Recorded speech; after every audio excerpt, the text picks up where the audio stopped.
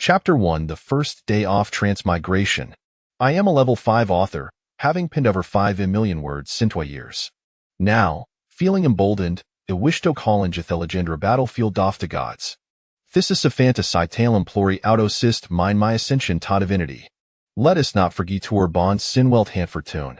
When the time comes, your words shall be plentiful. Consider thy san investment in the future, and on the day of my ascendance, it shall repay out in fold. Do not be ungrateful. Additionally, I have a penchant for detailing new incessant slow-burning narrative, which may not resonate with many readers, particular light hosts fond of fantasy. Thus, I advise you to tread carefully and avoid disappointment later on. My name is Young Lin. This is Natafers Personara TV. Feel free to read on. Today, I have been transported to another realm.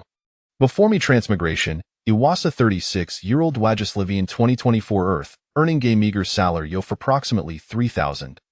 It was but a speck of dust, inconsequential to soci, regardless of any efforts to change my circumstances. After my transmigration, I find myself as a 12-year-old orphan in a strange world, having merged my soul with this new identity, from which I gleaned the following information. 1. Both parents shave perished, and I possess nerla to vest the neighbors of kind, occasionally offifering, allowing Matojer Viviant the Cheritiofather swellery sitting in a dilapidated hut. 2. My familians had wealth, now squandered, leaving me destitute, devoid of skills, and without a means of survival. 3. The village, though small, boasts a population of over 1,000, nestled against the deep mountains, where a lare trained in martial arts. Despite the village's modest size, it is full equipped with various craftsmen, including blacksmiths and carpenters. Each household is replete with versatile individuals. They can hunt, fell trees, engage in carpentry, construct shelters, and some even possess rare skills such as brewing, weaving, farming, and cooking. These skills denote Astonish Younglin after all, rural life fundamentally similar across worlds. Iphonalax abilities, survive al becomes intenable reliance on current silonized not feasible in our rural setting. The only distinction between Tetwa worlds is in martial training. For the first time, I realize the extraordinary potential of humanity. From my memories, these worlds appear stolen with amid to hide martial arts, and the possibility of transcendent martial prowess be dismissed. I am confident in Thai's assessment, for in Meowth, I witness sedane individuals soar through Heskies, their sultan shockwave disturbing the heavens, causing panic among the vicinity. Such beings are evident, lie the products of dedicated martial practice. According to Miriasoning, low tier martial arts respond to the level found in the world of the legend of Condor heroes, while limit to resemble sane enhanced version of the heavenly dragonith character be off light. Hightier martial arts, without a doubt, involve the ability to shatter the void and wield blades that can cleave mountains, akin to ethereal soft wind and cloud. As for transcendent martial arts, I do not speculate that they would correspond to realms socken to the legend of heaven. Undoubtedly, as a newcomer, my foremost concern should be survival. As for ideal or transcendent martial arts, the arrow realms for moved from my current reality, unnecessary to ponder this moment. Sukas thestar realisma fagiltude. Young Lin Rosto survey his surroundings. His home, while in it vast, spans 3 acres, approximately 2,000 square meters. The original structure comprised 12 rooms and included all, locate the northernmost to GFT village, adjacent to Dragon's Roar mountain range. To your spreer, the household consisted of 4 members, but no has stands alone. Their anomaly dramatic scheme is vendetta. His parents and grandfather passed away under normal circumstances. His grandfather succumbed to the consequence so freckless training in his youth, suffering from numerous shit and injurious that ultimately overwhelmed him in his later years. His father perished while winter hunting in the mountains, encountering formidable adversaries, and was tragically gered to death. Who was not the casual to thought day, Ariality understood Bialaphonthers, they must be prepared for the consequences of nature. As for his mother, alas, in a moment to fill fate, Shesupto Fishinthi vergering, the quiet off night, only to tragically drown, despite her ability to swim. The harsh truth remains when fit decrease death, it is unpreventable. Thus, the eventual outcome is as it stands. Younglin has become fan. The villagers are pragmatic cackled without strength mercy food, yet there must be some form for reciprocity, leading to a gradual depletion of his possessions. Over the years, even Thebeam Sophishaus have vanished, exchanged former sustenance. Now, heis confined totherem nant soft he firewood shed, as malina spacedobe covered with thatch, makingataviable, albeit humble, abode. Young Linherbers Norzitman towards the villagers, especially after his transmigration, he keenly understands that the people of this mountain village adhere to certain principles. Even in their poverty, they exercise restraint when it comes to charity. This reality is far more principle than that of earth. Moreover, Thrughouthistomer has no tindordny harm there have been a taunts or bullying directed at them. Their son is simply nice preoccupied with thy own lives. How old was the timid troubling an orphan? They have been ebers for centuries, too familiar to engage in such basy act swily unsavor character sexist, they do not seek to assert themselves in his presence. After all, these world bears a significant differences from his previous life. Dale existin sane volves not on lie survival and fam like rebutal sommercial training. Question what shoe done don't he first day off transmigration? Answer take stockophone self, clarify thoughts, and then formula T-plan. First, a Cecil Taten possesses. In totale 3 acre homestead in the village, a mere 12 square meter thatch edut for habitation, 4 sets soft clothing, al old dandle fitting duetto his recent growth for the past 2 years. A kitchen knife, a firewood axe, a dagger, and a sawonio feech. Food supplies are non-existent, and the essential living materials are nearly depleted. Beyond these external resources, he possesses no skills or survival ability as Thienli experience hasses from when he was 6, learning themist basic cultivation technique with the villagers, but he has long since abandoned this pursuit. Without adequate food intake, to force ownself to train a stand amount according death. As for young Lin's past skills, the Arabessa left ton mentioned he was more Yakajan the machine. Whether in internet technology, insurance sales, or telemarketing no which hold any value here. At this moment, Hegazeski word insolence, pondering the difficulty of this beginning. However, he remains resolute can endure, for he possesses a sizable amested in this of this mountain village. The sisquit satisfactorith of released, there is no mediate danger and a placitor side. As for sustenance, one would hope that, as an adult, it should not be problem. After taking stock, Thunix pisticarifi his thoughts. Transmigration is safe act theory is no need to laminar curse fate. In this world, his primary objective is to grow steadily, live peacefully, and first establish a stable life before considering building a familiar carrier. Lastly, he must engage in martial cultivation, broaden his horizons, explore his enigmatic realm, and strive to harness formidable martial prowess and longevity. As for formulating a development plan, Young Line intends to put that on hold. He needs to gather more information and intelligence to support these ideas. At present, he's unfamiliar with everything, rendering Ghana plan meaningless. At the Tindridge of 12, he has yet venture beyond the villaging, was nothing this, he must learn gradually, reallying Solelian himself. Chapter 2, A Marvelous World, A Golden Finger. Aston Brochianthus and Rose, young Lin was utterly astonished to finitone, but welvgent eliminating Theski. Only then did he realize that Teverith in Jin this new world was foreign, including basic knowledge and rules. A day is not comprised of 24 hours, nor sayer 365 days. Instead, a day consists of 36 time segments, each lasting 3 hours, amounting to whereof 520 days. Of course, this Sismerian approximation based on the information from his memories, thought it should not be far from the truth. Calculating this, one can discern that Tade in this world equitesto 108 hours, while year corresponds to over 6 years on Earth.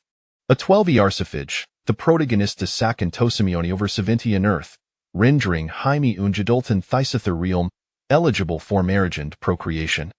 Moreover, given the size and positioning Goftet Welvgens, utilize this limit astronomic acknowledge to conclusions. 1. If this world is part of Fastelaraniverse, then the planet he inhabits must be an immense celestial body, locate Dathicario Phagalic Silici system. In the previous world of Earth, only at the very center of Milky Way could multiple stars coexist. 2. Conversely, if this isn't a planetary universe, it could very well resemble the mythical concept of 3,000 great worlds, suggesting that the expanse of this real might be infinite, beyond the comprehension of humanity. Regardless of which conclusion holds true, it is encouraging news for Yang Lin. An expansive implies abundant resources, there be raising the potential for his future. Consider that Earth's total area is merely 500 million square kilometers. If this world is indeed a planet, it is like 1,000 soft times larger. Calculating thigh yields an area 8,7 trillion soft square kilometers. What does this signify? Even with supersonic aircraft, it would take years to circumnavigate the planet. As the expansive world increases, so does the traverser's realm of operation, indicating that this world is exceeding difficult to forcibly unified or suppressed by a single individual or faction. Returning to the main topic. Just as that Welvian's full emerged, Yang Lin suddenly felt a jolt coursing through his body.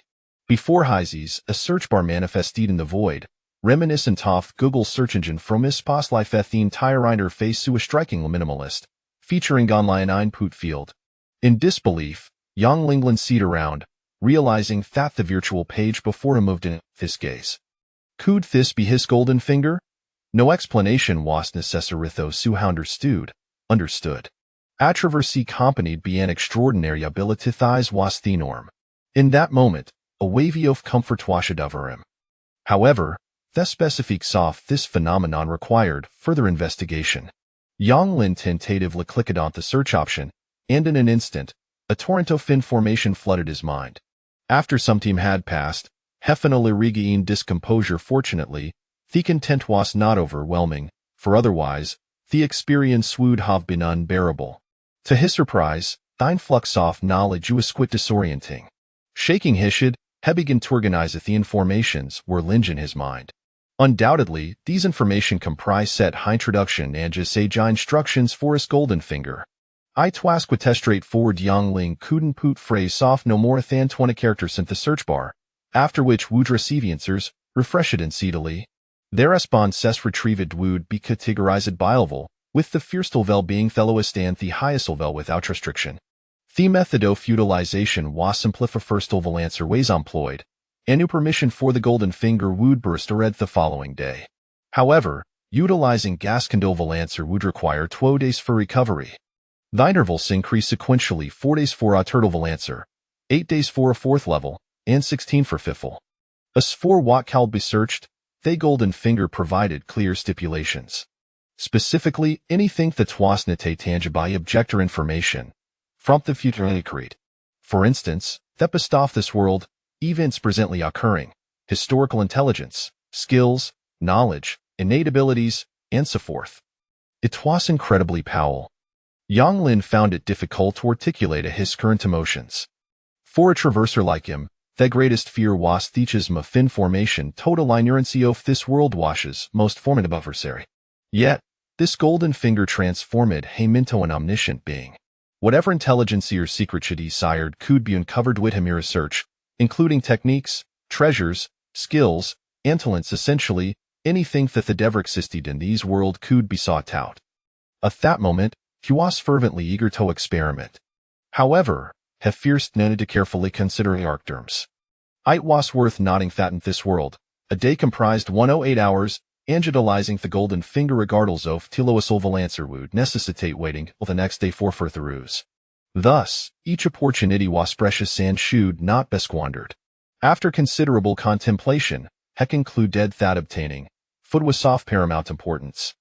As a frail 12-year-old child, devoid of weapon sortles, his only option for acquiring sustenance amid to be capturing small prey, fishing, or honing various hunting skills.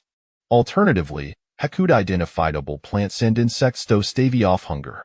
Which would hold us? Undoubtedly, one would prefer meat over grass. Hunting was the clear choice. After much deliberation, he finally settled on the search term. From ancient time esteth present, human hunting skills, simple taus, suited to my circumstances. Without hesitation, he clicked the search button. Instantly, the virtual search interface transformed, revealing gazing glint of information. 1. Born 4-13 years ago, Wang Daniu. Skill attributes: unarmed hunting level 96, trap making level 95, simple tool making level 91, prey detection level 92, hunting stealth level 90. Skills below level 90, area emitted and no displayed, boot can be revealed upon request. Information Level 1. In this world, there are always individual swori inherent lidstein tober protagonists, shining in their respective domains. Unfortunately, some atret the path of public acclaim, while others remain obscuri in thuil dernis until themed off their days. Wang Daniu, without a doubt, studas the pinnacle ein thermo fun tin giant, helividis li finds seclusion ein the mountains possibly recognizes browis. Yang Lin had notum for sentimentality and at timteto click in this piece of information. In an instant, he was inundated with a flood of famagisen memories. What did level 96 in unarmed entail? To put it simply, Hekud catchany fishin thivertate was not stronger tan himself with Theus. Ondin a small game alike while drabbits or pheasants had to confront them would find no escape, provided here sizes were comparable encounters with tigers, wolves, or serpent were a different matter altogether. A level 95 intrit making Wazel Cinnamon slip powerful skill Hekud fashion honore off trap say remarkable speed of leaves, branches, vines, stones, and so forth. Given in a time, even a colossal bear or a pakof wool ves would be ensnared. This bukis noti our typica fontage action narrative fled with bloodshed from the outset, nor is it a straightforward ovaling up story. The protagonist will not delve into martial technique case until after the 40th chapter. Readers swo do not favor this genre may wish to reconsider their time investment. Additionally, these work belongs to the family farming gon development genre, primarily focusing on the cultivation off behind Thesina's influence. Therefore, the protagonist will hasten to marry and start a family please refrain from criticizing him for seeking companionship over martial practice. Thepasing is gradual, with abundant details this, readers will prefer rapid narrative as approach with caution. Chapter 3. Fishing the experience of acquiring the skill of the golden finger through divine enlightenment is beyond description. It feels as though it has always been a part of him. Merely dormant for a time. Now, upon recollection, it flows effortlessly, reminiscent of a familiar touch. Yang Lin was profoundly shaken, both by the golden finger and the skill of divine enlightenment. Its potency was astonishing. This was merely a first-level skill. What might the second or third level entail? Would it transcend the extraordinary, reaching divine or celestial realms? As he pondered these thoughts, a sharp pang of hunger surged through him, a reminder that he was not afflicted with illness, but rather starvation, in an instant. His thoughts were refocused. The paramount concern at present was to find sustenance. Under ordinary circumstances, he would resort to scavenging nearby, akin to a small beggar, and the villagers would typically offer him something to prevent his demise from starvation, an unspoken agreement. The mountain village nestled against the Longyin mountain range, a colossal entity in his memories, seemingly infinite. According to itinerant merchants, the range stretches for millions of miles, with thousands of tributaries crossing dozens of countries. Yet, in his current state, Yang Lin could not bring himself to beg. With his over 90 levels of hunting skills, it was unacceptable to be unable to procure food. Such ineptitude would warrant a desire for death once more. Without further ado, he made his way to the riverbank. Within 10 minutes, he arrived at the small river, which was anything but small. It spanned a width of 6 meters. Otherwise, it would not have been capable of claiming his mother's life. Its deepest point reached 4 meters, with a swift current that made it difficult to maintain balance. The internal conditions were ever-changing. Today's south resting place could become a pit tomorrow. This phenomenon arose primarily from the peculiarities of the creatures inhabiting this world. One could easily imagine that on a 500 million square kilometer Earth, countless ecosystems thrive, so one could only speculate that this vast world harbors an even greater diversity in both quantity and variety. Take this river, for instance. It is home to over 400 species of freshwater organisms, many of which are bizarre and unfamiliar. Even an elder who has lived in the village for over a century would struggle to name them all. For one might only see a species once, and it may not reappear for decades. Yang Lin's objective was simple. The aquatic life here was more accessible compared to the creatures of the mountains. The hunting skill of divine enlightenment endowed him with observational prowess, allowing him to deduce the presence of fish from the flow, light, and subtle changes in the environment, while also sensing potential dangers. After all, should he attempt to target a fish exceeding 10 kilograms, he would be risking his life. A single swipe of its tail could incapacitate him. First, He sought a long wooden stick and affixed the only weapon in his possession, a dagger, to it, taking care to wrap it tightly to avoid loss. With everything prepared, he proceeded to spear fish.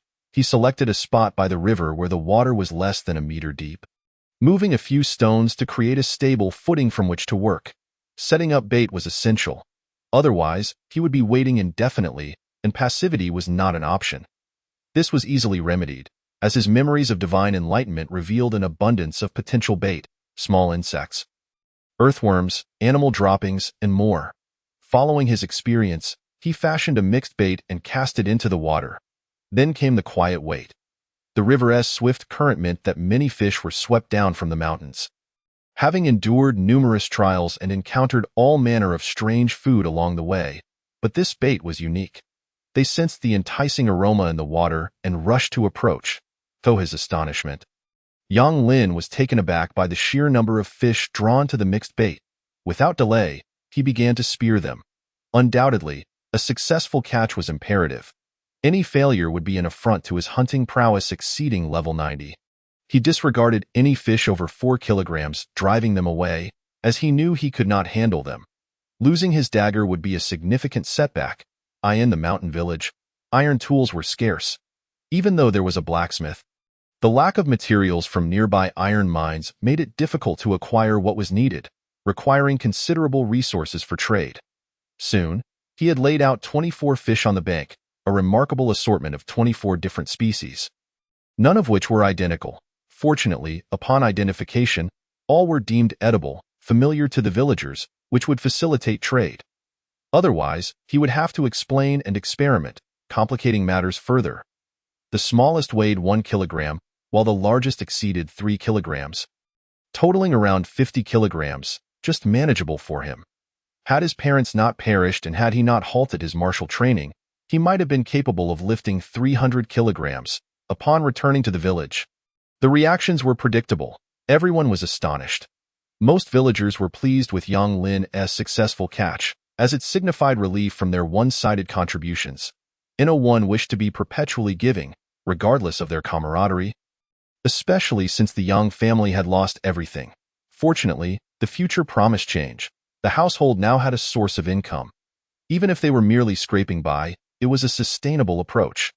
The villagers were eager to assist someone like him, for it indicated the strengthening of the community, enhanced safety, and increased competitiveness within the region. Indeed, the results were promising. Upon seeing the fish he brought back, the neighbors exhibited greater enthusiasm than usual, offering their own catches and food in exchange, grains, seasonings, household necessities, and more. They were willing to provide whatever he desired. One was foolish. The efficiency of his fishing was evident in the swift and decisive manner of his actions. Such prowess in hunting was indisputably earned through skill rather than luck. Clearly, Yang Lin's future was secure. At the very least, he could sustain himself. 5 fish. Surely that cannot be exchanged for a leg of lamb, one villager exclaimed. Take it. It matters not whether we feast on fish or lamb. But you, my friend, cannot thrive on fish alone if you wish to resume your martial training. Focus on your endeavors, tidy up your home, and should it resemble something of worth, I shall assist you in finding a bride. That is the path to a fulfilling life. Yang Jun was not one to hold back. He indeed found himself in need at the moment. While he appreciated others' goodwill, he couldn't help but notice the change in their attitude towards him, which was a natural consequence of the shifting times. Were he in their position, he would likely act similarly. With nothing to his name and lacking survival skills, what reason did he have to extend kindness? It would be sheer folly to do so merely out of benevolence or a sense of justice. Everyone was too busy for such idealism. Chapter 4. The first meal after crossing over. By the time he returned home, it was already morning, though he could not ascertain the exact time. For in this world, a day spanned 108 hours. The sun alone lingered in the sky for over 70 hours, rendering any standard time measurement virtually impossible. Only the elders could provide an accurate estimate. The rest relied on rough calculations. As for meals, the villagers typically consumed 6 a day, while those in the city were said to feast 8 or even 10 times daily. There was no definitive standard. It entirely depended on one's wealth.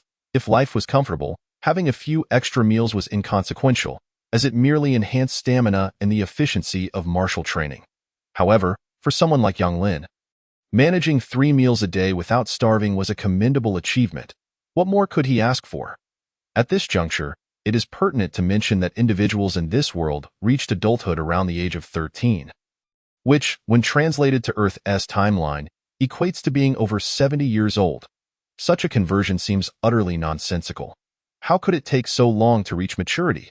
For instance, he was 12, yet had experienced the equivalent of 70 Earth years. Logically, he should have acquired a wealth of knowledge and experience.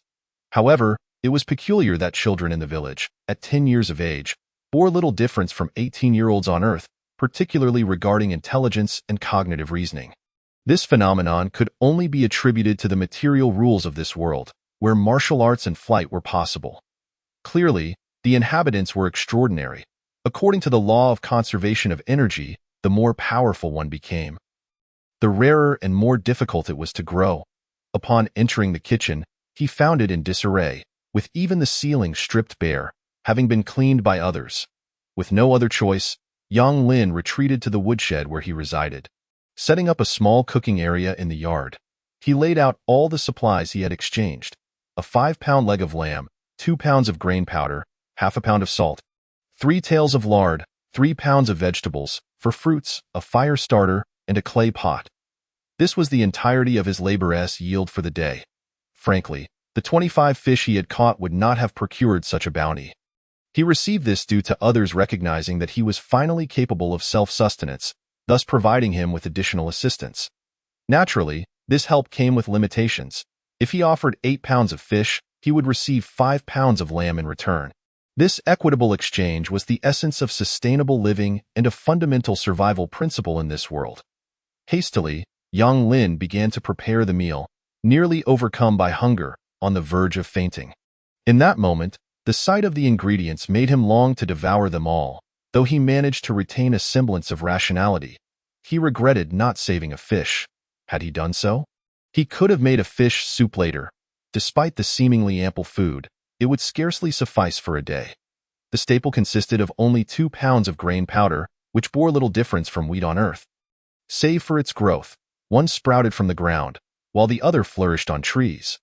The grain was one of the primary food sources in this world, akin to trees, cultivated on mountains or plains, requiring 3 years to mature and yielding 3 harvests annually, with output varying based on soil fertility and climatic conditions, typically ranging between 100 and 200 pounds.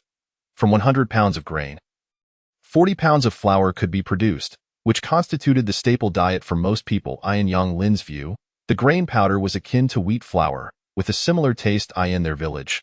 Nearly every household cultivated some in their yards or nearby. But due to poor soil yielding scant produce, fewer people attempted to farm. Additionally, the proximity to the Longyin mountain range often brought large herbivores down to wreak havoc, leading to a gradual decline in cultivation efforts. After all, who would toil for 3 years only to reap nothing in return? Consequently, the villagers primarily relied on hunting for their livelihood. One cannot deny the wisdom in the saying, rely on the mountains for sustenance and on the waters for nourishment. In their quaint village of Yangjiao, nestled at the entrance of the Longyin mountain range, this locale stands as the sole safe passage into the mountains within a 100-mile radius. The surrounding terrain is fraught with peril, be it sheer cliffs or venomous beasts. Such a prime location is not easily come by.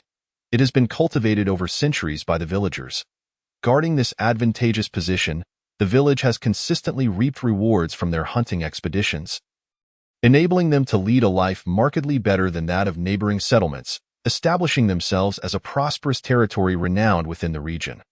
Were it not for the inherent dangers of hunting, this village could easily become the envy of all. However, for women, it is indeed an appealing place, as many aspire to marry into the village. Men venture out to hunt, while women tend to the home, nurturing children, laundering garments, and preparing meals, thus enjoying a comfortable existence. The Yang family once boasted a towering wheat fruit tree, standing at an impressive height of 20 meters, but it was felled by the father 3 years prior. The reasoning was simple. The tree had reached maturity and required replanting, as such plants enter a decline after 30 years, resulting in significantly diminished yields. sometimes producing barely any fruit in a year. Ironically, just after the replanting, the father passed away. Now, Yang Lin has spent the past 3 years lamenting the sight of the newly planted sapling, feeling deeply aggrieved. Returning to the matter at hand, within a span of 10 minutes, he concocted a pot of dumpling soup, blending a pound of wheat fruit powder into dumplings before adding diced lamb, vegetables, and a pinch of salt, all with an emphasis on speed and convenience. When the steaming pot of dumpling soup was finally ready, Yang Lin nearly shed tears. The struggle had been palpable.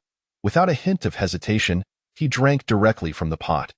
The scalding warmth enveloped him, bringing forth a sense of comfort. This method of consumption also served another purpose, nurturing his stomach. Having endured prolonged hunger, he could not afford to overindulge, nor could he consume overly greasy or hard foods. After satisfying his hunger, he reclined in the sunlight of the courtyard, an immediate sense of happiness washing over him. Squinting at the 12 suns in the sky, his mind began to wander with thoughts of what he should do next. In the short term, martial training was not an option. The village's martial arts were subpar, failing to pique his interest, and his physique was ill-suited for high-intensity training. Coupled with the demands of his current life, he found little time for such pursuits. Survival took precedence. Thus, he resolved to draft a life plan, delineating short-term, mid-term, long-term, and ultimate goals. As a modern individual, he understood that to survive and thrive, one must possess objectives, action plans, organizational skills, and the ability to act. Otherwise, one risks becoming a mere cog in the machine of society. In truth, even on Earth, possessing these attributes does not exempt one from becoming a cog if circumstances dictate. Shaking his head, he dismissed thoughts of his past life as meaningless. First, he addressed the short-term plan. He needed to tackle several critical issues: clothing, food, shelter, transportation, marriage, procreation, successful cultivation, wealth accumulation, skill acquisition, information gathering, and solidifying his foundation. Regarding clothing, food, and shelter, he aimed to streamline his living conditions swiftly. At the very least, he needed to improve his dwelling, ensure the availability of essential supplies, and acquire clothing and bedding suitable for both winter warmth and summer coolness. He also required a means of transportation, such as a horse, to enhance mobility and efficiency. Next came the matter of marriage and procreation. Regardless of the era, the foremost concern for humanity is establishing a family. Once a stable living environment is secured, this becomes a priority. From a pragmatic perspective, such a union bolsters resilience against risks. Together, they can achieve more than alone, and the birth of children fosters a virtuous cycle of growth. A glance at Earth's history reveals that many founding emperors owed their success to their familial ties. In times of crisis, one's trusted allies are often family members. Moreover, as a transmigrator endowed with a golden finger, he recognized the necessity of having numerous offspring to serve as support. The next topic of consideration was cultivation. Undoubtedly, this world was replete with martial prowess, possibly even transcending it. While the potential for immortality remains uncertain, a long life spanning tens of thousands of years seems assured. It goes without saying that as a transmigrator with a golden finger, he could not afford to overlook this opportunity, even disregarding the notion of immortality. The imperative for self-preservation necessitated cultivation. Otherwise, the risk of being extinguished by a passing strongman would be unjust. As for the final 4 points: wealth accumulation, skill acquisition, information gathering, and solidifying his foundation, they could be viewed as a singular goal, utilizing his golden finger to amass resources. In the future, his golden finger would be employed daily, whether for searching skills, gathering intelligence, or even enhancing innate talents and secret techniques, all contributing to his foundation. Once he accumulated enough, a qualitative transformation would occur. Until then, he had no intention of leaving Yangzhou village. The state of the outside world remained a mystery, and even if he were aware, he would dare not venture out. With his meager strength, only the villagers might show him pity, while outsiders would likely see him as easy prey. Thus, the short-term plan took shape. Next, he would outline the mid-term strategy. This would not require extensive elaboration.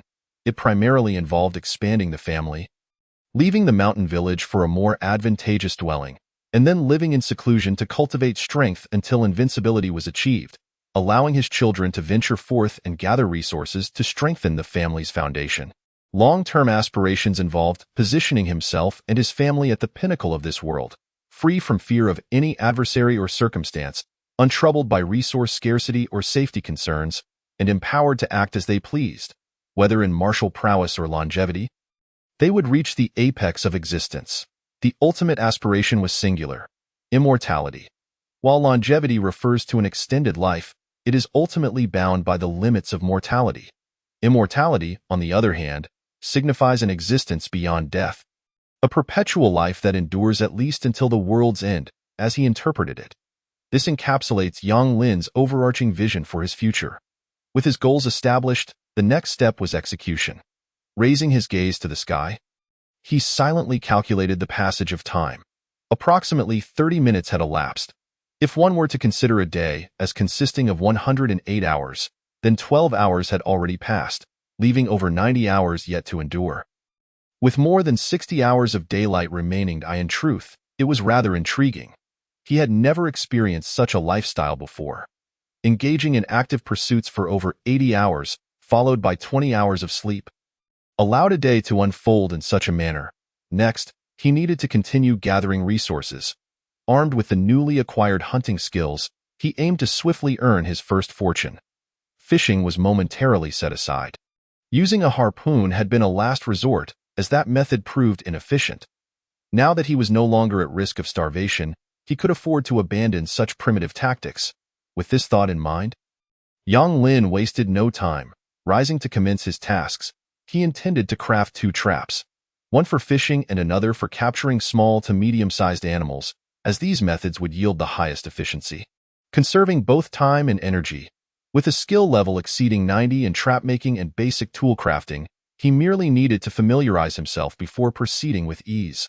Commencing with the fishing trap, Yang Lin opted not to rely on the memories from his divine enlightenment, but instead drew upon the wisdom of the 21st century.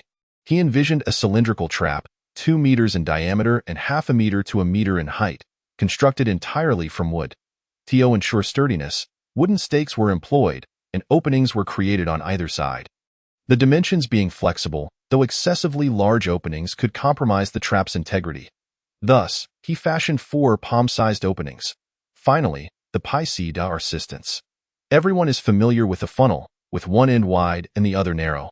Yang Lin's next task was to create a funnel using sturdy, flexible branches, forming a constricted fence-like structure.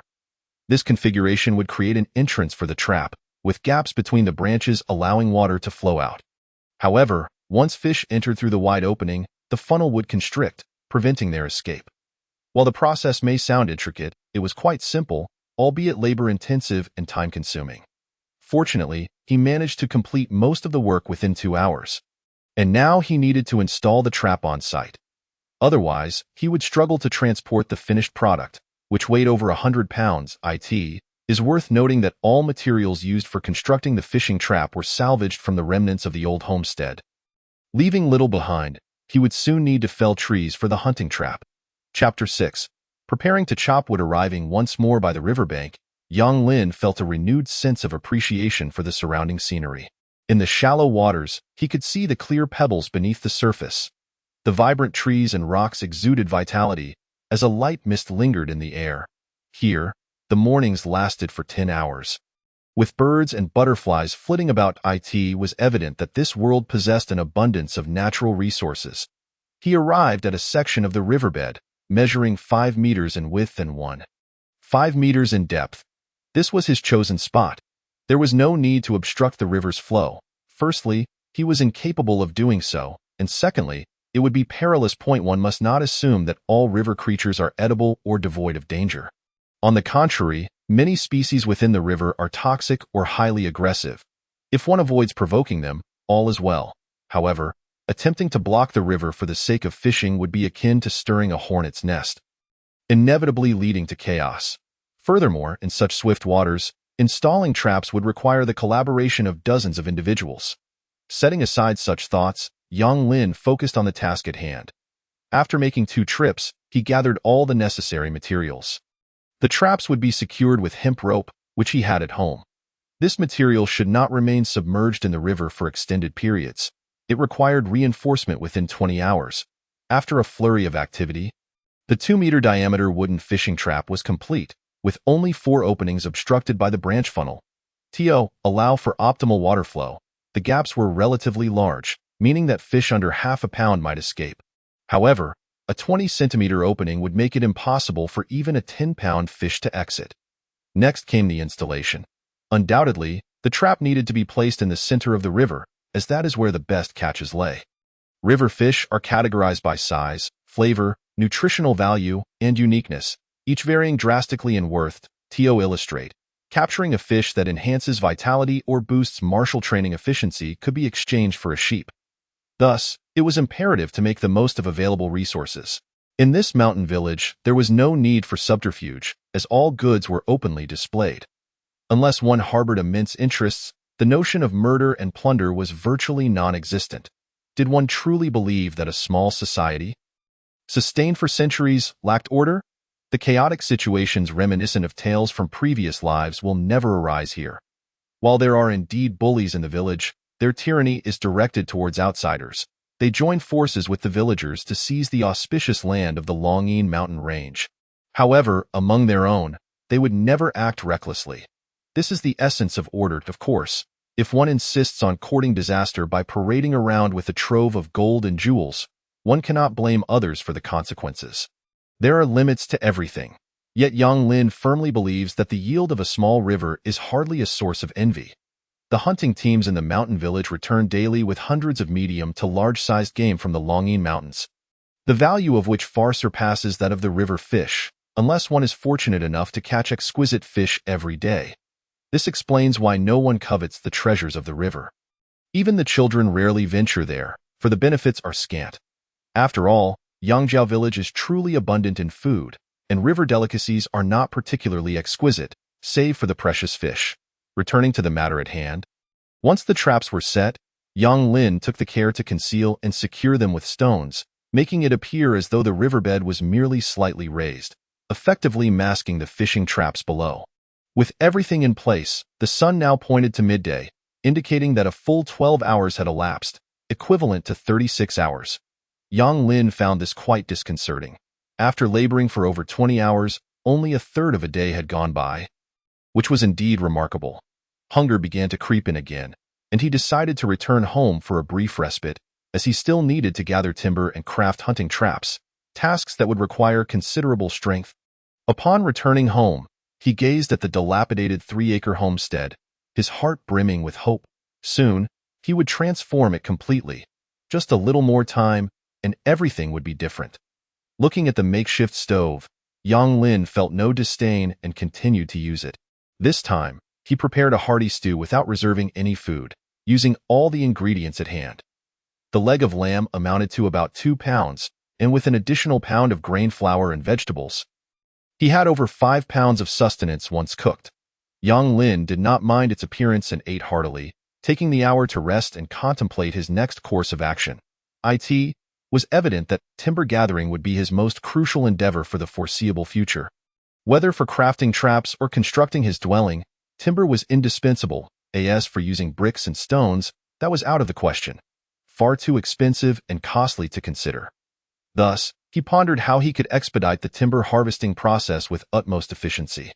Most importantly, he contemplated how to transport the timber back home. Relying solely on himself was nothing short of a fantasy.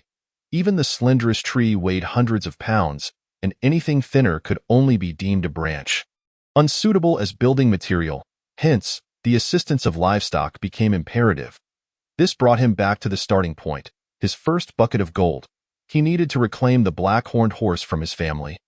With it, tasks would become far easier, and many projects could commence. Returning to reality, it was time to get to work. Setting everything else aside, he resolved to construct the hunting traps today.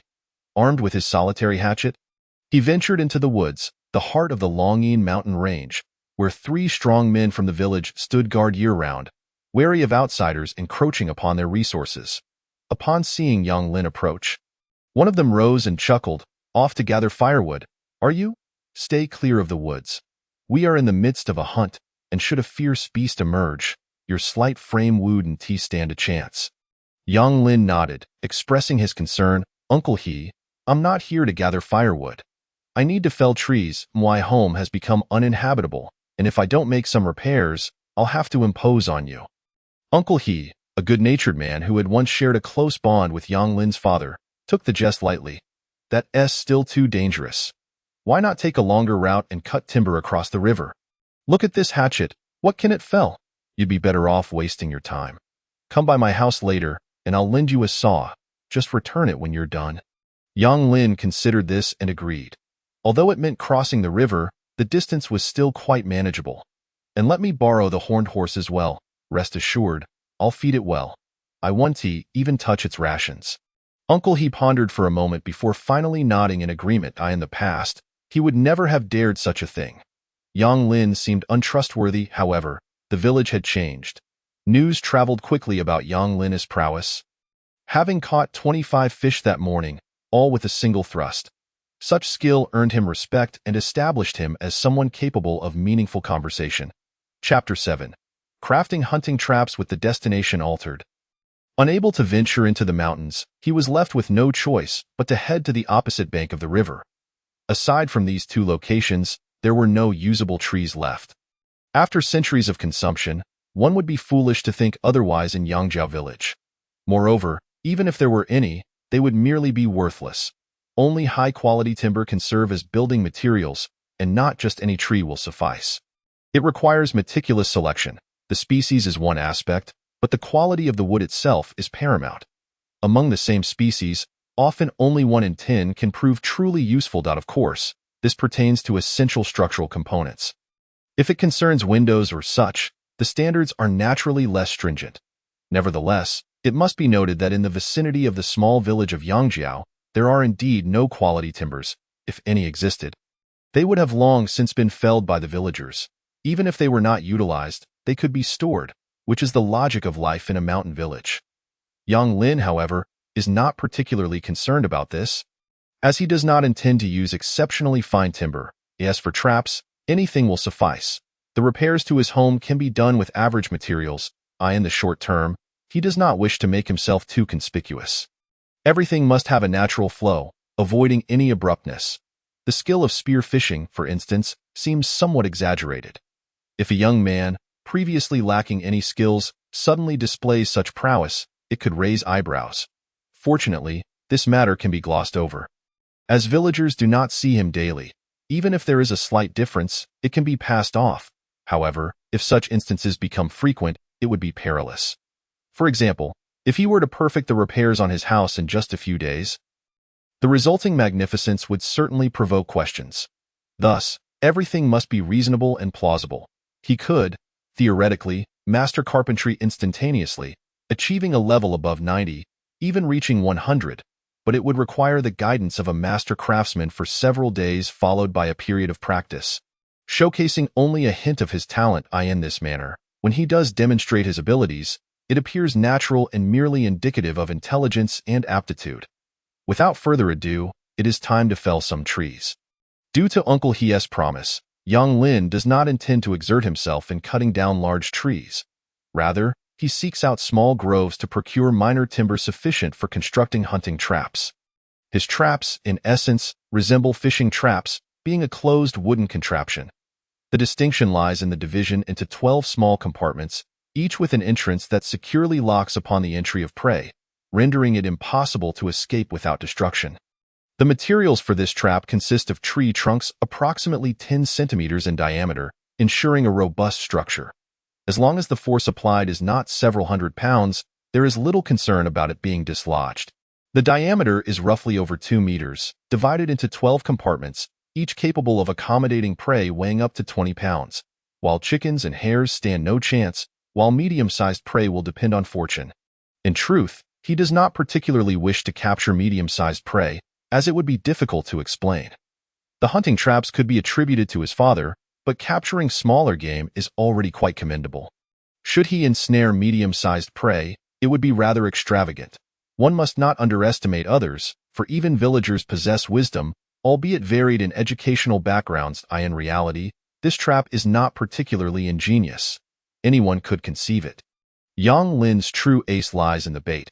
Mastery at over level 90 in hunting and trapping hinges primarily on the creation of irresistible bait that entices animals to approach. This bait acts as a formula, a secret technique. With it, one need not worry about a lack of prey, although if there are simply no animals nearby, there is little that can be done. Time swiftly passes, and soon 2 hours have elapsed, equivalent to 6 hours on Earth. To be frank, his physical condition is rather poor. This modest workload nearly exhausts him, and his stomach begins to grumble. 2 meals today are far from sufficient, given his activity level.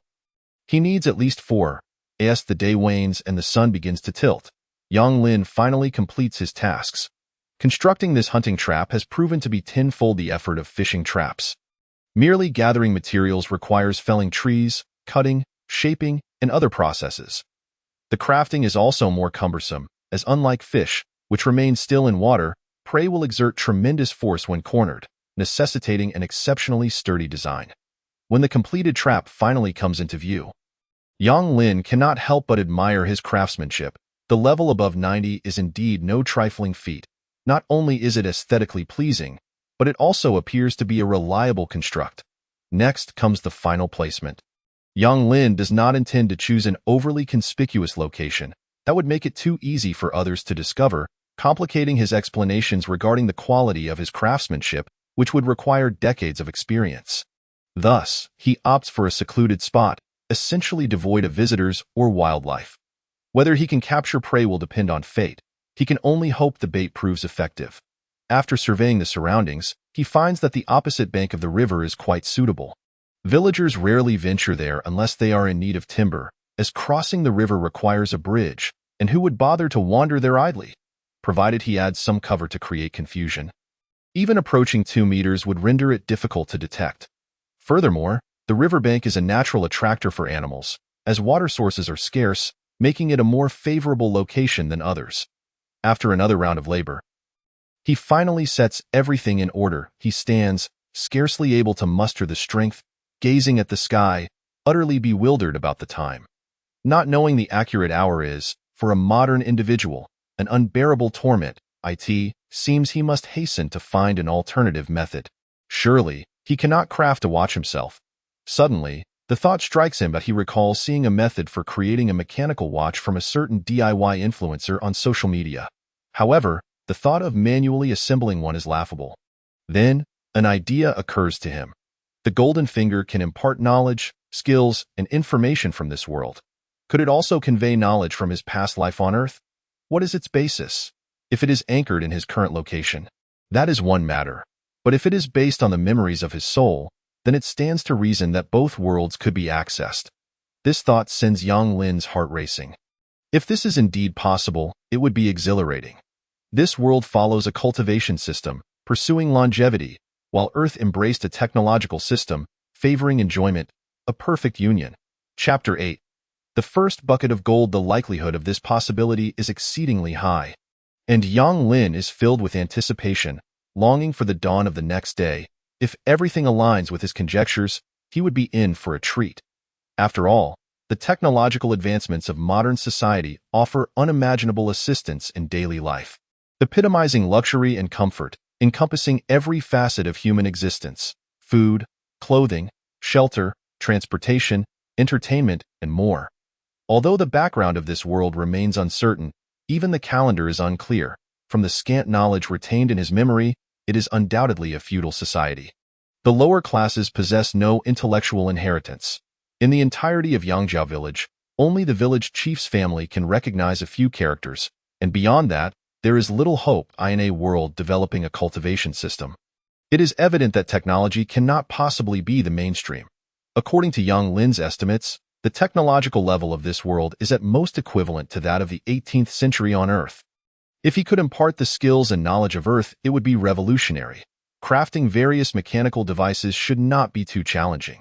Yang Lin does not aspire to grand ambitions, he merely wishes to improve his own life. For instance, creating a watch or clock, or perhaps a generator, light bulbs, radios, flush toilets, refrigerators, and so forth. The thought of his family living in a capitalist's decadent lifestyle while the outside world remains in a primitive state fills him with an inexplicable excitement. There is no rush. Tomorrow he will know the answer. For now, the priority is to amass his first bucket of gold. Otherwise, he may not even know where his next meal will come from. Looking at the bait he has prepared, Yang Lin feels a twinge of regret. His remaining resources have been depleted, and even this is insufficient for 12 portions. He can only activate half of the trap's compartments. And the rest will have to be supplemented with some pine cones, river shrimp, and other odds and ends. After stepping back to admire his work, he notes that the hunting trap has seamlessly blended into the environment, revealing no flaws. Unless someone were extraordinarily idle, it is virtually foolproof. Next, he must head to the fishing trap. Surely, after this length of time, there must be some yield. His third meal of the day relies on it. The distance is not great, yet Yang Lin still takes over 20 minutes, primarily out of caution to avoid being seen. Fortunately, with his mastery of hunting and tracking skills above level 90, he naturally possesses counter-tracking abilities, making it difficult for an average person to follow him. Whether it be the fishing trap or the hunting trap, he does not wish for the villagers to discover them, at least not at this moment. Upon arriving at the location, Yang Lin eagerly approaches, locating the trap, only to see the entire wooden structure trembling, vibrating incessantly. A clear indication of considerable success within. He does not dare to delay, retrieving the wooden frame he had hidden in the water. Then opening the trap. Instantly, an astonishing scene unfolds before him. Hundreds of aquatic creatures are jostling together, writhing and scrambling in a dense mass that sends shivers down his spine. Yang Lin quickly covers the opening, for there are formidable creatures within. Should he be bitten, his life could be at stake. He had not anticipated such effectiveness from the bait. He wonders how the ingenious Wang Daniu managed to devise it. Truly a genius. How could a mere hunter possess such brilliance? A quick glance reveals approximately 120 aquatic specimens, the smaller ones weighing around a pound, while the larger ones approach 10 pounds. The catch includes fish, shrimp, snails, and river crabs, an astonishing variety. To be honest, such a river on Earth would never yield such diversity. It's rather peculiar. The source of danger, however, is a 60-centimeter-long venomous snake. Yang Lin curses his luck, wondering how it managed to infiltrate the trap. Yet, there is little he can do. Snakes are capable swimmers, and this particular species is quite venomous. While not fatal, a bite would require him to lie incapacitated for over 10 days. Theo retrieved the fish. He must first deal with the snake. In the past, he would have been at a loss, as their speed is too swift for one to react unless trained in martial arts, possessing the requisite speed and agility to catch it. But now, Yang Lin feels no fear. Does one understand the value of a hunting skill above level 90? Let us put it this way, as long as it is not a large animal. Wielding a grasping tool in hand, a mere snake is quite inconsequential, of course. Given that he acquired this skill through a rite of initiation, there remains a certain trepidation within him, prompting him to refrain from using his bare hands and instead prepare some tools. After stepping away from the riverbank, he sought out a branch in the woods, modified it with a machete, nodded to himself, and returned to the original spot. Cautiously, he opened the trap, avoiding a direct approach. For one could never know if a venomous serpent might suddenly spring forth. As he lifted it halfway, his reflexes were swift, akin to an antelope's leap, leaving no trace behind. The branch in his right hand appeared, following a precise trajectory to thwart his target. The details of the process need not be elaborated. Ultimately, Yang Lin emerged victorious, securing 3 pounds of snake meat. With obstacles out of the way, the harvest proceeded smoothly. The catch was relentless, simply inexhaustible. The wooden crate he had prepared could scarcely accommodate a third of the haul, which had already exceeded 80 pounds. A truly astonishing feat. There was no choice but to seal off the entrance and exit of the trap, allowing water to flow in and out while hoping the remainder would survive until his next visit. Half an hour later, as Yang Lin finally dragged a full crate of fish back to the mountain village, he was utterly depleted, incapable even of climbing, and could only sit on the ground, gasping for breath. This simply would not do. He must train in martial arts. Tomorrow? No. Today he would practice, he resolved bitterly. That moment. The hunting party from the village returned, a formidable throng of hundreds marching into the village, leaving young Lin astounded. Were these truly humans? Goodness, the tallest among them stood at a staggering 3 meters. His muscles reminiscent of the mighty King Kong from his past life in the movies. Absurd, indeed. Most of them towered above 2 meters, their physiques robust and powerful, with arms capable of bearing horses, not a mere metaphor. But a reality. He swallowed hard, his eyes glistening with awe. If this was merely a small mountain village, the prowess attained through martial training was already remarkable. One could only imagine the formidable strength of the elite cultivation systems beyond this world. He hesitated, pondering what to search for tomorrow with his golden finger. Earthly scientific advancements or the secret arts of this realm. Such worries weighed heavily on him. Chapter 9. What to do in the evening while he was lost in thought. A few individuals from the crowd entering the mountain village began to cast their gazes his way. The towering figure of the 3-meter giant drew little attention as he simply returned home. Shouldering his own bounty, on the cart behind him lay 10 wild buffalo and 2 horned tigers, each of massive weight. What a fortune he had amassed! It was evident from the spoils that the village's hunting party had stumbled upon a herd of buffalo and had also dispatched a group of horned tigers that were likely scavenging. Yang Lin quickly glanced over the scene. The 320-member hunting team had successfully brought back over 700 buffalo and 12 horned tigers. The leader, the 3-meter giant, received the lion's share. He, along with Uncle He and 2 others, had guarded the mountain pass and thus also earned their share, each receiving a buffalo. He approached with a smile, noticing the fish on the ground, and remarked, "Not bad at all. You've truly made a name for yourself. You can hardly move now, can you? Let me help you out. First, let me take some home, and you can slice up some beef for me." Yang Lin could hardly refuse. Before long, the 2 arrived at Uncle He's home. His household was modest, comprising only a wife and a son, the latter having established his own independent living arrangement. Today, the son received 3 buffalo from the hunt, thus not needing to reside with his parents. "You've caught quite a lot of fish. Keep a portion for yourself, and the rest you may give to me. We seldom come across such a catch.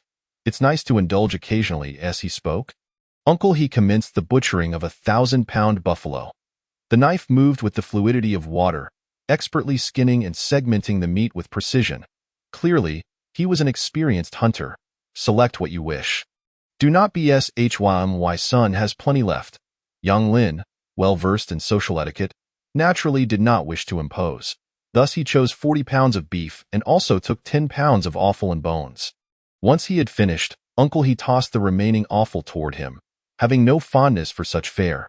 "The saw and horns are in the backyard. Help yourself. Just be mindful when gathering from the vegetable patch." At this moment, Yang Lin truly comprehended the essence of neighborliness. It was genuine assistance. However, as previously mentioned, if one cannot stand on their own, no one will lend a hand, for it bears no significance. The harshness of reality is somewhat understandable. After all, in this world, kindness is the most futile of emotions, and survival reigns supreme. When Yang Lin stepped outside, he was already laden with a cart, carrying 70 to 80 jin of beef and offal, 5 to 6 jin of vegetables, and of course, a saw for lumbering. As he looked up, he could distinctly perceive the encroaching twilight. The day had, at last, passed the halfway mark. An arduous 108 hours in a single day was indeed a trial to endure.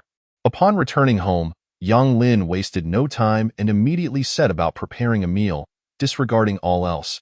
He would not allow himself to starve. This time, he intended to indulge and enjoy a hearty feast. He had already envisioned making pan-seared steak, simmered beef bone soup, grilled beef skewers, and a grand salad. First, he selected 5 jin of the finest beef, the most tender cut from the cow, perfectly suited for steak. The remainder would be skewered for grilling. The bones would be used for broth, as he required calcium. His health was far from robust. An hour later, Yang Lin reclined lazily on the wooden bed. A sense of fulfillment enveloping him. The feeling of being satiated was utterly delightful. He had consumed a staggering 3 jin of meat, a feat that was indeed alarming. In his previous life, he had never managed to eat even a single jin in one sitting, let alone 3. This could only be attributed to the unique biology of this world. as darkness began to descend, Yang Lin found himself at a loss for what to do. Lumbering was out of the question. Venturing out at night was perilous, not only due to the threat of venomous snakes and fierce beasts, but lumbering itself posed significant risks. The moment a tree fell could result in unforeseen consequences. Even on Earth, it was classified as a high-risk occupation. After much contemplation, he ultimately realized that venturing out at night was indeed unwise. This was a mountain village, nestled near the vast Longyin mountain range. No one could predict whether a formidable beast might emerge from the mountains. At that moment, a creature like him would stand no chance of survival, with no room for luck. It is pertinent to note that in this world, beasts are categorized into small, medium, large, and super ferocious beasts, the latter being what ordinary people might encounter and could potentially kill. As for those more powerful, they belong to the realms of extraordinary, mythical, and divine beasts, which are seldom seen, even once in a century, and even if encountered, capturing one would be exceedingly dangerous. The distinction between large and super ferocious beasts is straightforward. It is based on combat capability. If it requires more than 100 individuals to confront, it is classified as a super ferocious beast. These creatures are typically colossal, towering at 7 to 8 meters in height or stretching dozens of meters in length. Reigning supreme over several mountain peaks, of course, even they remain inferior to extraordinary beasts. Yangjiao village captures a super ferocious beast almost every year. His father perished during one such hunt. Unfortunately, many times. It is a matter of necessity. Should a super ferocious beast encroach upon their territory, it must be eliminated, lest peace be forever elusive, and life become untenable for all. Thus, this is the price that must be paid. A reality every hunting village must confront. As for driving them away, that is simply not an option. Returning to the matter at hand, since venturing out at night was out of the question, he could not afford to remain idle. He needed to engage in some activity. Therefore, Yang Lin surveyed his surroundings. Often, if one perceives work to be done, idleness becomes an impossibility. It soon became clear what he ought to do: dismantle the old dwelling. Indeed, he resolved to tear down the dilapidated structure. The 3 acres of property, comprising 12 rooms, were in utter ruin, with the main beams of the roof missing and little to no value in repair. Moreover, he was unwilling to compromise. Hence, rebuilding was inevitable. With this determination, he decided to clear the area first. Without delay, he prepared to commence the work. However, prior to that, he needed to undertake some preliminary tasks. First, he would light a bonfire. Night was swiftly approaching, and it would be unwise to work in the dark. Fortunately, there were plenty of damaged wooden materials at home, sufficient to fuel a fire throughout the night. Next, he needed to ensure safety and plan the process. Dismantling was not a simple task. It required a strategy regarding where to begin and what to take down first, or else accidents could occur, resulting in wasted effort. As for safety measures, he would need supports and ladders to prevent collapse. Everything was set, just as nightfall enveloped the surroundings. The fiery bonfire illuminated the courtyard, igniting a flicker of hope within Yang Lin's heart. In this new world, he aspired to establish a family, build a career, cultivate his skills, and pursue longevity. Thus began his journey. Chapter 10. The transformation of Yang Lin's home. The 12 rooms of Yang Lin's residence occupied a substantial area, likely due to the fact that individuals in this world engage in martial arts, resulting in increased physical stature, much like the village's hunting captain, a towering figure standing 3 meters tall. Consequently, excessively small houses would be unsuitable. Each room averaged around 60 square meters, with heights exceeding 6 meters. A rarity on Earth, found only in select northern rural brick houses. Altogether, the 12 rooms amounted to over 700 square meters, equivalent to just over an acre. The courtyard measured approximately 1,300 square meters, which included a small firewood shed, an outdoor toilet, a water well, and fruit trees. After accounting for these various structures, there remained over 800 square meters of vacant land. Once, these areas had been cultivated as vegetable gardens, ensuring the family never lacked for produce. However, after the family's demise, Yang Lin found it impossible to maintain the gardens. Although he had worked alongside his family in his youth, he could not manage the household alone, leading to the current state of disrepair. The blazing bonfire not only illuminated the yard but also attracted the curiosity of several neighbors, who, intrigued, wandered over. Through the yard, they observed young Lin, drenched in sweat, diligently laboring away. This scene seemed to breathe life into the dilapidated abode. In the mountain village, the residents spent their evenings either practicing martial arts or visiting one another for casual conversations, sharing the news of Yang Lin's endeavors. Soon, the entire village, numbering in the thousands, became aware that there was finally hope for Yang Lin's family. This was indeed good news for the people of this world. Productivity outweighed all else. Only through collective labor and mutual assistance could life improve. Safety would also increase, creating a win-win situation. As Yang Lin learned to fish, the villagers would benefit from the catch, as no one wished to spend time in the river, where the rewards were meager. Regardless of the era, the culinary value of aquatic life pales in comparison to that of land animals, which offer more fat.as for protein, amino acids, trace elements, and the like. Such considerations were far from their minds. Comparatively, the people of this world are relatively simple-minded, at least when it comes to their own kind. However, they can be quite fierce and volatile when faced with outsiders. One disturbed Yang Lin as he worked. They merely glanced over before silently departing. Yang Lin noted this phenomenon as well. He genuinely hoped that the villagers would witness his transformation. Such an impression would subtly convey to others that he was on an upward trajectory, thus explaining any future changes without appearing abrupt. The strenuous physical labor posed a considerable challenge for Yang Lin. Within an hour, he found himself gasping for breath. He could only sit beside the bonfire to rest, roasting skewers of meat, sprinkling salt, and relishing the delightful aroma. It must be said that the wild beef was surprisingly tender, much to his astonishment. Gazing at the chaotic worksite, Yang Lin pondered deeply. With such a vast area to clean, relying solely on his current physical strength, he would require over 10 days to finish, and that would be under conditions of not engaging in any other work. If he could only spare evenings for the task, it might take an entire month to complete. This was indeed troubling. Hence, he could not afford to act impulsively. He needed to contemplate alternative solutions. Being a modern individual, various mechanical devices and unconventional strategies immediately sprang to mind. In contemporary society, the demolition of abandoned structures is typically accomplished with sledgehammers or machinery, reducing them to smaller debris for easy collection and removal. Such efficiency was decidedly superior. Therefore, if he could devise a method or acquire equipment, he could significantly enhance his productivity. He glanced at the small iron hammer in his hand, disdainfully tossing it aside. What a futile endeavor this was. At this pace, he might never finish. The old house had been constructed from bricks and stones by his father, and though decades had passed, it remained quite sturdy. Each strike would require dozens of blows to loosen. After contemplating for a while, he devised a plan. He retrieved a branch and began to sketch on the ground. The solution was straightforward. Erect a framework resembling a horizontal bar. Then, he would secure a massive stone below with ropes. By merely pushing, the stone would swing like a pendulum, allowing him to harness the momentum of several hundred G. While it appeared somewhat cumbersome, requiring adjustments to the angle and position of the framework, it was a precise task that could be accomplished over time, far superior to swinging a hammer. With this idea in mind, he lost interest in his current labor and began to design the framework.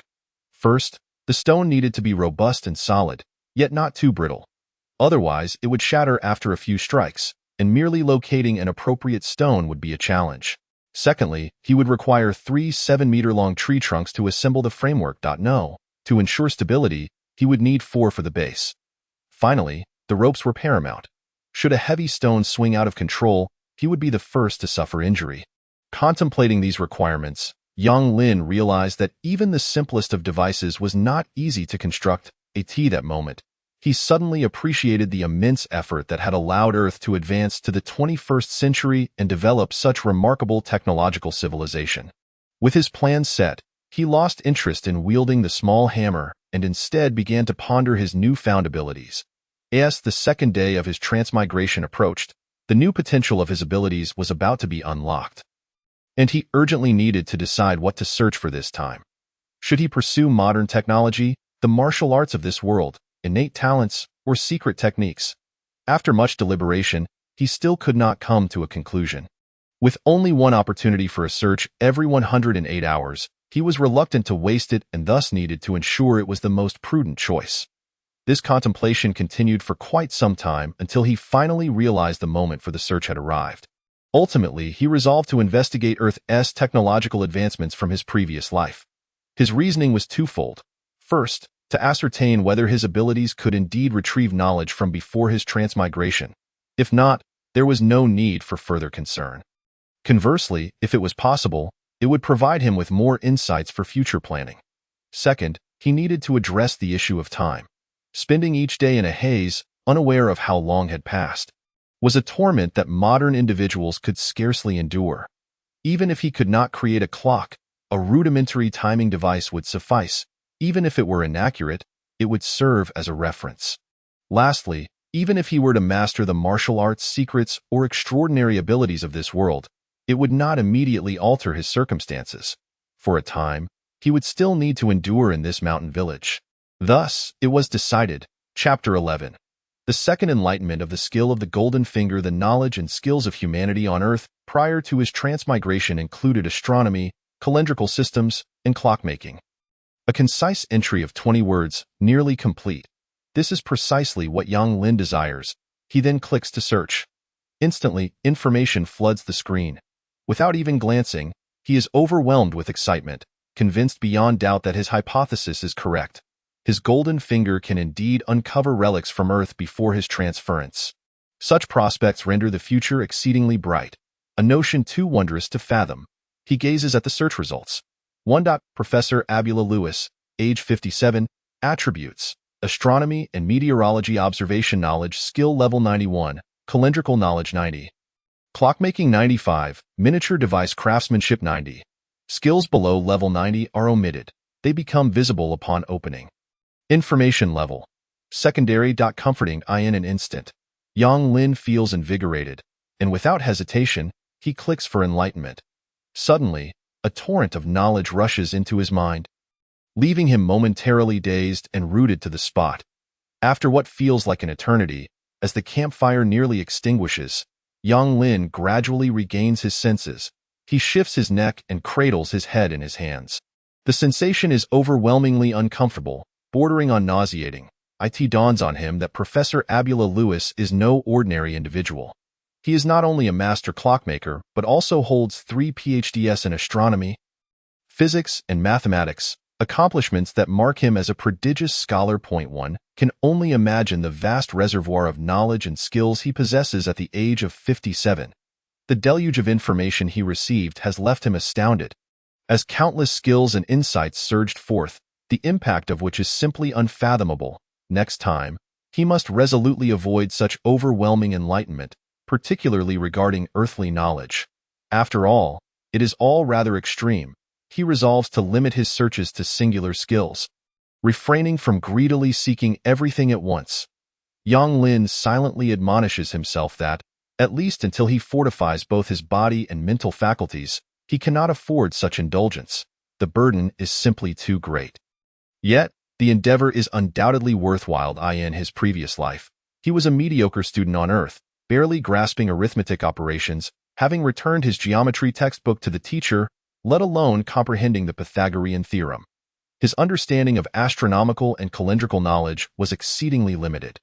Thus, following this infusion of enlightenment, Yang Lin has transformed into a well-versed academician. Once more, he surveys the rudimentary Dragon Gate apparatus he designed earlier, only to perceive flaws and inadequacies at every turn. Deficiencies that defy the principles of physics and the golden ratio of mathematics. He is certain that had he proceeded with his original conception, the final product would have been a source of frustration. The efficacy would be questionable, and merely maintaining it would consume an inordinate amount of time. Quickly, leveraging the knowledge of physics and mathematics acquired through his enlightenment, he designs a device that meets his criteria. This time, it is genuinely functional. Naturally, to avoid arousing undue astonishment among onlookers, he deliberately minimizes the number of auxiliary components, such as pulley systems and deceleration devices, rendering it appear more primitive and straightforward. Consequently, the villagers are unlikely to comment, as it merely resembles an odd pull-up bar, at best prompting a compliment like, "Young man, your mind is indeed agile." Admittedly, this approach does reduce the device's efficiency significantly, but it suffices for his needs. For now, safety takes precedence, and he cannot afford to stand out too conspicuously. Next comes the essential task of crafting a timing device. Traditional clocks are out of the question, as they require intricate parts that this mountain village cannot produce. Therefore, Yang Lin intends to create a primitive timing system based on his recollections, a combination of hourglasses. In the past, he would have been utterly incapable of achieving such a task. Even understanding the principle of an hourglass was one thing, but executing it was an entirely different matter, a profound expertise that eludes the average person. However, now it seems rather straightforward. Professor Abula Lewis, after all, could construct high-end timepieces comprising thousands of components, so creating a primitive timing tool is well within his capabilities. Thus, he rapidly designs a device composed of 12 hourglasses of varying sizes, bound together in a closed assembly crafted from wood. The principle of timekeeping relies on their rotational angles. Each hourglass's angle of rotation signifies its size, and through the combination of the other hourglasses, one can accurately ascertain the current time. Of course, while wood and sand may seem simple as fundamental materials, not just any will suffice. They must be meticulously chosen. First, the sand should consist of uniformly sized fine grains from the river, thoroughly burned to eliminate moisture and impurities. Secondly, the wood must exhibit fine grain, allowing for a smooth finish and resistance to moisture, as well as being impervious to shape changes due to temperature fluctuations. The conditions are numerous, yet he is filled with confidence.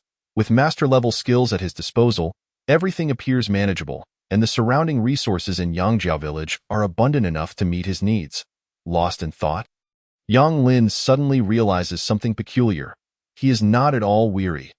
Wait a moment, let me ponder this. Today has stretched over 100 hours, and I have not felt the slightest inclination to sleep.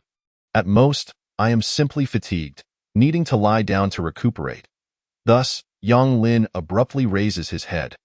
Have I transcended the need for sleep since my transference? Alas! How astonishing it is that one possesses such an extraordinary passive enhancement. Truly remarkable, indeed.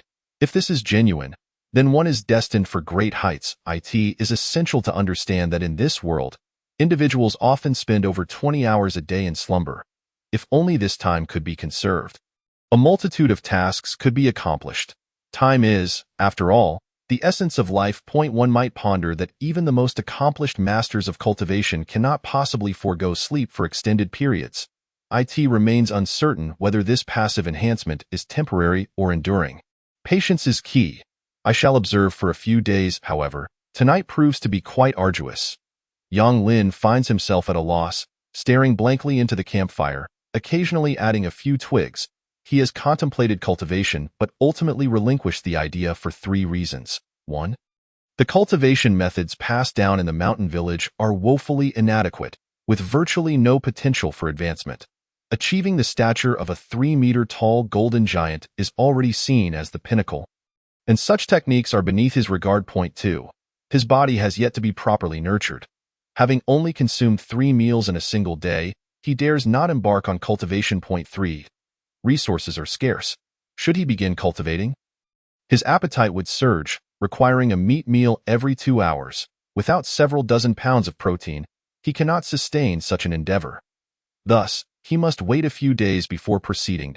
That time, he shall utilize his golden finger to seek out a divine cultivation technique, nourish his body, and prepare sufficient resources before embarking on formal training. Yang Lin is quite content with his plans.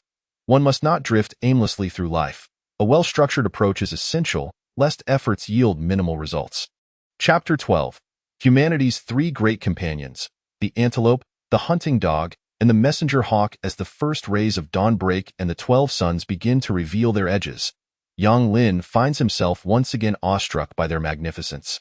Transitioning from fiery red to deep purple, from warm yellow to serene blue, the suns ascend gradually, each one radiating a distinct emotion and power, their light intertwining to create a vibrant tapestry of colors.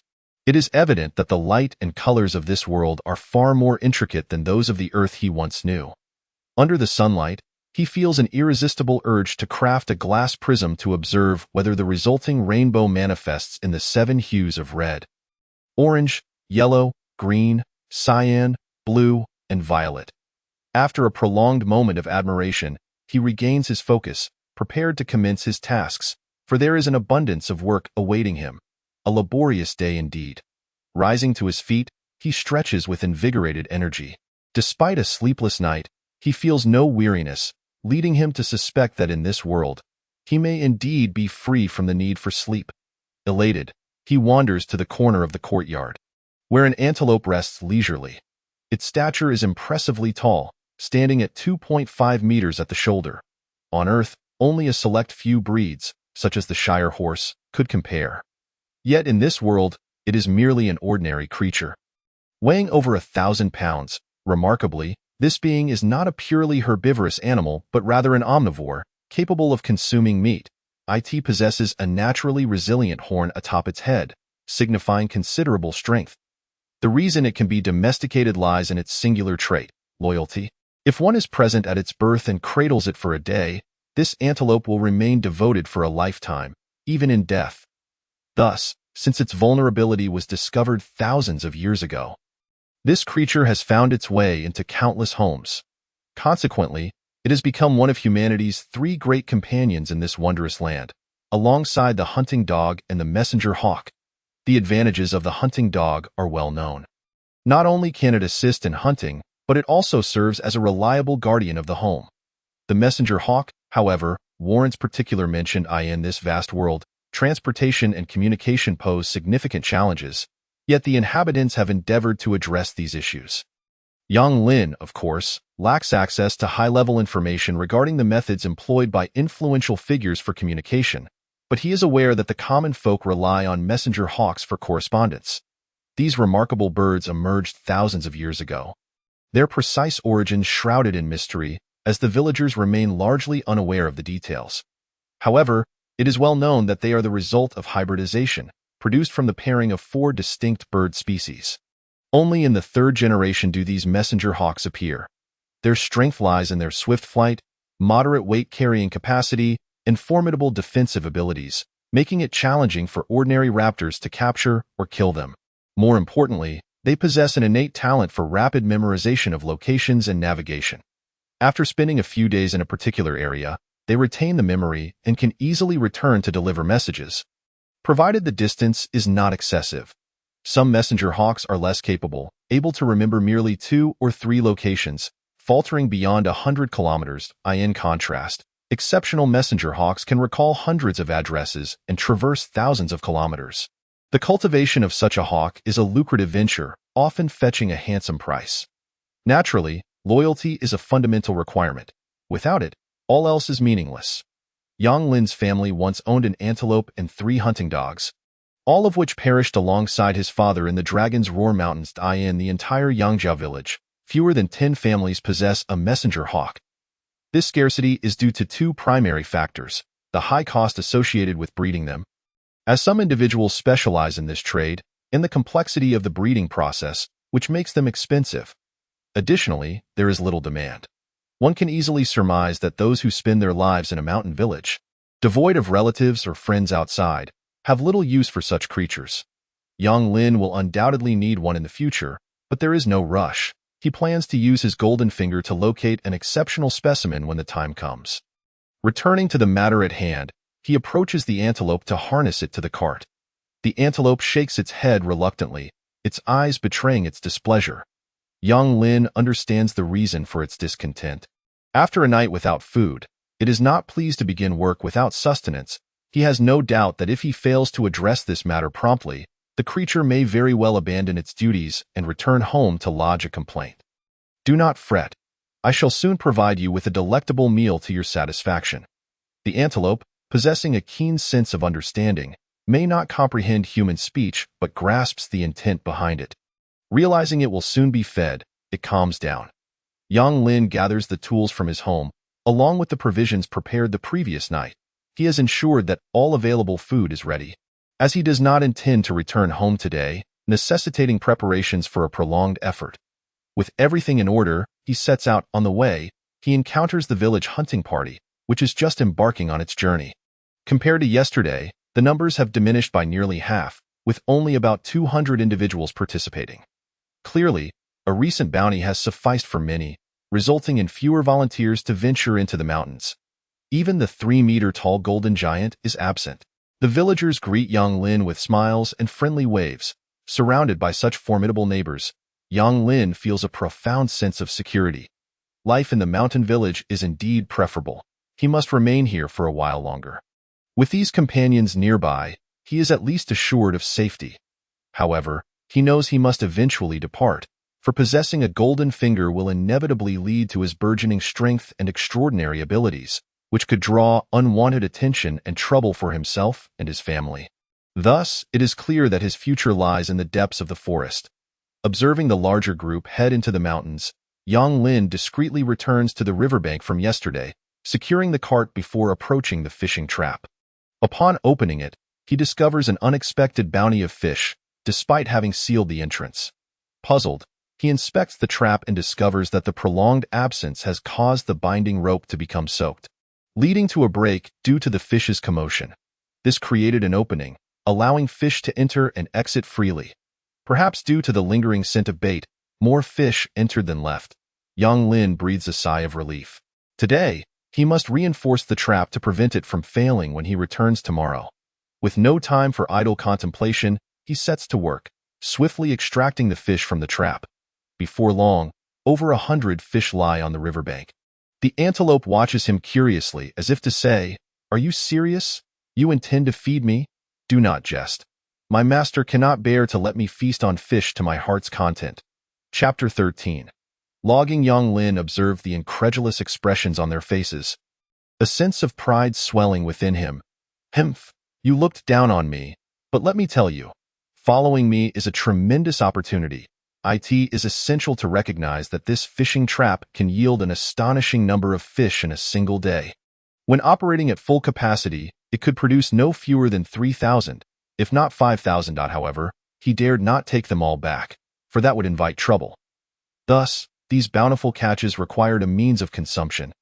Otherwise, the sight of them would only bring him distress. Feeding the wildebeest seemed the most fitting solution. As previously mentioned, wildebeests are omnivorous creatures, capable of consuming grass, leaves, and even meat. Undoubtedly, indulging in meat is the most extravagant option. It is only during significant occasions that the master would grant the wildebeest a hearty meal. Often not allowing it to be fully sated. One must understand that the wildebeest possesses an astonishing capacity for consumption. Famously known as a bottomless pit, it can accommodate quite a bit.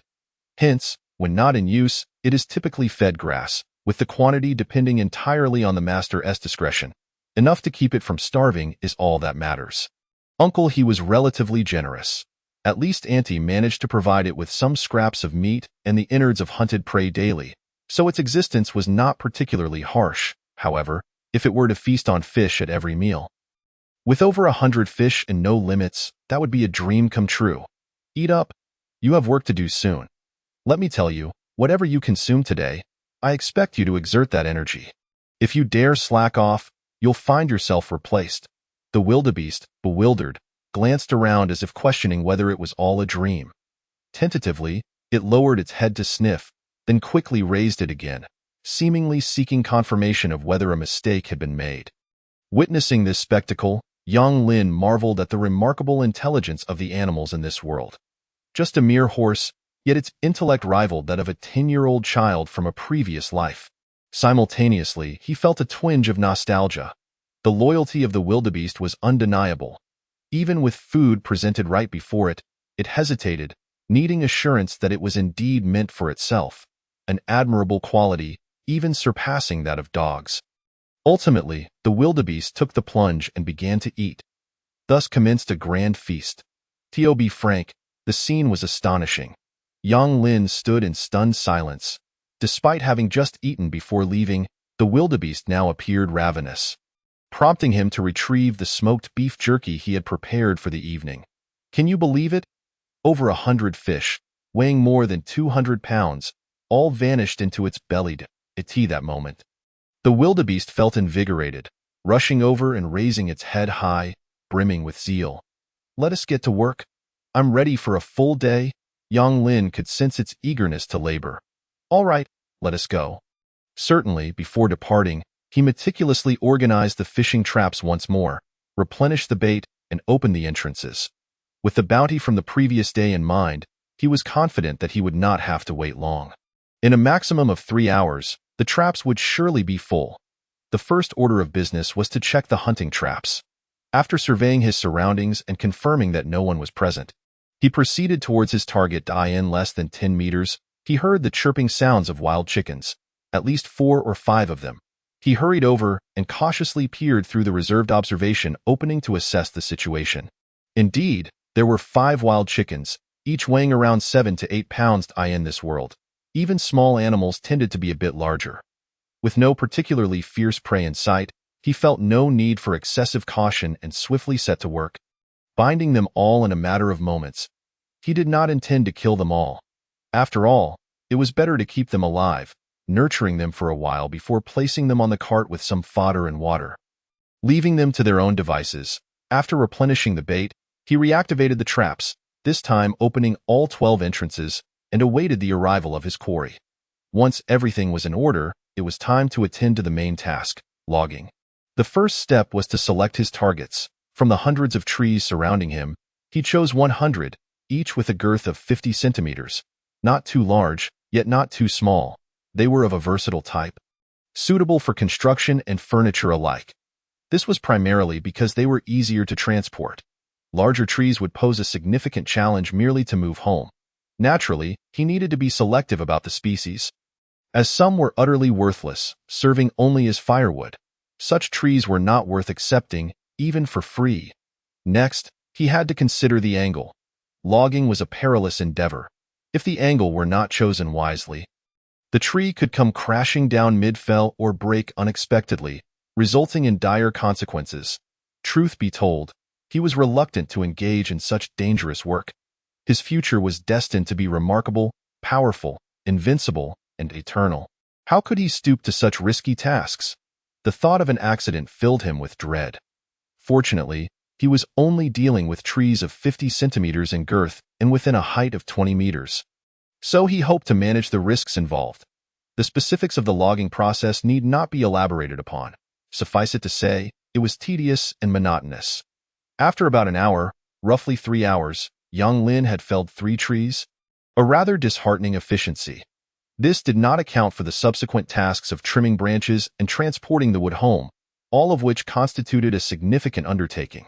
He calculated that in a day, with approximately 108 hours available and around 80 hours during daylight, he could manage no more than 50 trees at most.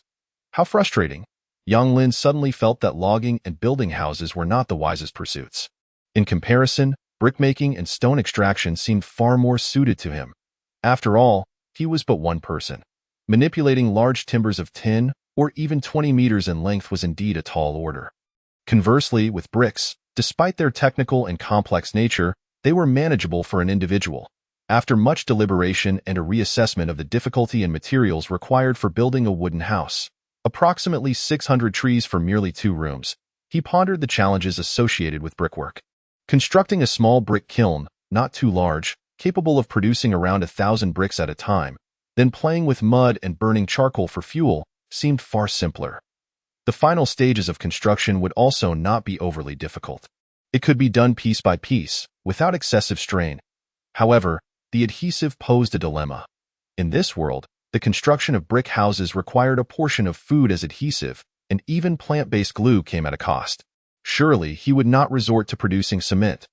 For wooden structures, employing mortise and tenon joints would suffice, entirely eliminating the need for adhesives, provided his skills were sufficient. Thus, would be 600 trees over 12 days was feasible, allowing him to build his strength while simultaneously replenishing his nutrition, ultimately becoming robust enough for the cultivation of his skills. With a decision made, he ceased to waver and threw himself into his work. When he had amassed 5 trees, he began trimming the branches and leaves, leaving a single main trunk of around 15 meters in length, which he then had the donkey drag to the cart for transport home. Along the way, villagers observed this scene, nodding in silent approval. Yang Lin's reputation improved significantly. Coupled with the events of the previous night, the villagers recognized that this young man was finally able to stand on his own 2 feet. This was commendable. After all, one exists within society, and the acknowledgement of others brings unimaginable influence and benefits, of course. If one were powerful enough, that would be an entirely different matter. Chapter 14. A Day's Harvest Assessment. Brimming with a sense of accomplishment, 5 trees, weighing several thousand pounds, multiple tons, was still a comfortable load for the donkey. However, Yang Lin had to make several trips today, so he could not exhaust it all at once. Upon returning to his yard, he dragged the timber to a corner for storage, planning to consider how to process it later in the evening. The freshly felled wood could not be used immediately. It required drying. In the mountain village, the locals typically left it in their yards to air dry naturally, taking about 100 days, equivalent to roughly a year on Earth. Yet, Yang Lin clearly could not afford to wait that long.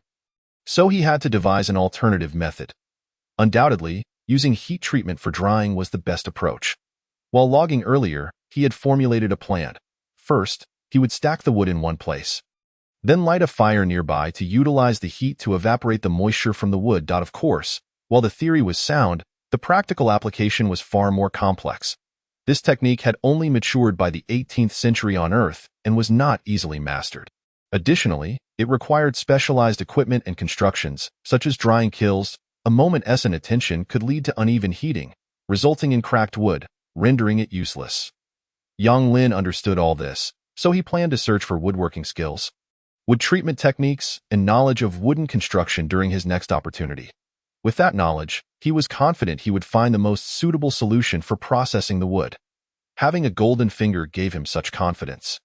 After all, the cultural heritage of thousands of years from his past life on Earth provided him with immense assurance that whatever he needed, he could access the best solutions, complex or simple.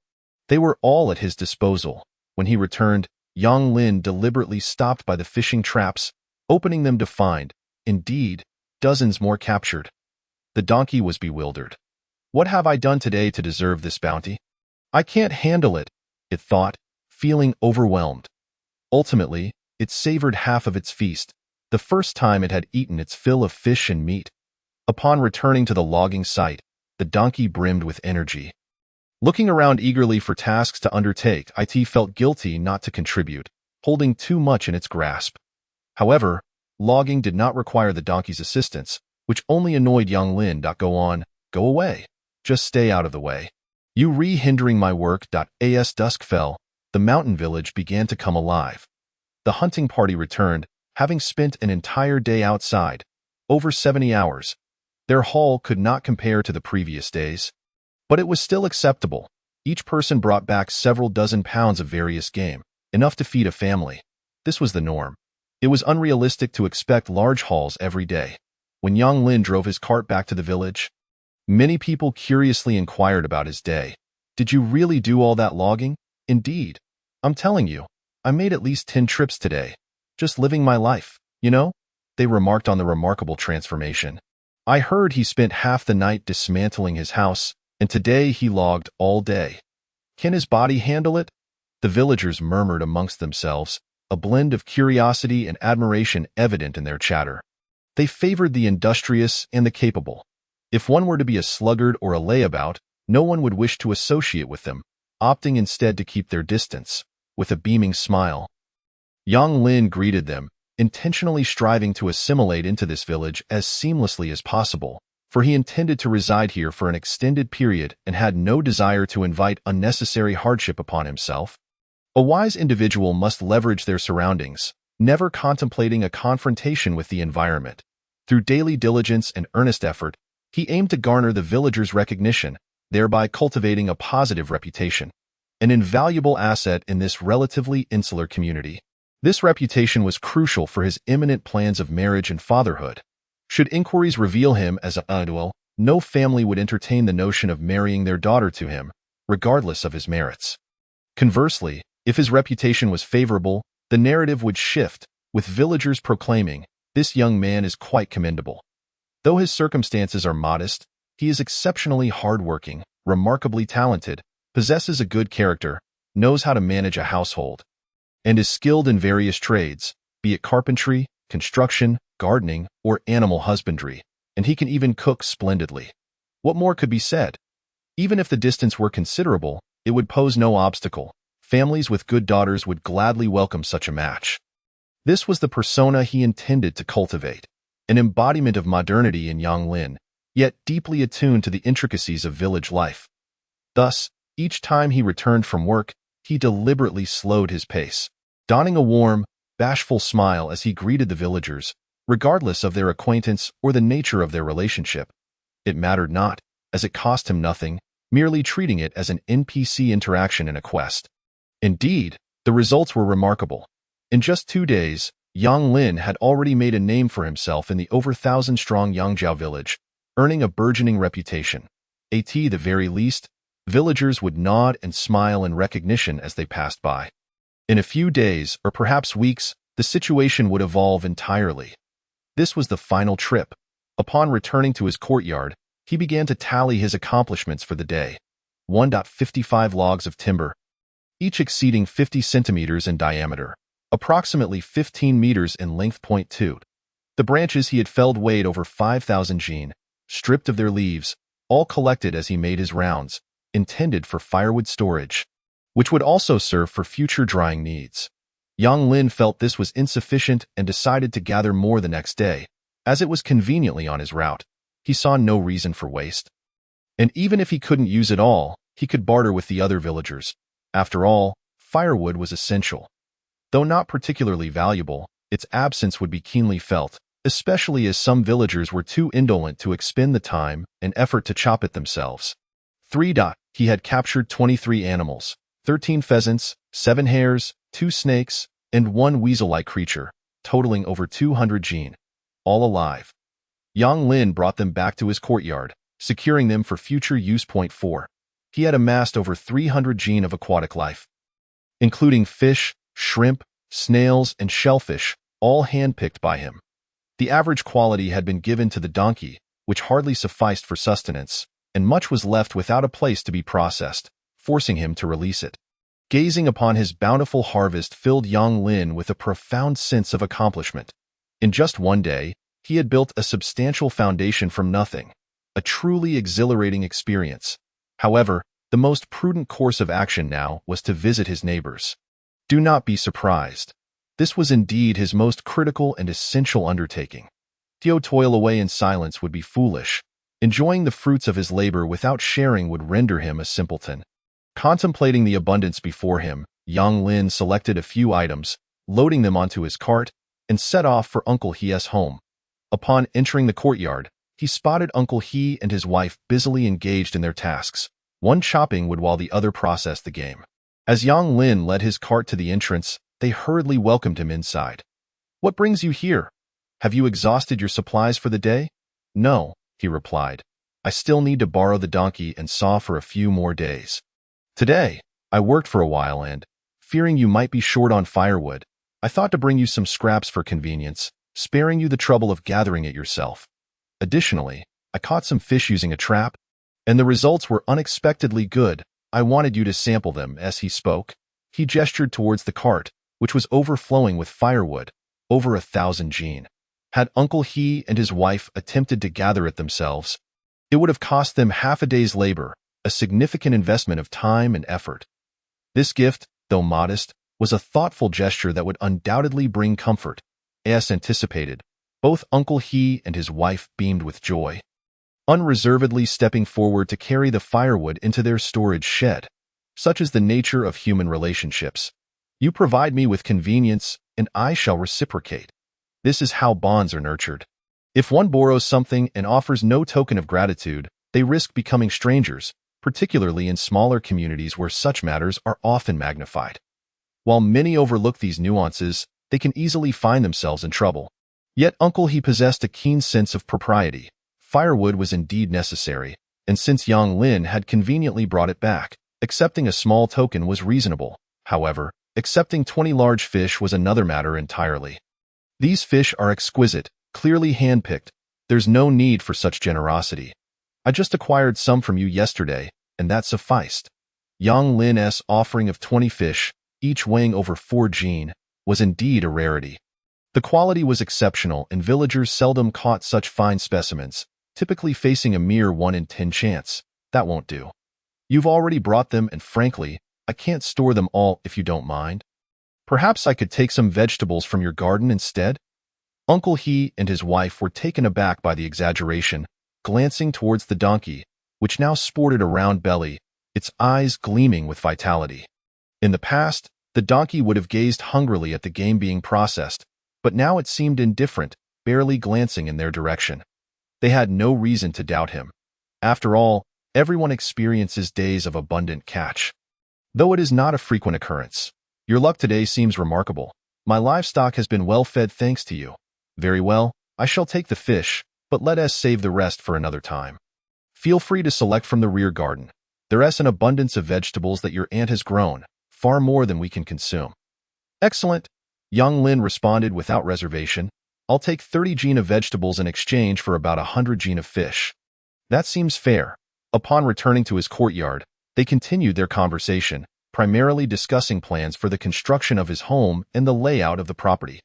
Hearing young Lin's ideas, Uncle He could hardly contain his excitement, slapping his thigh in delight. Just imagine. If you managed to build those 2 wooden houses, they would be the first of their kind in our village. But, can you handle it all on your own? Young Lin feigned a troubled expression, replying, I've been pondering that very issue. I plan to find a carpenter to learn the trade slowly. I'm not in a rush. I'll move in once it's finished. Uncle He, eager to assist, quickly said, Let me recommend old Liu. His carpentry skills are quite commendable. At the very least, he can help you get started. If you're diligent, you might just complete the construction within a year. You clearly have the capability. Young Lin recognized old Liu as one of the village carpenters, and he was indeed related to Uncle He, as Uncle He's son had married old Liu's daughter. Thank you. I promise not to embarrass you. I'll prepare a substantial gift in advance to ensure he doesn't teach me for nothing. He laughed heartily, remarking that being in the company of intelligent individuals is a most comfortable affair, requiring no concern on one's part. Upon returning home, the sun was nearly vanishing, and darkness loomed ominously in this world. The night sky is devoid of stars. Following yesterday's enlightening discourse on astronomy, Yang Lin tentatively concluded that this realm is likely not a planetary system. Supported by 3 compelling points. Firstly, the absence of a starry sky at night serves as the most direct evidence. Were there even a single star, he would not dare to entertain such thoughts. Yet not a single one exists, let alone the moon, indicating that this world lacks any concept of months or shooting stars. Secondly, the peculiar phenomenon of 12 suns is noteworthy. While they shine brightly during the day, their refraction in water reveals that these suns possess fundamentally distinct qualities, each exhibiting a unique and exquisite hue. For instance, one sun, though radiant, refracts pure fresh water into a brilliant golden beam, with surrounding colors appearing markedly diminished. Some suns exhibit hues of purple and even black, which is quite absurd, for according to astronomical knowledge, suns are products of nuclear fusion, and neither red dwarfs nor red giants can possess black or purple as their primary colors. Furthermore, their trajectories of movement do not resemble planetary rotation but rather suggest a circular motion around land. This implies an absence of a stellar system. In the vastness of the universe, no stars revolve around planets. Thirdly, this world lacks distinct seasons. Spring, summer, autumn, and winter appear entirely random and not fixed, suggesting the absence of rotation or tidal magnetic fields on this terrestrial expanse. In light of these observations, he concluded with 99% certainty that the world he inhabits is not a planetary system. Thus, if it is not a planet, it must be akin to a grand, flat Earth. Consequently, such a realm is bound to be a place of extraordinary martial prowess, fantasy, and cultivation, for only an immense ocean could nurture dragons. Yang Lin felt a surge of excitement. This revelation brought him immense satisfaction. What value is there in a planetary universe? It may be vast, but it remains out of reach, measured in light years, leaving one merely gazing into the boundless void of the cosmos. However, a grand world is different. No matter how expansive, one always has the opportunity to traverse it. Moreover, one can easily surmise that if the resources and materials of an entire universe converge onto a single landmass, the results would far surpass the myriad stars in the sky. Yet, he pondered, just how vast is this world? Yang Lin mused that if it were indeed a grand world, a diameter of 1 light-year would be merely the starting point, equivalent to 9.5 trillion kilometers. Goodness! Even if he were to cultivate to the level of a great emperor as depicted in novels, traversing such a distance would take him at least several thousand years. A sudden chill ran down his spine as he realized that this world is undoubtedly complex. Once again, the saying echoed in his mind. The deep sea nurtures dragons, with such profound depths.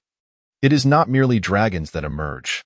Thus, the knowledge he has gathered thus far may barely amount to a speck of dust. He could only rely on his golden finger. He must first grasp the intelligence and information of this world.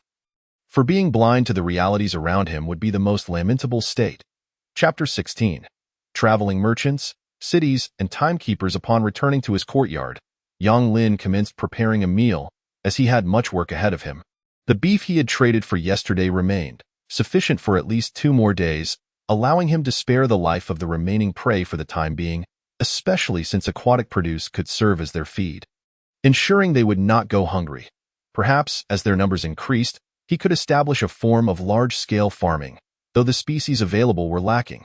For instance, wild chickens laid eggs only every 10 days, roughly equivalent to over a month on Earth. And they did not grow meat efficiently.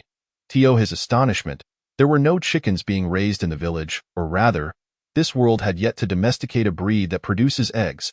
If one could not achieve 2 eggs a day, there would be no justification for raising them, as it would be too labor-intensive. Yang Lin was uncertain if there existed better breeds in the outside world. Perhaps there were, but the vastness of this realm meant such knowledge had not reached him. However, he did manage to stew 2 fish, combining them with vegetables to supplement a substantial amount of protein and amino acids. The over 200 pounds of fish were processed and then dried, wrapped in straw to avoid moisture, as these supplies were not merely for consumption, but rather for barter. In a few days, traveling merchants would arrive in the village, and to exchange for essential goods, he would need to present items of value. In their village of Yangjiao, the only commodities available for trade were prey and aquatic products. Yang Lin found himself in dire need of various items, not to mention clothing, fabric, tools, seeds, and so forth. He required swift acquisition. Additionally, salt, sugar, tea, oil, and other necessities were scarce in the mountain village. Even if they existed, they were in limited quantities. Should he miss the opportunity presented by the traveling merchants, he would have to undertake a journey of several hundred kilometers to reach a city within 10 days. He had never ventured into a so-called city. The geography of this world was daunting, with distances often measured in thousands or tens of thousands of kilometers, and a city typically governed an area of over 10,000 square kilometers, making it exceedingly difficult for an ordinary person to make the journey. Only those who had achieved mastery in cultivation or possessed swift mounts could disregard such distances. He estimated what goods he might offer when the merchants arrived, but upon reflection, he felt disheartened. All he had were items of little value, dried fish and wild chickens, which merchants might not even be inclined to accept. Even if they reluctantly agreed to take them, he would be fortunate to exchange them for a few pounds of salt. He began to truly understand the plight of mountain dwellers. While one might feel affluent when consuming their own provisions, the moment they sought to barter for essentials, they realized their meat and furs hold little worth. It is not that they are genuinely valueless. Rather, it is the traveling merchants' arduous journeys of thousands of kilometers that limit their capacity to carry goods. Without valuable merchandise, their efforts would amount to mere futility. Even with triple the profit upon returning to the city, it would still be a loss. This is why, in any world, the purchase prices for mountain dwellers are perpetually low. The greed of merchants is one aspect, but the lack of profitability is indeed a primary reason. Thus, he recognized that it is far better to buy goods with money. Bartering with supplies simply does not suit him. Firstly, his own goods are not worth much, and he cannot hunt large game. Secondly, if he were to offer a large quantity of goods for trade, he would struggle to explain their origins. Using money to purchase items remains the most reliable method. His family has had a modest amount of money passed down through generations, which is not unreasonable. It is worth noting that in this world, currency consists of gold and silver, while copper and iron do not count. However, in the mountain village, money is seldom used. Everyone predominantly engages in barter, and monetary transactions are rare, creating a closed-off micro-society. In truth, Yang Lin's family possesses little money. His parents' generation did not save, exchanging any game they acquired for essential goods, questioning the need for currency. Yet outsiders remain unaware. He could easily assert that the money was inherited, unearthed from the dismantled house. Who could refute that? As long as the quantity is not excessive. It seems that there should be no significant issues. As for where to procure the funds, that is quite simple. A quick search with the golden finger will yield whatever one desires. It is not greedy. Just finding a small gold mine and digging for a while will suffice. Returning to the main topic, after satisfying one's hunger and thirst, it is time to commence work. Today's tasks are primarily threefold: to create an hourglass timer, to establish a breeding facility, and to construct a small storage room. If there is still time afterward, he might refine some lumber. Without delving into the details of the hourglass timer, the materials were all prepared today following the enlightening experience from yesterday. The production process need not be elaborated. After approximately 4 to 5 hours, success was finally achieved. The end product is a meticulously crafted assembly of devices bound together, roughly the size of a football, comprising over 130 wooden components. Placing it on the ground reveals 12 hourglasses positioned at various angles. The smallest turns the fastest, completing a rotation in 60 seconds, followed by the second that takes 30 minutes, and the third that requires an hour, continuing in this manner. The largest hourglass takes an entire day, completing its rotation in 108 hours. To be honest, Yang Lin never imagined his craftsmanship could reach such heights. He wonders who else could handcraft a second-level timer like this. Not to mention in this world, even on Earth before his transmigration, it would be difficult to find such a skilled artisan. He admired it for quite some time before returning his gaze, as it was not yet the time to adjust the timer. He must wait for the sun to rise to accurately lock in the time. Alternatively, the golden finger will refresh tomorrow, as the knowledge acquired yesterday belongs to secondary information and requires a 2-day cooldown. Yang Lin is convinced that this device will undoubtedly be in high demand. If he were to take it outside, it would fetch a handsome price, as timers are exceedingly important to many. Unfortunately, he cannot let this knowledge escape. Not just this, but everything belonging to the Yang family will remain confidential for personal use. If one fails to exercise restraint, a downfall is inevitable. It may seem inconsequential once or twice, but over time, one cannot assume others are blind to the novelty in this world. Rife with violence, Yang Lin feels utterly insecure. And caution must be the guiding principle for survival. He placed the timer securely, allowing him to check it at any time. Although it is not calibrated to the exact time, it serves to indicate how long he has been working, whether it be minutes or hours. Next, he turns to the construction of the breeding facility.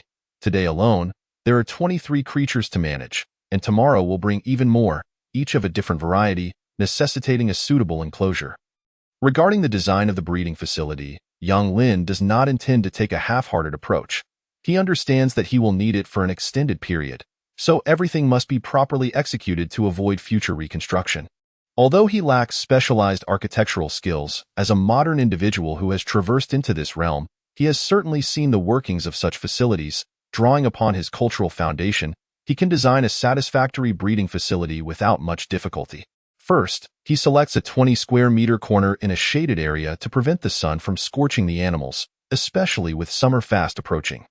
Next, he plans to construct a 6-story building, with each floor designated for different sizes of animals. The ground floor will accommodate larger creatures such as sheep and pigs, partitioned into 10 small rooms of approximately 2 square meters each. While somewhat cramped, it is acceptable as comfort is not a priority. Mere survival will suffice. The second floor will contain 20 rooms, the third 40, and the fourth to sixth will each house 80. The top 3 floors will collectively offer 240 small rooms, each a quarter square meter, ample for a single wild chicken. In total, this compact breeding facility can house over 300 creatures of various sizes, which is sufficient for the immediate future. Each floor will have a height of 40 centimeters. bringing the total height to just under 3 meters, which is suitable for Yang Lin, who stands around 1.8 meters tall. His outstretched arms reach over 2 meters. However, constructing the breeding facility is not a simple task. Yang Lin has also devised an automatic feeding and watering system to be installed at the top. As the food below is consumed, gravity will facilitate the release of feed. This concept is straightforward for anyone who has cared for cats, dogs, or birds in the past. The most challenging aspect is managing waste. With 6 levels, he is at a loss for efficient cleanup. He can only lay down thick layers of leaves as bedding, topped with soil, to be cleared away each night. To ease this process, he designs a suspended tray at the bottom of each level, allowing for easy removal when necessary. With the design complete, it is time to commence construction. A breeding facility does not require the same meticulousness as a house. He can utilize raw lumber without concern, knowing he will likely renovate within 6 months. Approaching the neatly stacked lumber, Yang Lin realizes that establishing even a temporary breeding facility will require several trees, indicating that he will be engaged in logging for quite some time. Setting aside his distracting thoughts, he dives into the task at hand. Under normal circumstances, constructing a 20-square-meter wooden structure, however rudimentary, would take more than a day for a single individual. However, Yang Lin is not an ordinary person. Equipped with the knowledge and skills from his 2 enlightening experiences, he possesses a level of craftsmanship that is nothing short of masterful. Though lacking professional architectural training, he is more than capable of handling this endeavor. His hands move with fluidity as he disassembles and shapes the wood, employing various joinery techniques. As a person from Huaxia, having absorbed countless videos, he finds this task to be no challenge at all. After 5 hours of preparation, his hands feel numb from the tools, which are not ideal for the task, often relying on a saw and an axe, making the process cumbersome. Soon, it is time to install the structure. No foundation is required, but he must dig deep holes to set wooden stakes as support. Otherwise, even a low 6-story building would collapse. The specifics of this process need not be elaborated upon. Suffice it to say that after 16 hours, everything is complete. Stepping back, Yang Lin admires his creation. It is satisfactory, appearing sturdy, and he has not skimped on materials. Now, let us move into our new home. Eat well, drink well, and don't die on me, he muses. He meticulously placed the prey inside, with the wild chickens and snakes at the top, and the red fox positioned on the 3rd layer. As for the feed, it was quite simple. Dry the aquatic fish, grind them with stones, and then add a bit of fodder. The effectiveness remains uncertain, but at the very least, it would prevent starvation. After nearly 20 hours of continuous toil, Yang Lin had reached his limit. He sat down heavily on the ground, wiped the sweat from his brow, sipped on fish soup, and nibbled on some beef jerky. There was no alternative. He had to start from scratch. Exhausted as he was, he rested for half an hour, gradually regaining his strength. His 3rd task for the evening was to construct a storage shed. This was of considerable importance, as the increasing amount of supplies necessitated a proper place for storage. Piling them in the firewood area was simply impractical. In time, he would have no space left to rest. The design for the storage shed was straightforward. He would build a small wooden cabin elevated from the ground, with a hollow structure. It need not be large, approximately 10 square meters in size and about 2 meters in height, yielding a volume of 20 cubic meters. Such a modest space was sufficient for him alone at present. As the sun began to rise, Yang Lin hurried to the hourglass timer to calibrate the time. At that moment, he finally discerned the current date, the year 3214 of the Dragon City calendar, day 152. At 0:02 hours. As previously mentioned, this world does not recognize months, counting solely by days. The Dragon City calendar is governed by the administrative authority of Yangjiao Village, the sole dominion in the area. The notion of a nation feels distant and intangible. Perhaps this land belongs to some nation, but the average person would never have the opportunity to uncover such truths. In essence, this world is vast, and coupled with the challenges of transportation and cultural dissemination, the likelihood of the underprivileged rising is almost non-existent. A new day has begun. Yang Lin gazed upon the fruits of his labor from the previous night, feeling a sense of accomplishment. All 3 tasks had been completed, supplies had been organized, and the animals had found their homes. Not to mention the timer had been constructed. This was hope. He resolved to continue working diligently, aspiring to marry and have a partner to assist him. Working alone was exceedingly dull, even if she were just beside him. Exclaiming 666, it would suffice. As he departed from the courtyard, Yang Lin's mind wandered. Today's goal remained the same: timber harvesting. Chapter 18. The significance of the antelope. Like yesterday, Yang Lin led the antelope to the riverbank to check the catch from the fishing traps. Upon opening them, he found them brimming with fish. Drawing from past experiences, he had preemptively dealt with potential dangers, releasing the toxic and harmful creatures. There was no need to kill them, as it would be counterproductive. Without further ado, he began to feed the antelope. More than 100 fish lay before it, causing its eyes to narrow with delight. Yang Lin gathered the remaining aquatic bounty and loaded them onto the cart. This way, he could both harvest timber and smoke the fish simultaneously. The lesser quality fish could serve as feed, while the better ones would contribute to his food reserves. After reorganizing the fishing traps, he noted that more than half an hour had passed. Checking the hourglass, it read 1:12 in this world. A new day only begins when the sun rises, unlike Earth, where midnight signifies the night. Next, he would head to the hunting traps to assess the day's yield. The results were quite satisfactory: 6 wild rabbits, 8 wild chickens, and a mix of others, including squirrels, pangolins, and a medium-sized predator resembling a small tiger, a lynx. Of course, in this world, they bore different names, but Yang Lin preferred using terrestrial descriptors, as their appearances were largely similar. After securely binding them, he placed them on the cart. Yang Lin returned to the timber harvesting site. Where everything was second nature, he started a fire, collecting some of the branches and leaves left over from yesterday. As the bonfire blazed, thick smoke billowed into the sky. Arranging sticks in a circle around the fire, he hung the fish neatly, ensuring they were spaced apart to avoid burning. Although the drying process was slow, it guaranteed the best flavor. After felling 5 trees, and 3 hours later, he trimmed the branches, spending a total of 5 hours, at which point the fish jerky was nearly ready to be swapped for the next batch. Next, he prepared to head home. At 78:23, Yang Lin was on his 12th journey home. This time his final one, having exceeded his goal with a total of 60 felled trees. The bounty exceeded his expectations, yielding 43 animals, a remarkable harvest for just one day, highlighting the abundant wildlife resources of the Longyin mountain range. Despite being hunted for centuries by Yangjiao village, the population had remained unaffected. This was somewhat understandable. According to his recollections, the Longyin mountain range likely spanned over 50 million square kilometers, perhaps even over 100 million. Such vastness equated to half the land area of the Earth. To put it into perspective, Earth measures around 500 million square kilometers, and when subtracting the oceans, merely 200 million remains. He felt dizzy contemplating the enormity of this mountain range. How had it come to be, and did it truly have an end?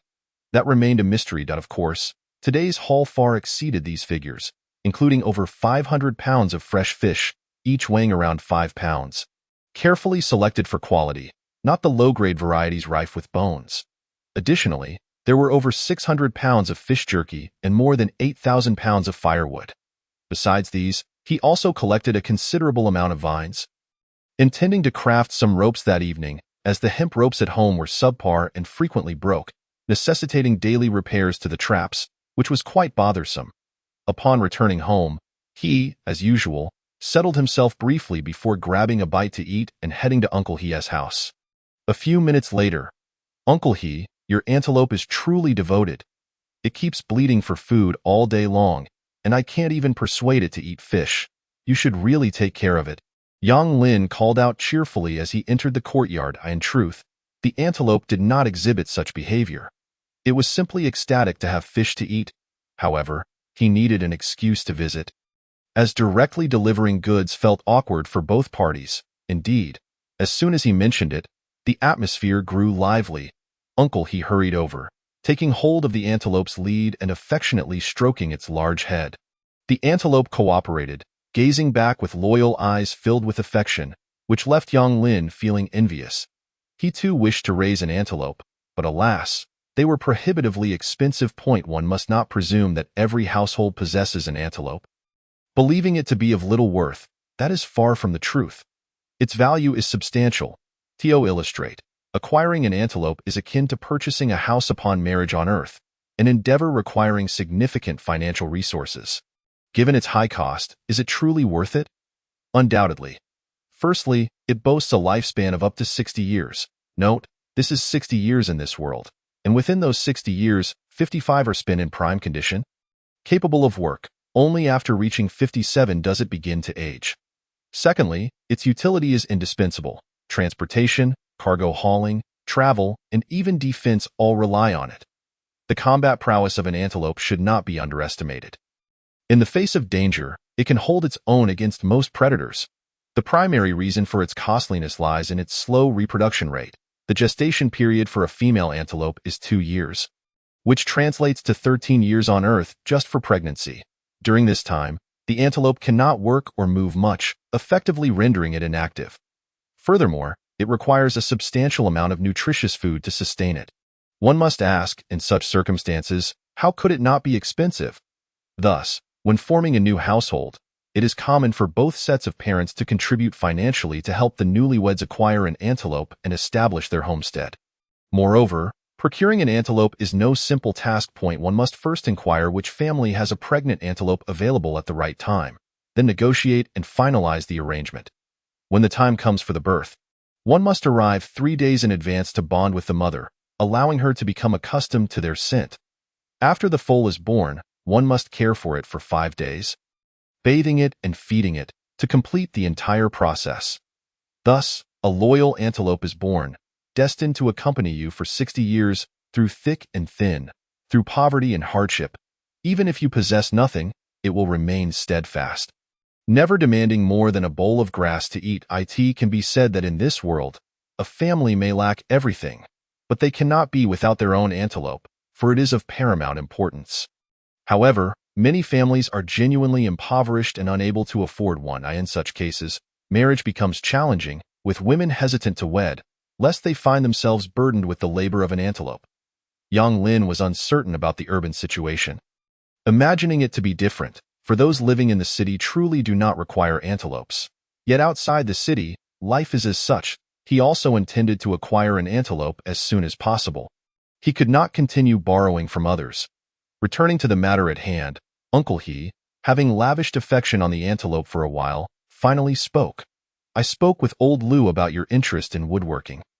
It should not be a problem. If you have no plans tonight, I can take you over. Chapter 19. Gift-giving and learning carpentry. Yang Lin came here precisely for this matter and, of course, would not refuse. That he readily agreed and naturally unloaded the heavy logs from the cart, neatly stacking them one by one. This time, he did not bring fish, having already delivered some yesterday. To do so again would seem superfluous. As a modern individual, he understood that gift-giving carries certain nuances. One cannot simply bestow gifts indiscriminately. It is essential to offer necessities, such as firewood, which are not prone to spoilage and are genuinely needed, thus saving considerable time. Moreover, since such items are not of great value, it prevents accruing excessive indebtedness in terms of favors, fostering a more comfortable rapport among individuals. Furthermore, one should refrain from gifting items that are unwanted. Many fail to grasp this concept, believing that their surplus can be generously given away. Little do they realize that such gestures often lack significance and may even become a source of annoyance. Accepting a gift implies an obligation, yet if it is something unnecessary, can one not feel vexed? For instance, the fish he gifted yesterday was abundant, over 100 pounds, certainly too much to consume within 2 or 3 days. Thus, to present more today would be rather redundant. Conversely, today Yang Lin brought 2 snakes, freshly caught the day prior. This offering held genuine value, as hunting snakes in the mountain village is not a common pursuit. It would be a waste of time for the meager amount of meat they provide unless one happens upon them fortuitously. The crux of the matter is that these creatures are difficult to capture. Yet their flavor is delightful. Those who savor snake meat are undeniably eager for it, and as a mountain dweller, the majority of villagers relish this rare delicacy. Uncle He, you are in for a treat today. While chopping wood, I chanced upon these 2 snakes and caught them on the spot. He presented the snakes, which weighed nearly 10 pounds in total, enough for a sumptuous meal, causing Uncle He's eyes to squint in delight. Yang Lin's fondness for this interaction grew increasingly evident. It was curious. He had never realized before how adept this young man was at social interactions. Was it a result of his maturation? After exchanging a few pleasantries, Uncle He wasted no time, pulling young Lin along to old Lu's house at the other end of Yangjiao village.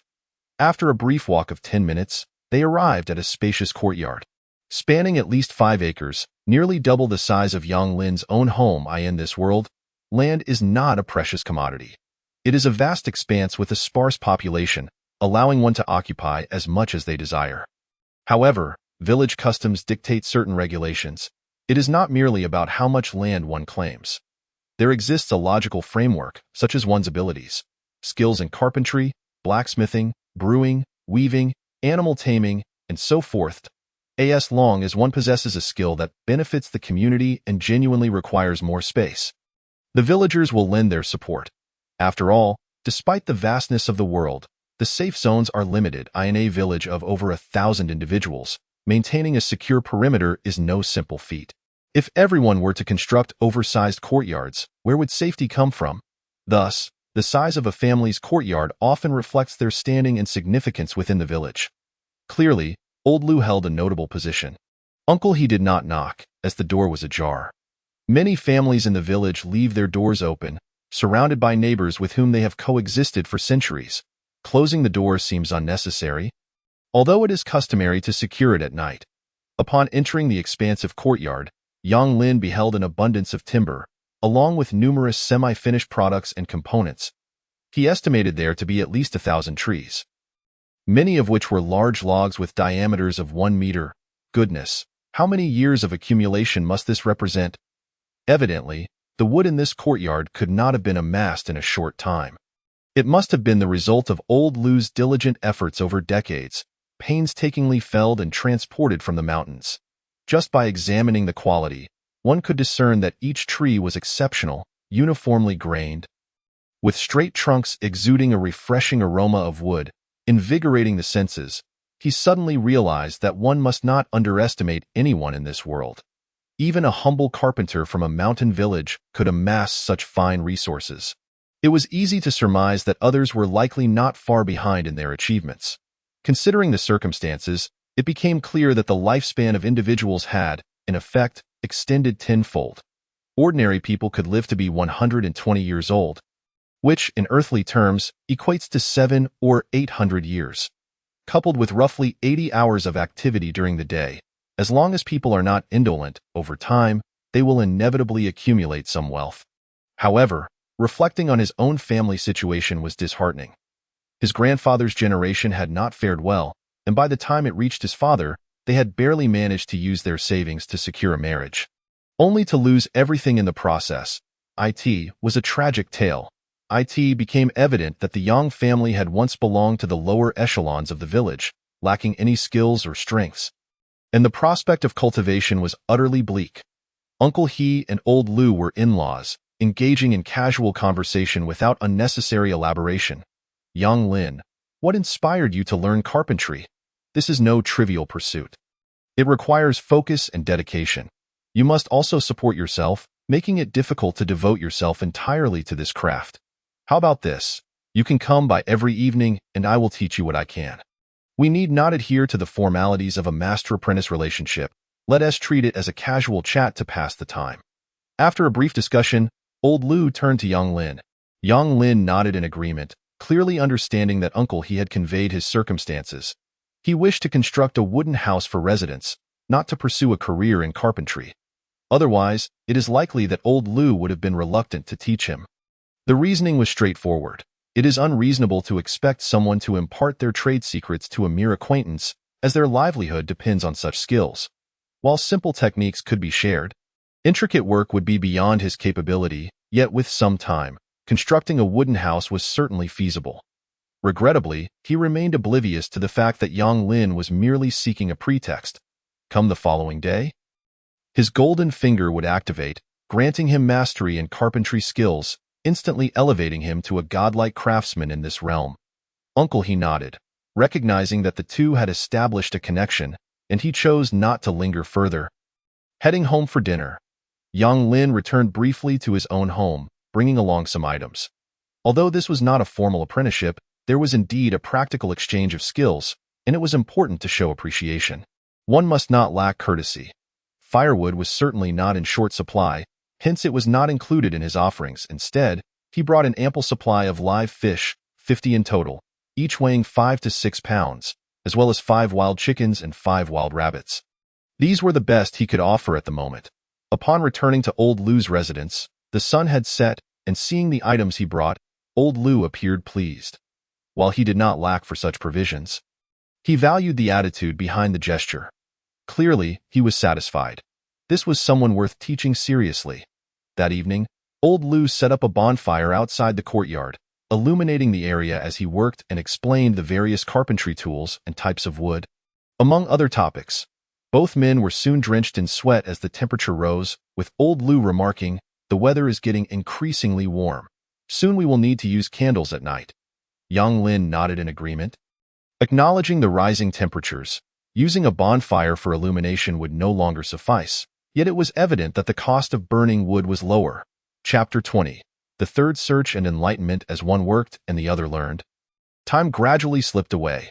Being in someone else's home, Yang Lin did not bring his hourglass timer, making it impossible to gauge the passage of time precisely. However, he was certain that at least 5 hours had elapsed. As midnight approached, Old Lu set down his tools and said, "Let's call it a night. You should pack up and prepare to head home. I see that you are learning earnestly. Perhaps you will indeed create something remarkable." Yang Lin smiled, choosing not to respond, as he had been concealing his true capabilities. The 2 instances of enlightenment he experienced had bestowed upon him unimaginable enhancements, even without being a professional carpenter. He had become quite nimble with his hands through their exchanges. Given sufficient time, he believed he could undergo a transformation into a professional carpenter within just a few dozen days. However, Yang Lin would not squander this time. With his golden finger available, why would he waste effort learning? As he tidied up and prepared to leave, Yang Lin turned to discover that Old Lu had begun practicing martial arts in a corner of the courtyard. Each punch and kick radiated power, causing the surrounding air to crackle. Curiously, he approached and inquired, "Uncle Lu, are you practicing martial arts?" "I practice a little every day. It's just some basic moves, and my aptitude is lacking. You see that in the past, I could accompany the others on hunts in the mountains, but now that I'm older, I can hardly keep up. But your uncle, he is doing quite well, still managing to stay in the hunting team."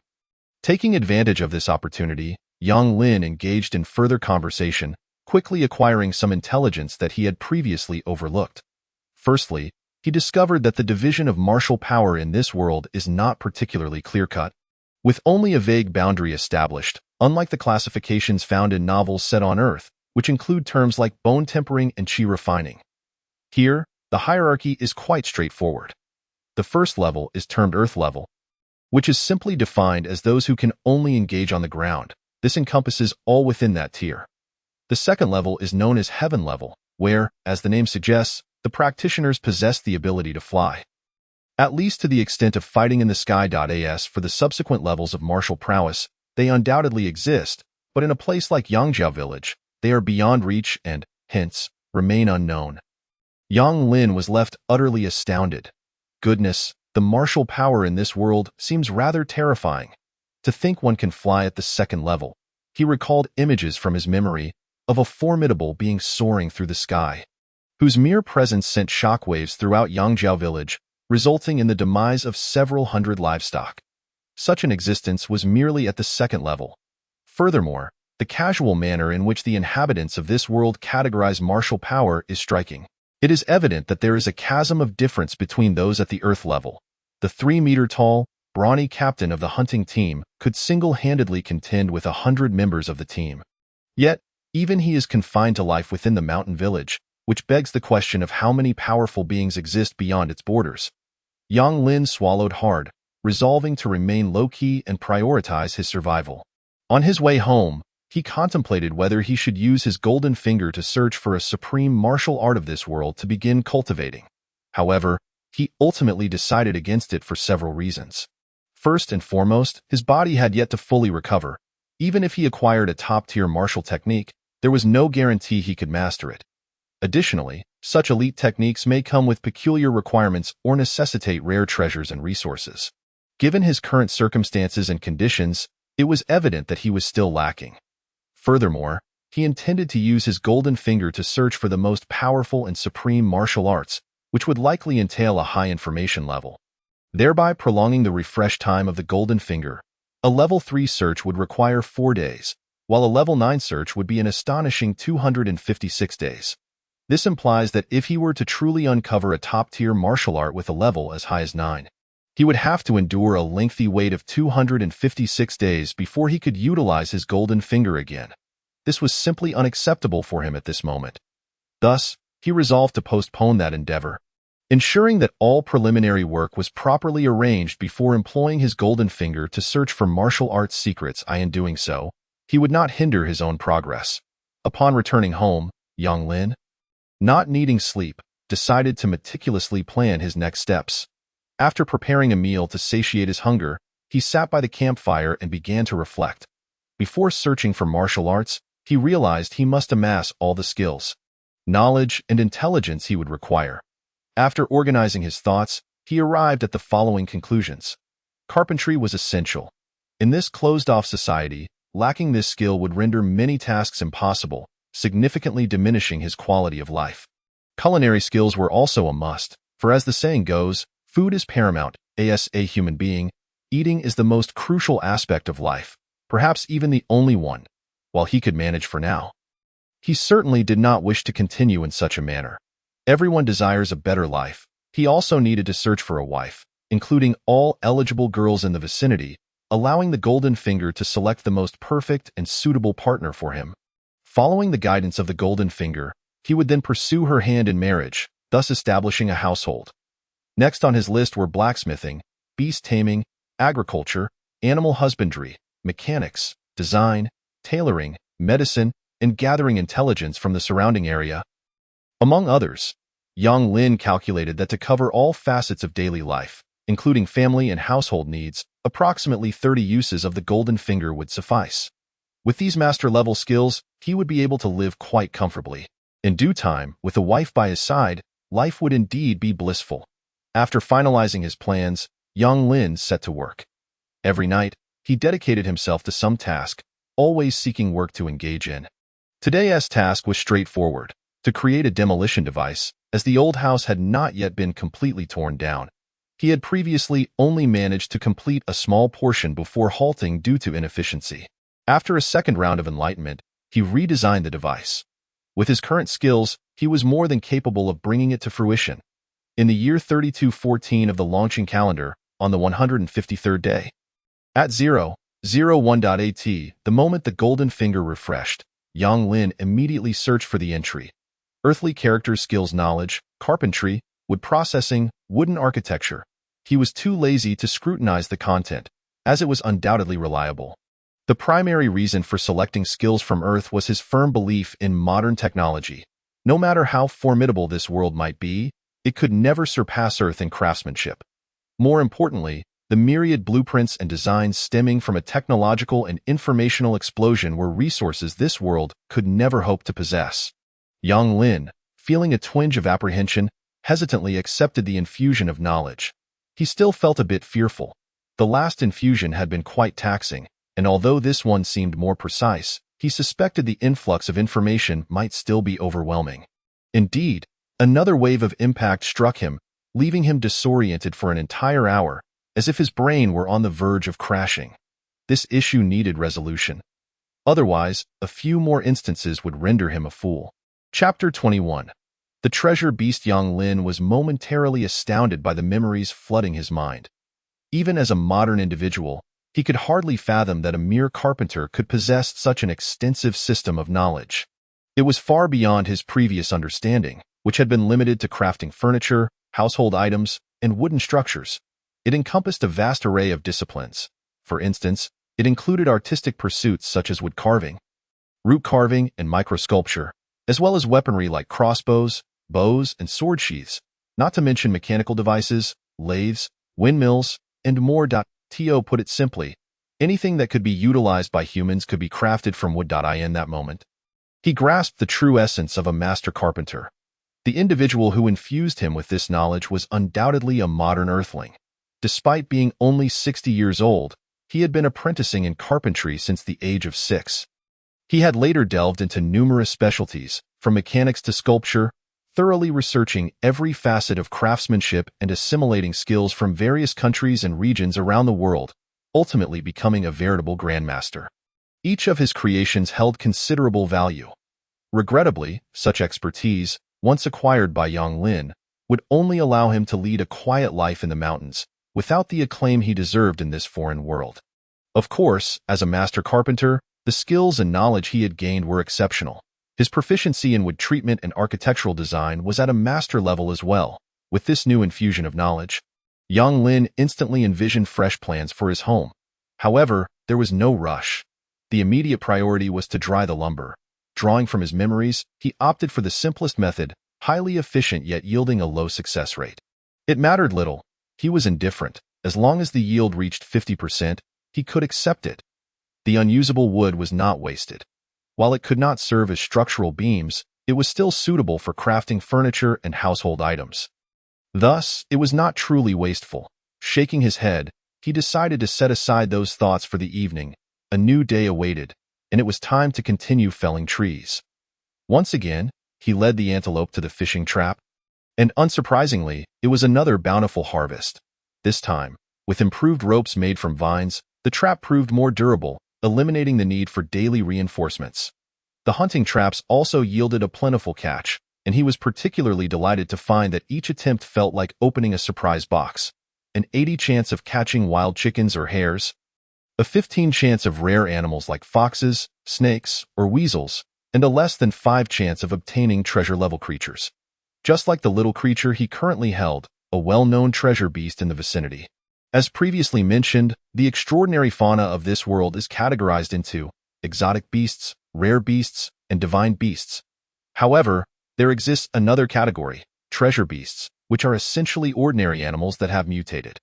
They are called treasure because each possesses unique abilities.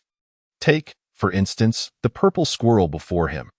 Its fur provides warmth and boasts remarkable defensive capabilities, making it astonishingly effective. If enough were gathered to create a garment, a thin layer would allow one to traverse the Dragon Roar Mountains during the harshest winter. Such clothing was non-existent in Yangjiao village. Crafting a single piece required over 10 purple squirrel treasure beasts, and the village's hunting team might not even capture that many in several years. Primarily due to their scarcity, 1 in every 1,000 squirrels might be a treasure beast. Yang Lin planned to keep it alive as a pet, refraining from killing it, hoping for more opportunities to catch additional ones. If fortune smiled upon him, he might cultivate a lineage of these creatures, ensuring a steady supply of treasure beasts. With his golden finger, he had no concerns about failure. Whenever he needed conditions met, he could simply search for them, easy and domineering. This was merely a small venture. In the future, he intended to nurture his own unique exotic, rare, and divine beasts. Compared to humans, he had greater faith in animals. Once tamed, they were unlikely to betray their masters. As for humans, one could never be too sure. He wondered if his golden finger could address this conundrum. A day passed in the blink of an eye. After 80 hours of focused labor, Yang Lin felt the time stretch seamlessly, his dedication fully engrossing him. The infusion of knowledge from the master carpenter, combined with his previous skills, seemed to imbue him with a true artisan's spirit. Each task demanded his full attention. His efficiency in felling trees had skyrocketed, and by the end of the day, he had toppled an astonishing 200 trees. Their textures, angles, and nodes were all laid bare before his discerning eyes. He could skillfully and swiftly bring them down with minimal exertion. Such was the prowess of a master carpenter, truly formidable. Yang Lin roused himself, quietly seeking an empty spot to rest, consuming portable food while pondering how astonishing this was. What would the villagers think upon witnessing his prowess? Yet, he reasoned that he shouldn't squander time hiding his abilities. Ultimately, he resolved to take the risk and fell trees at an accelerated pace. In just a few days, he doubted anyone would be overly concerned with his activities. Moreover, he planned to transport the timber in the mornings, carefully avoiding busy areas, making multiple trips to minimize attention on his workload. With a firm decision made, he no longer lingered on doubts. In truth, it was not a significant issue. Even if someone noticed, what could it matter? Was it merely a faster felling of trees? He was simply extraordinarily gifted, perfectly suited for carpentry. What could anyone say? With a fondness for wood, he could manipulate it in any way he pleased. As night fell, he visited Uncle Lou's home to learn woodworking, of course bringing gifts, fish, shrimp, wild chickens, and hares, though in lesser quantities, focusing on a steady supply rather than abundance. Upon returning home, it was already 9:12 p.m., with approximately 19 hours remaining in the evening. The late-night task was already planned, drying the lumber. He had amassed 300 trees and was ready to proceed. No need to wait for a larger quantity.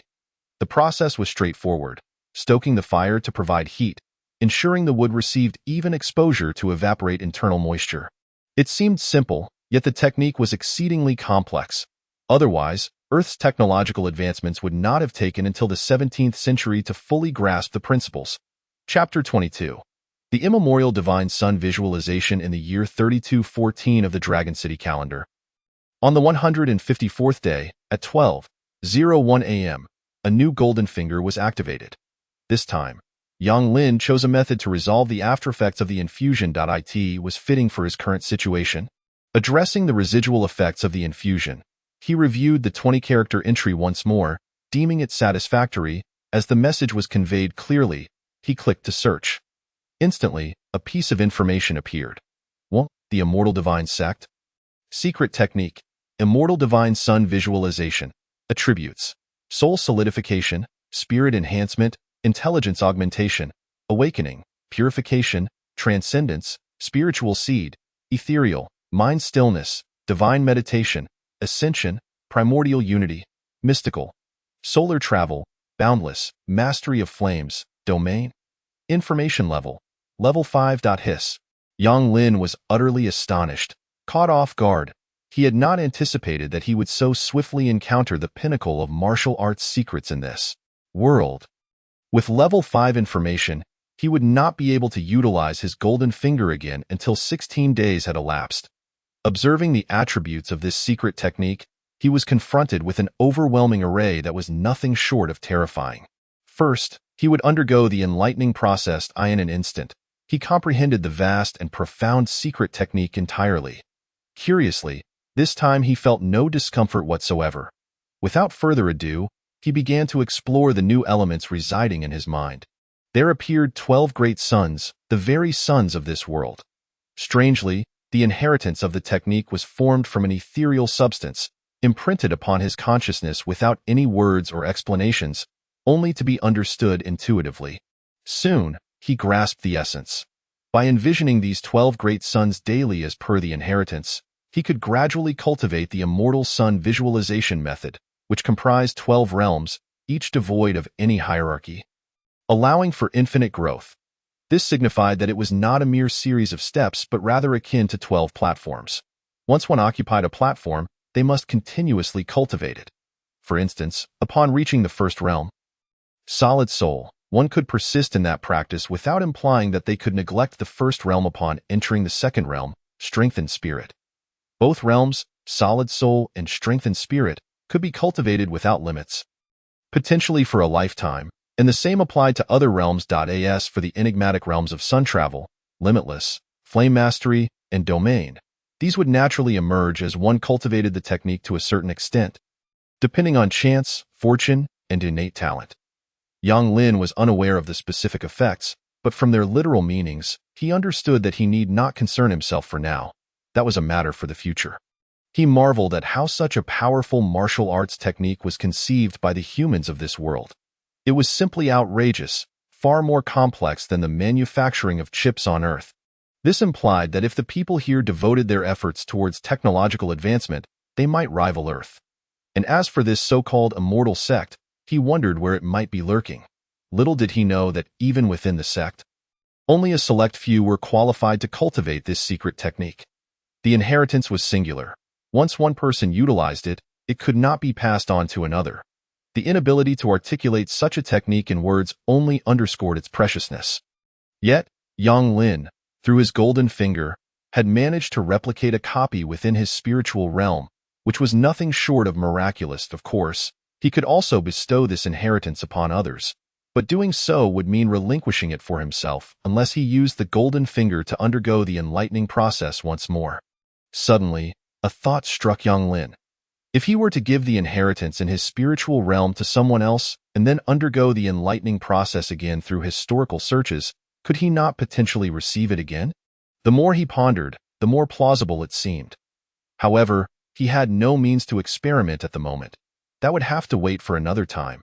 If it indeed worked, it would save him an immense amount of effort, allowing him to distribute his family's martial arts secrets as he pleased, his wife, children, each receiving a share. The most coveted secret techniques outside, typically passed down to only one person per generation, could be made available to everyone in his family. The mere thought was exhilarating. Having settled his thoughts, he realized that with such a formidable secret technique at his disposal, there was no time to waste. He would commence his cultivation immediately. However, upon further reflection, he decided it prudent to work first and then cultivate during his breaks, thereby maximizing efficiency and avoiding any wasted time. With that resolution, he gathered his belongings and led the horned horse out of the yard. Today, he would continue felling trees. Chapter 23. Elevation of status. The recent experiences seemed to have accustomed the horned horse to the routine. They first indulged in a hearty meal by the river, feasting on fish before setting off to fell trees. After each round, they would rest before continuing, thus conserving energy. Gathering the timber for transport all at once would be burdensome for the horned horse. Today, the hunting traps were once again brimming with catches. 12 compartments were neatly filled, yet no rare beasts appeared, though an array of peculiar small prey was abundant. They collected everything and returned home to keep them ready to slaughter when desired.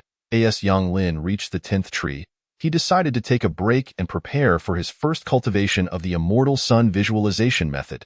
He specifically sought a shady spot near the logging site, surrounded by leaves to minimize detection, with the horned horse standing guard to deter any lurking animals or snakes. Closing his eyes, the 12 suns of his spiritual realm illuminated his mind, and the sense of inheritance and understanding surged within him. This connection was far more potent than mere words or images. Although it paled in comparison to the enlightening process provided by the golden finger, it still held a certain significance. During his first cultivation, Yang Lin entered the initial realm, solid soul. He could distinctly feel his spirit becoming more cohesive, his thoughts sharper. The fatigue he had felt from focusing on logging moments ago dissipated entirely. Surprised, he wondered if his aptitude was truly this remarkable. According to the inheritance, even the most gifted individuals required at least several days to grasp the basics of such an unparalleled secret technique. Those of average talent could expect to toil for years, perhaps even a lifetime, without success. Reflecting on this, Yang Lin speculated that it must be related to his transmigration. While his physical qualities might be questionable, his mental faculties had undoubtedly undergone a transformation. This realization brought clarity. As long as it pertained to techniques related to the soul or spirit, he could swiftly master and cultivate them.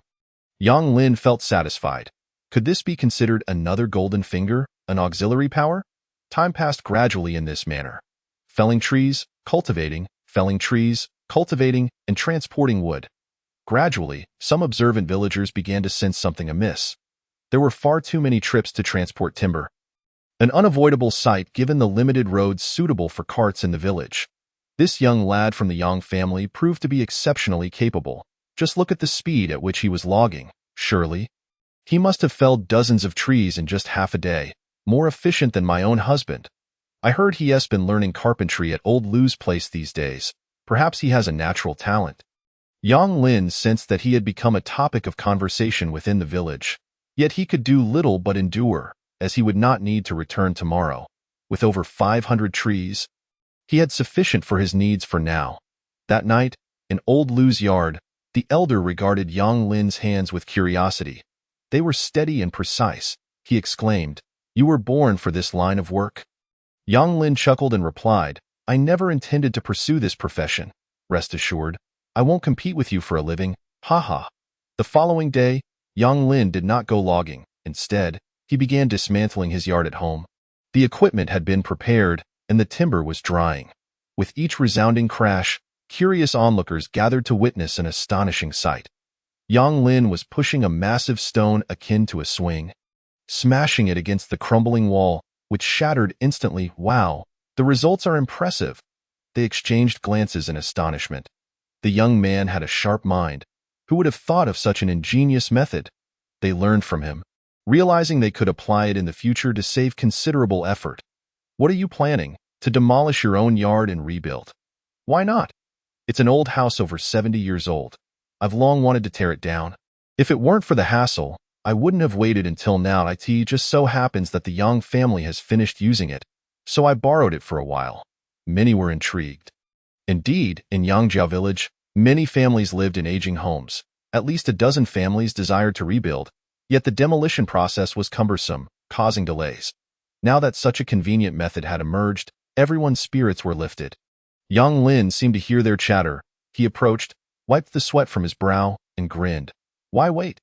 If anyone needs assistance, bring the materials over, and I'll help you build one. It's quick and ready for use right away. The crowd buzzed with excitement, praising his cleverness. Soon, they had secured commitments from 14 households, all eager to undertake renovations and rebuild. Yang Lin wholeheartedly supported this. The more families that rebuilt, the less conspicuous his own efforts would appear. He even offered design suggestions to ensure that their future homes wouldn't stand out too much. Thus, they began to engage in lively discussions, covering everything from yard layouts to house construction, from furniture placement to interior configurations.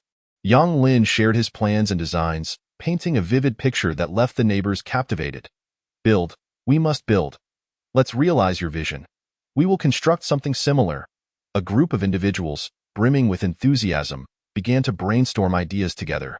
Consequently, what was once a source of trepidation for Yang Lin, his conspicuous architectural design, transformed into a well-known creation, eliciting no surprise among the masses. It seemed as though everyone felt a sense of collective ownership, believing that the design was the fruit of their collaborative efforts. As they gazed upon the design plans sprawled on the ground, a wave of excitement surged through them, with each person contributing their strokes. The original vision was swiftly altered beyond recognition. Yang Lin shook his head, conceding that, in truth, each rendition possessed its own distinctive charm, rooted in his foundational design, and none could be deemed unsightly. All right, make sure to remember your designs, he cautioned, lest we commence construction only to find they have all slipped from your minds. Indeed, this scene is bustling with a lively atmosphere that evokes deep emotions. It has been quite some time since Yangjiao village has experienced such vibrancy. It appears that the villagers still possess a strong affinity for social gatherings, merely lacking engaging topics of conversation. After nearly 2 hours of lively discourse, the crowd gradually dispersed. On this day, Yang Lin's status within the village continued to rise. The villagers suddenly recognized that this young man possesses a remarkable intellect, being both clever and capable, a true gem. His eloquence makes him quite likable, and everyone is eager to engage with him. As the throng dissipated, Yang Lin resumed his work. By the end of the day, he had completed the entire dismantling process. The next phase would be the formal construction of the house. The first step involved digging the foundation. Regardless of the type of structure being erected, a foundation is indispensable, even for wooden constructions. Moreover, Yang Lin intended to include a basement, making this step unavoidable. After careful planning, he decided to excavate to a depth of 6 meters, covering an area of 320 square meters, amounting to a volume of 2,000 cubic meters of earth.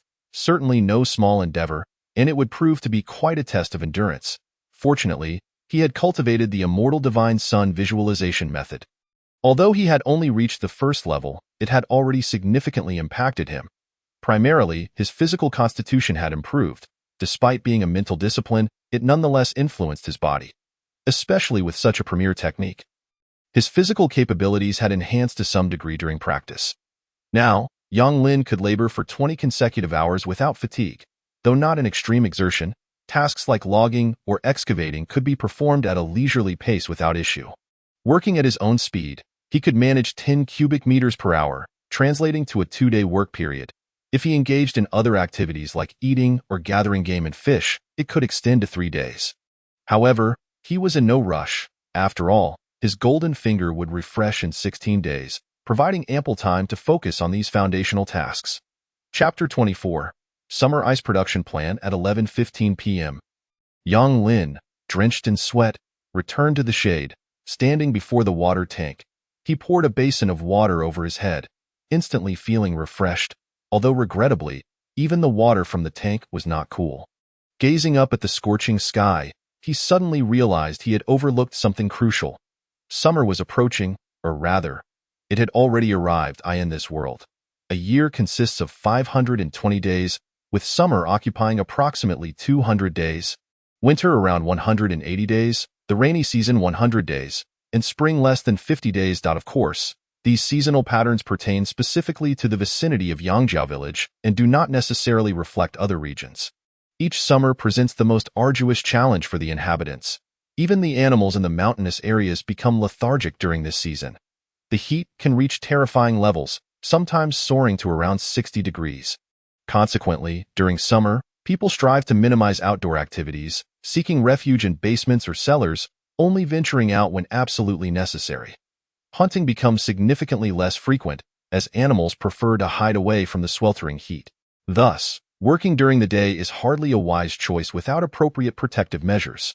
Some affluent families in the village construct ice cellars to store ice during winter, but due to high costs and labor intensity, such structures are not commonplace.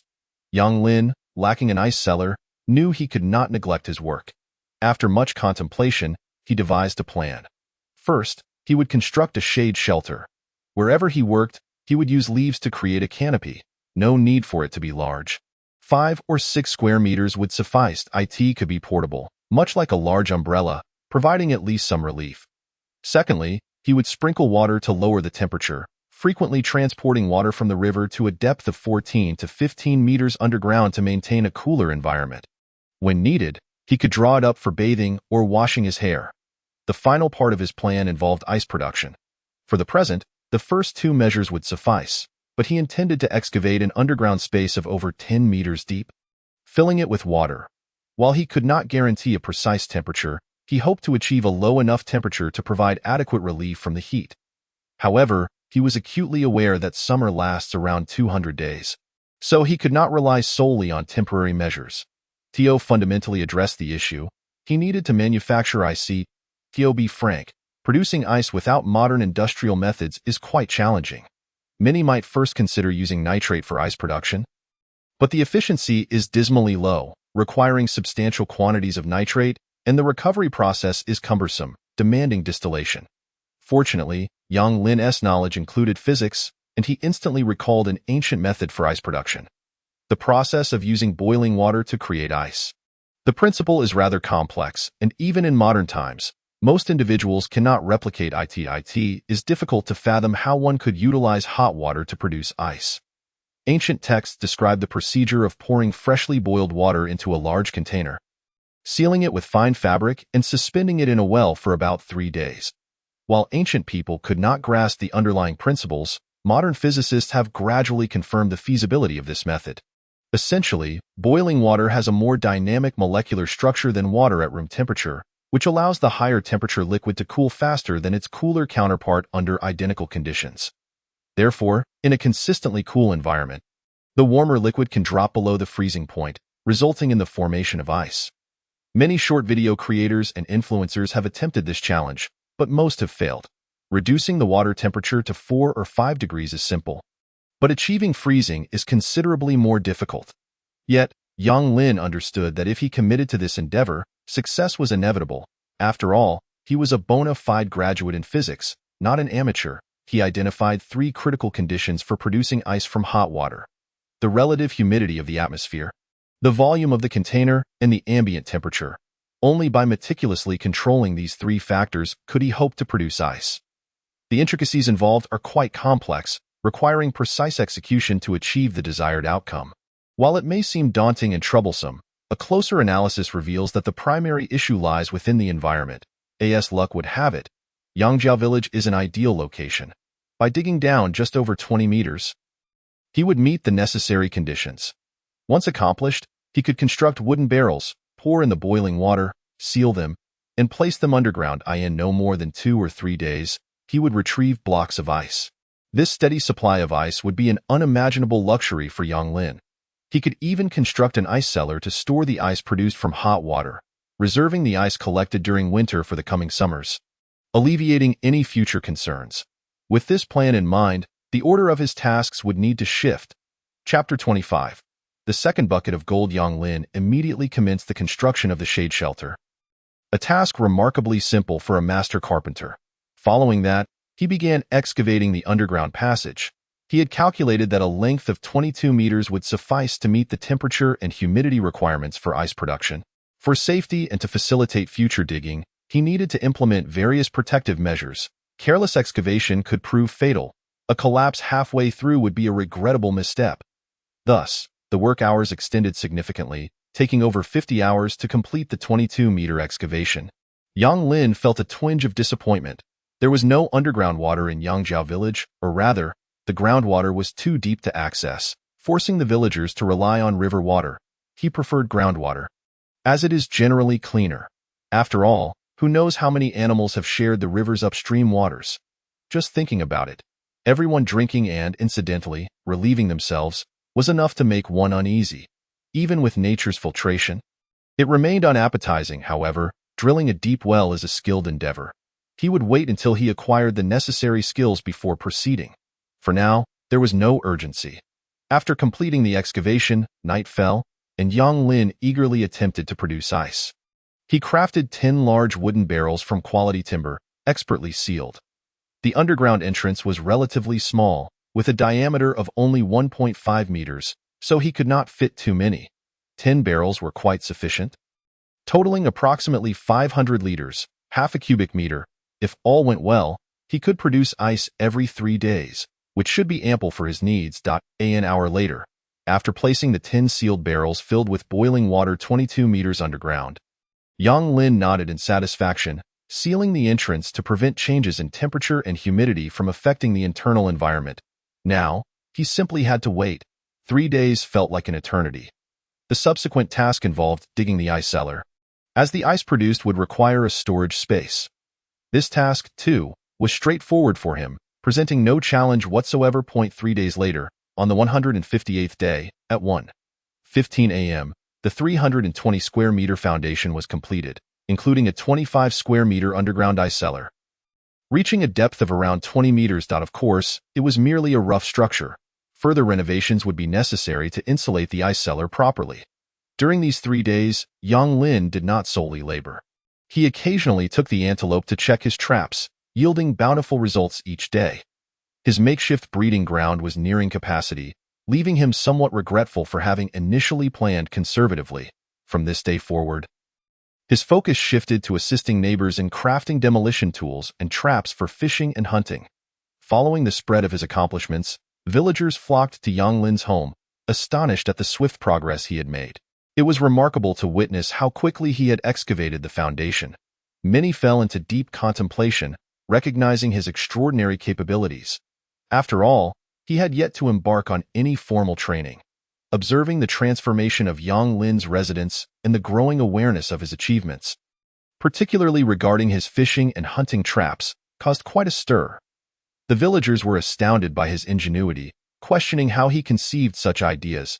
It is worth noting that despite Yangzhou village's long-standing history as a hunting community, they had never thoroughly explored the realm of small traps, as they lacked a need for smaller prey. The area surrounding Yangzhou village is a veritable treasure trove for hunters. Entering the Longyin mountain range almost guarantees a successful hunt. For humans, the meat from larger prey is the true sustenance, replenishing their energy for cultivation, while small creatures such as wild chickens, rabbits, and snakes are merely side dishes, insufficient for a hearty meal. Thus, the villagers had little motivation to dedicate attention to such endeavors. However, one cannot deny that these smaller animals could indeed provide nourishment. If caught in sufficient numbers, they could sustain a family. Moreover, many villagers became aware that Yang Lin could procure several hundred pounds of food in a single day. Incredible, a fresh perspective indeed. Those 2 traps have long been discerned by the villagers as dubious. They are simple enough to construct for anyone with hands. However, there exists a code within the village. If one wishes to utilize another's belongings, communication and consent must precede any action. This is the unspoken agreement.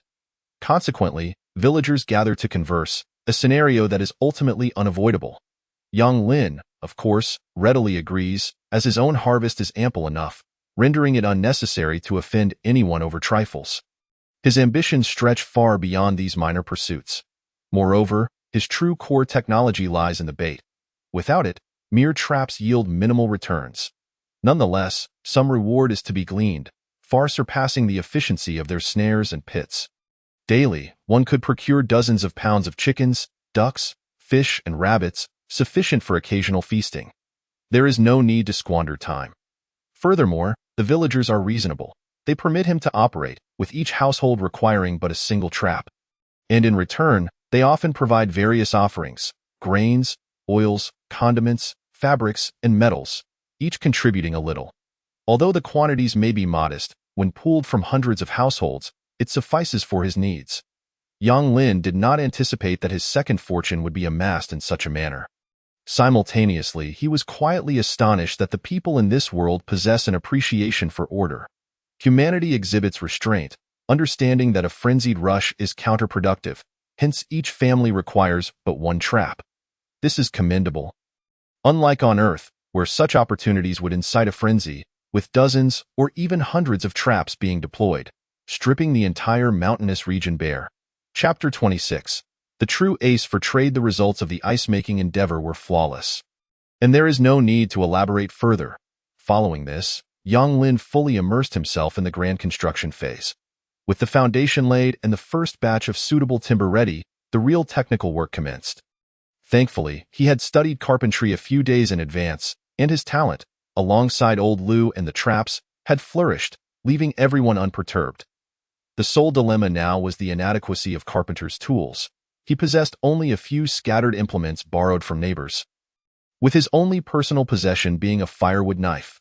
Such scant tools were insufficient to fulfill his tasks. Thus, Yang Lin set his sights on itinerant merchants. In the village, only professional carpenters would possess the necessary tools. And since they too required them, he would have to purchase what he needed.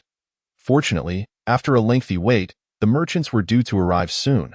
Their visits were fairly regular, occurring approximately every 10 days. Just as Yang Lin pondered this at noon, around 36 o'clock, the merchants entered the village. This news invigorated him. As a time traveler from Earth, he never imagined that purchasing goods would become a luxury. Life in the ancient world, devoid of advanced productivity and transportation, was indeed inconvenient. Yang Lin was not in a rush. He decided to delay his visit until the villagers had completed their transactions, allowing him to approach later. Many items were best acquired in solitude, as it was impractical for him to display too many valuable goods in front of a crowd. With a plan in mind, he set aside his current tasks to prepare. He first took stock of his possessions: 340 small live game, primarily wild chickens and rabbits, each weighing no more than 10 pounds, mostly around 6 or 7 pounds. Anything smaller fell into the category of microprey, hardly warranting consumption unless it was a rare delicacy.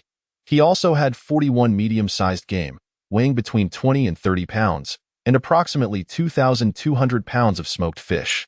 Yang Lin felt these were of little value, yet he intended to exchange them for something, as it was better than letting them languish at home. After all, he had no use for them, and waste was undesirable. Even a few pounds of salt would be beneficial. Speaking of salt, he felt a pang of frustration. It was such a simple commodity that he could produce it without difficulty. But the process was cumbersome and conspicuous. A discovery would be unfortunate in any era. Salt has always eluded the lower classes, both in production and trade, being a privilege of the elite and ruling class. Thus, he never intended to produce salt himself, at least not while in Yangjiao village. Of course, in the future, he could discreetly refine the salt he currently possessed to enhance its quality, not for any other reason than to improve his own quality of life. Yang Lin had few items available for trade. Apart from the game and smoked fish, he had little else. These two categories were indeed of minimal worth. Securing a complete set of professional carpenter's tools was out of the question. If he could acquire even 3 or 5 good iron tools, he would consider himself fortunate. The reality was stark. The merchants traveled great distances, and his offerings hardly seemed substantial. To be frank, The reason the itinerant merchants consistently visited Yangjiao village was primarily for the animal pelts and furs sourced from the Longyin mountain range. Not only were they of superior quality, but also diverse, including even rare specimens, such as the prized treasure beasts. Without such allure, why would the merchants bother to come? Thus, Yang Lin had long devised a plan. Initially, he contemplated acquiring gold to make purchases, but with his golden finger cooling down, that path was blocked, and gold mines remained elusive. Consequently, he began to consider alternative methods. 5 hours later, Yang Lin felt it was time. He stepped out of his courtyard alone. The merchant was not a solitary figure, but rather a caravan consisting of 50 sturdy horned horses. These steeds were visibly superior, each more robust than those in the village, standing taller by a significant margin. Undoubtedly, these horses had been meticulously selected and raised, with their provisions and care far exceeding what one would find in a mountain village. Thus, each cart they pulled was substantial. Yang Lin was particularly astonished by the exquisite craftsmanship of the carts, complete with bearings. He marveled at the realization that this world was not as primitive as he had initially believed.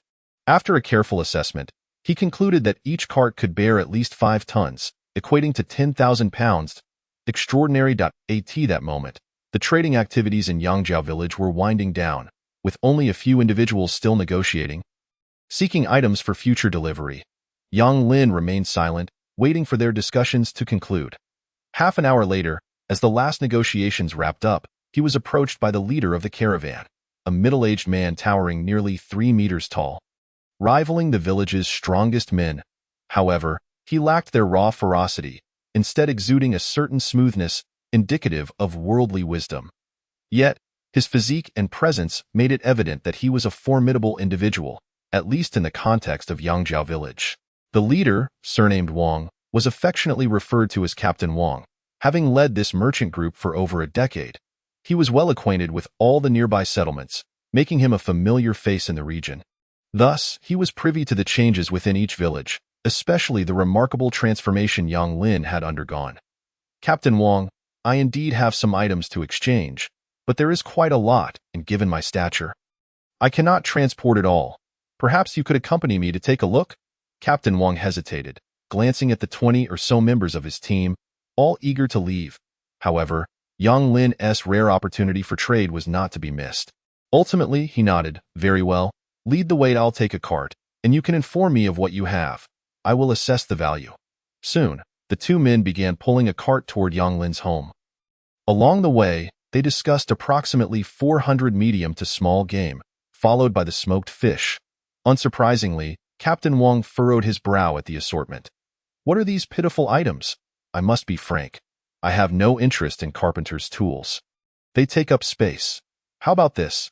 I'll take what you have to feed my team, and in exchange, I'll offer you a saw, an axe, and a chalk line.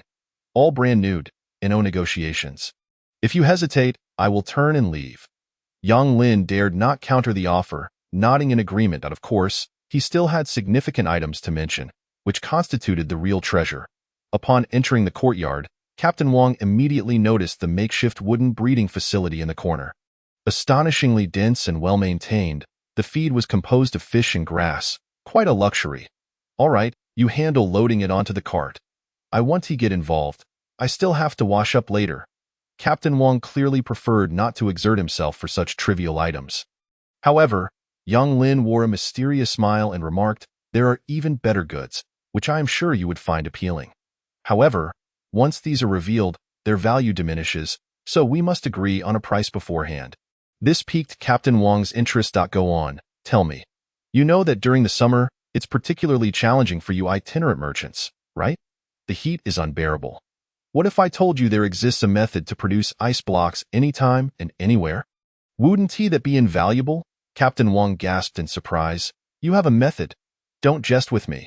If you truly possess this, I can personally guarantee you 100 taels of gold or equivalent goods. Upon hearing this, Yang Lin felt quite satisfied. One must not be greedy, for excess is difficult to manage. Furthermore, the value of an item is entirely contingent upon demand. If people deem it worthy, then it holds that value. No amount of skill can alter this. Without further ado, he turned and retrieved a wooden box from the woodshed. Once opened, it revealed an intriguing contraption divided into 3 layers. The outermost layer served as an insulation layer. The second layer functioned as the ice-making layer, and the innermost layer contained the ice itself. Indeed, this was the mobile nitrate ice-making device that Yang Lin had meticulously crafted over the course of several hours. Designed for repeated use, the middle layer was densely packed with concentrated nitrate, a substance that was plentiful in the mountain village. A casual search could yield a dozen pounds, accumulated over many years. The underlying principle need not be elaborated upon, as those who understand will grasp it. The operation is quite straightforward. One simply pours water into the innermost container, and the nitrate layer in the second tier will continually lower the temperature. However, the efficiency varies with time, somewhat rapid at a few hours, while at other times it may take over 10 hours. Once ice is produced, water can be poured in again to continue the ice-making process. The nitrate does not require frequent replacement. Yang Lin had arranged everything with meticulous care and ingenious design. The outer insulation layer facilitates a quicker ice-making process. After Yang Lin explained the situation, team leader Wang was left utterly dumbfounded. He shook his head in disbelief and gritted his teeth, stating, "You must be trying to deceive me. I cannot trust this. Go witness is to believe. If you doubt, shall we not see it for ourselves? Very well, I shall take the plunge." With that, Yang Lin poured out the ice cubes, added water, secured the lid, and set it on the ground. The two began their wait. After half an hour, someone from the convoy came to call them, but team leader Wang remained unperturbed, instructing them to wait. Today, he must ascertain the truth of this matter. Yang Lin's confidence in presenting this device stemmed from the fact that nitrate ice-making was no secret. He merely possessed a bit of creative ingenuity, essentially selling an idea. Once team leader Wang took this back, opened it up, he would certainly understand the mechanics involved. However, trading it for 100 taels of gold would still be worthwhile, as he found himself in need of such a sum. Soon enough, 3 hours passed. Team leader Wang, unable to contain his curiosity, asked, "Is it ready yet?" Yang Lin shook his head, replying, "Not quite. It should just be forming ice shavings now." "Then what are we waiting for? If there are ice shavings, it signifies success." Impatiently, he opened the container and was rendered speechless. Goodness, it truly is ice shavings. How is this possible? He racked his brain in confusion. It was neither a mystical technique nor a secret art, merely an ordinary wooden box with 3 layers. How could it produce ice? Chapter 27. Exchange for goods. Yet, regardless of the circumstances, reality was undeniable. The feat had been accomplished right before his eyes, making it impossible for any deception to exist. Moreover, Yangjiao village was transparent to him. There was no need for any underhanded tactics or conspiracies. How ludicrous. When he would be returning, team leader Wang marveled. "The world is vast and full of wonders. Today has truly opened my eyes." Yang Lin replied with a faint smile, "When you return, have someone dismantle it, and you will grasp the principle behind it. Recreated anew. In essence, I am merely selling a concept. 100 taels of gold is quite a bargain. Would you not agree?" Team leader Wang waved his hand dismissively. "Not a loss. This transaction is settled. Now, what are your plans moving forward?" "I advise against taking the gold. It is perilous. Although I shall not speak of it, one cannot guarantee that others will remain unaware. And you may find it difficult to safeguard." Naturally, Yang Lin understood this principle and began to articulate his intentions. 100 taels of gold was indeed a considerable sum, equivalent to approximately 1,300 taels of silver, and the total annual commerce of a mountain village might not even reach that amount. Therefore, even if he wished to spend it, he might find it challenging to do so. Leaving him in a quandary, he had contemplated these matters beforehand, thus formulating a plan. However, the amount of 100 taels was somewhat unexpected. His intention was to convert it all into goods and tools. 1. A complete set of professional carpentry tools, blacksmith tools, culinary implements, sewing tools, and medical instruments, encompassing a variety of essential tools across numerous fields of life. 2. Supplies such as oil, salt, sauce, vinegar, and vegetables, in substantial quantities. 3. Knowledge resources, including a full suite of foundational literacy books, historical texts, novels, paper, writing instruments, and all the necessary scholarly supplies. 4.1 Saddle horse, 6 hunting dogs, and 2 trained falcons.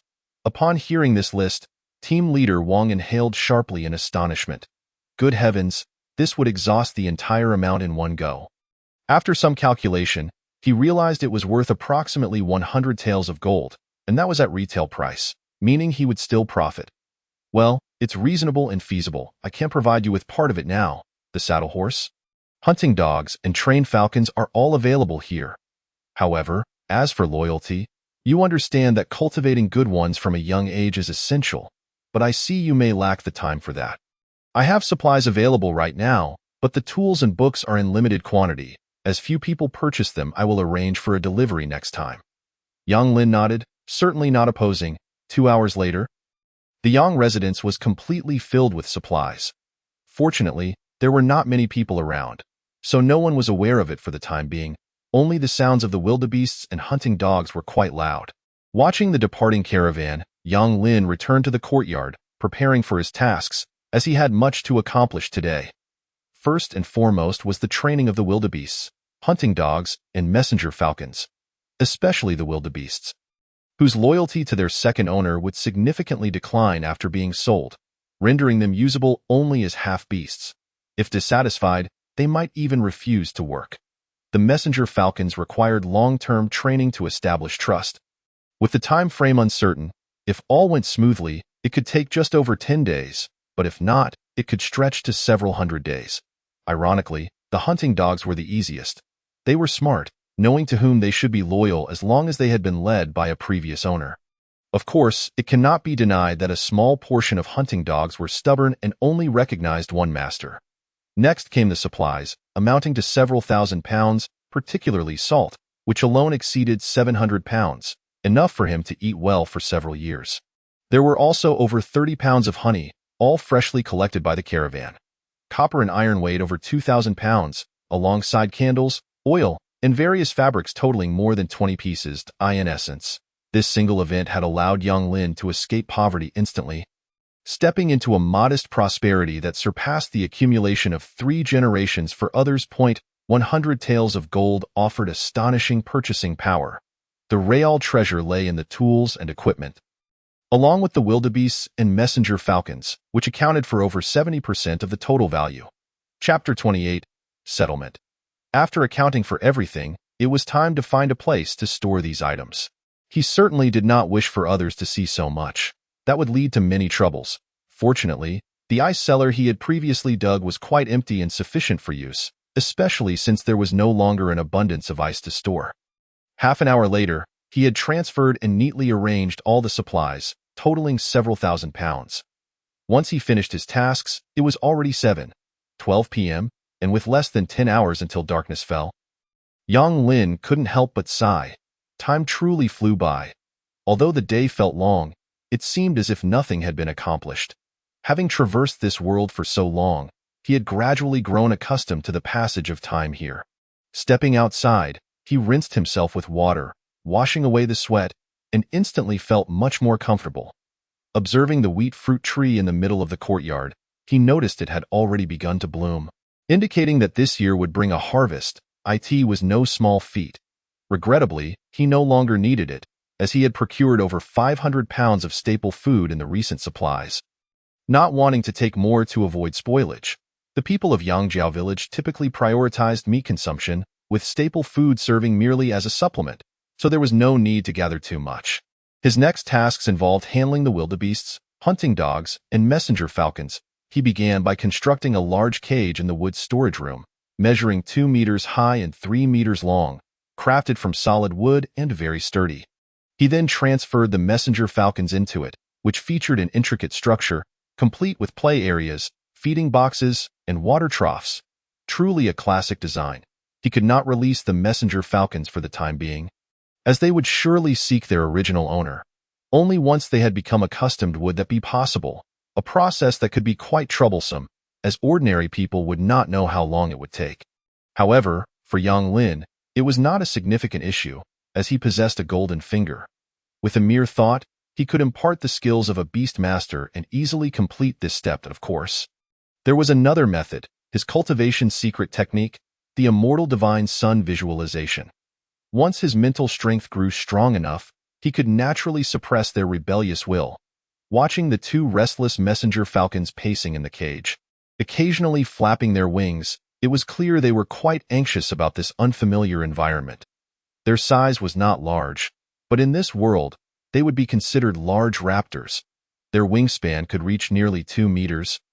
Thus the two of them could only feel cramped within the cage. Yang Lin took out a fresh fish, lively and wriggling, and tossed it inside. To his surprise, they were quite cautious, displaying a notable intelligence as they scrutinized Yang Lin with their small eyes, seemingly suspecting that he harbored ill intentions. Seeing this, Yang Lin smiled and stood up to leave, allowing them some time to adapt to their environment. There was no need to rush, as he wouldn't need them in the short term. Outside, the wildebeests and hunting dogs were anxiously tethered in a corner. Yang Lin resecured their bindings to prevent any escape, providing a bit of food and water. He believed that in just a few days, they would adapt to their surroundings. Whether they would obey was uncertain, and their loyalty was also hard to predict, but at the very least, they would not run away. Only then did Yang Lin feel that he had settled everything. Next came the daily routine: gathering aquatic produce by the river, hunting in the woods, and upon returning, the breeding grounds resumed their lively atmosphere, filled with chatter. Yang Lin found it strangely comforting. After having a bite to eat, he went to Uncle Lu's house to continue learning carpentry, a step he could not afford to overlook, for how else could he explain his skills? Chapter 29. Planning and Construction of the Courtyard. In the blink of an eye, 5 days had passed. Yang Lin's courtyard began to take shape, drawing the attention of many villagers. There was no way to hide it, as it was right before their eyes. Fortunately, he hadn't intended to conceal anything. The wooden house, spanning 320 square meters, was designed with 2 bedrooms, 3 living areas, 3 bathrooms, 2 kitchens, and 4 additional rooms. A detailed description. The 2 bedrooms included a master bedroom with an ensuite bathroom, totaling 70 square meters, and a secondary bedroom with an ensuite bathroom, totaling 60 square meters. There was no doubt that the master bedroom would be Yang Lin's future residence, while the secondary bedroom could serve as a guest room or children's room, accommodating future offspring. The 3 living areas were interconnected, comprising a living room, dining room, and tea room, totaling 120 square meters, flowing from east to west, well ventilated, with an open-plan large balcony. The balcony was paved with large stones and furnished with sunshades, serving as a standard relaxation area. The 2 kitchens included one open and one closed, facilitating various cooking methods. For instance, barbecues could be conducted in the open kitchen, allowing for smoke to escape, altogether occupying 20 square meters, with the open kitchen not taking up space inside the house. The remaining 4 rooms were approximately 10 square meters each, including a food storage room, a small study, a treasure room, and a utility room. In truth, the valuable items would be stored underground.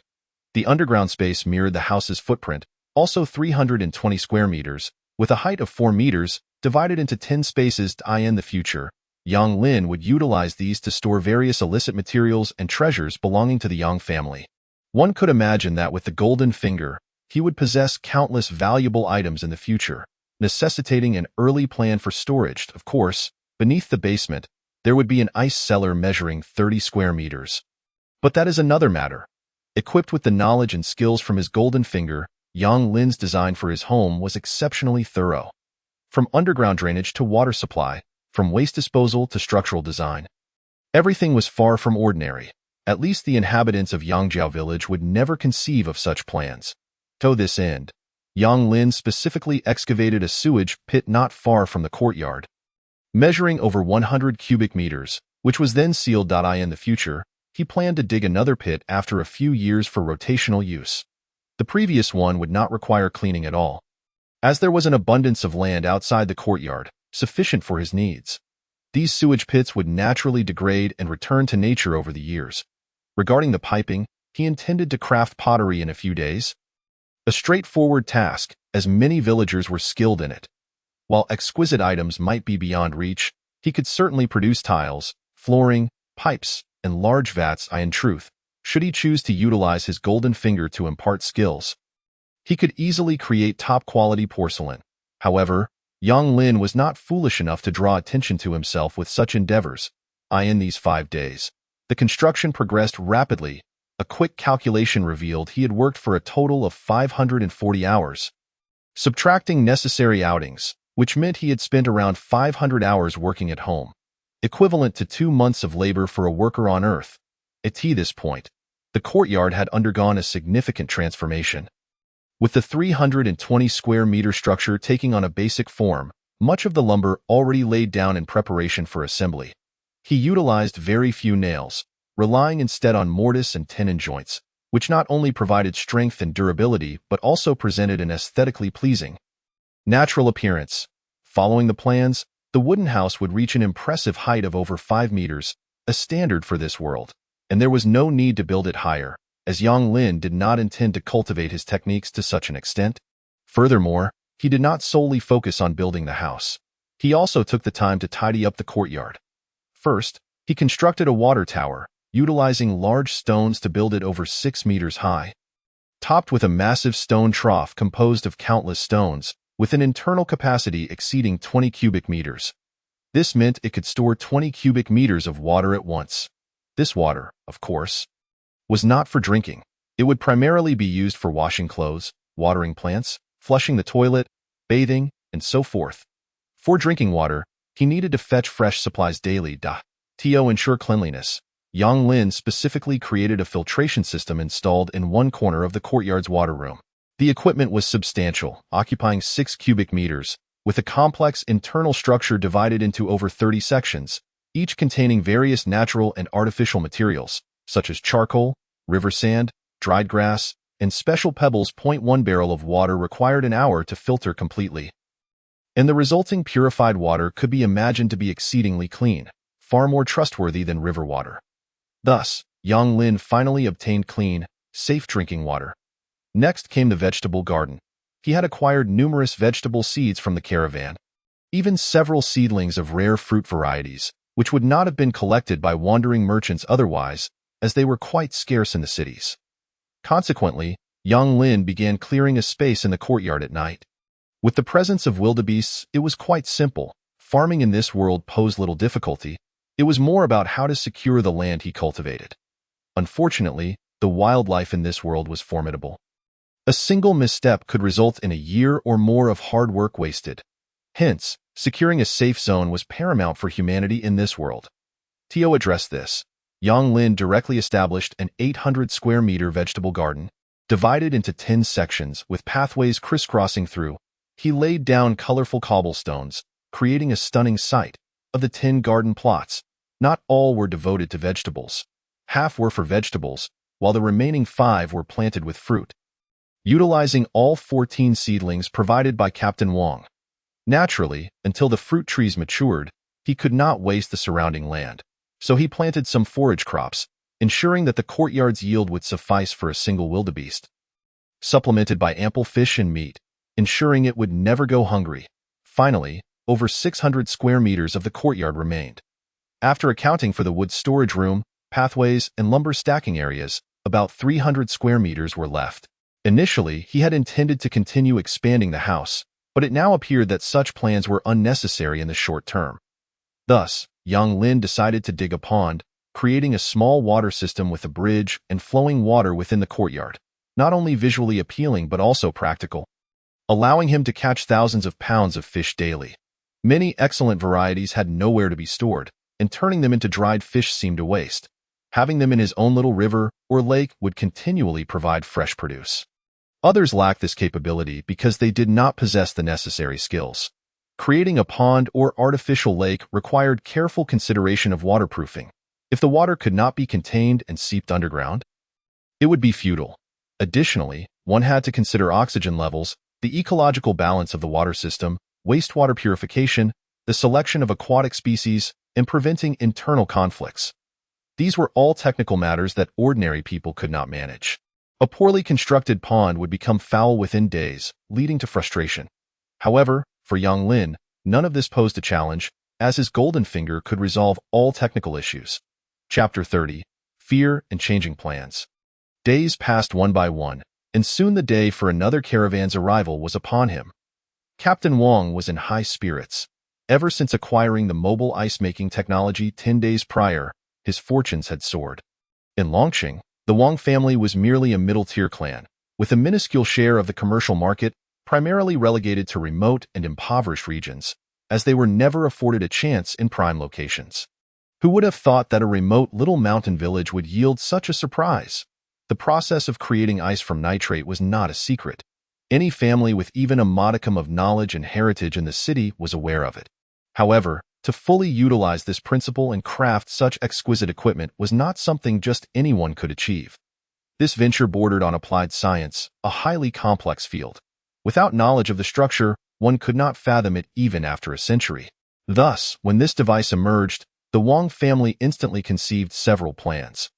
This summer would undoubtedly lay the foundation for the Wang family's rise. Of course, the prerequisite was to silence the inventor, Bobby Frank. The people of this world were quite savage. Yang Lin's understanding was still lacking, as he had naively assumed that such an invention would not pose a life-threatening risk. Yet, the reality was that he indeed faced some threats. Had it not been for Captain Wang's good advice, coupled with the fact that Yangjiao village was a hunter village with considerable strength, the Wang family would have preferred to avoid any disgraceful incidents. Otherwise, Yang Lin might have been captured and imprisoned for a time. Such was the unreasonable nature of things. During his time in this world, Yang Lin had believed he was living comfortably and safely. Yet it was merely an illusion. He thought he had adapted to this perilous environment. In truth, he was merely overconfident. Genuine danger was only just beginning to manifest. Xiao Lin, you understand the gravity of this matter. I am not trying to frighten you. If news were to leak from you, you know the consequences. Yangjiao village would not be able to protect you, so do not stir up trouble. Just live your life well in the mountain village. Team leader Wang, being kind-hearted, frequents this place every 10 days, thus becoming quite familiar with it. Yang Lin remained silent, merely nodding his head without uttering a single word. He mechanically transported his belongings back to the courtyard, arranging them meticulously. After the handover was complete, as team leader Wang was about to depart, he seemed to recall something and turned back to retrieve a bow from the vehicle, presenting it to Yang Lin. This is for you. Do not worry. In this world, it is what it is. We, the lower class, must accept our fate without complaint. Once you venture out, you will realize that the Wang family has shown considerable kindness. Yang Lin accepted the bow, running his fingers along its finely crafted surface, an exquisite piece far beyond what could be produced in Yangjiao village. The craftsmanship rivaled that of Earth's finest artisans. It became evident that the pinnacle of technology in this world was not subpar. Rather, it lacked an industrial and scientific framework, hindering the development of a technologically advanced civilization. Yet, one could not dismiss the vastness of this world. Filled with wonders, who could say which hidden corner might house a technologically advanced civilization or nation? After all, this world is immense, truly immense. Watching the departing caravan, Yang Lin returned to his home, closed the door, and leaned slowly against the wall, his heart heavy with unease. He had never faced such a threat before, neither in his past life on Earth, nor in this world he had traversed, which he had once regarded as a mere virtual task scene. However, today, at that very moment, Yang Lin suddenly realized the grim possibility of being treated like a beast of burden, imprisoned. Had it not been for his fortunate connection with team leader Wang, who had interceded on his behalf, he could very well have found himself at the mercy of the Wang family of Longqing. Their intention might merely be to monopolize technological information temporarily or to prevent any premature leaks that could thwart the Wang family's rise this summer. After all, the technology was not overly complex. Once dismantled, everything would become clear. IT was a straightforward transaction, yet for them to thrive, they needed to maintain secrecy for a brief period, allowing ample time for preparation. The cost of this secrecy? Simply to ensure a 12-year-old boy from a mountain village remained mute. Was that truly a difficult task? Was there any need for hesitation? There is no need for that. It incurs virtually no cost. While it may not lead to dire consequences, confining you for a few days poses no burden whatsoever, especially considering you are an orphan. The village of Yangjiao would never oppose the Wang family for this trivial matter. And the advantage held by the traveling merchants is all too apparent. Yang Lin pressed his hand against his heart, which continued to thump wildly. In that moment, he was engulfed by fear and trepidation. He was merely an ordinary individual, having not even completed his college education on Earth, possessing only a rudimentary grasp of programming, having sold insurance, and worked in telemarketing.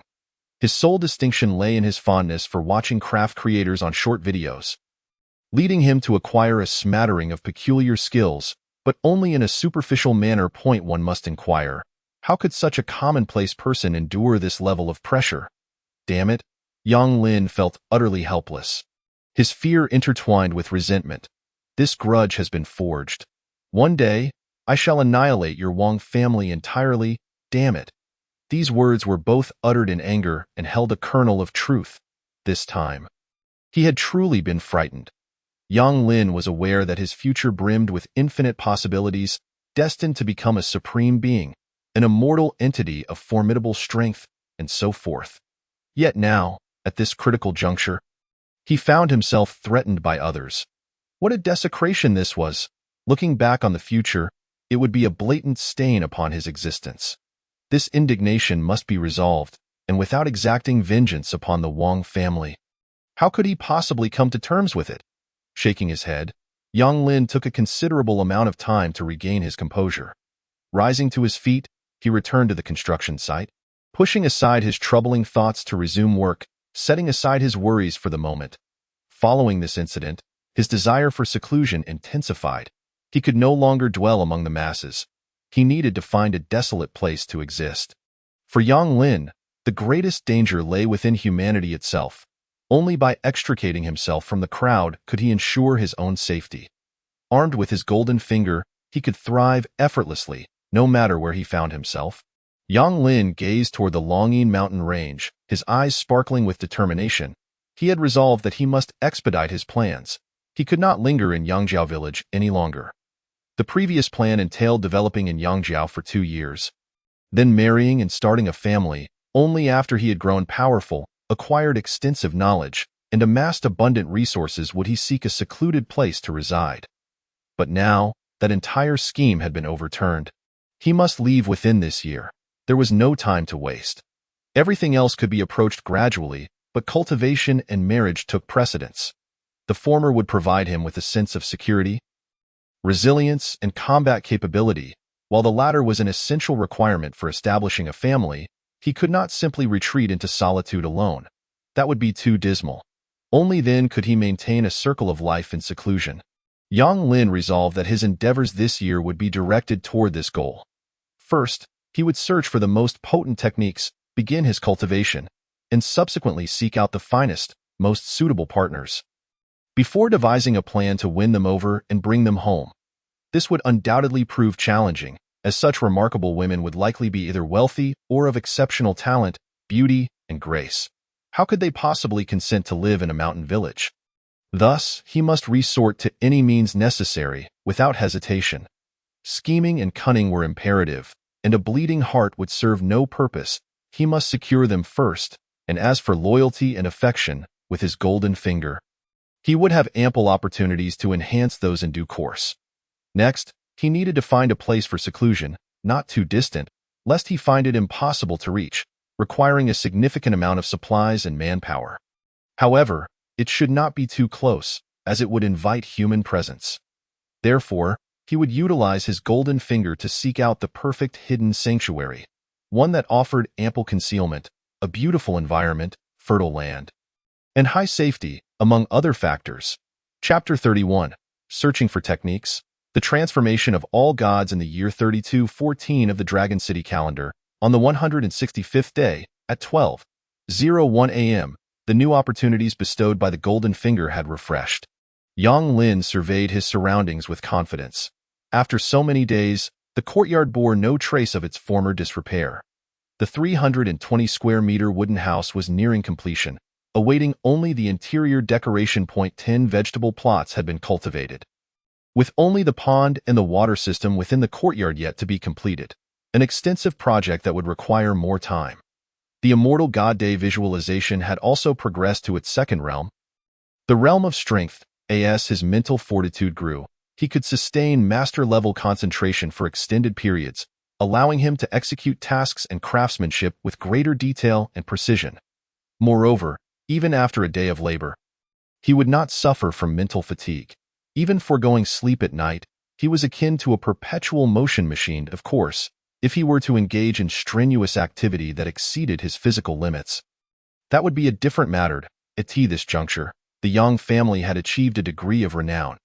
Each day, a throng of visitors flocked to the courtyard in Yangzhou village, eager to witness firsthand how this miraculous home had been constructed.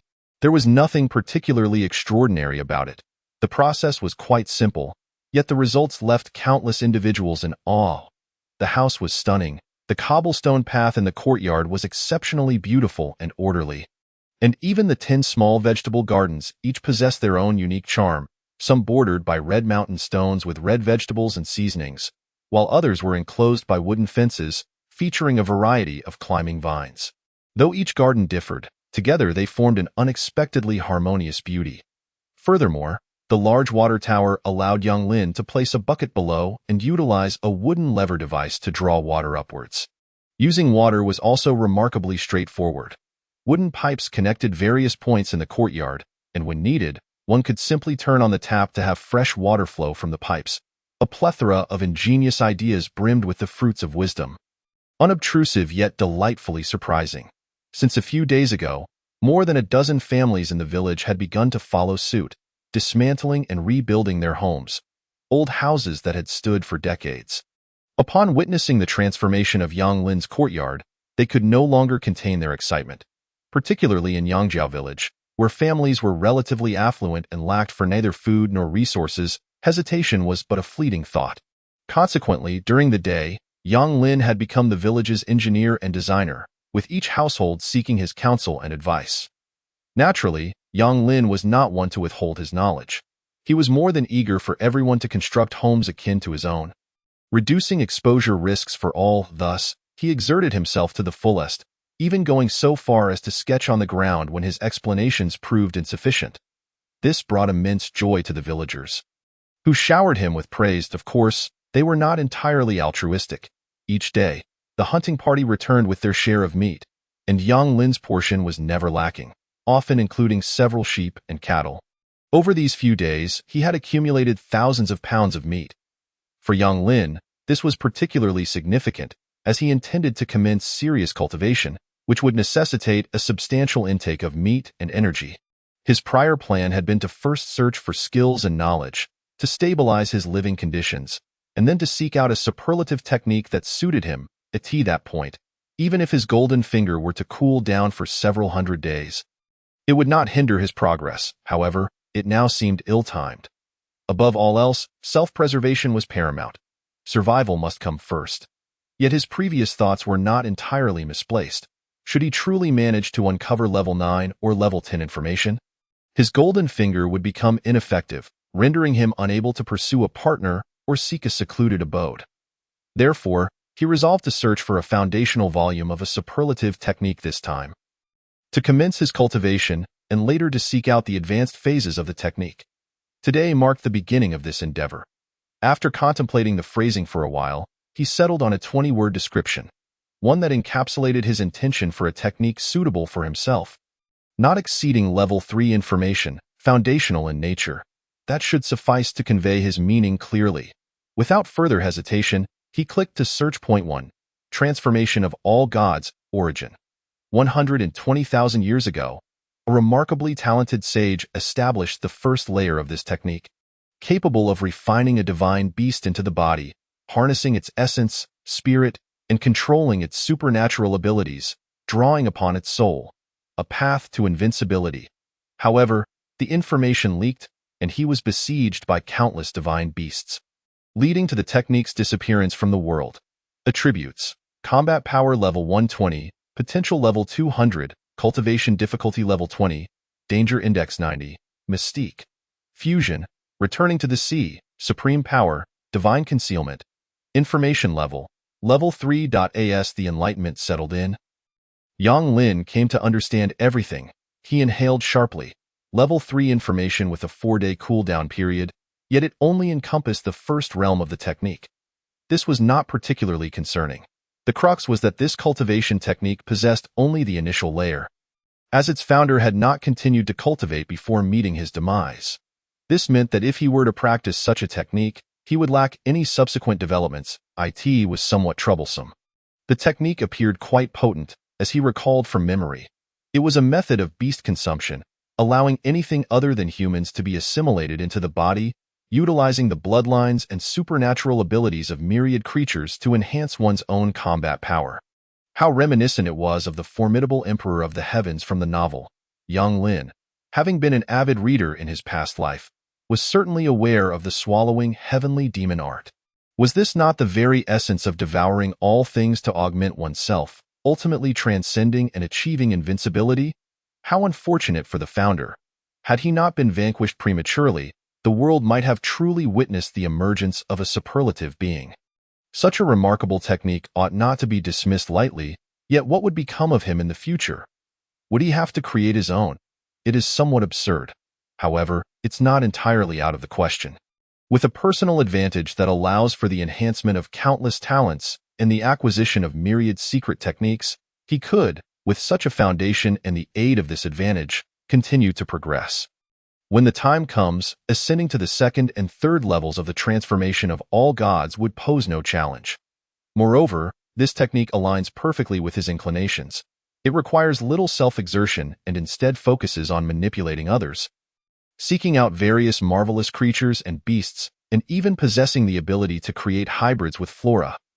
Thus, many extraordinary plants with unique capabilities would fall under his dominion. With this advantage, even in the absence of divine beasts, he could cultivate his own, ensuring a self-sustaining cycle. Perfect. Chapter 32. The four great secret techniques of the transformation of all gods. Rebuilding the village with the cultivation of his techniques firmly underway, Yang Lin felt a deep sense of reassurance. This world undoubtedly harbors innumerable secret techniques and bizarre cultivation systems, but for him, two suffice. One for the immortal visualization of the divine sun, which cultivates the spirit and soul, and the other, the transformation of all gods, which focuses on bodily powers. One cannot overreach. There is no need to squander excessive time and energy, and of course, this is merely a short-term strategy. In the future, he will undoubtedly explore more cultivation systems to address his shortcomings. First, let us discuss the cultivation process of the transformation of all gods. Presently, he is but a mere ant, a weak existence, and thus cannot genuinely seek a divine beast. Even if he were to locate one with his advantage, it would be tantamount to courting death. He would be crushed by the aura emanating from such a creature before even laying eyes upon it. Hence, he must start from the foundations. What constitutes the foundation of cultivation? It entails a detailed introduction to the several secret techniques inherent to the transformation of all gods, the seal of all gods, the summoning of all gods, the flame of all gods, and the transformation of all gods itself. This superlative technique derives its name from one of these secret arts. Armed with these four techniques, one can achieve comprehensive absorption of a beast, beginning with the seal of all gods to establish control, followed by the summoning to create a bond, and thereafter utilizing the flame of all gods to fuse, ultimately attaining complete mastery and becoming a fraction of the power of the transformation of all gods. Yang Lin intends to choose his first target for absorption with great care. He cannot afford to act recklessly. This is akin to laying a foundation. If the base is weak, it would hinder future development. It is essential to understand that each beast absorbed carries innate talents that will grow alongside him. Thus, if his first talent is feeble, it would be an exceedingly wasteful and self-destructive endeavor. For instance, should he absorb a tiger, he might acquire a talent for mental intimidation akin to the majestic aura of a tiger, which, if nurtured to maturity, could potentially compel foes to kneel in submission merely through sheer presence. Conversely, absorbing a sheep would yield a talent that is simply laughable. Naturally, what suits him best is paramount. Decisions must not be made lightly, nor should one be overly impressed with mere power. Yang Lin's foremost thought is longevity. He desires a talent for extended life, akin to the tortoise or other long-lived creatures. Absorbing such a being would grant him a lifespan commencing at 1,000 years. Alternatively, talents from creatures like giant pythons, which possess formidable absorption abilities, would also expedite his cultivation of the transformation of all gods. Yet, there is no need to rush. He shall wait until 4 days have passed and his advantage is fully operational. Yang Lin places his utmost faith in this advantage. The diversity of flora and fauna in this world is unfathomable, far surpassing that of Earth. Just considering the millions, even tens of millions of species on Earth, one can only imagine the plethora of life here. Thus, relying solely on his own thoughts would not yield perfection. It is far more efficient to let his advantage conduct the search and provide a direct answer. This approach is undoubtedly the most convenient and effective. Having made up his mind, Yang Lin ceases to overthink and resumes his labor. Observing the 12 suns rise as a new day unfolds, he works diligently, constructing houses, crafting furniture, and organizing timber. Occasionally, neighbors from the village come to discuss construction details, sharing resources and offering support when needed. Surprisingly, he has benefited greatly. He initially believed that the over 500 trees he had felled would suffice, only to discover that they were far from enough. While the external construction is nearing completion, the interior decoration proves to be an insatiable beast in terms of timber consumption. Take flooring as an example. It is a significant concern, as are the furnishings, beds, cabinets, display cases, and so forth. While each individual item may seem trivial, collectively, they can be overwhelming. Fortunately, villagers in this world habitually cut and store timber, with some households amassing up to 1,000 or even 1,800 trees, while others possess a modest 100 or 80. It is evident that as a fundamental raw material for construction in the mountainous village, timber is always in stock. Repairs for furniture, yard renovations, and even preparations for burial needs require timber. One must always have quality wood ready for a coffin. This is rural life, which mirrors the reality of villages on Earth. Moreover, the inhabitants of this world truly have ample leisure time, their lifespans indirectly extended. With days lasting 108 hours, those with a modicum of free time can engage in labor. And over the years, this becomes the norm. Consequently, Yang Lin finds himself in a comfortable position. Neighbors frequently bring him timber as a gesture of goodwill. In just a few days, he has accumulated over 100 large trees, many surpassing his own in size, including over a dozen with diameters of 2 meters. And this is merely the beginning. As the residents of Yangjiao village increasingly participate in this reconstruction movement, the supply will only grow. Competition is ubiquitous. Witnessing the fervent construction of Yang Lin's new home, how could anyone remain indifferent? Without comparison, there would be little motivation. After all, even if one were to complete a project, it would not be particularly noteworthy, yet Yang Lin's home stands apart. It is genuinely magnificent. In comparison, their own humble abodes seem utterly inadequate. What was once a source of pride, a brick and tile house, has now transformed into a mere eyesore. His residence resembles an exquisite palace, while theirs is a rudimentary thatched cottage.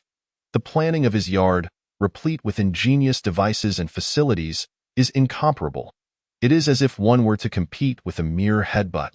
Furthermore, such splendid yards are not unique to Yang Lin. They exist in abundance, offering everyone a chance to partake. Who could resist? Materials, particularly timber, pose no challenge. As for skills, does one truly need expert craftsmanship? The village is not devoid of carpenters. Everyone possesses at least some woodworking skills. And as for design, Yang Lin is more than willing to assist, providing guidance and detailed explanations to anyone who inquires. With all obstacles eliminated, what is there to hesitate about? Isn't it merely a matter of expending some labor? It's worth it. Engaging in work is trivial. Who wouldn't want to reside in such a beautiful courtyard? Moreover, Yang Lin has indicated that he finds it bothersome. He could easily incorporate massive stones and bricks to enhance stability, allowing for structures that could endure for decades or even centuries. With this consideration, the final doubt dissipates in no time. Aside from Yang Lin's household, the remaining 268 families in the village began to ponder similar endeavors. Even Lu the carpenter has entertained such thoughts. Uncle he visits daily to discuss the construction of the new courtyard with Yang Lin. Yang Lin envisions a future where he will never lack for timber or meat, as the villagers' gifts will fill his stores. Indeed, regardless of the era, wealth derived from sheer physical labor is a strategy of last resort. Only through the application of wisdom and knowledge can one truly prosper. Of course, if one lacks intellect, relying on physical labor remains an option. Chapter 33. Farewell to Earth in the ensuing 4 days. Yang Lin diligently focuses on construction at home. In truth, he would not mind taking a break to indulge in other pursuits, to eat, drink, and revel in leisure. However, he must suppress such desires, adhering to the persona he has cultivated. At times, he descends to the basement at night, gazing at the books on the shelves, the scholarly implements, musical instruments, and art supplies, feeling a pang of longing. As a modern individual from Earth, even one deemed inept would have been immersed in the waves of entertainment culture. How could he not appreciate music, comics, dance, film, and other forms of entertainment? Even if he lacks the skills, it does not preclude him from dabbling. A mere infusion of knowledge could elevate him to a masterful level in an instant. Imagining himself playing the guqin while serenely reclining in a bamboo grove, sipping tea and listening to the rain, fills him with a sense of tranquility. Yet, he cannot indulge. Yang Lin is merely a youth from a mountain village, uneducated in the written word or the arts of etiquette, ignorant of music, chess, calligraphy, painting, and the historical texts. What right does he have to play an instrument or create art? Such actions would invite calamity. For even the villagers would condemn him. Thus, he must suppress his yearnings, endure, and allow labor to numb his senses. For an extended period, he must embody the archetype of a simple farmer, where daily toil, farming, animal husbandry, carpentry, and hunting constitutes the norm. Yet, a frustration simmers within him. Having been a cog in the wheel of society in his previous life, how could he find satisfaction in labor? Let us be honest, does not the enjoyment of life, filled with food, drink, and leisure, sound far more appealing? He was not one to revel in suffering at that moment. He increasingly felt that the mountain village was a hindrance and that human society was a constraint upon him. Only by liberating himself from these confines could he experience boundless freedom, uninterrupted by others, unimpeded in his desires, able to pursue whatever he wished. Especially in this alternate world, where moral pressures dissipated, slavery existed, and polygamy was commonplace, it felt as if he were a dragon plunging into the ocean. 4 days later, his golden opportunity arrived. With a sudden influx of culinary skills, he could no longer settle for mediocrity. The haphazard meals he had been consuming were unacceptable.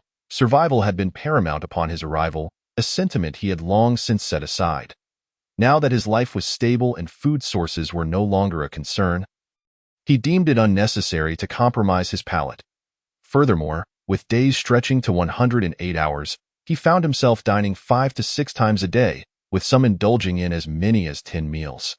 Such frequency demanded exceptional culinary prowess. Otherwise, it would be an unimaginable torment. He yearned for the sumptuous feasts of his former life. Roast duck, hot pot, barbecued treats, stir-fried dishes, and hearty soups, encompassing the 8 major Chinese cuisines, among others. Thus, mastering the culinary arts became imperative, to acquire it early, to relish it soon. Upon receiving this newfound knowledge, Yang Lin was overwhelmed with a sense of fulfillment, far surpassing the comfort of discovering secret techniques. It was evident that he was not inherently a person destined for grand endeavors, but rather someone who perpetually thought of indulgence and merriment. Having cultivated spiritual techniques, he found that this sudden influx of culinary skills inflicted little harm or disruption upon him. Gazing at his abilities, he felt a swell of satisfaction. He was now akin to a master chef from Earth, one who had lived into the 21st century, hailing from a family steeped in culinary expertise that bridged both Eastern and Western traditions. Not only was he adept in the major cuisines of China and various regional delicacies, but he also excelled in renowned international dishes, desserts, seafood, and pastries. In that moment, Yang Lin experienced unprecedented contentment, beholding the vivid images in his mind. At that instant, he felt truly human. Previously, he had been but a tool, a mere player in a game.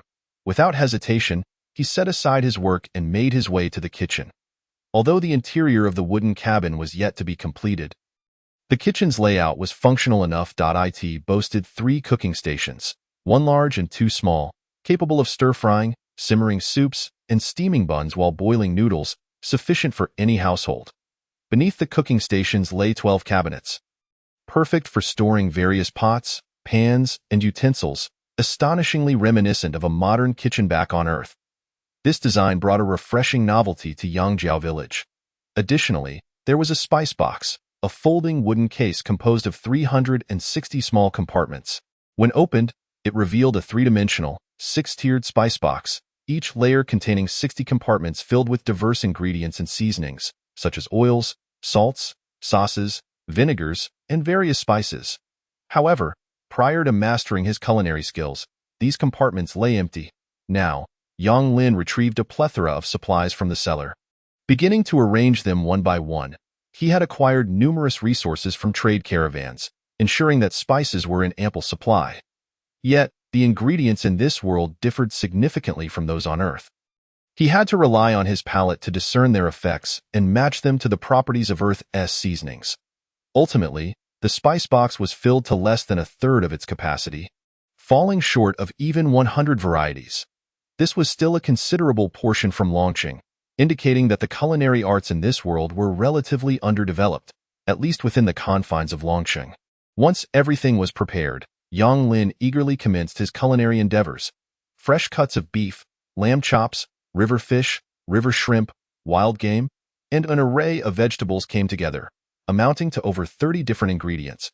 To be honest, he had not anticipated such a wealth of provisions at his disposal.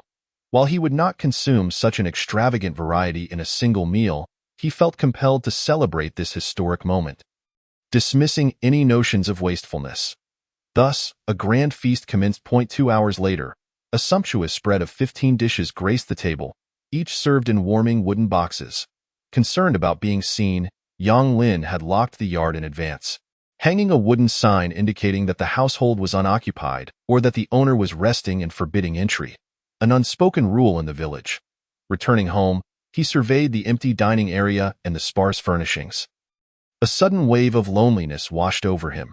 Just then, the sky darkened with clouds, and a fine drizzle began to fall, marking a refreshing change after many days of summer heat as a cool breeze swept in, providing him with much-needed relief. Setting aside his fleeting unease, he resumed his meal, each bite evoking nostalgia. Though Earth had its share of imperfections, he could not dispute its diversity of life. At that moment, he found himself even reminiscing about the evening news, where each word and every phrase spoken by the anchor felt like a cherished memory. Unbeknownst to him, tears began to flow. During his initial days in this realm, he had been carefree, dreaming of invincibility, eternal life, and conquering the world. Yet, after living for some time, he realized that such aspirations were mere fleeting passions, akin to playing a video game, devoid of reality, all illusory. The true world, however, was one of daily existence, of rice, oil, salt, housing, and furniture. Wiping away his tears, he self-deprecatingly mused, "How absurd! I'm already longing for the mundane, while countless souls on earth wish to escape, for reasons unknown." Halfway through his meal, Yang Lin lost his appetite. Even with masterful culinary skills, every dish exquisite in flavor and presentation, he found himself disinterested. Whether it was mere whimsy or a poignant reflection, he longed to lie alone. Quietly reminiscing, he moved to the eaves, dragging over a chair to sit, observing the flora in the yard, listening to the rhythmic patter of rain, and lazily closing his eyes. The earthy fragrance enveloped him. Memories of his first love in high school flooded back, the rain soaking a corner of his garment, yet he paid it no mind. The flowers and trees in the yard appeared especially vibrant in the rain, and his thoughts drifted far away. He recalled his past, the events that had transpired, all becoming vividly clear in that moment.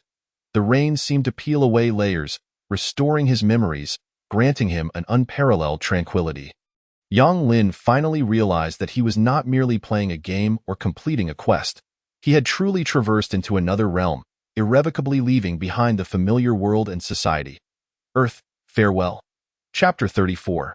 The golden source of true dragon beasts. Days of wistful reflection are fleeting, merely transient sentiments. Life must go on. After satisfying his hunger and thirst and resting sufficiently, he noticed the rain outside intensifying, evidently not a passing shower. Though it was summer, rain could occasionally fall. The true rainy season was daunting, lasting for days on end. From memory, He recalled that during the rainy season, villagers seldom ventured out, making it imperative for Yangzhou village to prepare in advance. Yang Lin found it puzzling. This world was indeed peculiar. Akin to Earth experiencing months of continuous rainfall, how could that be bearable? Wouldn't it lead to floods? Yet, it did not. How strange. Of course, these were not his immediate concerns. With summer still in its early days, there was ample time before the rainy season. However, he needed to enhance the drainage facilities in his yard, particularly with ponds and small streams. Additionally, the wooden cabin and various structures required provisions for rain and moisture protection. The rain persisted until evening. The plants in the yard seemed to flourish under the downpour, leaving him astonished. He was diligent in watering them daily, yet the results were nowhere near as impressive. Thus, it must have been the rain's influence. Yang Lin contemplated the peculiarities of this world, with the endless forests of the Longyin Mountains, an abundance of game, and the teeming aquatic life in the rivers. He began to understand. Such bountiful resources must have a reason, much like the laws of physics on Earth. Matter from the cosmos, stars, and radiation could not simply manifest or vanish without cause. Thus, an abundance of resources signified a wealth of matter. Where did this matter originate? On Earth, it was well known that matter came from the universe, from stars, from radiation in this world. It seemed to stem from 12 suns and the wealth brought by the rainy season. How immense must that reservoir of matter be to nurture such abundant resources, to give rise to mythical beasts? Yang Lin understood now. The rainy season followed a cyclical pattern. Over 400 days of depletion followed by 100 days of replenishment. Did that imply that the materials during the rainy season were distinct? They might influence flora and fauna. If harnessed, such miraculous substances could be akin to the jade bottle held by Guanyin in Journey to the West. How intriguing! Certainly, this is merely speculation. There is no rush at present, and we shall try later. If successful, Yang Lin will have struck it rich, able to cultivate any precious plant he desires, whether it be for a century, a millennium, or even 10,000 years. During this rainy season, he busied himself at home, transforming this spacious hall into a workshop filled with ample timber, tools, and equipment, perfectly suited for furniture making. Listening to the rain outside, he worked with unwavering focus, enveloped in a serene atmosphere that offered a unique pleasure. Thus, the day passed by. On the following day, the golden finger refreshed. Yang Lin promptly entered the entries he had prepared. Within 1,000 kilometers, he sought creatures suitable for his cultivation of the 10,000 gods transformation, with minimal risk. After contemplating for a moment, he finalized his search terms and clicked the search button. Instantly, the answer manifested before him. 1. Located 421 kilometers to the southeast, at a depth of 32 meters, classified as a rare beast. Name: Golden Source True Upper Dragon Beast. Lifespan: 121 days. Attributes: Potential 300, Aesthetics 280. Divine Might 230. Attributes below level 200 are not displayed. Click to view. Talents: Longevity, Turtle Breath, Dragon Roar, Dragon Might, Invisibility, Devouring, Bloodline, Radiation, Infection, Mystical, Dominion over all beasts, Infection Domain, Bloodline Inheritance, Uniquely Supreme. Compatibility: 100. Risk level, level 11. Information level, level 3. Stunned, Yang Lin found himself momentarily speechless. He had not harbored great expectations, considering the limited search radius of a mere 1,000 kilometers. To discover a creature that was not ideally suited to him would have already felt like a stroke of luck. After all, this world was vast and splendid, far beyond his current aspirations. Thus, even if something remarkable existed, he dared not pursue it, nor did he wish to search for it. For his first choice in the 10,000 gods transformation, Yang Lin had even contemplated settling for a turtle or a snake-like treasure beast, just to make do. Surely, he would not risk his life for this endeavor. However, fate smiled upon him, bestowing an extraordinary surprise. This was no mere rare beast. It was undoubtedly of divine caliber. Just examining its attributes, talents, and mystical characteristics dazzled his senses, far beyond anything he had dared to dream. With a risk level of 11. This felt akin to a windfall. The crucial point was the perfect compatibility of 100. It was clearly meant for him. Yang Lin's excitement took a long time to settle. After what felt like an eternity, he began to ponder the details. Clicking on the Golden Fingers information panel, he meticulously reviewed the specifics. Soon, all the details of the Golden Source true upper dragon beast flooded into his mind. This was a creature of miraculous birth, without parents or origin. Its existence was nothing short of a marvel. Such beings were relatively common in this world, as they lacked a lineage, rendering them incapable of forming a bloodline. Once they perished, they were gone forever. Only if another identical being emerged could there be a chance for a solidified bloodline. The occurrence of such an event would undoubtedly cause a stir, as it would signify the emergence of yet another divine beast lineage. In a certain sense, the Golden Source true upper dragon beast was indeed a divine beast. Its current classification as a rare beast was primarily due to its undeveloped state. If centuries or millennia were to pass, it was highly probable that it would ascend to divine status. Next, he contemplated its attributes, talents, and mystical characteristics, starting with its talents: longevity, turtle breath, dragon roar, dragon might, invisibility, devouring, bloodline, radiation, infection. It was inherently a creature of longevity, able to exist for an extensive period if no misfortune befell it. With a natural lifespan measured in thousands of years, the turtle breath talent allowed it to control its breath at all times, making it imperceptible to any surrounding entities. Many divine techniques were incapable of detecting it, serving as a powerful tool for survival. The dragon roar and dragon might talents needed no further explanation.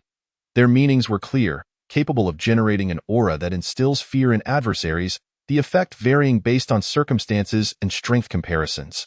The talent of invisibility was also self-explanatory.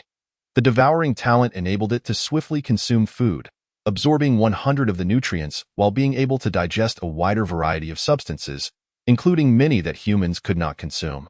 As for the bloodline talent, it allowed for continuous evolution of its genetic lineage, enhancing its potential ceiling, with even more astonishing effects to be discussed later.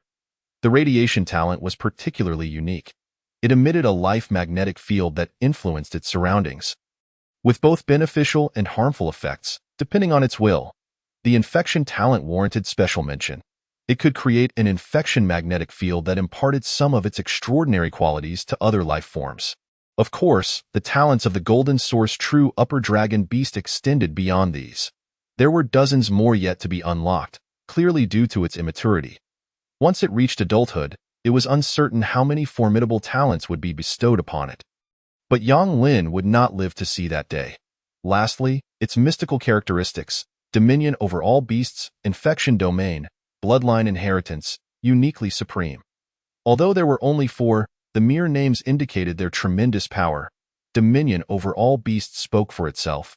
The infection domain was an enhanced version of the previous talent, capable of simultaneously infecting creatures within a certain radius.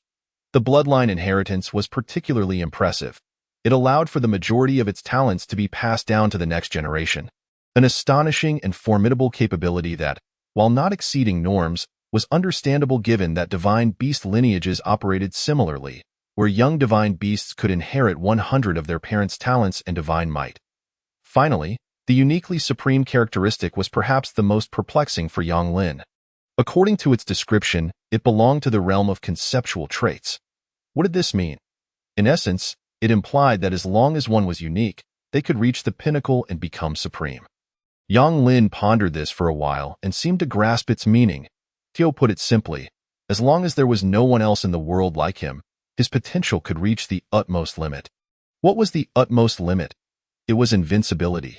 Conversely, if someone were to share similarities or likeness with him, this characteristic could not be triggered in an instant. A broad smile spread across his face. Could it be that he was unique? Undoubtedly, he needed only to ask. Was there anyone else in this world like him? Crossing into a new realm with a golden touch. Chapter 35. Preparing to enter the mountains. Day 169.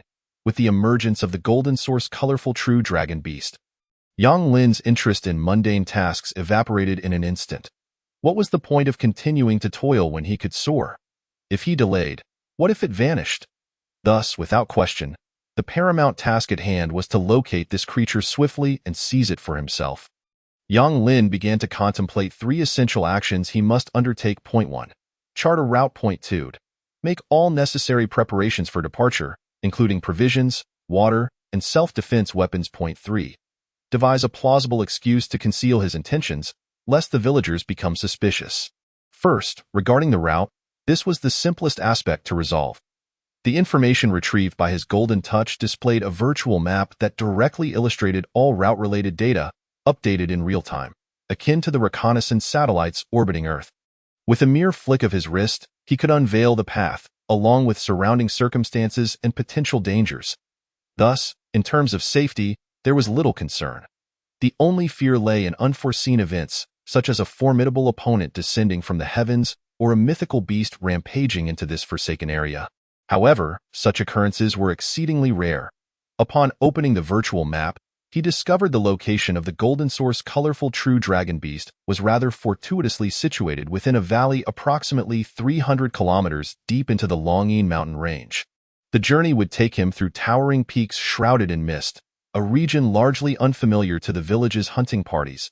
By calculation, he would need to traverse a total of 124 hills, the highest reaching over 1,000 meters and the lowest standing at 200. For Yang Lin, this posed no challenge whatsoever. After all, he had been endowed with divine hunting skills and knowledge. Scaling mountains and pursuing wild beasts was second nature to him, coupled with the assistance of his Golden Touch's map. He was well prepared, rendering the likelihood of mishaps virtually non-existent. Estimating the duration, he surmised that, under favorable conditions, a round trip would take roughly 3 to 4 days. Should fortune frown upon him, 5 to 6 days might be necessary. Thus, he pondered what excuse he could concoct to justify his absence. Quickly, an idea formed. Team leader Wang had delivered supplies to him on 2 occasions, and while the details were unclear, the villagers were likely aware of the deliveries.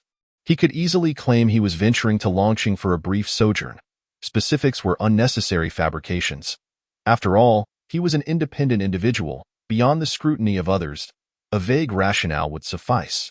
With 2 issues resolved, he turned his attention to the preparations. Primarily, he needed provisions, self-defense weapons, and excavation tools. It was essential to note that the Golden Source colorful true dragon beast resided over 30 meters underground. Extracting it would require considerable effort. Fortunately, in recent days, he had commenced training in the 10,000 deities transformation and the immortal divine sun visualization techniques, resulting in a significant enhancement of his physical constitution. Otherwise, such a laborious task would have been unmanageable in a short span. As Yang Lin perused the Golden Touch once more, he was startled to discover that the target's depth had shifted to 28 meters. This indicated that the beast was quite mobile and did not remain stationary for long. Alarmed, he recognized the urgency of the situation. He could not afford to err. Missing this opportunity would lead to immense regret, as one could not let divine fortune slip away. He hurried to the kitchen to prepare provisions. Following the compressed food preparation methods from his previous life on Earth, he utilized wheat flour, meat, sugars, salts, and dried vegetables to concoct a large pot of sustenance. Then, akin to cutting cake, he divided the concoction into fist-sized cubes, totaling over 120 pieces. After sampling one, he found it delectable, the rich aroma filling his nostrils, and the nutrition ample enough to stave off hunger for several hours. Notably, each piece weighed less than 200 grams, amounting to just over 20 kilograms in total, a mere trifle for him now. Of course, during the preparation of his meals, he had also assembled a complete set of mountaineering gear. The protective attire, coupled with a large backpack equipped with numerous pockets and ample capacity, embodied the ingenuity of modern humanity. Many climbing tools proved invaluable, such as ropes, ice axes, and pitons, dramatically enhancing efficiency. After 10 hours of preparation, everything was finally in order, and the clock read 11:14. Exiting the courtyard, he approached Uncle He's residence to relay his fabricated excuse. The situation was as follows. He might be away for 4 to 5 days. As it was his first venture into the city, and he intended to enjoy himself, he requested Uncle He to keep an eye on his courtyard, primarily for the livestock, which could not be left unattended. 2 hours later, Yang Lin, burdened with 50 kilograms of supplies and equipment, entered the Longyin mountain range alone. To avoid detection by the villagers, he meticulously followed the virtual map provided by his golden touch. For the entirety of the area surrounding Yangjiao village was closely monitored, particularly at the entrance of the Longyin mountain range. Guards were stationed to prevent unauthorized passage, and should he be discovered, they would surely insist on turning him back, leading to a multitude of complications. Fortunately, the golden touch proved reliable, and he managed to slip in unnoticed. Chapter 36. The potential for silk products. Yang Lin had never ventured into the Longyin mountain range before. Even during his childhood, when his parents were alive, his memories only afforded him a vague impression of the outermost fringes. Yet, even this scant recollection was enough to astonish, upon truly entering this realm and ascending the first grand mountain.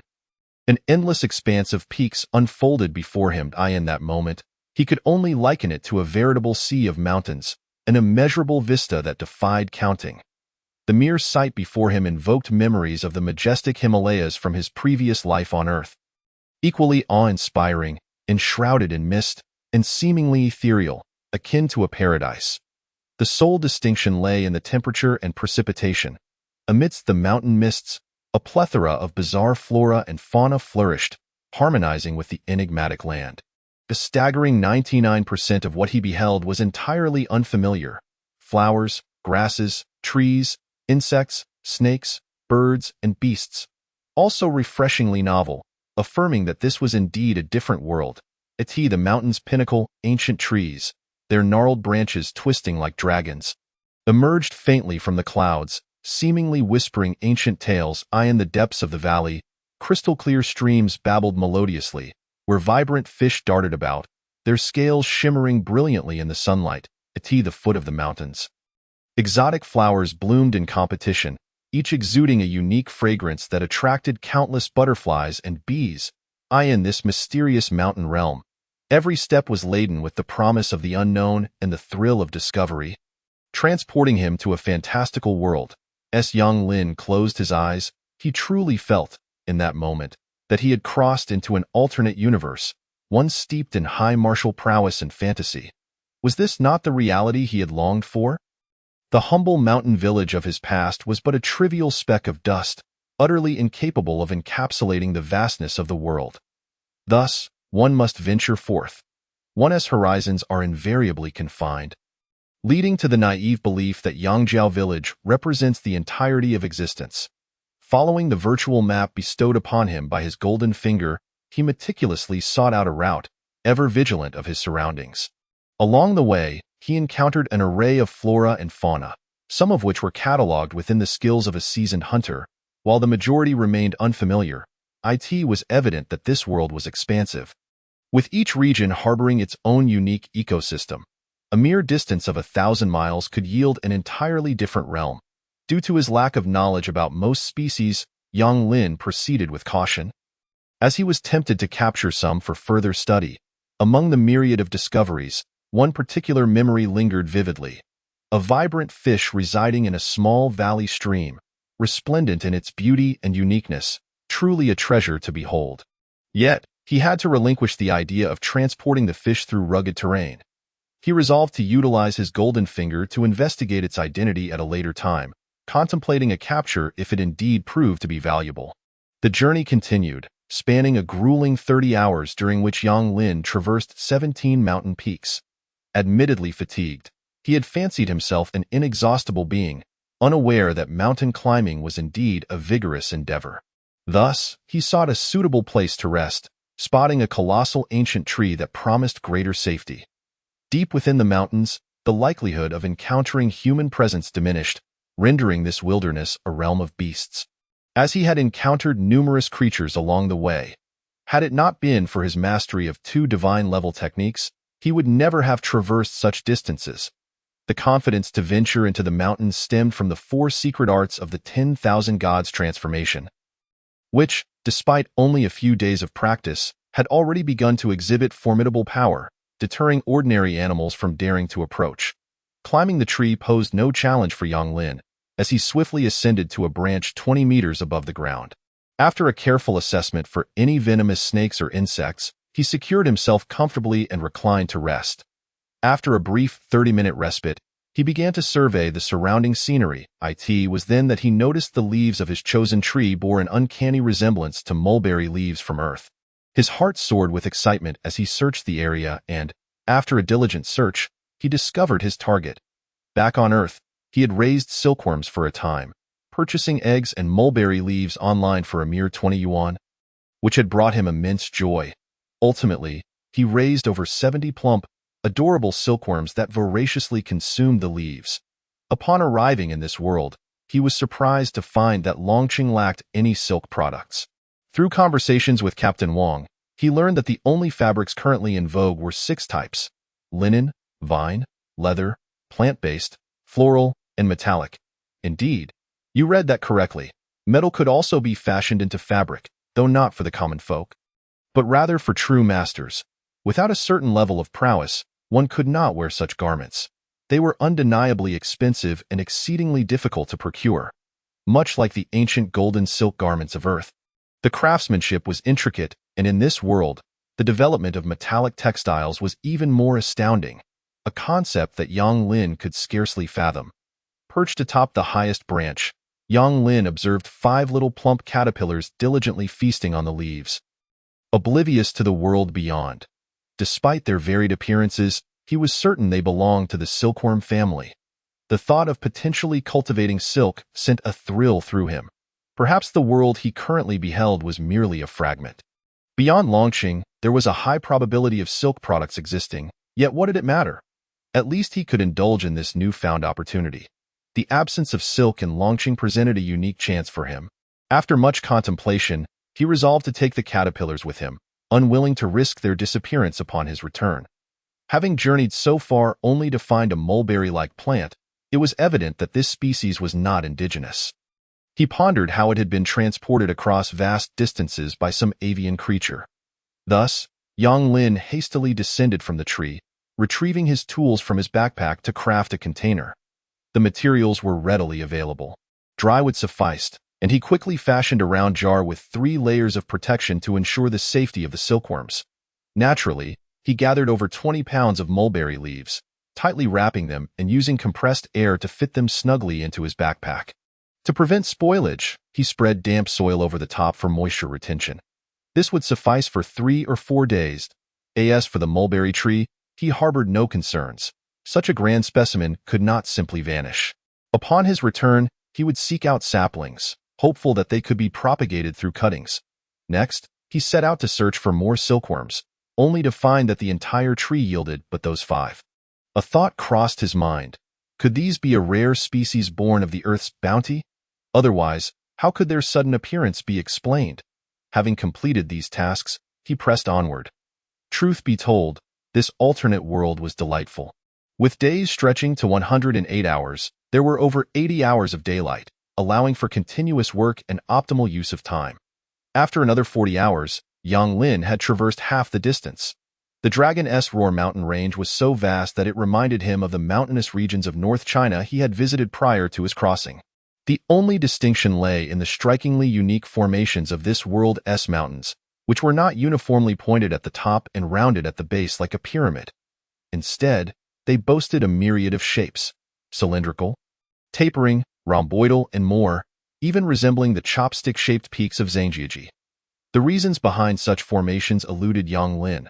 However, it was likely connected to the differing rules of this world. In planetary systems, tectonic plates are constantly shifting, compressing and moving, influenced by gravity, magnetism, and other forces, leading to such irregularities. Conversely, this world's landmasses appeared considerably less active, with infrequent plate collisions, if any at all, over countless years. These mountains may have been eroded and reshaped due to various factors, resulting in their peculiar forms. Throughout his journey, Yang Lin's perspective expanded, revealing breathtaking vistas that were innumerable.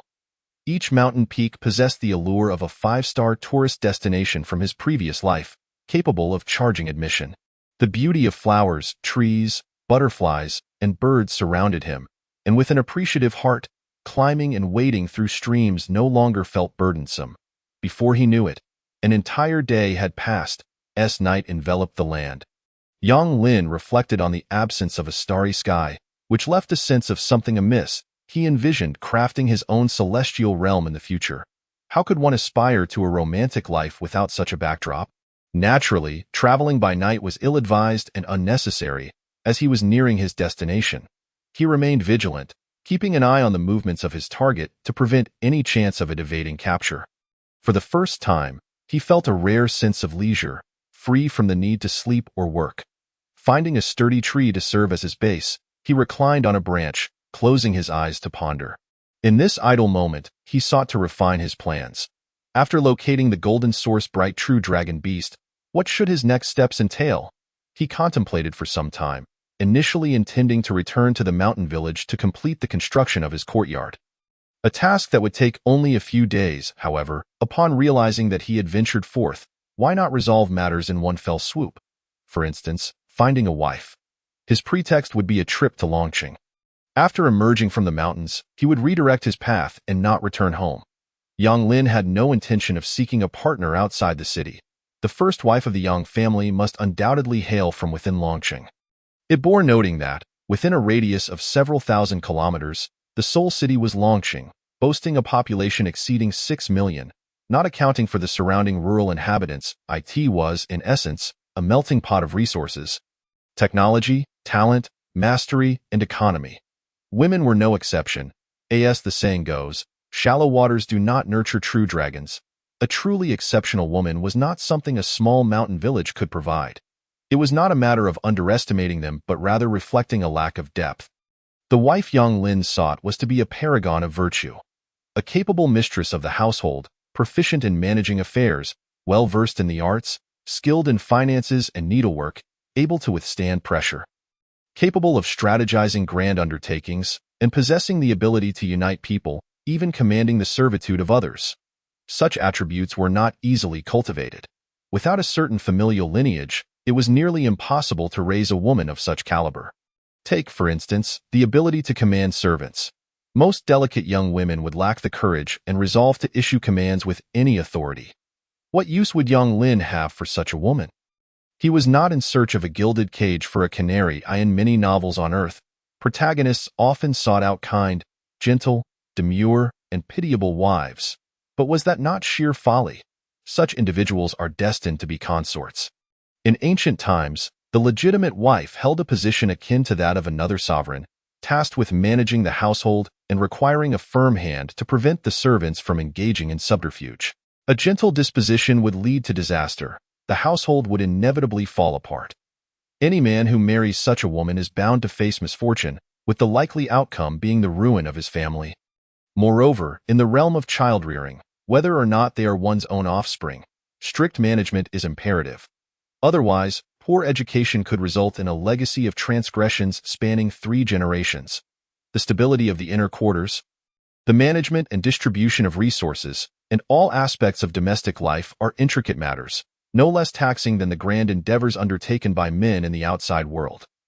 Thus, those accomplished men of ancient times sought to wed daughters of distinguished families, not for their beauty, wealth, or status, but for the ancestral wisdom and the managerial acumen they would bring into the household.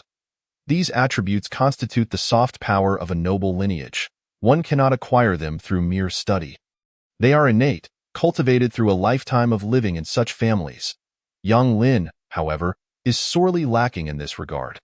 His 2 lifetimes have been spent at the bottom rungs of society, leaving him oblivious to such knowledge. Entirely cut off from it, he naively believes that managing a family is simple. To put it bluntly, if given 100 servants today, he would be at a loss for what to do. While a golden opportunity may present itself, the thought of a grown man merely circling around his home daily strikes him as rather uninteresting. Therefore, the ultimate resolution is to swiftly find himself a matriarch. A true mistress of the house, and she must be of the highest caliber. In pursuit of this goal, Yang Lin resolves to cast aside any semblance of morality. Whatever it takes, deception, coercion, cunning tricks, all means will be employed. Love and notions of good and evil are irrelevant. Such considerations belong to the realm of ethics, and he holds no moral compass himself. He has long since come to terms with this. Having lived a lifetime as a virtuous man only to be oppressed, he sees no value in it. Conversely, those with ulterior motives enjoy lives of luxury, possessing houses, cars, and wealth in abundance. Women, too, do not concern themselves with whether a man is good or not. Rather, they seek security. If one can earn money and provide a home, that man becomes admirable, a refuge. Even if he is a scoundrel or a rogue, they would still marry him. Reflecting on this, Yang Lin feels an immediate sense of relief wash over him. Laws, morals, and ethical boundaries are mere shackles. Once these are relinquished, one discovers a vast expanse of freedom. Of course, this holds true only in an alternate world. Chapter 38. The Valley of Immortals. Yang Lin's plan is to utilize his golden opportunity to locate a perfect wife who meets all his requirements. First, he must identify the individual and then devise a strategy to win her over. The process may be fraught with challenges and complexities, but he is mentally prepared for it. He begins to contemplate the search criteria, pondering how to encapsulate all his needs within 20 words. First and foremost are beauty, figure, and demeanor. These are the foundations of everything. Without them, all else is meaningless. Next come innate talent, aptitude, knowledge, character, personality, and management skills, among other attributes. Lastly, loyalty must not be overlooked. Undoubtedly, a spouse lacking loyalty is akin to refuse, destined for the trash bin. Here, loyalty refers to everyday fidelity within a marriage, touching upon the moral boundaries of matrimony.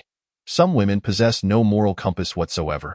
With a high likelihood of infidelity, even if they remain faithful, they may share a bed yet harbor divergent dreams, making daily life a struggle. In contrast, a rare few women uphold a high moral standard.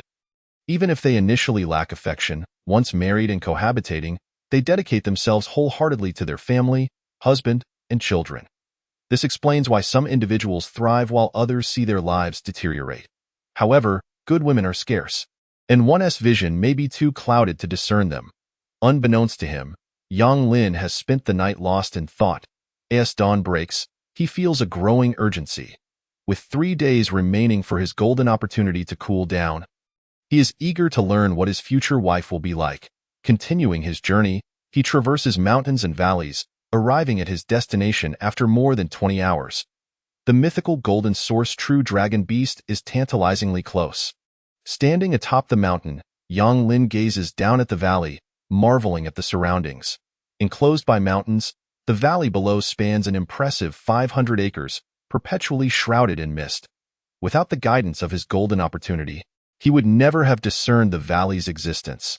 Driven by curiosity, he cautiously secures himself with ropes and begins his descent into the valley, recalling the adage that ascending is easy, but descending is fraught with difficulty.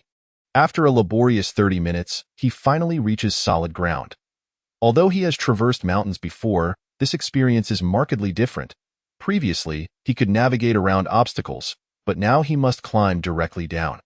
Upon officially entering the valley, he is greeted by an enchanting scene, a mystical realm where mist swirls around lush trees and exotic flowers, as if he has stepped into a dreamlike world. Sunlight filters through the clouds above, casting dappled shadows as a subtle fragrance envelopes the air, intoxicating him. What astonishes him most is a natural sea of flowers, sprawling over 100 acres, with colors so exquisite and varieties so numerous that he cannot possibly count them. Above this floral expanse, countless butterflies dance like ethereal spirits, creating a mesmerizing tapestry of fluttering wings. Yang Lin finds himself spellbound, counting the butterflies yet unable to discern how many different species there are. As if none are alike, a perplexing sight indeed. After lingering in admiration, he shifts his gaze to a small river within the valley, a mere 4 meters wide and less than a meter deep. Its source cascading down from a height of over 200 meters, forming a breathtaking waterfall, entirely isolated from the outside world. The river's end leads to a small lake, less than 20 acres in size. Yang Lin surmises that this lake must have an underground river, otherwise, it could not sustain its water level. In that moment, he momentarily forgets about the golden source true dragon beast, captivated instead by the valley's wonders. Upon closer inspection, he estimates the valley's total area to be about 562 acres, deducting the flower sea, lake, and river, leaving approximately 400 acres of open land, including woodlands, meadows, and scattered stones. Remarkably, there are no insects, snakes, or rodents to be found. Yang Lin ponders whether this could be attributed to the presence of the golden source true dragon beast. Previously, he had wondered how such a divine creature could originate from the impoverished outskirts of Yangjiao village. Now, witnessing this extraordinary place, he understands. This is indeed a treasure trove, imbued with a unique spiritual aura. Without hesitation, he declares this place as belonging to the Yang family. Originally, he had intended to use his golden opportunity to search for a secluded location. But it seems that fortune has already smiled upon him. Of course, he will still need to employ the golden opportunity to investigate the valley's details, such as its level of danger, concealment, and any peculiarities or origins. Should there be significant flaws, he must prepare accordingly. Regardless, this location is undeniably suitable for the Yang family to reside in, with ample space to accommodate over 100 people, boasting more than 500 acres of usable land. Whether for constructing residences, cultivating crops, or raising livestock, the possibilities are abundant. Notably, its geographical positioning is advantageous. A mere few hundred kilometers away lies the exit of the Longyin mountain range, leading into human civilization. And another 1,000 kilometers brings one to Long City. Such distances are indeed commendable. After deliberating for some time, Yang Lin finally turns his attention to the task at hand.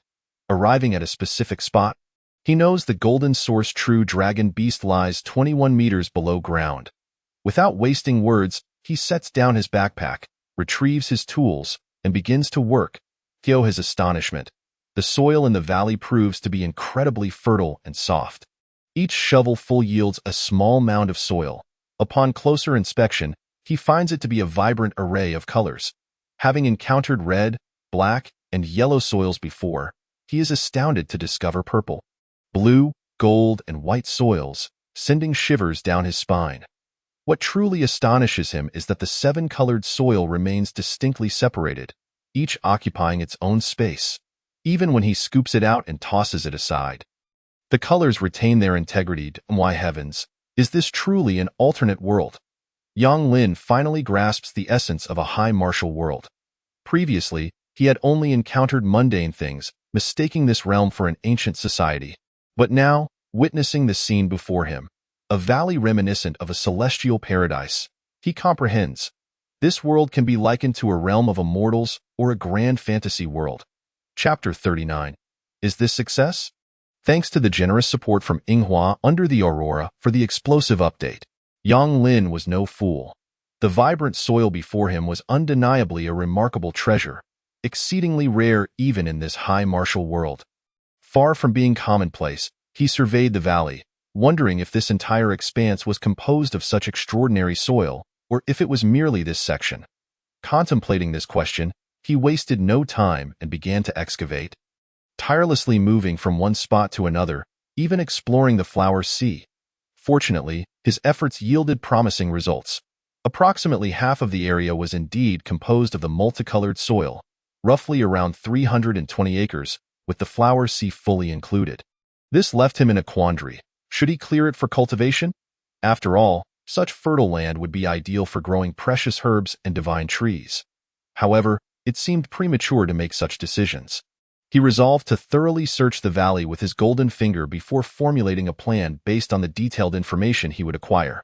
Satisfying his curiosity, Yang Lin returned to the location of the golden source colorful true dragon beast.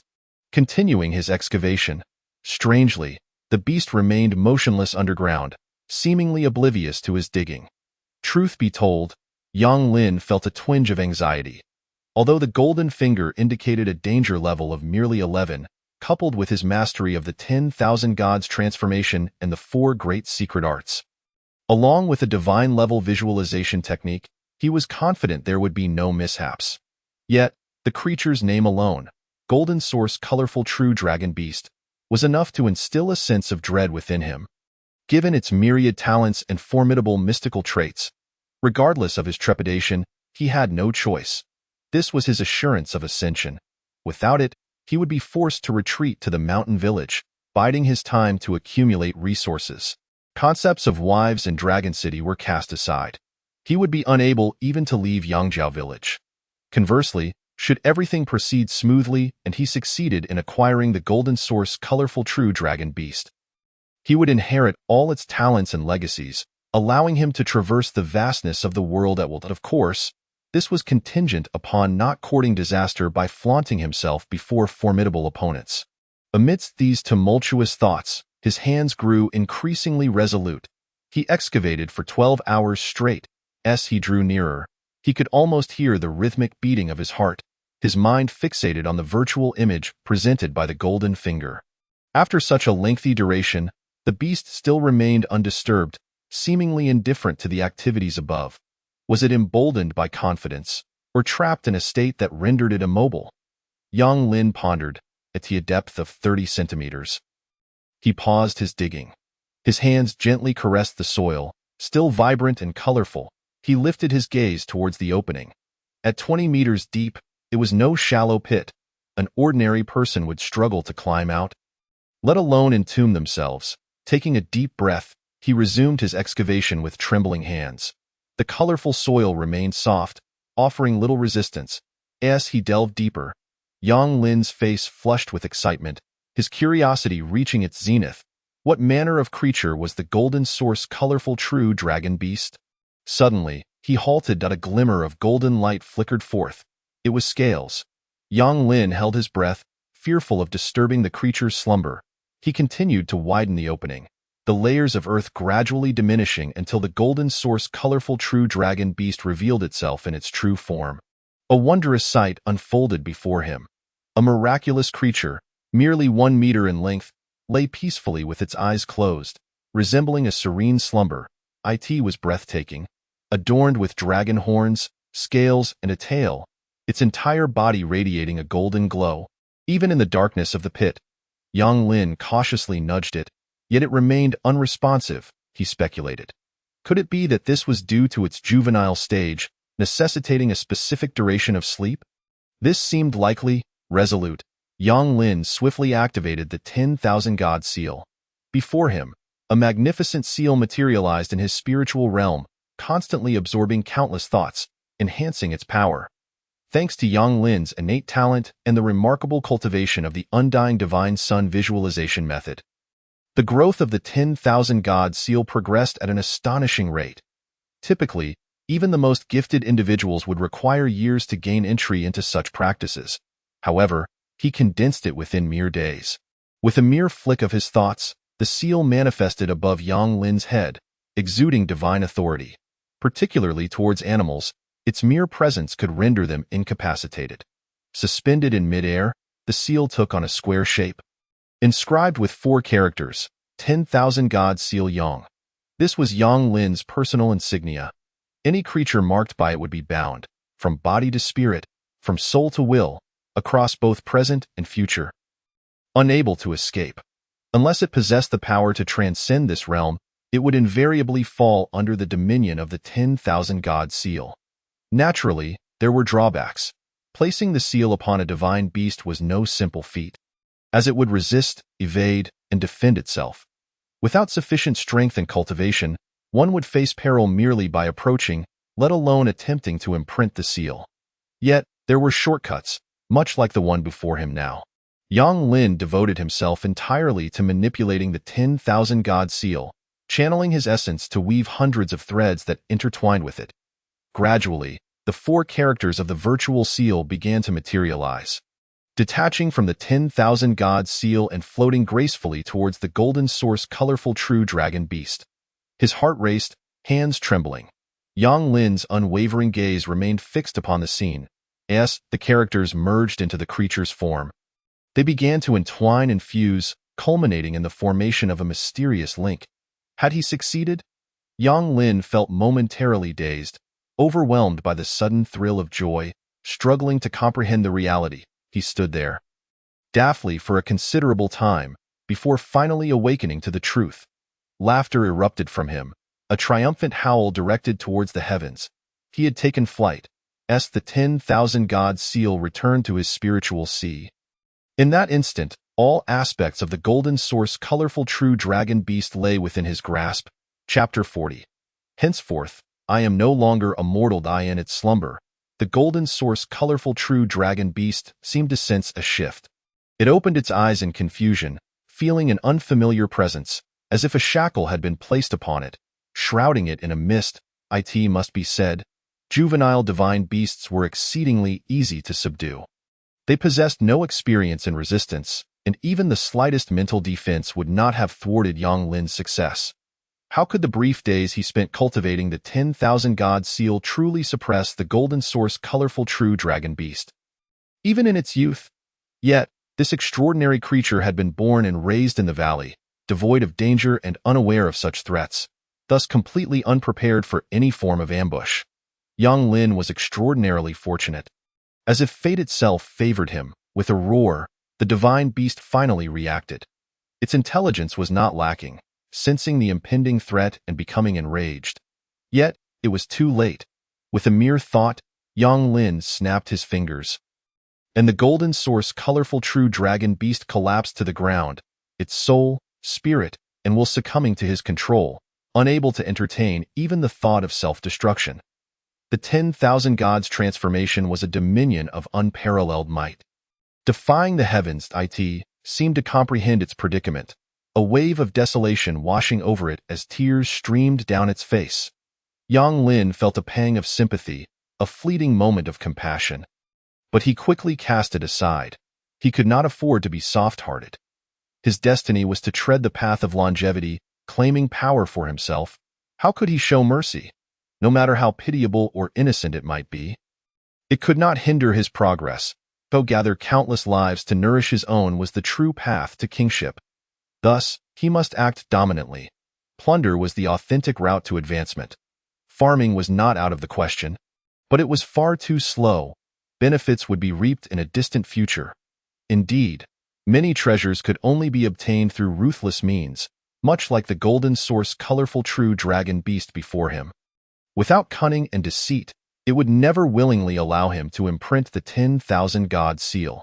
Resolving to fortify his future path, Yang Lin unwittingly emanated an aura of resolve. This was the essence of experience. Without having taken a life, one could never harbor the air of menace. Without having committed evil deeds, it was nearly impossible to exude dominance. This was the truth. Yang Lin ignored the golden source colorful true dragon beast. Ascending to solid ground via the rope, with all dust settled, he felt a profound sense of relief, wandering through the flower sea, once more savoring the valley's beauty. His mindset shifted entirely. Worries had dissipated, replaced by a tranquil and joyous spirit. Gently, he plucked a vibrant flower, a sense of elation washing over him, as his mind swirled with countless poetic verses, divine and exquisite in spring. A myriad of blossoms adorn the earth. In autumn, the moon shines bright. In summer, the cool breezes blow. In winter, the snow blankets the land. The begonia does not shy from its rosy hue, standing alone amidst the misty rain, slowly savoring the colors of the world. I leisurely observed the passage of time. He realized the colorful blossom in his hand was no ordinary flower, but a rare spiritual bloom, its fragrance invoking wondrous transformations within his being. Feeling the gentle caress of the breeze, each step seemed to meld him with nature itself. He paused, closed his eyes, and took a deep breath, immersing himself in the scent of the flowers and the earth, his heart brimming with tranquility and joy. He opened his eyes and beheld a crystalline butterfly gracefully dancing amidst the blossoms. With a smile, he extended his hand, and the butterfly alighted upon his fingertip, as if engaged in a silent conversation with him. From that moment forth, I was no longer a mere mortal. The following day, at the very instant the sun rose, the valley was instantly enveloped in a golden ocean. Observing the sunrise from this vantage point was a unique experience. The Jin Yuan Kaijun Shanglong Shou lay docilely at his feet, squinting as if in a light slumber, yet ever watchful of its master's movements. For an entire day, Yang Lin indulged in relaxation, casting aside thoughts of work, the future, and plans, simply reveling in the unencumbered joy of existence. He fashioned a bed of blossoms for himself, sleeping upon it, while orchestrating hundreds of crystalline butterflies to form an alternative starry sky. Providing himself with amusement as he lay there, the enchanting tranquility enveloped him, allowing him to deeply empathize with the essence of a celestial being. This was the epitome of carefree transcendence. Alas, such ephemeral bliss could not last. He still had to confront reality. Rising to his feet, he glanced at the Jin Yuan Kaizhen Shanglong Shou, crouched down, and patted its dragon horn. I shall take my leave. Remain here in the valley and do not wander. I shall return in due time. The Jin Yuan Kaizhen Shanglong Shou nodded in acknowledgement. Yang Lin could not take it with him. That would be courting disaster. Such a creature, once revealed, would incite calamity. Even a mere glance would reveal its precious nature. With the control granted by the Wan Shan Yin, Yang Lin could seamlessly utilize the Wan Shan Yin to connect and resonate with it, enabling the use of its abilities from great distances. Thus, its physical presence was inconsequential to him. Closing his eyes, he could vividly sense 28 strands of mysterious magnetic filaments linking his Wan Shan Yin to the Jin Yuan Kaizhen Shanglong Shou. These filaments would only multiply, and their quantity would directly affect the extent of Yang Lin's inheritance of the creature's talents. Talents: immortality, turtle breath, dragon roar, dragon might, invisibility, devouring, bloodline, radiation, infection, mysteries, dominion over all beasts, infection domain, bloodline inheritance, unparalleled supremacy, that moment. All of these were bestowed upon him. Yang Lin tested his newfound ability of invisibility by walking to the lakeside, where he found himself completely undetectable.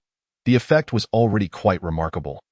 This level of invisibility could deceive the eyes of ordinary beings, but would not escape the notice of experts or those skilled in spiritual arts.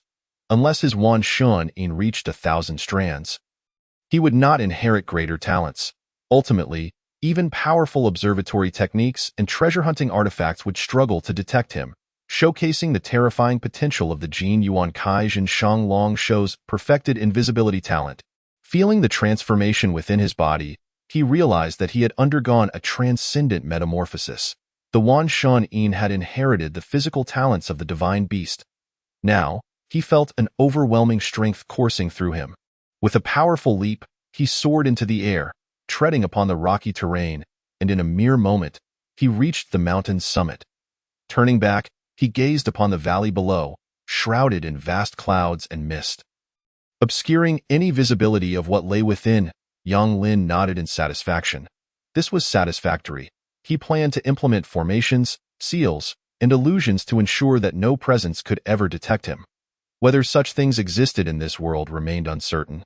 Lost in thought, he proceeded in the direction from whence he came. The only notable difference was his speed. He no longer feared treacherous mountains or perilous waters. Even crossing a river on a single reed was but a triviality. He had become that formidable. The Wan Shan Bian was indeed the most powerful technique, as lauded by those who revered it. Of course, this strength was also due to his acquisition of the Jin Yuan Kaizhen Shanglong Shou. Ordinary creatures could not bestow such significant enhancement upon him. Chapter 41. The Marvelous Dragon City. Yang Lin was astounded, thanks to the generous donation from the long-lost Light Sai.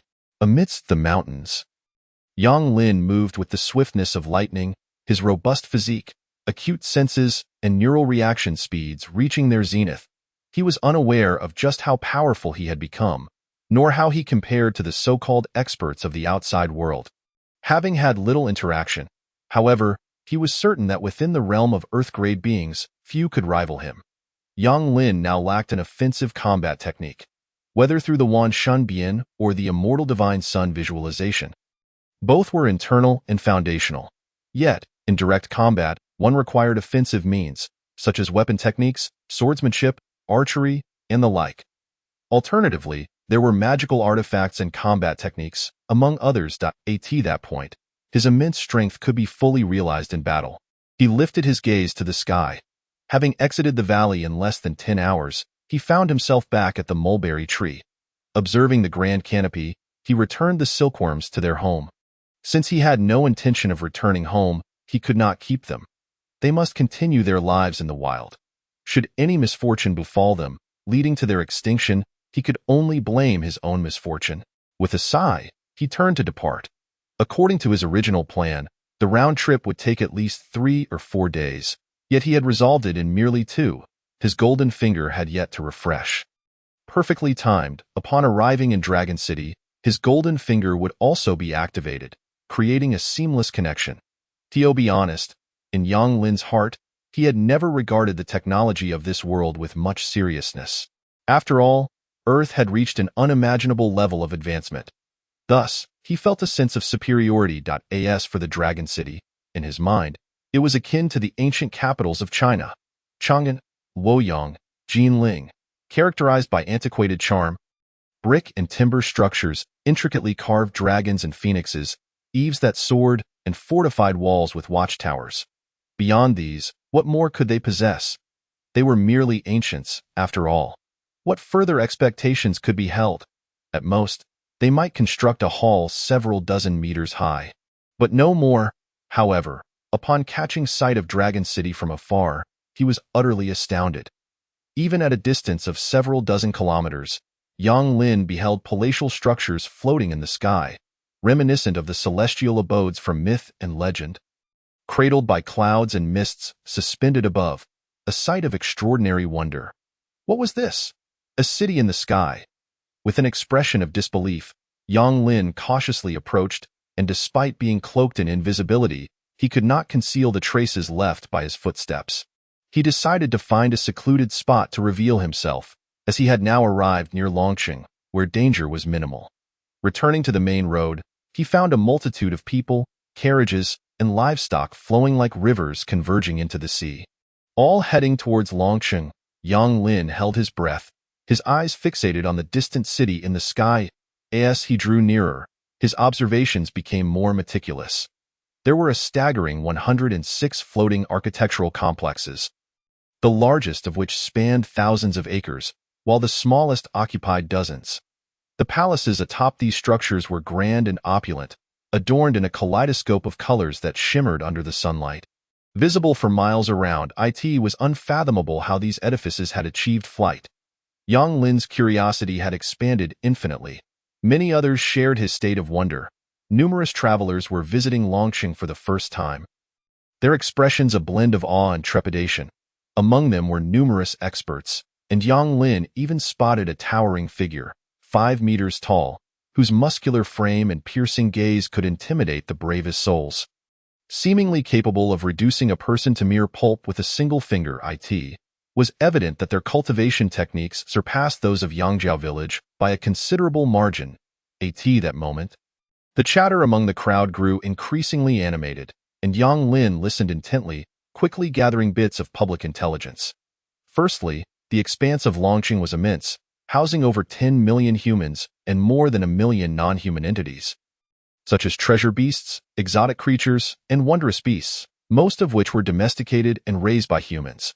The earlier figure of over 6 million provided by team leader Wang referred only to those with fixed residency, excluding transient populations and servants. These latter groups comprised the true majority, as slavery was a reality in this world. Even a moderately affluent family would typically possess several servants. It was easy to imagine the sheer scale of Longqing. Capable of accommodating such a vast array of beings, Yang Lin estimated its area to exceed 3,000 square kilometers. Furthermore, Longqing was divided into 3 residential districts: the outer city, the inner city, and the sky city. Secondly, the origin of the 106 sky cities revealed much about the governance of Longqing. Yang Lin had previously assumed that the political structure would involve a city lord or a bureaucrat dispatched by a nation. But to his surprise, it was quite the opposite.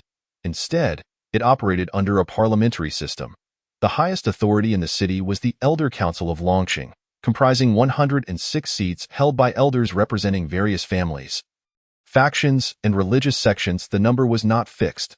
If a family fell from grace, their seat would vanish, reducing the count to 105. Conversely, if a new power emerged, the total would rise to 107. The criteria for these positions were influence, strength, and combat capability, all equally essential. Yang Lin was uncertain what the significance of 106 factions entailed, but they were undoubtedly entities beyond the heavenly tier. This model resembled the cultivation of goo, a type of poison or control, where no singular ruler could dominate. Those who faltered would be dethroned, while the capable would ascend. It was well known that such political structures arose from unique circumstances, either due to external threats or a lack of a unifying strongman, or perhaps a mutual reluctance to engage in infighting that would deplete their vitality. Yang Lin speculated that Longqing might not be entirely safe, facing perilous enemies from outside, compelling them to continuously strengthen their power through this gulag model to enhance their military might. Simultaneously, he felt a profound shock as he encountered the stark reality of another world. It was as if he had been slapped awake. His home in Yangjiao village was so backward, relying solely on hunting for survival with a meager level of productivity, lacking even basic iron tools. Who would have imagined that Longqing had already reached the stage of sky cities? It was utterly absurd. He could not comprehend how such a disparity had arisen. With just a modicum of effort and time, improving the roads and facilitating transportation could lead to the development of a formidable territory.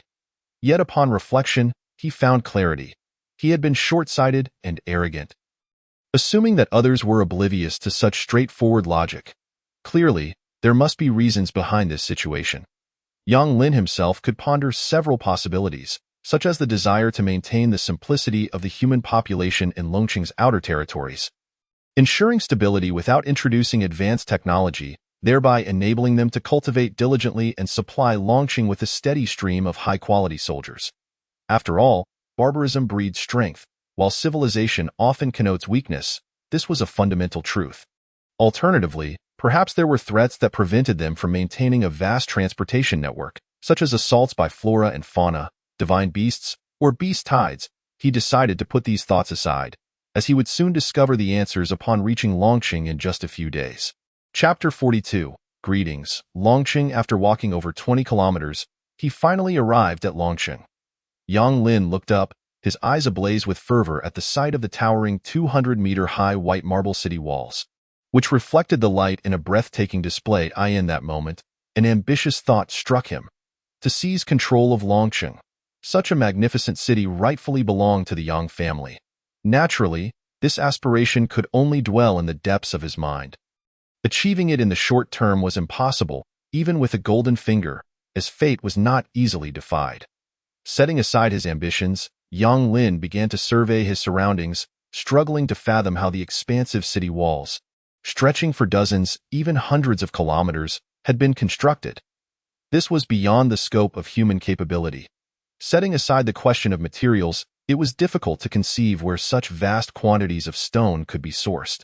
Even excavating 10 quarries of white marble might not yield enough for such colossal structures. Yang Lin's curiosity was piqued, and he resolved that once he entered the city, he would utilize his golden finger to gain a detailed understanding of Longqing before pursuing any other matters. As he gazed at the sky cities from this angle, he realized they were indeed quite lofty, towering at several thousand meters high, yet they did not impede the daily life of the city below. However, he pondered whether there might be risks of objects being dropped from such heights. A careless toss could prove fatal. He allowed his imagination to wander for a moment before preparing to follow the crowd into the city. A long queue had formed, stretching over 1,000 people, but thanks to a system of diversion, the process moved relatively swiftly. There were 11 city gates, varying in size and function, with designated routes for carriages, riders, and even special passages for those accompanied by large war beasts. Yang Lin witnessed a person riding a 20-meter-tall giant bear exiting the city, which seemed entirely reasonable. His eyes were opened wide. Truly, Yang Lin was overwhelmed by the experience, a significant lesson for someone from a modern world. Upon reaching the entrance, he encountered guards stationed at the city gate, all towering over 3 meters, clad in imposing black adamantine armor, radiating an aura of menace that clearly indicated they were no mere showpieces. Despite his own formidable strength, Yang Lin remained fundamentally a sheltered individual from a peaceful society. He had never encountered such a display, and a wave of trepidation washed over him. Fortunately, he was able to adjust quickly, steeling himself. The world had nurtured people into docile sheep. Without any competitive edge, he mused, if he were to traverse this realm, he would become utterly defenseless. Drawing on his recent observations, Yang Lin understood that entering the city required a fee: 3 taels of silver for an individual, 5 for a horned horse, and an additional 2 for a carriage, meaning that a person bringing both a carriage and a horned horse would need to pay 10 taels. Moreover, if there were goods on the carriage, a transaction tax would apply.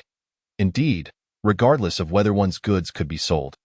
The transaction tax was unavoidable upon entering the city, an unyielding reality. This system seemed quite reasonable to young Lin. After all, taxing trade within such a vast city would be exceedingly complex and rife with loopholes. It was far more efficient to address it at the point of entry. In truth, the fees encompassed more than just transaction taxes. There were also customs duties, management fees, sanitation taxes, and more. In essence, once one entered the city with a plethora of goods, the authorities would collect all possible fees up front, granting freedom within the city thereafter. However, the reality was not so simplistic. Tax matters were always a complex and crucial issue in any society or era. Thus, Longqing would undoubtedly have additional channels for taxation, such as shops, caravans, and factories. Did you think this was the end? No, there are even more deceptive aspects. Those without a household registration in Longqing can only reside here for 30 days before being compelled to leave. And they may only visit 3 times a year, totaling a mere 90 days. Any longer is strictly prohibited, regardless of wealth or connections. Furthermore, obtaining Longqing household registration is exceedingly difficult, with only around 1,000 slots available each year. Even those within the city struggle to secure a spot, leaving those from outside with little hope. The number of registrations that can be allocated annually is minimal. Yang Lin pondered and came to understand this predicament. In such a city, who wouldn't wish to reside within? One can easily surmise that the amenities there are of the highest caliber: educational resources, healthcare, martial arts training, knowledge and skills, technical craftsmanship, and more, all top-notch. Without restrictions, outsiders would inundate the city. The exorbitant entry fee serves as a barrier. After all, the concept of 3 taels of silver per person is significant. For context, the wild buffalo hide from Yangjiao village sells for only 3 taels of silver for 20 pieces, and this paltry sum merely allows one to linger in Longqing for 30 days. Yet, even this does not deter the continuous influx of people into Longqing. Yang Lin sighed inwardly. Even in a parallel world, one cannot escape the curse of household registration. This is a universal truth. Everyone desires to inhabit the prime locations, akin to the bustling metropolises on Earth where all strive to fit in, even if it means residing in basements. As his turn approached, Yang Lin snapped back to reality. He was unbothered by the 3 taels of silver. For him, wealth was not an issue. With his golden finger, the resources of the Longyin mountain range were at his fingertips. He could extract as much as he desired, merely needing to locate a gold mine to unearth dozens of tons. However, he currently possessed only 12 taels, a sum he had procured from Captain Wang, intended as pocket change, and now it proved useful. Contrary to his expectations, the soldiers guarding the city gate barely raised an eye, completely disregarding him, which left Yang Lin feeling quite disheartened. He suddenly recalled Eason Chan's song, Exaggerated. During that year's school prom, he stood there like a mere lackey, and now, entering Longqing for the first time, wasn't he akin to a lackey?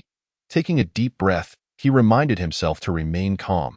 He was destined to position himself among the world's pinnacle powers and should not be perturbed by trivial matters. With his mindset steadied, he prepared to embrace this new environment. Longqing, greetings. Chapter 43. First day in Longqing, Golden Finger refresh upon entering Longqing. The sight before him exceeded all expectations in terms of orderliness, even surpassing that of modern metropolises on Earth. The buildings lining the streets were uniformly arranged, all standing 5 stories tall, with ceilings exceeding 12 meters, an impressive total height of 60 meters. This elevation was comparable to a 20-story building on Earth. Utterly astonishing. The broad thoroughfare beneath his feet measured a staggering 50 meters, ample enough for even the largest of war beasts to traverse. Curiously, there were no segregated paths for pedestrians and vehicles. Everyone shared the same road. Yang Lin surmised that this might be due to the inability to establish uniform standards, as humans vary greatly in height, some standing 2 meters tall, others 5, and the differences with war beasts. Animals and carriages are even more pronounced. In such chaotic circumstances, it seemed wiser to forego separation. At worst, they would all move slowly, with minimal safety concerns.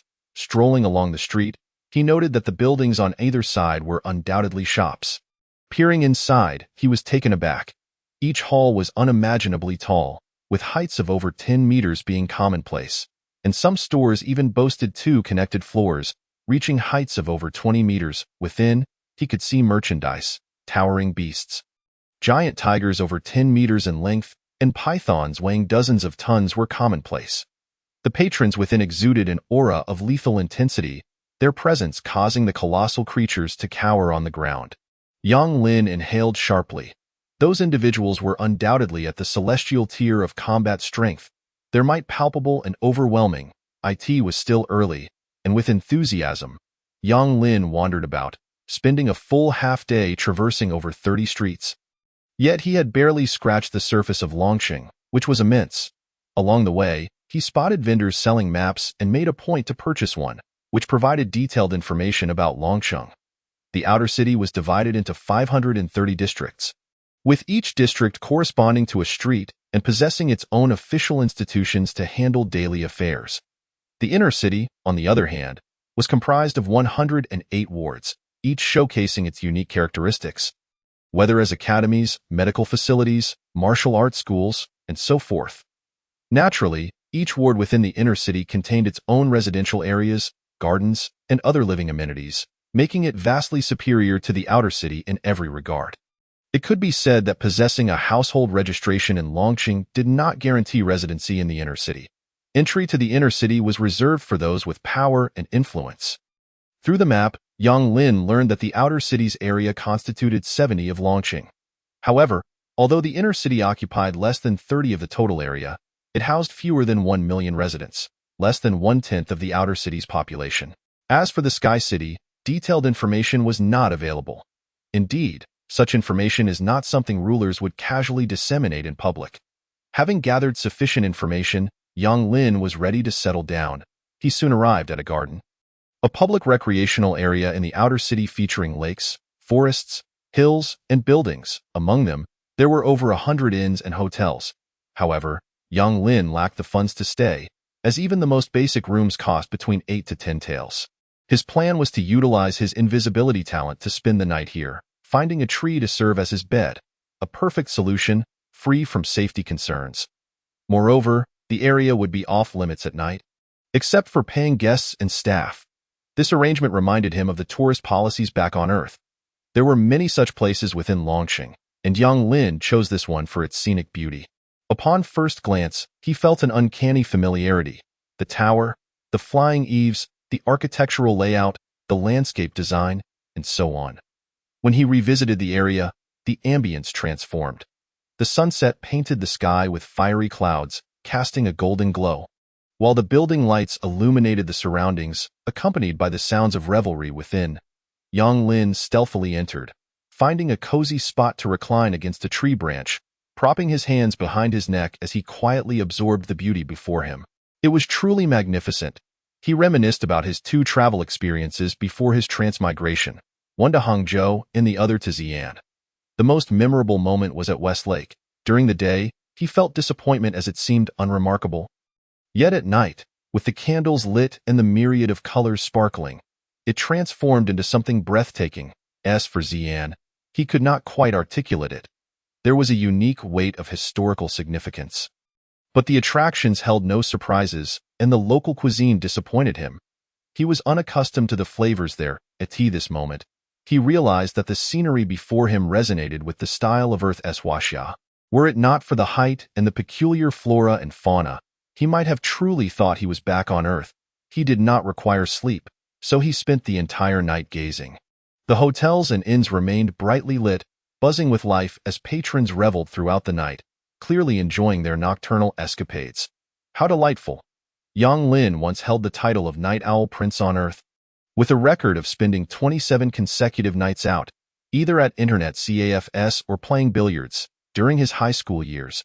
What fond memories! He later struggled to comprehend why he had been so addicted to it. Even now, he found it perplexing. As time passed, the 20-hour night seemed to vanish in the blink of an eye. When the 12 suns returned to this world, Yang Lin finally regained his focus. His golden finger had refreshed. How should he utilize it today? Initially, he planned to gather intelligence about Longqing, to fully assimilate the information here. However, after his explorations yesterday, he realized that such extensive knowledge was unnecessary. His purpose for coming was singular. With that in mind, what more did he need to know about Longqing? Understanding so much would only serve to increase his worries unnecessarily. It would be far better to proceed with a carefree attitude and pursue his own path. He could always seek information later if needed. What he knew now was already sufficient. As for the Sky City and the 106 elders of Longqing, they were worlds apart from him. Therefore, it was better to search for a wife. Primarily, he was exceedingly curious and had been holding back for several days. He was unwilling to wait any longer. Having made his decision, he hesitated no more, activated his golden finger, and began to input the criteria. A suitable wife for me in Longqing. Loyalty, beauty, poise, talent, character, and mystery. Yang Lin felt a twinge of regret. Why was he restricted to inputting only 20 characters? There were numerous attributes left unwritten, such as temperament, charm, compatibility, talent, and so forth. Yet, he had no choice but to select the most crucial ones. Loyalty need not be mentioned. This was fundamental. If a nefarious woman were to enter the Yang family, misfortune would surely follow. He would inevitably harbor countless secrets, and if she were disloyal, his confidant could betray him at any moment. Before he could even rise to prominence, he might find himself reduced to ashes. Chapter 44. The opulent attributes of Lin Xuan. Thus, it was imperative that he find a consort whose loyalty to family and marital devotion was unwavering. This was of utmost importance, with no exceptions. Next came beauty, demeanor, talent, character, and mystery. Beauty spoke for itself.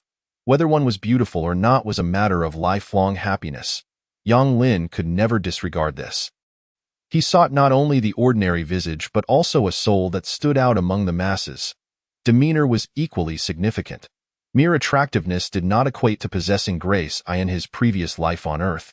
Many ordinary individuals were undeniably beautiful, yet they appeared vastly different when compared to celebrities. The key lay in their poise and aura. Having experienced a life of luxury, savored exquisite surroundings, and received meticulous cultivation made all the difference. The rightful wife of the Yang family could not be a mere village flower. The importance of talent in this foreign world needed no emphasis. If he were to cultivate eternal life while his wife passed away, it would be utterly tragic. She must also accompany him in longevity. Therefore, the aspect of talent must be accounted for. Following that, character and mystery were essential. While character was of lesser concern, the element of mystery was paramount.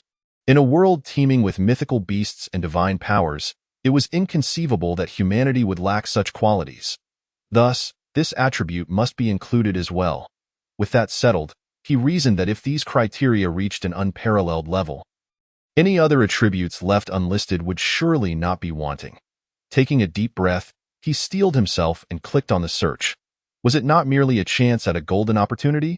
If this one proved unsatisfactory, he could always search again the following day. There was no need for haste. In an instant, the information appeared. Yang Lin scrutinized it closely. Point 1. Longqing Inner City, Lin Xuan, 13 years and 230 days old. Origin: the legitimate daughter of the Lin family. A millennium-old family in Longqing, betrothed to the first family of Longqing, the Long family, Long Zhantian. Marriage fulfillment date: 120 days hence. Attributes: loyalty 100, max value derived effect, unwavering loyalty, sacred marriage, willing to sacrifice, unyielding in love, filled with a sense of responsibility towards marriage akin to the divine. Should one's partner perish, they would never choose to live on alone. Beauty 100, max value derived effect, breathtakingly beautiful, unparalleled grace, ethereal presence, as if descended from the heavens. Demeanor 100, max value derived effect, dignified elegance, flawless skin, rare beauty, gentle and serene, a paragon of motherhood.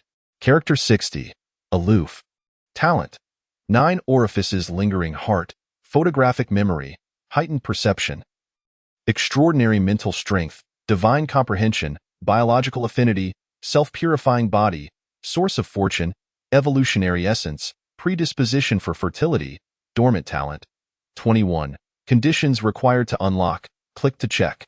Mystery: mind domain, floral halo, permanent presence of fairies, emotional resonance, dormant. 10. Conditions required to unlock, click to view. Yang Lin could scarcely fathom the sort of individual capable of such accolades. He would never dare to dream of crossing paths with such a woman. Absurd. Were the inhabitants of this other world truly so remarkable? What sort of genes could produce such progeny? The millennium-old Lin family. What was their true origin? It was undoubtedly far from the simplicity it appeared. A wave of inferiority washed over him. To dare to pursue a woman of such grandeur was nothing short of sacrilege. Yet, this feeling was fleeting. He quickly regained his composure. Even a toad dared to consume swan meat. Moreover, he was a man blessed with a golden opportunity, destined to become an unparalleled powerhouse. Thus he certainly deserved her. He yearned to catch a glimpse of this Lin Shuiyun, to discover what manner of woman could elicit such a multitude of perfect evaluations from the golden opportunity. With this thought in mind, he sprang into action. Returning to the throngs of people, a new day dawned, and the entirety of Longqing buzzed with life once more, bustling with crowds. Yang Lin had initially presumed that the denizens of this world were all martial enthusiasts, perpetually engaged in training or combat. Who would have anticipated the sheer number of leisurely individuals, indulging in shopping and entertainment? There were even gambling houses and brothels. The Lin family resided in the inner city, and gaining entry was no simple feat compared to the unrestricted access of the outer city. Entering the inner city was fraught with complications. One needed to provide residency documents. Lacking such, one had to present a pass or invitation to substantiate the necessity and authenticity of their entry. Undoubtedly, Yang Lin possessed none of these, and thus could not gain access. He dared not employ stealth to enter. Longqing was teeming with formidable experts, and treasures and secret techniques were countless, at his current level. He would surely be detected, and the consequences of being discovered would be dire. Left with no choice, he could only wander in the outer city. After much contemplation, he realized that attempting to see Lin Shuiyun by his own means was a futile endeavor. Even if he managed to enter the inner city, could he truly access the Lin family's gates? He would still need to rely on the golden opportunity. Since he was to utilize the golden opportunity, it would be far more practical to obtain a comprehensive plan from it directly, detailing how to win over Lin Shuiyun. Resolute, he decided to commence this endeavor the following day. The next day, the golden opportunity refreshed. In the shortest time possible, he sought the plan, the strategy, the details, and the safety measures to win Lin Shuiyun. He clicked on the search. Moments later, Yang Lin stared blankly at the contents displayed before him. He sighed deeply, feeling the insidiousness, the cunning, and the despicable nature of the golden opportunity. It was truly wicked. Yet, he found himself enamored. Chapter 45. Lin Shuiyun's confidence in the inner city. The Lin Manor stood resplendent. Nestled within a corner of the verdant court, it was enveloped by a sea of blooming flowers, resembling a hidden paradise in the mortal realm. The architecture of the manor exuded an air of elegance. With upward arching eaves and intricate carvings, each detail whispering of the owner's refined taste. The Lin family had flourished in Longqing for over a millennium, whether viewed from the perspective of Earth or this other world. Such a duration was indeed extensive, categorically placing them among the esteemed aristocracy. In truth, this was undeniably the case in Longqing. There were scarcely a handful of powers that could rival the Lin family's historical legacy. Stepping into the ancient estate, the structures were crafted from rare woods over 1,000 years old, adorned with exquisite and meaningful carvings, in perfectly balanced details. Luxury was not lost, with jewels and gold embedded throughout. Such a grand manor, naturally, boasted a garden. In the garden, a crystal-clear stream meandered, its gentle babbling accompanied by playful fish, adding a touch of vitality to the scene. At the heart of the garden stood a delicate pavilion, furnished with an ancient guqin and a chessboard, a perfect retreat for the owner's leisurely pursuits. The vibrant floral expanse was filled with an array of rare blossoms, exuding an enchanting fragrance. At the center of the garden, an exquisite fountain sparkled under the sun, its waters gleaming with golden radiance, reminiscent of a mythical realm. Should an outsider enter this sanctuary, they would be instantly captivated by a divine light. There stood a goddess, a fairy, a legendary embodiment of the sacred. She descended like a celestial being from the heavens, her skin fairer than snow, her brows and eyes as picturesque as a painting. Each contour of her form was so exquisitely crafted, it seemed to have been forged from the very stars. Her deep, clear eyes sparkled with the brilliance of the brightest stars in the night sky, radiating wisdom and aloofness. Her hair flowed like a cascading waterfall, moving gently, releasing a faint, alluring fragrance. Wandering through the sea of flowers, she moved with a lightness akin to a dancing sprite, each step accompanied by the delicate fall of petals, as if nature itself were orchestrating a melody for her graceful movements. Draped in a gown woven from floral threads, embellished with tiny gems, it shimmered with dazzling brilliance as she moved, like the night sky cascading around her. Her noble demeanor was beyond imagination, reminiscent of a goddess from ancient myths, evoking a sense of longing while simultaneously instilling a fear of desecration. In that moment, she was the miracle of the garden, the embodiment of all that is beautiful in the world. Her presence rendered the vibrant floral sea dull in comparison, a legend that felt almost unattainable. Lin Shuiyun's gaze was profound, as if capable of discerning the depths of one's heart. After wandering through the floral expanse alone, she returned to the pavilion, gradually seated herself, sipping a cup of ethereal tea, and picked up a golden tome to begin her reading. The tome was densely filled with text. The intricacies of each character hinted at hundreds of meanings. Undoubtedly, this was an extremely precious secret tome, inscribed in a secret language, typically reserved for high-level martial arts manuals or some form of inherited mystical arts. She rubbed her forehead. Even with her photographic memory and extraordinary comprehension, maintaining focus on such a complex tome for an extended period proved challenging, necessitating occasional breaks. After a considerable time, a maid entered the garden. Standing at a distance, awaiting her summons, Lin Shuiyun was well aware of her presence but continued her reading. After a prolonged moment, she finally set down the golden tome and, with an icy tone, inquired, "Is there something you need?" The maid stepped forward and bowed, saying, "The Long family has sent another lavish gift. This marks the 13th time." "What do you think of this?" Lin Shuiyun frowned, her expression displeased. Yet she seemed to recall something and stifled her irritation. Since an engagement had already been established, she would simply await the wedding. It was pointless for him to engage in such frivolities. "How tiresome! Young Master Long Zhantian is utterly infatuated with you. I've heard that he now frolics daily like a child, his spirits lifted, forsaking his training, preoccupied with thoughts of presenting you with gifts. Just now, he even discovered a nine-tailed fox, a rare beast that hasn't been sighted in Long City for a decade." Lin Shuiyun was momentarily speechless. What was he concerned about? Did he fear that she might call off the engagement? Such needless worry. Lin Shuiyun would only marry once in her lifetime, her loyalty unwavering. His actions were entirely superfluous. The maid chuckled softly and explained, "One cannot entirely blame young Master Zhantian. After all, you are the most beautiful woman and the most talented individual in Long City. The Long family has expended considerable resources and effort to reach you from amidst countless suitors. How could he not be anxious? He fears you might elude him." Lin Shuiyun was taken aback. She sighed that it was not mere vanity. As a rare beauty and prodigious talent, she had been the object of many admirers since childhood. If not for the formidable Lin family, she would have been taken long ago. Yet, even with such backing, her position was precarious.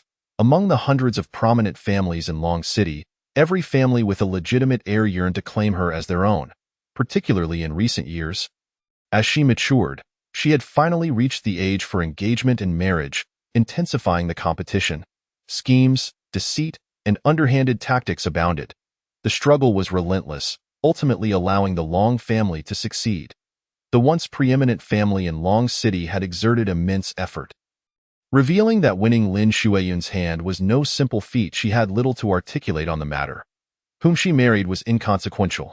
Character, appearance, personality, talent, these criteria held no weight before her.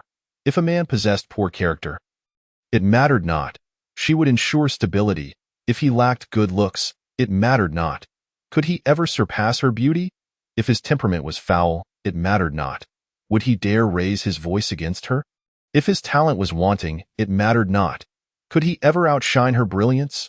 She would support and protect him, and that was sufficient. Such was her confidence. For Lin Shuiyun, the identity of her husband was truly unimportant. She possessed the ability to shape him into her ideal. A true stronghold never laments their circumstances but seeks to alter them. And Lin Shuiyun was that very stronghold, a force beyond imagination. No one knew her true strength. Talent was often imperceptible to outsiders. Chapter 46. The Day of Mother's Remembrance I shall not attend. If he enjoys sending gifts, let him be, Lin Shuiyun concluded, turning to leave. The maid hurriedly followed, anxious to inquire, "Mistress, where are you going?" She felt compelled to ask. Lin Shuiyun was exceedingly sensitive at present, surrounded by countless watchful eyes. It was best if she remained indoors, for once the wedding was concluded, the situation would surely calm. Lin Shuiyun turned her head sharply, her voice cold. "Today is the day of my mother's remembrance. If you have forgotten even this, do not follow me again. Go and receive 20 lashes. Leave." The maid, alarmed, immediately knelt, repeatedly bowing her head. It was indeed her error.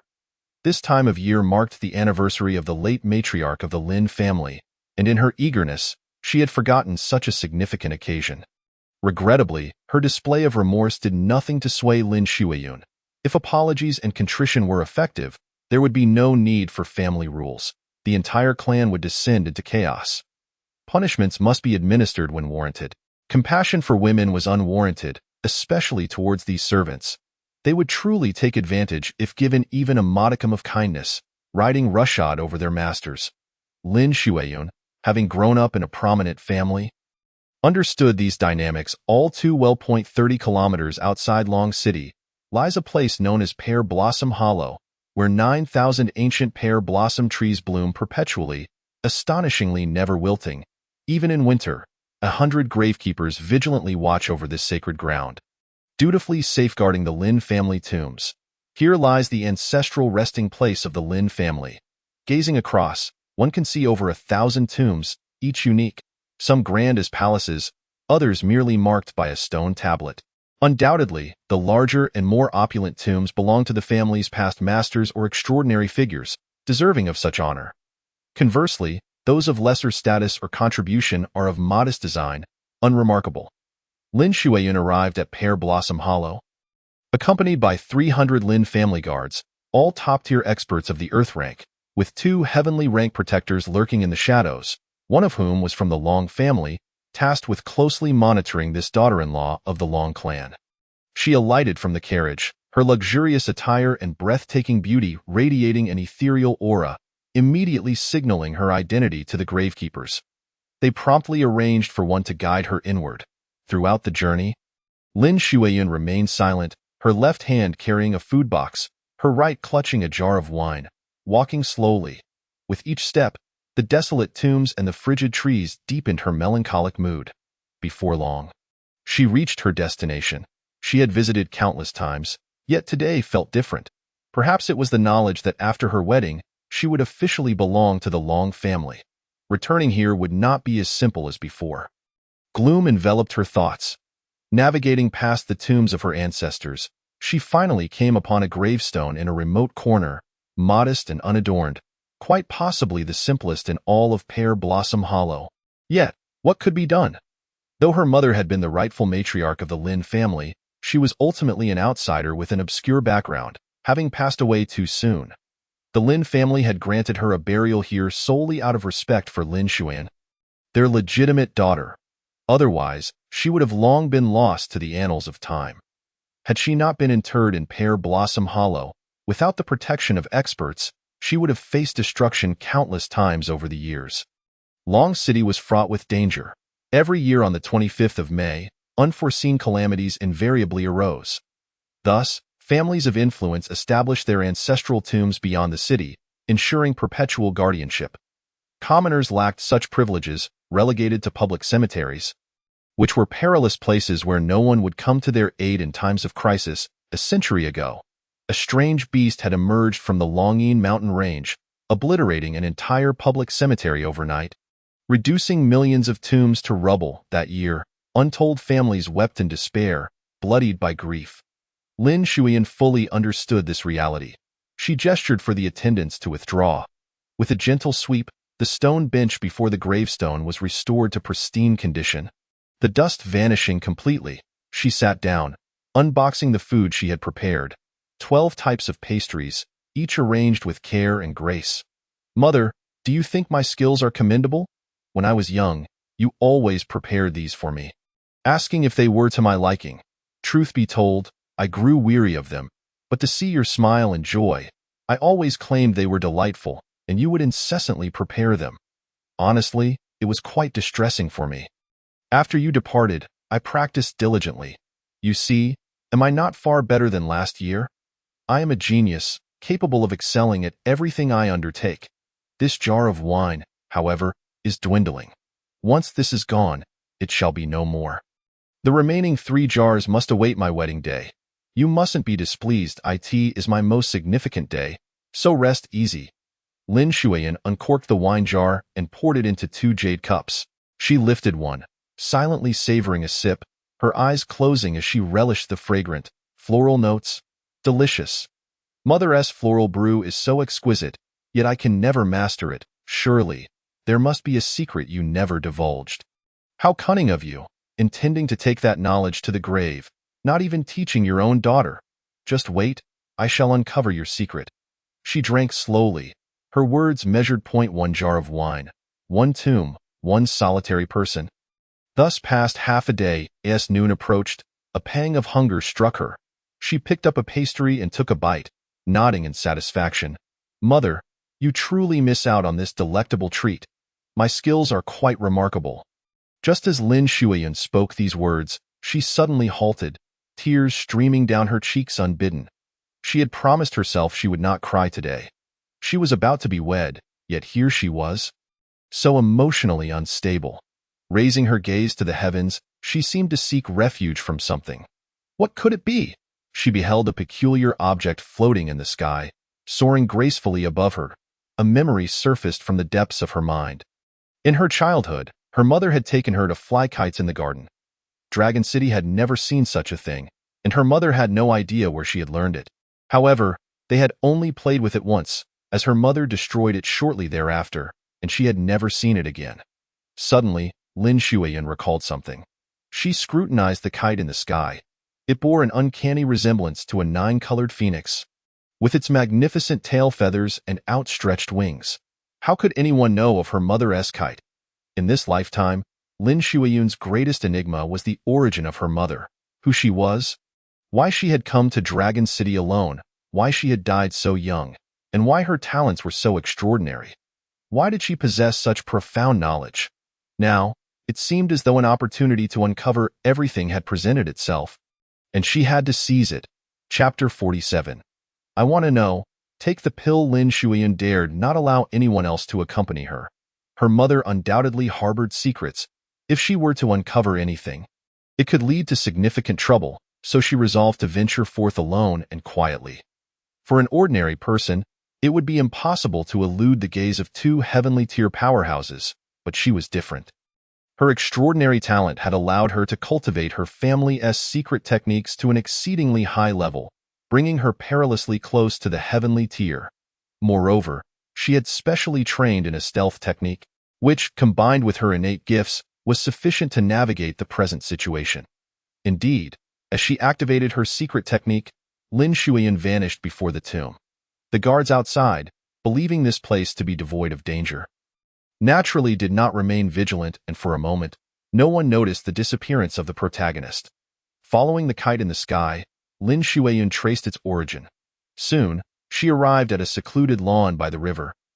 Surrounded by towering trees that concealed the area from prying eyes, the boy was intently flying a kite, murmuring to himself, "Come on, darling, the flowers I've been waiting for have withered. Follow me, and I'll treat you to delightful feasts every day, filled with endless treasures and ceaseless martial prowess. Immortality shall not be a dream." Just as young Lin was lost in his ramblings, a voice cut through the air. "You're so impoverished. How could you possibly treat me to anything delightful? Your appearance is unremarkable, yet your aspirations are rather grand." Startled, young Lin turned around and was instantly entranced. He found himself at a loss for words to describe the woman before him. Her skin was as pure as white jade, Her lustrous black hair seemed to radiate a celestial glow, and her exquisitely perfect visage stole his very breath away. The essence of her demeanor and poise was overwhelming, provoking an urge to kneel in reverence. Steady yourself, he thought, remembering that she was his wife, and he was a man with a golden finger. He could not falter or feel inferior. He must uphold his dignity. Lin Shuiyun observed his reaction with no surprise. After all, what could an insignificant being do when faced with a divine presence? Clearly, she embodied that divinity, and his ability to maintain composure was commendable. She had grown accustomed to such responses, waiting patiently without pressing him. Have you seen enough? It will soon be my turn. Yang Lin, regaining his senses, forced a sheepish smile, calming himself with silent encouragement. With the assistance of his golden finger, a plan materialized in his mind. You lured me here with your kite. You must know something. Speak, for you have but one chance. Should I find your answers unsatisfactory, you will perish. Lin Shuiyun had no intention of allowing him to live. Her mother's secrets must remain concealed from others. Yang Lin suddenly sensed the woman's ruthlessness. She regarded life as trivial, ready to eliminate him without a second thought. This was truly splendid. He desired precisely such a wife. Since you insist, what shall I do next? I feel no burden. This is excellent. If you had come to me with gentle persuasion, I might have felt some reluctance, he smiled, producing a golden pill, if you wish to know. Take this, and I shall divulge the truth. Lin Shuiyun's expression turned frigid as she gazed at the golden pill in his hand. She knew well what it was and recognized the madness that would lead anyone to consume it. Seeking death. In an instant, a terrifying aura enveloped the area, casting a pall of dread over 100 meters. A single strike descended with the force of a cataclysm, an unstoppable blow that shattered all in its path, leaving only ruin in its wake. Such a lock-on was an embodiment of profound martial arts, cultivated to its zenith, capable of transforming into a domain. A single strike would ensure no survival. However, Lin Shuiyun had not yet reached such heights. And Yang Lin was no mere novice. His true strength was not far inferior to hers. Crucially, he had inherited numerous talents from the Golden Source Rainbow True Dragon Beast, such as Dragon Might and Corruption Domain, which were particularly effective against this type of assault. Thus, it was only natural that he evaded the strike. Lin Shuiyun was taken aback. She had not anticipated that this seemingly ordinary individual was, in fact, a hidden master. Such a stealth technique was remarkable. She had not detected it at all. If you attempt to strike again, I shall take my leave, and you shall never learn the truth about your mother's death or her origins. Lin Shuiyun inhaled deeply, retracting her right hand and clenching her fist tightly, fixing a fierce gaze upon him. This man was utterly infuriating. Yet, her desire to uncover her mother's secrets, why she had perished so soon. At not yet 30 years of age, after having cultivated so many advanced techniques, was insatiable. Tell me what you want. As long as it is not excessive, I shall comply, she conceded, realizing she could not capture him, and thus had no choice but to negotiate. Yang Lin smiled, retrieving the pill once more. Consume this, and I will reveal the truth. Lin Shuiyun's murderous intent intensified, her eyes gleaming with determination. Impossible. Choose another. This is the only one. You must take it for me to tell you. How can I trust you? Do you truly possess the knowledge of those secrets? I do not believe you. Yang Lin remained silent, gesturing toward the kite that had landed nearby. Conveying his message clearly, this was evidence. Lin Shuiyun's mind raced as she considered the implications. She held the innate talent of self-purification, rendering her immune to all poison since childhood. No toxic elixir could affect her. Not even aphrodisiacs could impose a negative state upon her. Thus, she had never feared the effects of the pill. However, she could not easily agree, as that would raise suspicion. She needed to draw out the conversation further. Yang Lin, too, harbored a concealed smirk. He understood everything about her. She believed he sought to give her a pill, but in truth, he aimed to unleash his divine seal upon her. In this moment, the two of them resembled the villainous antagonists of a drama. Both schemers in their own right. Ultimately, Lin Shuiyun relented. What is this pill? If I consume it, what will be the consequences? A fortifying elixir. It will enhance your beauty and grace. Do you truly expect me to believe that? If you don't trust me, why ask? Take it. It is not poison. If I take it and you fail to reveal my mother's secrets, you shall face dire consequences. I will pursue you to the ends of the earth. Yang Lin replied impatiently, Fine, fine, I believe you. Just take it. Lin Shuiyun was infuriated. Throughout her life, she had encountered no one like him. The men before her had always been cautious and courteous. She had resolved to torment him ruthlessly in the future. Death would be his most coveted escape.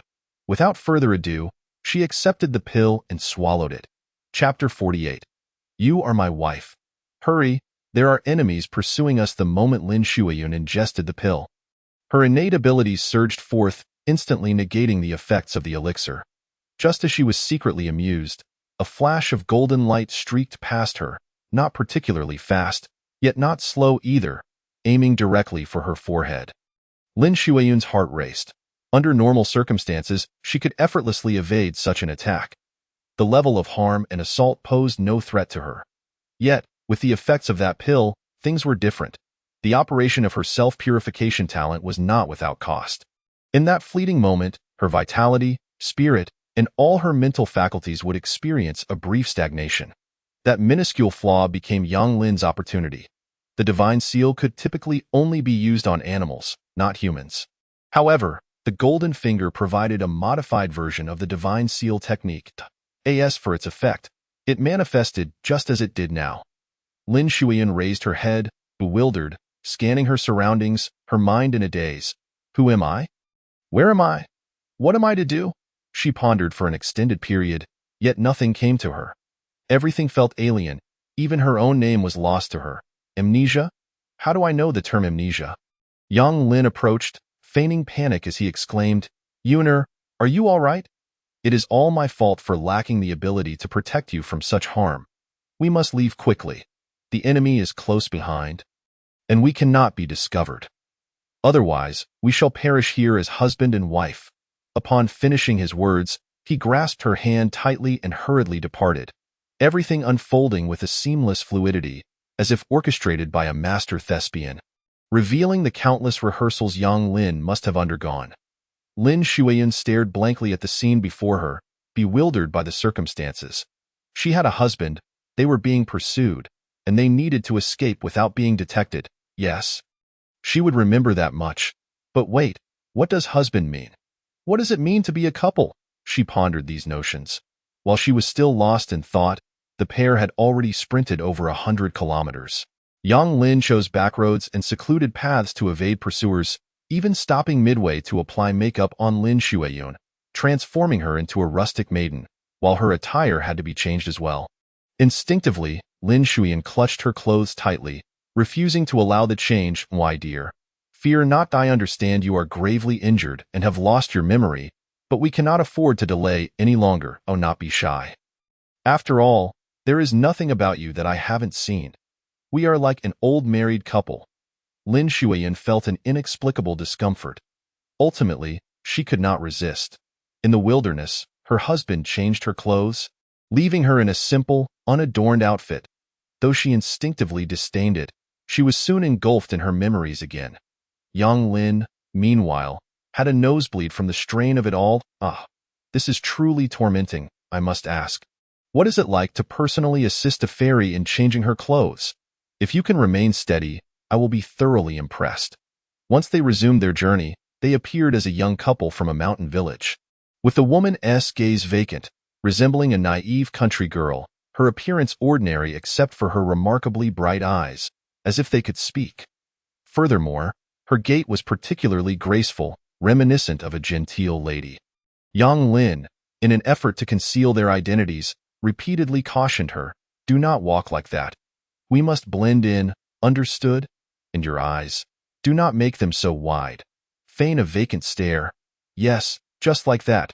We must appear utterly unremarkable. As for speaking, it might be best if you remain silent, as if you were mute. Yang Lin found himself at a loss. Lin Shuiyun's voice was enchanting, transcending even the most divine of melodies. And whenever she spoke, it sent shivers down one's spine. This wife of his was replete with virtues, making it exceedingly difficult to mask any flaws. He even entertained the notion of not returning to Yangjiao village, opting instead to lead his wife to a secluded valley to live. However, he ultimately dismissed this idea. First, he needed to cultivate feelings with Lin Shuiyun before her memory returned, ensuring that she recognized him as her husband and even devoted herself to him. The development of such emotions required the mundane experiences of daily life. Only through enduring the unforgettable trials of existence would a woman foster familial affection, love, and a sense of responsibility for the household. Otherwise, upon reaching the valley, love might never blossom. Second, he did not wish to prematurely reveal the existence of the valley. Their hidden refuge must remain undisclosed until everything was prepared. If Lin Shuiyun remained unyielding and aloof, how could he dare lead her to the valley? He would only proceed once she was truly and irrevocably loyal to him. Third, he was woefully unprepared. The valley was devoid of resources, and he had no space. Thus, he needed to gather all necessary provisions, equipment, tools, supporting materials, and servants before venturing there. At the very least, a place to reside was essential, along with the means for cultivation and livestock, all of which needed to be operational for a family to thrive. Accomplishing all these tasks would require a minimum of 300 days, meaning they would have to wait until next year. This period would serve as preparation. Longqing had descended into madness on that day. The once peaceful Longqing, which had remained calm for decades, erupted into chaos. The first family, the Long family, and the 1,000-year-old Lin family, along with their network, were incensed by Lin Shuiyun's disappearance. Every powerful faction within Longqing, numbering in the hundreds or thousands, came under suspicion. The city gates were sealed, and the elite Golden Dragon guards mobilized, scouring every corner. Thousands of celestial-level masters began to unite. None could halt their pursuit. The forces behind the 106 elders of Longqing were powerless. The combined might of the Long and Lin families could shake the very foundations of the city, as long as they wished to avoid complete destruction. Cooperation was imperative. Fortunately, as they were merely searching for a missing person, everyone was relatively understanding, preventing any major upheaval. However, 3 days passed without any sign of Lin Shuiyun. The third faction's treasure, the Golden Silk Spirit Pearl, could not trace her whereabouts, indicating that the enemy had taken precautions, severing all traces and rendering their secret arts and treasures useless. Little did they know, the power of the 10,000 God seal far exceeded their imagination. This technique was among the highest tier in the entire alternate world, while Longqing was merely a small force near the Longyin mountain range, insignificant as dust. Another day passed, and the lockdown in Longqing was lifted. Everyone gave up. Many understood that Lin Shuiyun's chances of returning to Longqing after disappearing outside the city were exceedingly slim. Yet, the Long and Lin families clung to a thread of hope. Only the Long family's heir, Long Zhantian, refused to relent. He frantically scoured the land, clashing with those who opposed him, leading to untold casualties. His actions brought considerable trouble to the Long family, yet how could they punish such a prodigy? They could only offer consolation. Iti Lihua Wu. Long Zhantian shed tears of blood, angrily gazing skyward as he roared, Shuiyun, Shuiyun, wait for me. I will find you, who has taken my Shuiyun. I will tear you to shreds, shatter you into 1,000 pieces. The hatred of a stolen wife cannot go unpunished. I seek continued support, electric gifts, rewards, 5-star ratings, and comments. I do not aspire for explosive popularity, only survival. For readers who enjoy this book, please continue to follow along. Chapter 49. Bringing my wife home on the rugged mountain paths, Yang Lin remained vigilant, acutely aware of every sound and movement. This was a significant undertaking. Any lapse in attention could lead to disastrous consequences. Given his current strength, encountering the Long family or the Lin family would result in utter devastation. Fortunately, he possessed a golden finger, which emboldened him to take risks, confident in the safety of his plans. He could only trust in this. Lin Shuiyun was docile throughout the journey, lost in thought, trying to recall what had transpired and who she was, yet her memory eluded her. Suddenly, with a tremendous crash, she shattered a boulder with a mere wave of her hand. Yang Lin was startled and quickly embraced her, fleeing. My dear, do not exert yourself like that. it could attract enemies. Here, follow my lead. This secret technique can seal your powers. Do not unseal it unless absolutely necessary. He imparted a minor technique of the 10,000 God seal, enabling her to actively seal her strength, though it could be unsealed at will and truth. It was of little practical use. Who would be foolish enough to play such games? The girl gazed at her hands in confusion. What is my name? Yang Lin feigned tenderness, speaking ambiguously. I used to call you Yuner. From now on, you may call me husband, as you once did. Lin Shuiyan nodded thoughtfully, murmuring, Yuner, husband, Yuner, husband. Yang Lin felt a surge of happiness as he held the girl tightly, rushing forward. Yangjiao village was now within sight. As night fell, Yang Lin waited several hours before entering the mountain village. Undoubtedly, someone had been keeping watch, for upon his return, they appeared relieved. Yang Lin, you've been gone a few days. Where have you been? He has neglected your livestock, even the hunting party, because of you. You owe him a favor. Yang Lin shyly smiled, nodding as he replied, I've reached the age to find a wife, so I brought one back with me. Though she may not be the most striking, her figure is decent. I decided to take her. This was a pre-prepared explanation. After all, at his age, it was indeed time to marry, and there had been discussions about arranging such matters for him. So it was not entirely unexpected, as anticipated. No one raised any suspicions. All right, let's head back. It's late. We'll gather together another time. Yang Lin quickly led his wife home. His standing in Yangjiao village was quite respectable. Looking around, at least 100 families had begun rebuilding their homes, many designs and layouts inspired by his ideas. These were tangible benefits, and everyone was aware of the situation. Consequently, the treatment he received was markedly different. And conversations were exceedingly courteous to that moment. Lin Shuiyan resembled a blank slate, following her husband in a daze, their exchanges akin to an incomprehensible script. Upon entering the courtyard, they spotted Uncle He preparing to leave. Upon seeing Yang Lin, he beamed with joy. You've finally returned. I've just fed your wildebeest and hunting dogs. Yang Lin hurriedly expressed his gratitude and attempted to recite the words he had prepared earlier. But Lin Shuiyan did not allow him to elaborate. Uncle He, on the other hand, seemed unfazed, merely casting a cursory glance. What struck him as peculiar was the girl's physique, which was indeed commendable. However, her appearance was rather alarming. Particularly at night, capable of frightening anyone. He felt a twinge of regret, pondering why the young man from the Yang family would choose someone like her when there were so many other options. Yet, he understood that one must possess at least one admirable quality, and if the choice was physique, then there was little to criticize. As he watched Uncle He walk away, Yang Lin ushered the girl into his family's courtyard. Suddenly, Lin Shuiyan remarked, Aren't we supposed to be escaping? Why do we have a home? Why did you say I am your newly acquired wife? Yang Lin felt a flutter of alarm at her words. Despite her amnesia, her cognitive faculties remained intact, and her basic reasoning was quite sharp. He could only continue to fabricate. Haven't you noticed that we've disguised ourselves? This is a false identity I've specially arranged. We will lay low in this mountain village for a while. If there are no dangers, we can reside here more safely. Lin Shuiyan pondered this, sensing the inherent falsity, as if fraught with inconsistencies. However, Yang Lin was not about to let her dwell on it. He swiftly interrupted her thoughts and began outlining their tasks. Let me show you around our home. This is our courtyard, with 10 plots of land dedicated to growing vegetables and fruits. If you fancy flowers, I can create a garden for you in a few days. Over there is the water tower. This is how we draw water.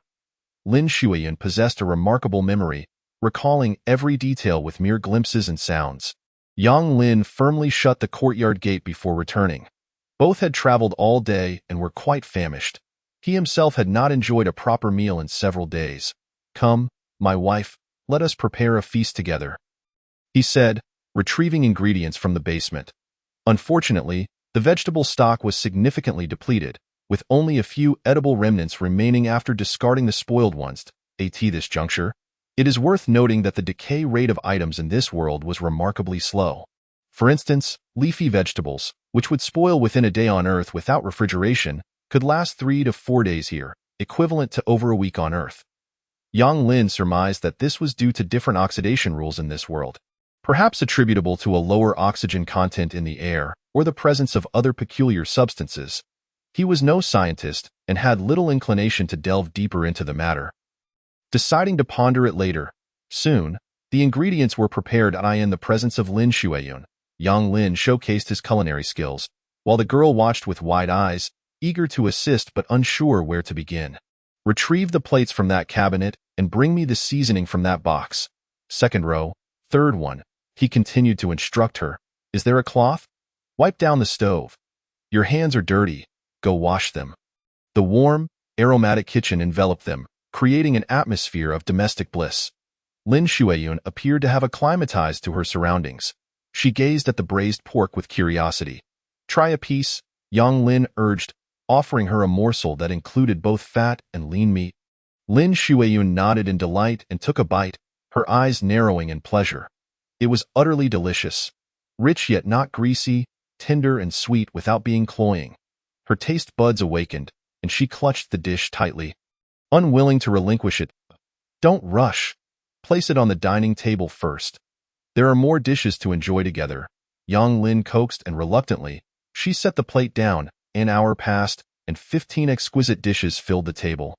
A sumptuous spread that would be considered a rare feast even on Earth. Yang Lin had also taken the liberty to adorn the living room with a few flowers and plants, enhancing the ambience significantly. During the meal, Yang Lin attended to Lin Shuiyun with utmost care, wiping her mouth, serving her food, and explaining the preparation of each dish. Meanwhile, Lin Shuiyun indulged heartily, displaying her straightforward nature.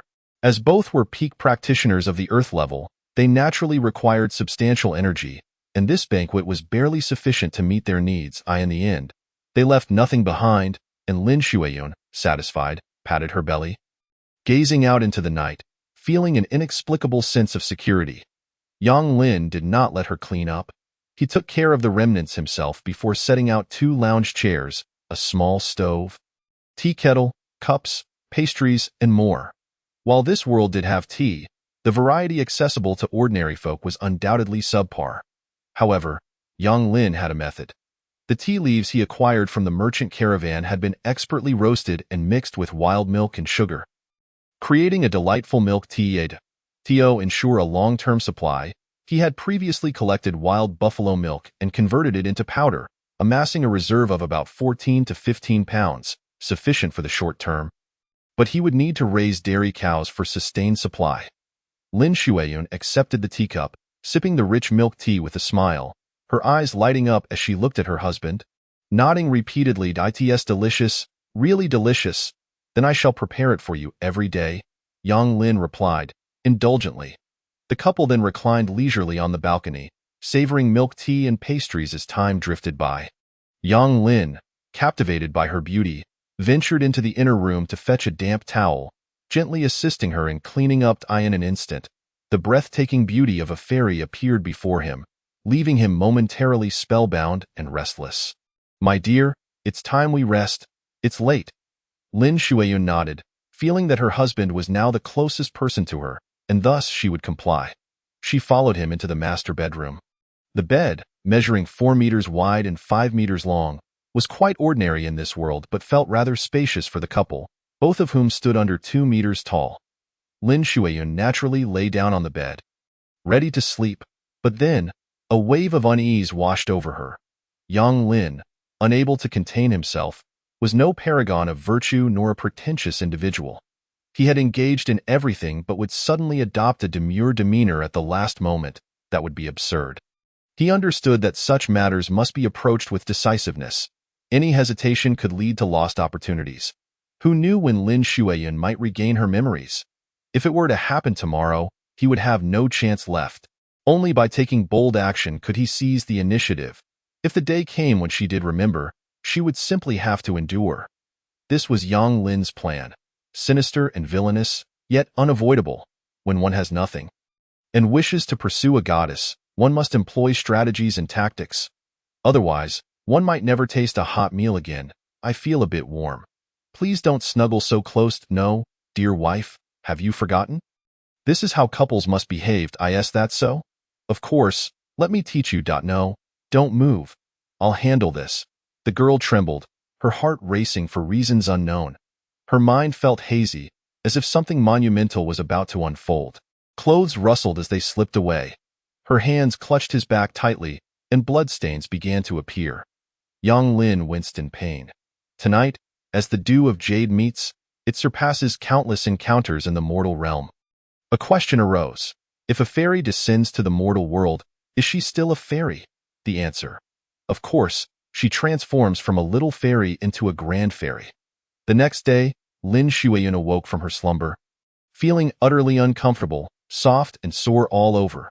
She had no recollection of what had transpired, wondering if this was the routine of sleeping every day.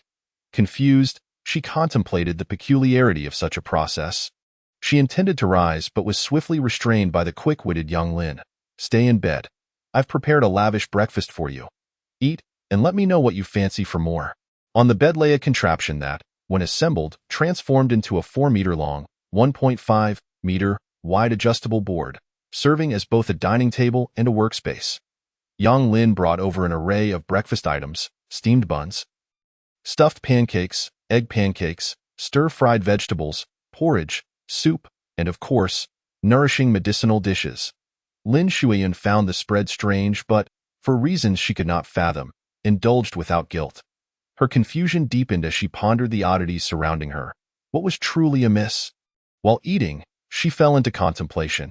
After finishing, Yang Lin tidied up and tucked her in, advising, I'll be working in the courtyard. There are chores to attend to. Don't go outside. If you're bored, you can enjoy the view from the balcony. Lin Shuiyun nodded gently, her gaze drifting towards the balcony window, where the vibrant flora of the courtyard unfolded before her eyes. The morning air was particularly invigorating. A gentle breeze wafted in, carrying with it a delicate fragrance, a harmonious blend of floral notes, the earthy scent of greenery, and the rich aroma of damp soil. In an instant, her spirit was lifted. However, once her husband departed, Lin Shuiyun found it increasingly difficult to remain still. After enduring a moment longer, she finally sat up, acutely aware of her physical discomfort. Slowly, she rose and approached the vanity, which was adorned with an astonishing array of over 100 small drawers, each containing an assortment of items, jewelry, cosmetic tools, and an eclectic collection of peculiar bottles.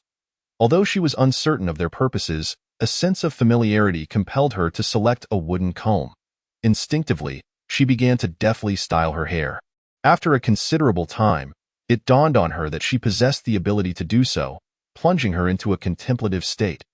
Ultimately, she gleaned nothing of significance. After a lengthy pause, Lin Shuiyun appeared rejuvenated and moved to the edge of the balcony. Shifting the chair aside, sitting was too uncomfortable, too painful. Kneeling was far more agreeable. Thus, a breathtaking scene unfolded. A stunning beauty, poised like a celestial being, quietly knelt in solitude, gazing at the scenery beyond the courtyard and the industrious figure of her husband. Yang Lin turned his head just in time to behold Lin Shuiyun's ethereal grace, leaving him momentarily speechless, overwhelmed by a wave of guilt. How could such a divine being be subjected to his crude presence? Truly, it was remarkable. Before long, Yang Lin regained his composure. He cautiously glanced outside the courtyard gate, feeling a surge of anxiety, and hurriedly locked the door with a firm click. He deliberately hung 3 signs outside, clearly indicating that no one was welcome to intrude upon their sanctuary. Presently, Lin Shuiyun could not disguise her identity. If the villagers were to catch sight of her, any chance of evasion would vanish, leaving him no recourse but to flee with his wife into the depths of the mountains. Returning to the courtyard, Lin Shuiyun wore a faint smile, her eyes brimming with tenderness. At that moment, silence spoke volumes. Yang Lin felt a surge of motivation. The carpenter's tools in his hands became extensions of himself, gliding effortlessly as he crafted wooden components, assembling them into various pieces of furniture and equipment. The morning slipped away in this manner. Lin Shuiyun remained motionless for over 20 hours, kneeling in quiet observation. Yang Lin finally set down his tools, washed his hands, and approached her, saying, "You must be hungry. Allow me to prepare a meal while you wait here." The girl nodded slowly, rising to follow her husband to the kitchen. She leaned against a corner, inexplicably unwilling to part from this man for even a moment. As if her very being were entwined with his, the bond they shared was ineffable, a sentiment that defied description. Perhaps this was the essence of womanhood. As Yang Lin busied himself with cooking, he stole glances at his wife. The sight brought him immense satisfaction. The only lament was Lin Shuiyun's naturally aloof demeanor, seemingly ingrained in her very essence. Even in her amnesiac state, she retained this characteristic, rarely speaking, mostly listening in silence. Only through her eyes could one discern her unspoken thoughts. Yang Lin surreptitiously accessed his abilities to check Lin Shuiyun's current loyalty, which stood at a commendable 90, remarkably high. Yet, it was unfortunate that she was not in her usual state. Should she regain her memories, the situation could unravel, and a mere 10 points would be a blessing. This meal brought Lin Shuiyun great satisfaction. As Yang Lin showcased his culinary prowess without a hint of negligence, he embraced his present life with fervor. Compared to his initial days after crossing over, he now found life to possess a newfound richness. It must be said that the adage regarding the synergy of male and female collaboration held some truth. With Lin Shuiyun by his side, Yang Lin felt invigorated in all his endeavors. As the sun began to wane, Yang Lin was suddenly jolted into awareness. An entire day had passed. Over 80 hours had gone by, during which he had consumed 5 meals, crafted dozens of pieces of furniture, and enhanced various aspects of the courtyard. Notably, he had excavated a substantial amount for a small pond, though he intended to continue working on it later that night, waiting until Lin Shuiyun fell asleep. Noticing Yang Lin's tireless efforts, Lin Shuiyun took the initiative to massage his back and shoulders, even thoughtfully bringing him tea. After sipping the warm beverage, Yang Lin gazed at the darkening sky, a wave of warmth flooding his heart. "Thank you, Yuner. How are you feeling? Is the pain still there?" he asked softly. Lin Shuiyun smiled faintly, replying, "It's all better now."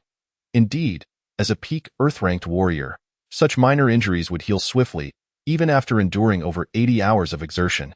With that in mind, Yang Lin felt no reason to delay. As night deepened, the two nestled together, enjoying the tranquil nightscape of the courtyard.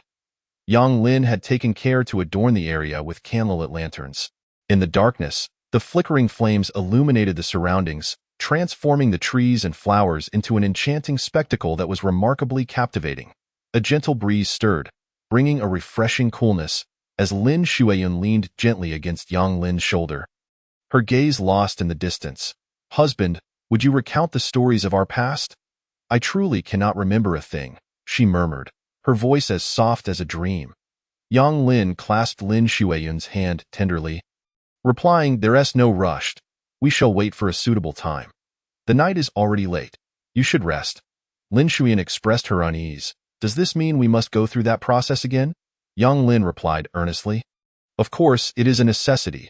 Couples must follow this routine when sleeping together. It's the way of things." The girl fell into deep contemplation, seemingly grappling with a certain illogicality. Why must there be an additional process for two individuals to share a bed?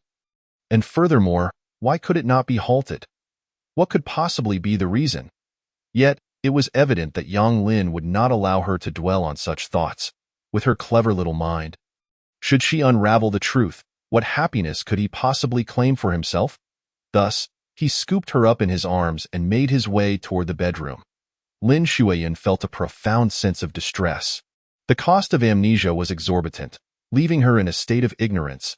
A tempest of emotions ensued. 2 hours later, Yang Lin gazed with satisfaction at the fairy-like figure on the bed, now soundly asleep. Utterly exhausted, he planted a soft kiss upon her and turned to exit the bedroom. Having no need for sleep himself, he resolved to occupy his time with some tasks, starting with digging the pond. Suddenly, he patted his own head, nearly forgetting that he had yet to utilize today's special ability. After considerable deliberation, he decided to search for a skill related to disguise and makeup. Lin Shuiyun could not remain hidden indefinitely. The village had already become aware of her presence. Acquiring a skill in disguise would resolve this issue. All he needed to do was have her pretend to be mute, and she would be entirely safe.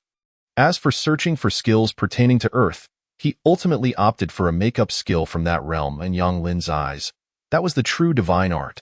modern makeup techniques had advanced to an unimaginable degree. Capable of transforming appearances with nothing but skilled hands, even without electronic devices, he held little faith that this other world possessed superior methods. Of course, this was within the context of rudimentary equipment. The other realm might indeed harbor some astonishing secrets of disguise or techniques of a similar nature. However, such methods often required extensive resources, which he currently lacked. Thus, he decided to first acquire Earth's makeup techniques and later seek out a secret art of disguise. He intended to impart this knowledge to Lin Shuiyun, who, with her innate talent and aptitude, would surely grasp it swiftly. At that point, with the combination of these two divine skills, they would be foolproof. No one would be able to recognize her. Naturally, if she were to regain her memory, all of this would become moot. Resolute in his decision, he wasted no time and directly accessed his special ability, inputting the necessary terms. This proved to be a straightforward task. 20 characters were more than sufficient. To meet the character count, besides entering makeup techniques, he also included skills for creating cosmetics. The results he obtained did not disappoint him. He had tapped into the pinnacle of the global industry in this field, encompassing not only makeup and disguise techniques, but also modern medical cosmetic surgery at its finest. Additionally, he had established several enterprises dedicated to researching and producing cosmetics and makeup tools. Among other things, once he absorbed this newfound knowledge, a plethora of ideas flooded his mind. However, he decided to bide his time, focusing on gathering essential makeup tools and materials that night. The following day, as the sun barely peeked over the horizon, his special ability refreshed once more. Without a doubt, he continued his search for disguise-related skills, this time delving into the techniques of the other world. The outcome was the Wuxiang Xinyiang Qimian technique. The name alone suggested that at its peak, one could mimic another person to the last detail, from physique to appearance, hair to eyes, aura, scent, and voice, all indistinguishable. The only flaw lay in the essence of the soul. Yet, discerning this flaw would prove beyond the capabilities of most skilled individuals. Yang Lin recognized the immense utility of the Wuxiang Xinyiang Qimian technique for his future ambitions. He intended to forge a darkly powerful influence in this world. Armed with knowledge and skills from Earth, he could easily establish an underground empire here, complete with intelligence networks, assassin organizations, and secretive operations. He would operate from the shadows, remaining concealed while orchestrating schemes. An invincible position. If his enemies could not even locate him, what danger could he possibly face? It is well known that throughout history, the most terrifying power has always been that of conspiracy. Regardless of the era or world, those who lack vigilance can easily fall victim to schemers. Countless historical figures have suffered devastating losses due to this. The most notorious example is Sima Yi, a master of intrigue who successfully usurped a kingdom through cunning plots. Similarly, a single schemer, Zhao Gao, brought down the first unified dynasty of the Han with his devious machinations. Such instances abound. In contrast, those heroes who fought valiantly and openly have often met grim fates. Few have survived to tell their tales.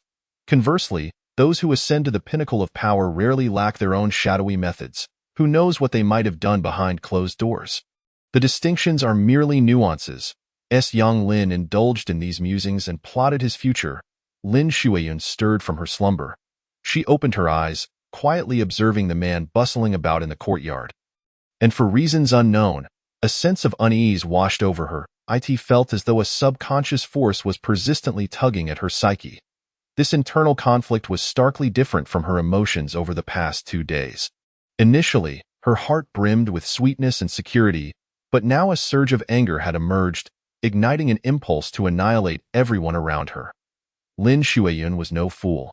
Endowed with numerous talents, particularly the exquisite 9-portal Linglong heart, she could quickly analyze and dissect any situation. Even the most intricate problems could be unraveled within her mind. Thus, she sensed something was amiss. He was lying. From their very first meeting after her amnesia, he had woven a web of deceit. Accumulating over 2 days, even in her state of forgetfulness, she was able to draw numerous conclusions from the limited information at her disposal. Staring blankly at the ceiling, she pondered her next move. Recalling the events of the previous nights, Lin Shuiyun's growth had been astonishingly rapid. She murmured to herself, "What a great deceiver." Yang Lin seemed to sense her shift in demeanor and turned to approach her. "Yuner, you're awake. Breakfast is ready. I'll bring it over. Just stay put. I'll handle it." Lin Shuyan's expression remained impassive, her heart seething with resentment. Yuner was undoubtedly another fabrication on his part. Yet, she chose to withhold her wrath for the moment. Her amnesia rendered her ignorant of everything, and for now, she would remain in this place, unwilling to forego the delicious feast awaiting her. Due to her amnesia, she had yet to grasp the significance of her chastity. The most precious aspect of a woman had already been taken from her by a man. Otherwise, her state of mind would surely be different. Observing Lin Shuiyun as she ate, Yang Lin noted her peculiar demeanor today. The warmth and affection in her gaze had been replaced by a certain chill. He thought to himself, could it be? Has she regained her memory? Cautiously, he heightened his guard, preparing for any potential ambush. As he discreetly observed her, it became clear that Lin Shuiyun's current state exhibited a marked aversion towards him. Yang Lin's heart raced with uncertainty. What did this mean? If she had indeed regained her memories, shouldn't she be attacking him fiercely? There was no doubt she would seek to obliterate him. Thus, it was evident that her memories had not returned. He continued to analyze the situation. Soon, he concluded that although Lin Shuiyun had not recovered her memories, her innate intelligence and perceptiveness allowed her to discern the fabrications woven by Yang Lin. The deepest hatred in any person is often directed at deception, particularly for women. When one realizes they have been ensnared in a web of lies, trust is irreparably shattered. Yang Lin found himself at a loss. The current predicament exceeded his capacity to manage. Clearly, his mind was insufficient for the task at hand. Perhaps it was time to enhance his intellect. He recalled Lin Shuiyun's talent, the nine-portal Linglong heart. Wasn't that akin to acquiring greater mental acuity? Perfectly, he had yet to utilize his special ability to enhance her innate talent and was curious about the results. With a plan in mind, he dismissed the need to ponder Lin Shuiyun's thoughts. After all, he could not fathom them. Instead, he decided to take a more relaxed approach, as long as she did not turn against him. He could endure or die in a moment. I will apply some makeup for you. If we encounter anyone, remember not to speak. I have already told them you are mute. Lin Shuiyun said nothing, tacitly acquiescing. She was entirely unaware of the current circumstances and decided to observe for a while. Although this man was a master of deceit and a consummate liar, he was genuinely kind to her, and her innate talent allowed her to sense a person's true intentions. Chapter 53. Perhaps it's best to lie flat. Lin Shuiyun sat gracefully before the vanity, quietly gazing at her reflection in the mirror. She was beautiful. Even in her amnesiac state, aesthetics were inherent, and one's appearance was independent of memory. Yang Lin stood behind her, meticulously applying her makeup. Throughout the evening, he had created a plethora of looks, over a dozen in total. These were merely the best he could muster under the current circumstances, yet they sufficed. A wisp of hair slipped through his fingers as the comb danced skillfully beneath his touch. A sight pleasing to behold. Lin Shuiyun closed her eyes, relishing Yang Lin's ministrations, feeling her hair weave through the comb as if time itself had come to a standstill. Yang Lin's movements were gentle and practiced. Each stroke seemed imbued with profound affection, and before she knew it, a faint blush crept across Lin Shuiyun's cheeks. At last, Yang Lin completed the final touch.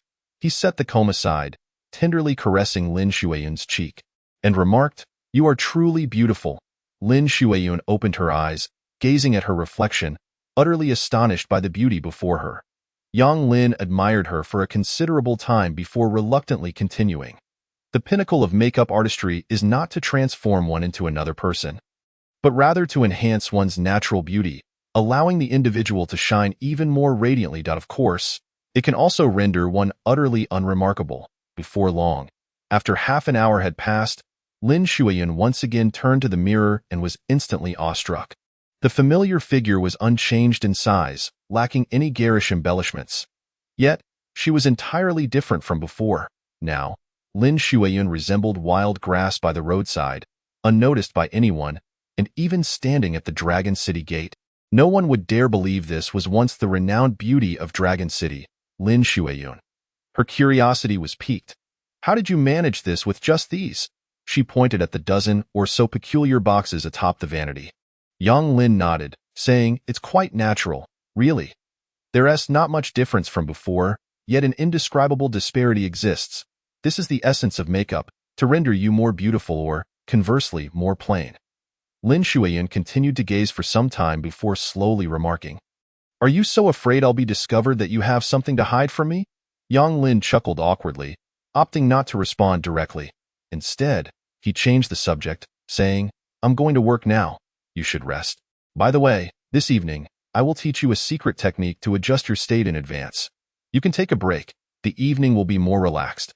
With that, he turned and left. Lin Shuiyan frowned, her confusion deepening. She replayed the events of the past few days in her mind, scrutinizing every word and action without omission. Finally, a sigh escaped her lips. That evening, after dinner, the couple sat quietly on the balcony. Lin Shuiyan remained silent, seemingly lost in thought for the entire afternoon. Yang Lin, aware of her preoccupation, felt at a loss for how to comfort her. After all, amnesia coupled with deception left her feeling utterly alienated in a world filled with strangers. Such a sensation seemed rather tragic. This was all his doing. Yet, what could he do? He could not simply release his wife for the sake of ethics. That was utterly out of the question. Thus, he could only deal with it gradually, believing there would be a solution in time. Yang Lin suddenly recalled a notorious archetype from Earth, the scoundrel, the Casanova, who effortlessly navigated the affections of numerous women.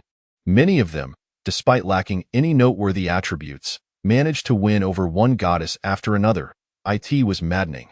If only he possessed such skills, he could undoubtedly resolve Lin Shuiyan's dilemma. What is a woman?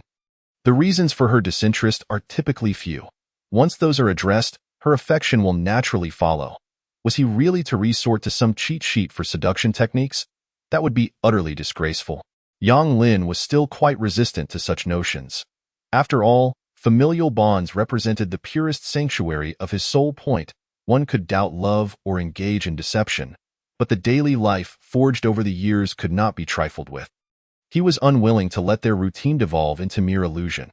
After much contemplation, he resolved that while using cheat sheets was permissible, there was no need to search for any scoundrel's tricks.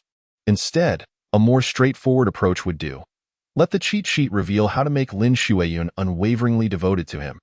Previously, the cheat had allowed him to win Lin Shuiyan, but that was merely gaining her presence. Now, he lacked her heart. To achieve perfection, both body and soul must be secured. With this determination set, he ceased to dwell on his previous concerns. He recognized his own inadequacy.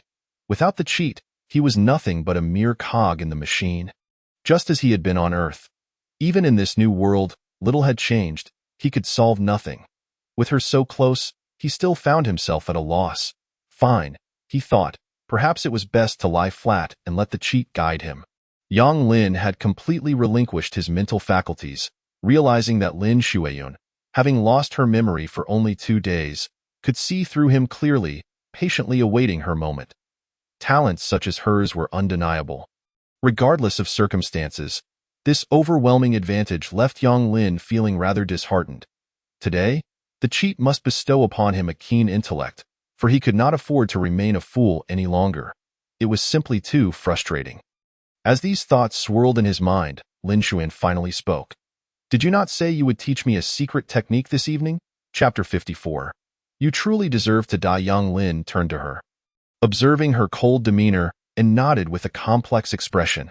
"The art of the faceless shadow, 1,000 faces technique. Here, I've transcribed it for you. Once you memorize it, destroy it.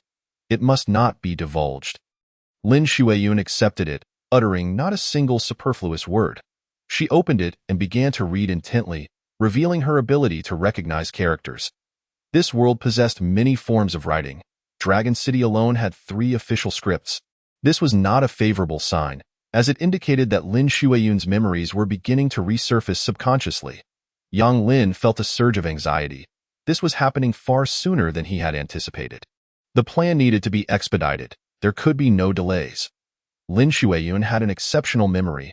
After a single reading, she committed the art of the faceless shadow to memory.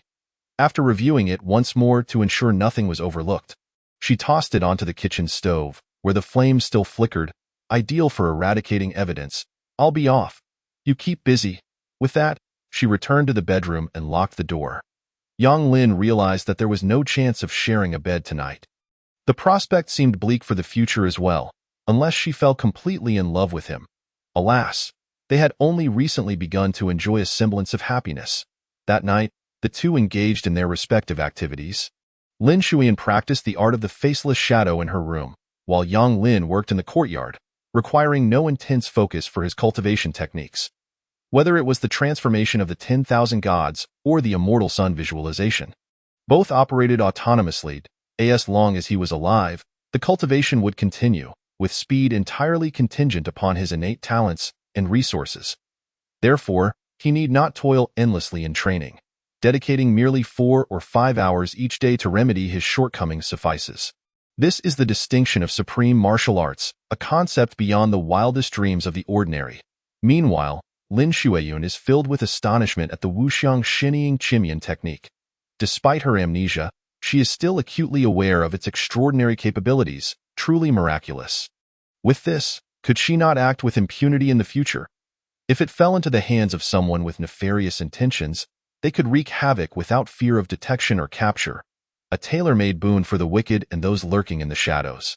This husband, indeed, is no good man, Lin Shuayun firmly resolves. Should young Lin learn of her current thoughts, he would surely be enraged to the point of spitting blood. Setting aside these matters, the secret technique is inherently a remarkable martial art. And Lin Shuayun, possessing a decisively resolute character, will not indulge in frivolous thoughts. She will learn it directly. Her prodigious talent and aptitude grant her a distinct advantage, allowing her to grasp the fundamentals of this secret technique in just one night. With slight adjustments, she discovers her eyes narrowing, her entire visage transforming into an entirely different form, remarkably astonishing. Only someone with a foundation could achieve such a feat. An ordinary person would not come close to this level even upon reaching the basics. As she reclines on her bed, Lin Shuayun falls into deep contemplation. Memories of the past few days begin to resurface in her mind, particularly those moments spent with the man. What should she do? She has now approximately pieced together 30% of the story. The man is a villager with some secrets of his own. He encountered the amnesiac Lin Shuayun outside, captivated by her beauty, and deceived her into returning home as his wife. Of course, this is merely her current analysis, not yet confirmed, but it is close enough to the truth. Lin Shuayun feels a deep sense of frustration at having been so inexplicably taken back home. Her most pressing question is why she has lost her memory and what role the man played in it. Did he have any involvement? If so, the story would indeed become even more riveting. A reality she is desperate to avoid. If the man merely picked up a wife to take home, she might manage to accept it. After all, she is now a married woman. Regardless of the deceptive circumstances, this truth cannot be denied. She is not one to fall into despair, resolutely determined to face whatever comes her way. This encapsulates Lin Shuayun's unwavering loyalty. Her nature dictates that once she marries a man, she will devote herself entirely. Yet, this is contingent upon a normal marital process, and Yang Lin's actions have undeniably crossed her boundaries. Lin Shuayun's greatest fear is that the man was involved in everything, her amnesia, her loss of virtue, her freedom, and more. If that were the case, it would drive her to madness. At this very moment, surprisingly, Lin Shuayun finds herself less inclined to recover her memories. Perhaps it is for the best. The truth is not of paramount importance. In the face of despair, ignorance may be preferable. Ironically, the more she wishes to forget, the faster her memories return. That night, she recalls many details: her childhood home, the garden, the maids, the myriad of people, and of course, the marriage contract. As dawn breaks and the sun rises, Lin Shuayun is fully awakened. Cold as ice, her hands grip the armrests of her chair tightly as she rises slowly, her gaze filled with murderous intent. You truly deserve death. Outside in the courtyard, Yang Lin instantly senses that murderous aura. Without a word, he turns and flees immediately, aiming for the Longyin mountain range. Lin Shuayun moves with incredible speed, as if utilizing a form of lightness martial arts, covering hundreds of meters in the blink of an eye. Her velocity is so extraordinary that not a single villager notices anything amiss. Chapter 55. Lin Shuiyan's plans. In that moment, Yang Lin's heart trembles. He is not afraid of Lin Shuiyan attacking or killing him.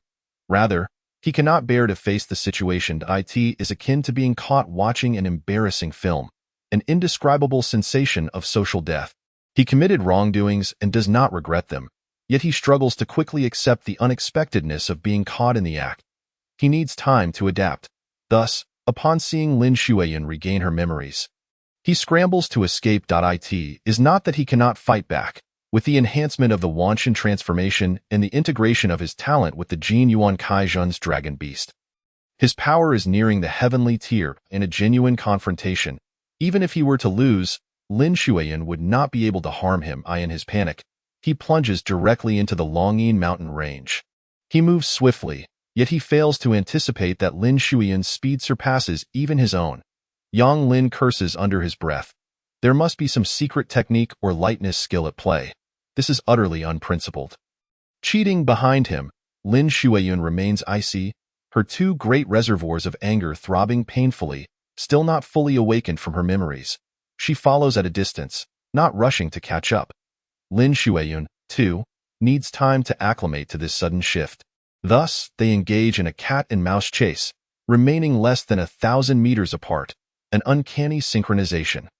Lin Shuiyan's mind is flooded with recollections of the past few days. This vile scoundrel, this great deceiver, dares to treat her in such a manner. How can such wickedness exist in the world? It is unthinkable for her. Throughout her life, even those she encountered in the darkest places were merely villainous servants or young rascals. Yet, to think that someone would target her so brazenly. Who does he think she is? Lin Shuiyan, the daughter of the foremost family in Longqing, the rightful fiancée of the dragon family's heir, a scion of the illustrious Lin clan. She is destined to be the sun in the heavens, a celestial being high above. Yet now, she is sullied and deceived in such a trivial manner. At this moment, Lin Shuiyan is at a loss for how to proceed. The situation is far beyond her capacity to handle. She watches the man's fleeing figure from a distance, utterly disheveled. Memories of that fateful night resurface in her mind. He even deceived her into believing that the marital duties were a necessary routine. Enduring for several hours each night, leaving her in pain the following day. It was her first experience, with no consideration for her feelings. How despicable, of course. The tenderness and warmth of the following day's shared moments were undeniably sweet. But that does not excuse the deception, the desecration. There must be a reckoning. What should she do about him? Kill him? Lin Shuiyan finds herself unable to do so. He is her first and only man. Her nature is such that she stubbornly believes one lock can only be opened by one key. How could she allow a second key to enter? That would be unthinkable. Thus, her union with the dragon family is destined to unravel. Regardless of whether Long Zhantian agrees or accepts her as she is now, this outcome cannot be altered. Lin Shuiyan, possess my own pride. Yet if she does not kill him, what then? Should she imprison him in a dark, sunless basement, subjecting him to daily beatings until he repents, forcing him to cook for her and apply her makeup? Yes, that is the plan. Since this life is fated to be his, he shall serve her and her child as a lifetime servant, repaying the debts he has incurred. Indeed, she has come to realize that she is pregnant. A master can detect even the slightest changes within themselves, and such a significant event as pregnancy is impossible to overlook. In just 3 short days, having shared intimacy twice, she has conceived. To be honest, it is quite astonishing. In this world, the probability of pregnancy is low. Normally, one might be fortunate to conceive within a year, while some may take 3 to 5 years to bear children. Why is this so? No one can provide a clear answer. Thus, in this world, women are also a form of resource, and those who are easily impregnated are the most precious of all. Undoubtedly, Lin Shuiyan is among the finest, capable of conceiving with just one encounter. If the dragon family were to learn of this, they would become even more fervent. Their bloodline is exceedingly rare, possessing remarkable talents. Yet they lack a strong progeny. The scions of the main line are far too few. Otherwise, they would not merely be the foremost family in Longqing, but would have long since expanded their influence. Contemplating this, Lin Shuiyun's anger intensifies. Her once bright future, the perfect union, has been shattered by the man before her. Her child could have inherited the dragon family's exceptional talents, yet now it must bear the bloodline of a villain. Merely thinking of it drives her to madness. After a considerable time, Lin Shuiyun finally calms her tumultuous emotions. Restoring her icy demeanor, she gazes at the fleeing man, a cold smile gracing her lips. From a distance, she calls out, "Run, run wherever you wish. Will you escape to the ends of the earth? Fear not, I shall follow you relentlessly. I wish to see just how far you can run." Yang Lin, filled with fury, thinks, "I have been accommodating you. Do you truly believe you can threaten me? If I were to stop running, what would you do?" But upon reflecting on his current predicament, he decides against provoking her further. He continues to flee, convinced that he can outlast her. After all, he can go without sleep for 108 hours. And with the advantage of the Jin Yuan Kaijin's dragon beast talent, how could she possibly match his endurance? Chapter 56. Let me take you somewhere. Follow me. In fact, Yang Lin need not run. He could simply stand his ground and engage in a proper discussion with her.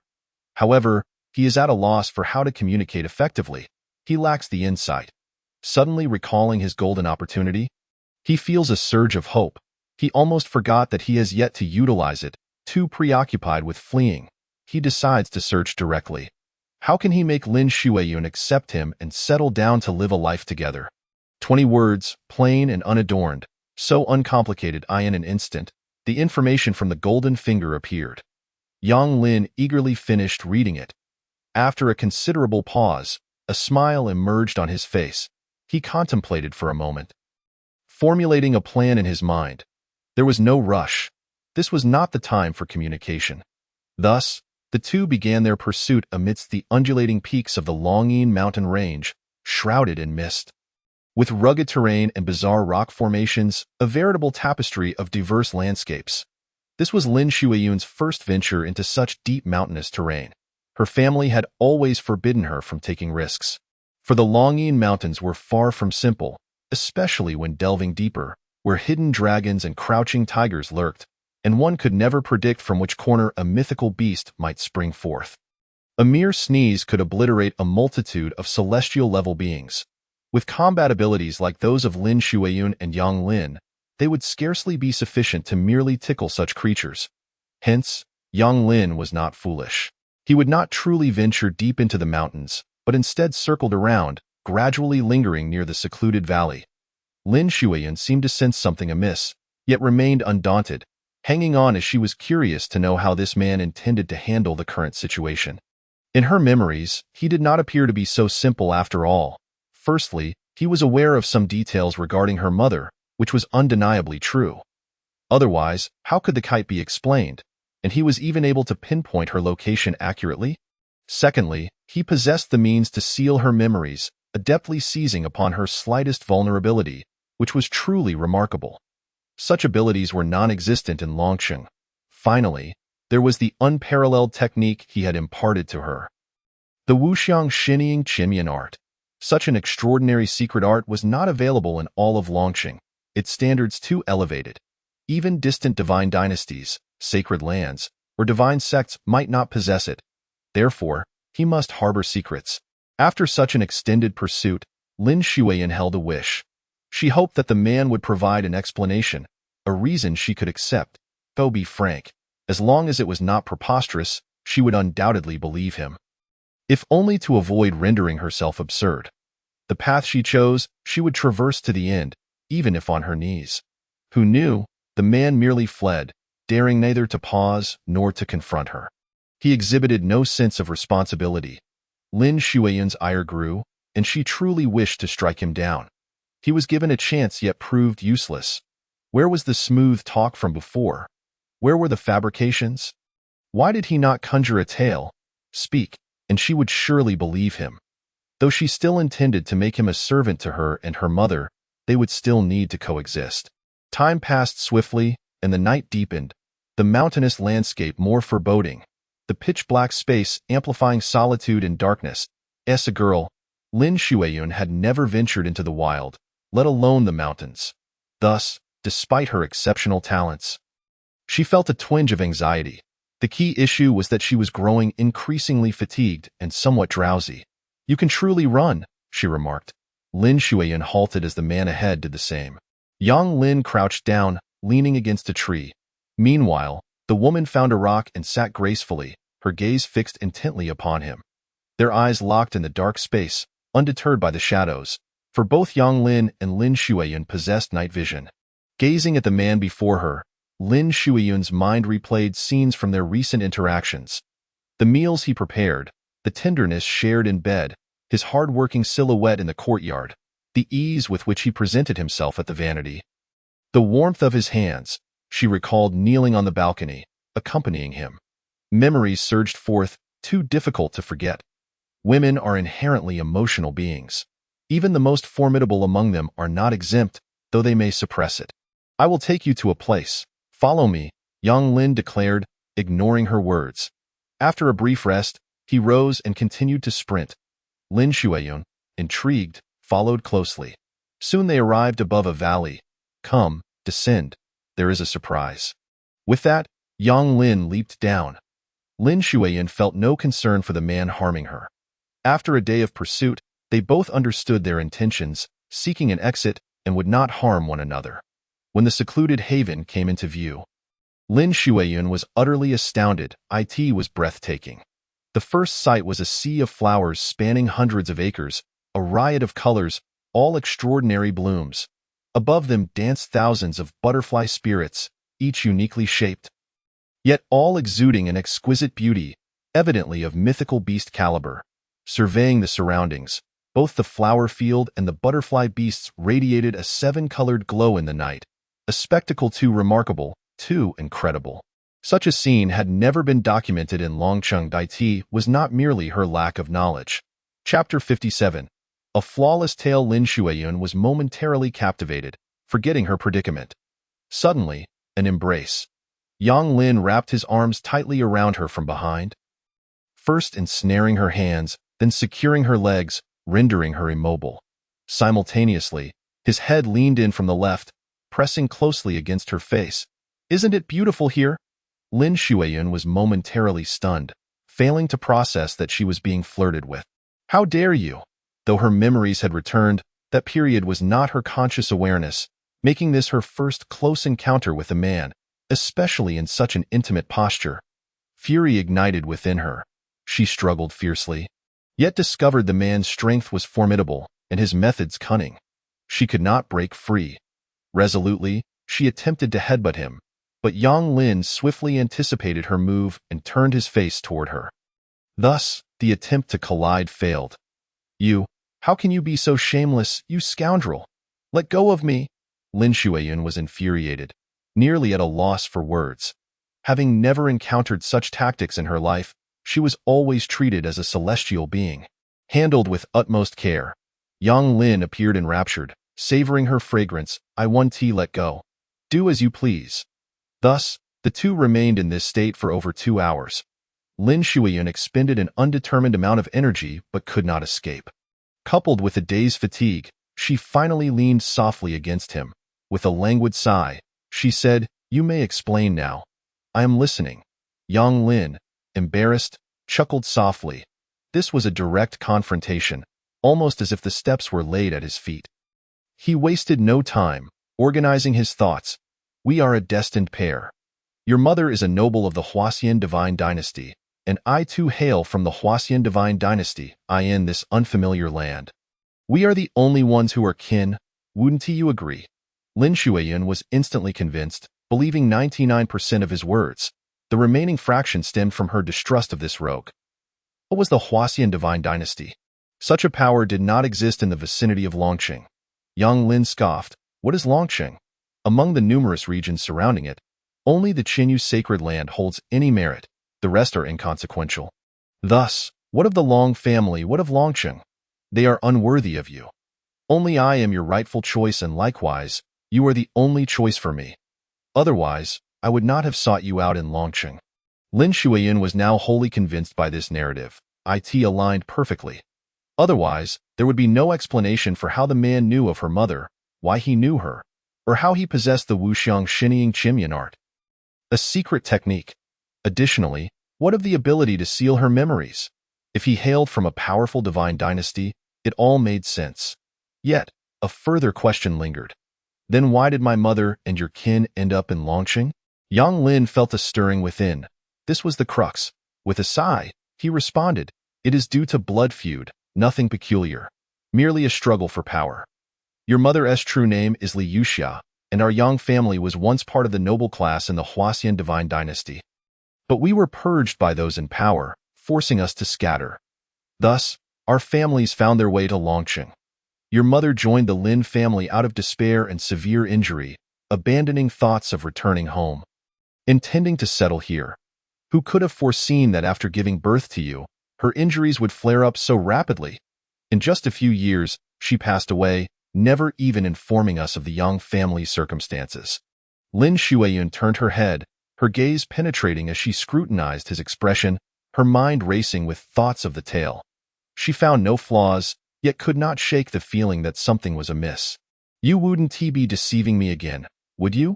Yang Lin shook his head, resolutely convinced that this tale was entirely true. Li Yuxia hailed from the Weijian divine dynasty, faced retribution, and subsequently fled to Dragon City. Every detail, including her grievous injuries, was authentic. Even the Yang family had such a story.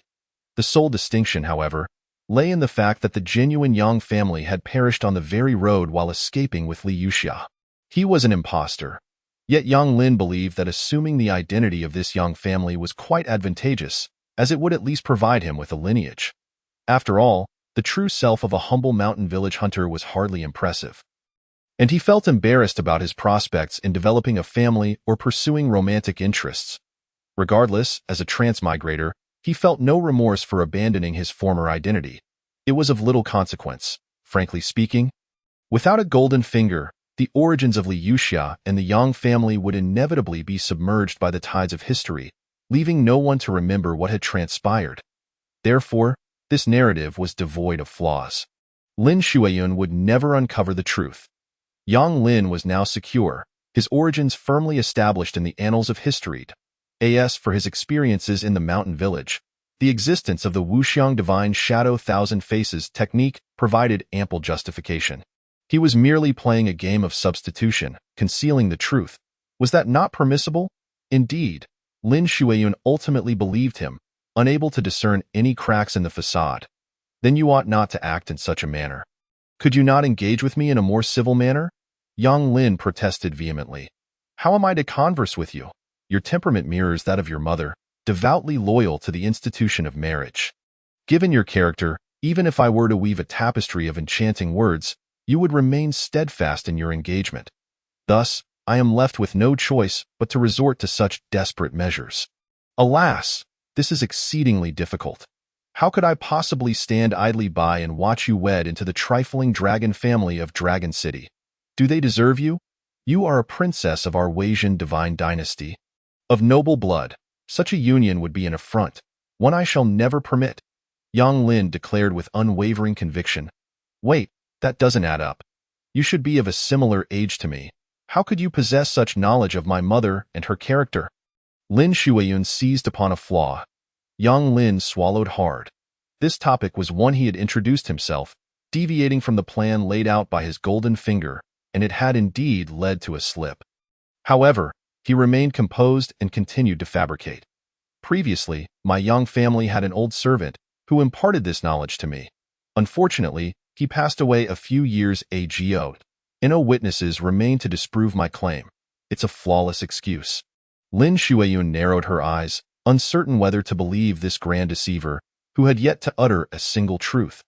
Ultimately, she resolved to accept it as truth, for what alternative was there? Should she crush him with her palm? The situation had already escalated. Children were involved. Then release me. I shall believe you. Of course, Lin Shuiyun had no intention of letting him off easily. Belief did not equate to forgiveness, nor did it imply acceptance of this arrangement. Regardless, she was determined to voice her grievances. Yang Lin, not foolish, understood that Lin Shuiyun would not simply bury the hatchet based on his words. Thus, he prepared his next move. Gazing at the sea of flowers before him, he began to paint a grand vision. Behold this valley, our future abode, to win your hand. I have spent years searching for this place, I in the future. We shall build our home here, cultivate the land, and raise livestock. As for this floral expanse, I shall gather myriad rare blooms for your enjoyment. The valley also boasts lakes where we can row and appreciate the scenery, sipping tea while watching the rain. We shall have children, and the countless secret arts of the Yang family will surely be passed down to them. They will become formidable beings, immortal and sovereign over the world, and we shall be eternal celestial partners. Trust me, I will bring you happiness." Having said this, he gently released her hand, allowing his palm to rest upon a small life nestled within her. From the information gleaned by his golden finger, Yang Lin was aware that Lin Shuiyan was already with child, making this proclamation the crux of his argument. As expected, Lin Shuiyan made no move. Even after he had loosened his grip, visions of the future filled her mind. Enveloped by the valley's beauty and the enchanting floral sea, she recalled the mysterious legacy of the Wuxiang Divine Shadow Thousand Faces technique. Lin Shuiyan's heart stirred. Women are often swayed by three essential elements: a sense of security, an appreciation for beauty, and a vision for the future. If you can offer her even one, you may win her over. If you provide all three, rejection becomes nearly impossible. The valley offered her an exquisite sense of living. The formidable techniques promised an unfathomable future and security, while the man's heartfelt words conveyed a life of beauty. Under such circumstances, what choice did she have but to accept? Most importantly, a child was on the way.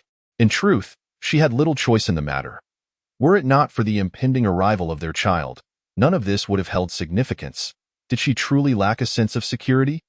Thus, in a moment, the two embraced in silence, neither uttering a word, both enveloped in a haze of intimacy. Lin Shuiyan, unbeknownst to herself, succumbed to slumber in his arms, utterly exhausted after a long day. Yang Lin pressed a gentle kiss upon her cheek. Sighing with relief, finally, he had managed to navigate this ordeal. Goodness, I shall never engage in such antics again. It is simply beyond my capabilities. He felt a sense of trepidation. Women were indeed a complex puzzle to unravel. His recent experiences had been a tumultuous whirlwind, each unexpected turn sending his heart racing. At his core, he was merely an ordinary individual. Despite outward appearances of strength, he was but a facade. Internally, he had yet to mature. Lacking the mindset of a true champion, the will of a leader, and the wisdom to control his surroundings. Consequently, he often found himself in a flurry of confusion. He resolved that moving forward, he must fortify these inadequacies. He could no longer afford to appear foolish. Had it not been for the guidance of his golden finger, he would never have managed to engage Lin Shuiyan. Communicating with her had been a daunting task. Without that plan, he would have either perished or been imprisoned by her wrath. Of course, this was contingent upon being captured by her first. With this in mind, he began to contemplate his next steps. What should he do to achieve this? First, he would need to instill within himself a talent that enhances wisdom, akin to Lin Shuiyan's 9 apertures exquisite heart, which allowed for perfect recall, heightened perception, and unparalleled mental acuity. Next, he must acquire a talent that imbues grace and poise, such as a gentleman like Jade, steadfast as Mount Tai, or walking like a dragon, treading like a tiger. With such attributes, he would appear far less inept. Otherwise, standing before Lin Shuiyan would be an utter mismatch. Unbeknownst to him, a night had quietly slipped away. As the sun rose, its rays pierced through the valley's clouds, illuminating Lin Shuiyan's face. In that instant, Yang Lin was entranced. He finally understood the essence of the orchid in the empty valley, a fresh and transcendent aura, akin to an orchid blooming in solitude within the valley, untainted by worldly competition, yet embodying an unparalleled purity and grace, a sensation of superiority, of ethereal independence that defied description. Please note that updates occur daily at midnight, featuring 2 chapters, unless unforeseen circumstances arise. This schedule remains unchanged. I kindly ask for 5-star reviews, encouragement for updates, and support in following the story, as this is paramount. Without readership, the tale may falter. Thank you for your support, especially to those who enjoy my work. Chapter 59. Discussing your future plans. The golden finger rejuvenated. Yang Lin emerged from his reverie, captivated by Lin Shuiyun's extraordinary beauty, and promptly set about addressing matters at hand. Following the earlier plan, he initiated a search for the 9 aperture's exquisite heart. Ready for enlightenment. The process of searching via the golden finger is omitted. Regrettably, one can only acquire one skill or talent at a time through the initiation process. He felt a twinge of melancholy, pondering how, with Lin Shuiyun's multitude of talents, it would take at least several dozen days to fully absorb them all. There was no rush. He would take his time. Yang Lin silently experienced the peculiar sensations brought about by the infusion of talent. It was as if countless ants were crawling all over his body, burrowing into his skin, flesh, bones, and internal organs. This sensation persisted for several minutes. Suddenly, Yang Lin found himself in a state of astonishment. Curiously, he glanced around, and while everything appeared unchanged, his perception had undergone a tremendous transformation. Every image and scene was etched in his memory. It was as if his mind could analyze hundreds of thoughts every second. Each flower, each leaf reverberated within him. Back on Earth, there was a mythical concept known as the 7 apertures Linglong heart, the effects of which were unknown. However, in this fantastical world, the 9 apertures Linglong heart was a rare gift. Regarded as a symbol of an innate divine body, its uniqueness lay in the fact that those who possessed a 9 apertures Linglong heart enjoyed 9-fold thinking, 9 forms of inspiration, and 9 apertures of consciousness. Such individuals were capable of intricate thoughts, mastering any knowledge in an instant, with heightened comprehension, making it easier for them to grasp profound secret arts and techniques. Even in mundane life, they were unfathomable. No one could deceive them, for in their presence, lies held no meaning, as they could see through to the truth effortlessly. Another remarkable aspect was that the holders of the 9 apertures Linglong heart possessed an exceptionally keen sense of empathy. Able to perceive others' emotions and intentions, even foreseeing dangers in that moment, Yang Lin felt as if a once dim jewel had regained its luster, achieving clarity. The once incomprehensible matters now seemed utterly clear to him. He took a deep breath, filled with joy. Being intelligent was indeed advantageous. Reflecting on their previous interactions, Yang Lin recognized numerous flaws. If given another chance, he and Lin Shuiyun would surely navigate their relationship with greater ease and naturalness. Of course, there were no ifs in the present. Just as he was absorbing the newly acquired talent, Lin Shuiyun awoke. She did not open her eyes, pretending to still be asleep, unsure of how to face him. The warmth of her body behind him and the arm wrapped around her reminded her constantly that she was now a married woman. Lin Shuiyun continued to contemplate. She needed to start planning her future. The current situation was what it was. There was nothing more to say. What she needed to do was accept, adapt, and ultimately change. Yang Lin, sensing her awakening, leaned down and gently whispered in her ear. "You're awake, the ground is cold. If you wish to sleep, we can head back." Lin Shuiyun sat up, feeling somewhat speechless and still shyly turning away. Yang Lin, understanding her inner turmoil and embarrassment, sought to change the subject, saying, "Let's discuss our future plans." Indeed, she was drawn to this topic. Lin Shuiyun nodded, rising to walk towards the lake. She gazed at the crystal-clear waters, shimmering with a faint glow, astonished by such pristine and otherworldly water, something she had never even heard of before. Initially intending to wash her face, she now hesitated, unsure if it was permissible to use it without contaminating the source. People tend to avoid damaging beautiful things. Yang Lin smiled lightly. "It's all right, you can bathe. Nature will purify all impurities." Lin Shuiyun shook her head, solemnly stating, "This is undoubtedly an extremely rare spiritual water. We must not waste it. Please gather some leaves for me to hold the water. I'll wash my face." Yang Lin felt quite pleased. This wife of his, having just entered the household, was already demonstrating a sense of stewardship, recognizing the value of good things and considering future developments, truly commendable. Without further ado, he plucked 2 large leaves from a nearby tree, each roughly the size of 2 adult hands, ample enough to hold water. Observing the small river and then the lake, Yang Lin noted that both were quite similar. Washing could occur in either location. Yet, women often preferred the serene lake for their ablutions. Approaching, he handed her the leaves. Lin Shuiyun gracefully bent the leaves to fashion a natural scoop as she washed. She inquired, "What are your plans moving forward?" "I would like to hear." Yang Lin nodded and began to articulate his thoughts. The valley currently lacks any resources and is unsuitable for habitation. Therefore, for the time being, we will have to make do in Yangjiao village in the coming year. I will frequently visit to develop and construct, ensuring we have the necessary foundations for living here, at the very least. Housing, farmland, livestock, and living facilities must be established. All of this requires time to prepare, and I also plan to find a few loyal servants to assist you. Lin Shuyan did not pause. As Yang Lin finished, she completed her washing. Her complexion noticeably improved. In truth, she was not dirty, possessing a self-cleansing body talent that rendered her immune to impurities. It was merely a psychological effect. She was accustomed to cleanliness, and washing had become an indispensable routine. They could not abandon Yangjiao village. Even when moving to the valley, they needed an external stronghold. We must think of a way to preserve it, Lin Shuyan added.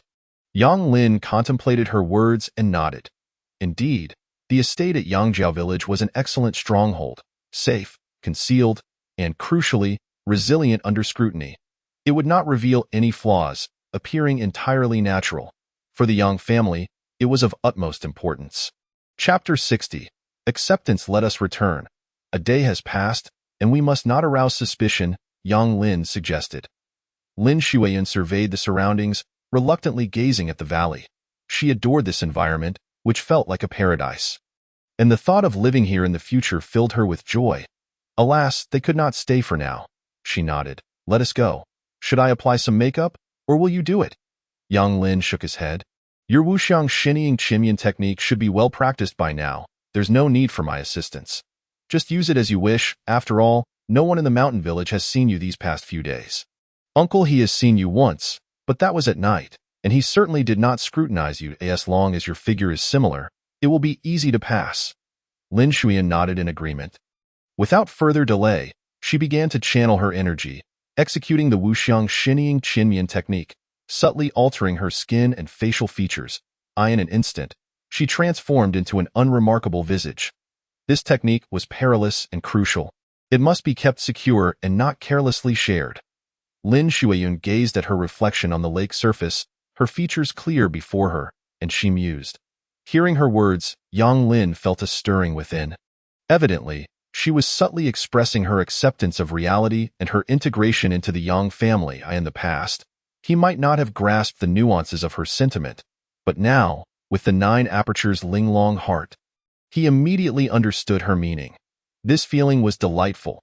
He had initially intended to introduce the Jin Yuan Kaijin Shanglong beast, but after consideration, he decided against it, not out of petty jealousy, but rather due to the complexity of a woman's heart. Until the loyalty of the golden finger reached a perfect score of 100, he could not risk revealing his foundation. The valley, in and of itself, was inconsequential. Even if it were lost, the golden finger could locate another. However, the Jin Yuan Kaijin Shanglong beast was different. It was the cornerstone of his myriad transformations. If it fell into the wrong hands, he would be rendered powerless in the short term. A perilous risk. As for the golden finger, that was an even greater secret. He would never divulge it, as it was his most significant secret. With these thoughts in mind, he wasted no more time. Extending his right hand, Lin Shuyan hesitated before reaching out with her left. With a gentle push-off, the two soared upward, reaching the mountain's peak in the blink of an eye. Lin Shuyan turned back to gaze at the increasingly distant sea of flowers, her heart filled with emotion. Who could have imagined that this inconspicuous outer region of the Longyin mountain range would harbor such a wondrous place? She looked up at the sky above the valley, shrouded in mist, with towering peaks obscuring the view below. It was exceptionally secure and concealed. Unless informed otherwise, no one would believe that a valley lay beneath. Even those capable of flight would not willingly venture into such a secluded area. We should return to discuss the valley's construction plans. While the concealment is sufficient, have you thought about how we will transport materials? We can't rely solely on the two of us, Lin Shuyan remarked, already stepping into the role of a capable mistress. Yang Lin pondered. He nearly forgot this crucial detail. Had he truly been so foolish before? Intelligent individuals possess great advantages. With the gift of the 9 apertures Linglong heart, a solution abruptly dawned on him. After all, this was a fantastical world, and surely there were spatial artifacts available. Contemplating quietly for a moment, a mysterious smile crossed his face. There's no need to rush. You will find out in a few days. He did not inquire whether there were spatial treasures in Longqing. That was a given. Especially with floating islands emerging, it was unnecessary to question further. However, such items would undoubtedly be precious. Artifacts with properties related to space and time were not commonplace in any world. He possessed the golden finger, which would allow him to search and discover where to find them. Once they acquired a spatial artifact, would transportation still pose a problem? Lin Shuiyan fell silent, still unaccustomed to her interactions with young Lin, and thus refrained from asking too many questions. Consequently, the remainder of their journey was spent on the road.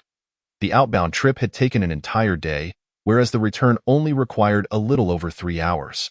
The two appeared akin to celestial lovers, hand in hand, traversing through mountains, forests, and streams. Along the way, they beheld numerous breathtaking landscapes and a myriad of flora and fauna. Even as a local, Lin Shuiyan found herself entranced. She had never ventured into the Longyin mountain range before. Many of these sights were merely words she had read in books. "How are you feeling? Can you adapt?" Young Lin inquired with concern during their journey. Lin Shuiyan gently caressed her abdomen and replied with ease, "I am well. It has not affected me. Perhaps it is simply not yet time. The total duration of pregnancy is 160 days. Upon our return, you should focus on nurturing the child at home, engage in some cultivation techniques, read books, and I will prepare everything for you." Upon hearing this arrangement, Lin Shuiyan did not object. Although it differed greatly from her previous notions of marriage, it was not entirely unacceptable. This situation was quite satisfactory. She did not wish for any mishaps regarding the child. Properly nurturing the fetus was the most crucial affair within her family, especially as it was her first experience as a mother. And she was a novice, entirely unaware of what to do next. Chapter 61. The possibility of repetitive enlightenment. When the two returned to Yangjia village, they astonishingly found no signs of disturbance. Not a soul seemed to be aware that Yang Lin and his wife had departed. This was the nature of village life. Everyone was preoccupied, and as long as one hung a sign at their doorstep, no one would seek them out, an unspoken understanding. This was excellent, as it reduced the risk of exposure. Upon returning home, both Yang Lin and Lin Shuiyan felt a peculiar sentiment. Once they had been solitary individuals, but now they were a couple. This was home, a place for the couple to coexist and for their child to grow. It was a strange psychological transformation, to say the least.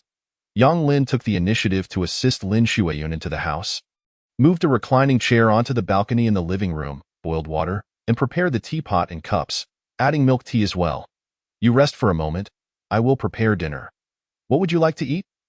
Lin Shuiyan silently surveyed her surroundings, and an unusual sense of happiness unexpectedly surfaced in her heart. It was amusing to think that she had been pampered since childhood, yet she thoroughly enjoyed this attention from her husband. Lazily reclining, she squinted at the man heading toward the kitchen and remarked, "There must be red braised pork and divine chicken as well, along with rib soup." Yang Lin was momentarily taken aback. "Wait, you just ordered 22 dishes? You've included everything you've eaten these past few days." Lin Shuiyan seemed to realize her slip and shyly responded, "But they are all delicious, and I love them. What should I do?" After a prolonged silence, Yang Lin nodded. "All right, I will prepare all of them. Wait for me. I need to fetch some ingredients." The woman smiled. She could accept this outcome. The prospect of a grand feast was one reason. Heaven knew how this man had cultivated such extraordinary culinary skills. Even the top chef in Longqing could not compare. Not to mention these new dishes, for a foodie like her, it was a delightful blow to her senses. She even suspected that her ease in yielding to this man might stem from the fear of not experiencing such lavish meals in the future. Of course, this was a thought she could never admit. Yang Lin stepped outside to the yard, where 10 plots of land had been fully cultivated. Aside from the fruit trees, most vegetables were still seedlings, yet to mature. Therefore, he primarily gathered vegetables from the neighboring villagers. He took some sugar cubes and salt, essentials in the mountain village, which would suffice to exchange for a substantial amount of vegetables. Arriving at Uncle He's home, he found him absent, having gone hunting with the village's hunting team, leaving only Aunt He behind. Upon explaining his purpose, she graciously invited young Lin to the backyard to help himself. For the villagers, vegetables were abundant. What they grew could hardly be consumed entirely. If they could trade for some living supplies, it was indeed a welcome arrangement. He did not hesitate and gathered an impressive haul, amounting to over 200 pounds, as he could not possibly visit daily with two big eaters at home. Afterward, he also checked the trapping area, resetting the fishing and hunting traps, which had deteriorated during their absence. A significant portion of his family's food supply would rely on these traps in the future. After all, he could not venture into the mountains to hunt. How could he explain that? He was merely a humble villager skilled in carpentry. Thus, their family's sustenance would solely depend on traps and exchanges with villagers, without revealing their formidable capabilities. Otherwise, not only would they face issues with the Long family, but even the Wang family would become a threat. Once everything was concluded, he returned home to prepare dinner. At that point, Lin Shuiyun had already consumed an entire pot of milk tea. Watching him bustle about with a heap of ingredients, a smile graced her lips. You must be starving after running errands and returning late. Don't worry, it will be ready soon. Today, I'm trying out some new dishes for you. Young Lin understood that Lin Shuiyun was undoubtedly hungry. They had spent the entire day chasing each other. Even with a peak Earth-level physique, one could not endure such exertion.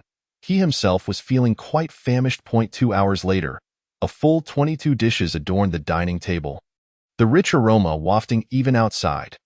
Yang Lin hurriedly secured the doors and windows to prevent any scents from escaping, knowing the neighbors would surely be curious. Lin Shuiyun maintained her aloof demeanor, preserving her lofty fairy-like image. However, the involuntary movement of her throat betrayed her current state of mind. Hurry and eat. These are new dishes. Give them a tea or wide. As soon as she finished speaking, her hands moved like lightning, and in a matter of moments, 2 dishes had vanished. Yang Lin had yet to even lift his chopsticks. He looked up in astonishment. No, don't do this. What about your image? You're shattering my perception. Return to being my Shuiyun. That evening, just past 1:08 a.m., the golden finger refreshed. This time, he intended to explore another potential use, specifically, the possibility of repetitive enlightenment. This idea had crossed his mind previously. The Immortal God sect's secret technique, the Immortal Sun visualization method, would manifest a transmission visualization in his mind after enlightenment. At that moment, Yang Lin had wondered if this transmission was unique. If he imparted it to another, could he still receive enlightenment from the golden finger? Thanks to the esteemed Ji Gongzi for the generous rewards, totaling 200 yuan, truly extravagant. I specifically added another chapter for you, as this book's success has exceeded my expectations. I appreciate everyone's support. Chapter 62. Detailed analysis of the Immortal Sun visualization method. However, before conducting the experiment, he needed to ascertain one crucial matter. If the attempt failed, the transmission could not be reclaimed in the short term. It wasn't that Lin Shuiyun would refuse to return it, but he would feel too embarrassed to ask. Just think about it. Having promised to give her a secret technique, only to request it back later. That would be absurd. Yang Lin could never engage in such behavior. If it were an outsider, it might be a different story. He could muster some audacity, especially given the significance of the Immortal Sun visualization method. But Lin Shuiyun was his wife, the future matriarch of the Yang family. He could not afford to lose face. Thus, once he gave it, he must not expect to reclaim it. Yang Lin pondered for quite some time, concluding that, regardless of success or failure, the impact on him would be minimal. First, if he failed, he could simply search for another technique with the golden finger. Considering the vastness of this alternate world, there were undoubtedly many powerful spiritual techniques comparable to the Immortal Sun visualization method. He could always practice another one. It was not a significant concern. Another reason he was unafraid of failure was his innate talent. After crossing over, his soul had undergone a transformation, allowing him to cultivate spiritual techniques rapidly. Therefore, even without the transmission, he would not be incapable of training, as long as he retained the prior foundation and visualization seed. He could continue. However, without the complete transmission visualization, he would not be able to match his current speed, although he would still remain above the baseline. Moreover, in his original plan, he intended for all members of the Yang family to possess divine-level techniques. Thus, it was essential to arrange this early on. The family's growth could not rely solely on one or two individuals. Future offspring would undoubtedly require powerful means. With this in mind, he resolved to proceed without further hesitation. Lin Shuiyun was curious about what Yang Lin intended to teach her, questioning, "Is it stronger than the formless divine shadow thousand faces technique?" Yang Lin shook his head, saying, "It cannot be compared. The formless divine shadow thousand faces technique is merely a clever trick. Inconsequential. What I am about to impart to you is a true divine secret technique. However, I must clarify beforehand that this matter is of utmost importance and must not be leaked. If anyone discovers it, our lives will be forfeit." Lin Shuiyun nodded solemnly, noting his seriousness. She thought back to when he had taught her the formless divine shadow thousand faces technique, and he had not been nearly as cautious. Let us begin. Yang Lin has now attained the realm of enlightenment, while simultaneously deepening his mastery in the realms of soul fortification, spirit enhancement, and intelligence augmentation, especially after receiving the profound insights of the nine-aperture Linglong heart. His progress has been meteoric, akin to a rocket soaring into the heavens. Thus, he has developed a certain level of control over his soul, and his application of mental energy has begun to materialize.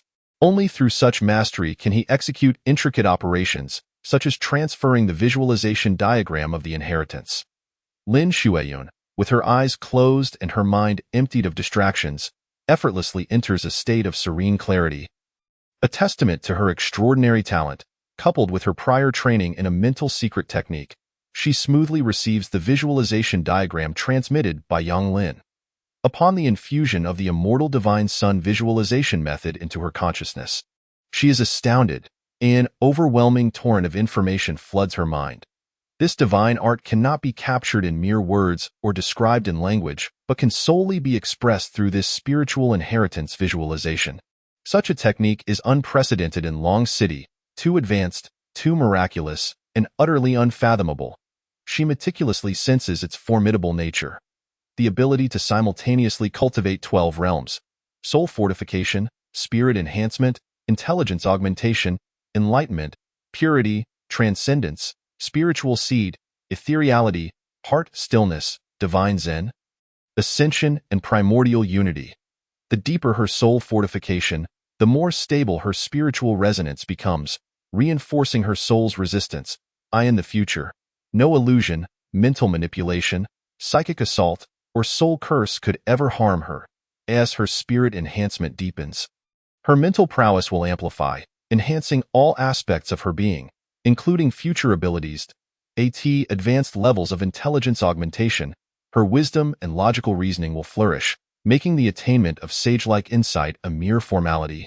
When enlightenment reaches its zenith, her comprehension will expand, allowing her to perceive matters from diverse perspectives. Purity entails the continual cleansing of her mental impurities, maintaining her soul's crystalline clarity, yielding immense benefits. Transcendence signifies a complete departure from the mundane, stepping into the extraordinary, where one commands the principles of truth, wielding formidable power, mental strength, and soul, capable of direct manifestation and interference with the external world.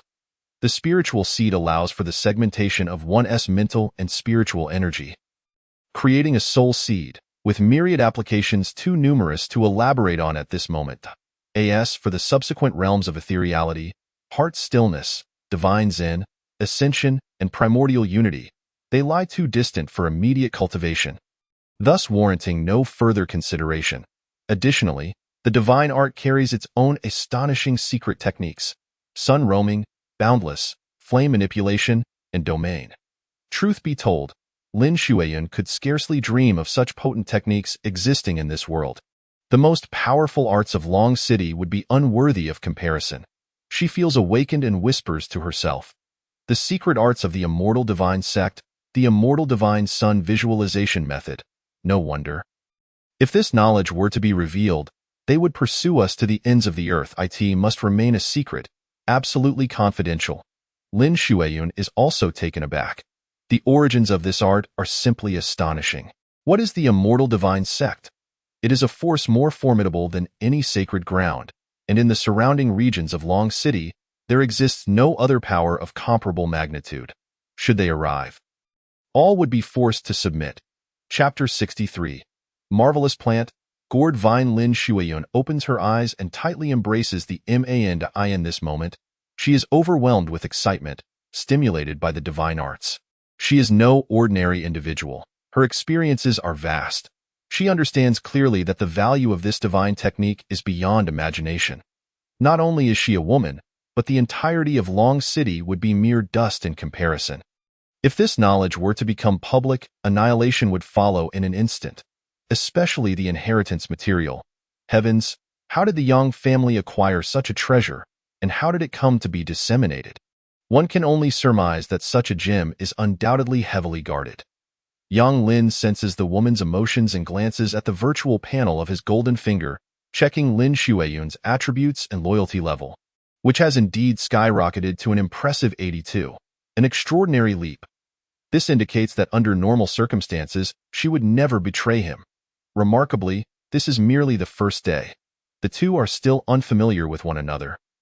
Yet he believes this is only the beginning. As time progresses, the loyalty fostered by the divine arts will continue to rise. Please continue your cultivation. Do not mind me, Yang Lin suggests. Suddenly, Lin Shuiyun recalls something and curiously inquires. You've given me the inheritance material, but what about you? A spark of inspiration strikes Yang Lin as he responds. It matters not that I no longer require the visualization diagram. Although my cultivation will proceed at a slower pace, I must consider your situation first. You may use it for now, and we will take turns later. Lin Shuiyun is immediately touched.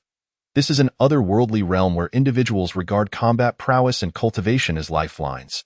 It is astonishing that someone would willingly part with such a divine inheritance. Her heart swells with affection. He loves her deeply, cherishes her immensely, and yearns for her presence. The woman's emotions well up, and Lin Shuiyun muses, is there another husband like this? It seems he is the only one for her. At that moment, her loyalty soars to an outrageous 90, a remarkable increase. However, there is a cost. Yang Lin can no longer present another identical inheritance material. Otherwise, it would be tantamount to deception.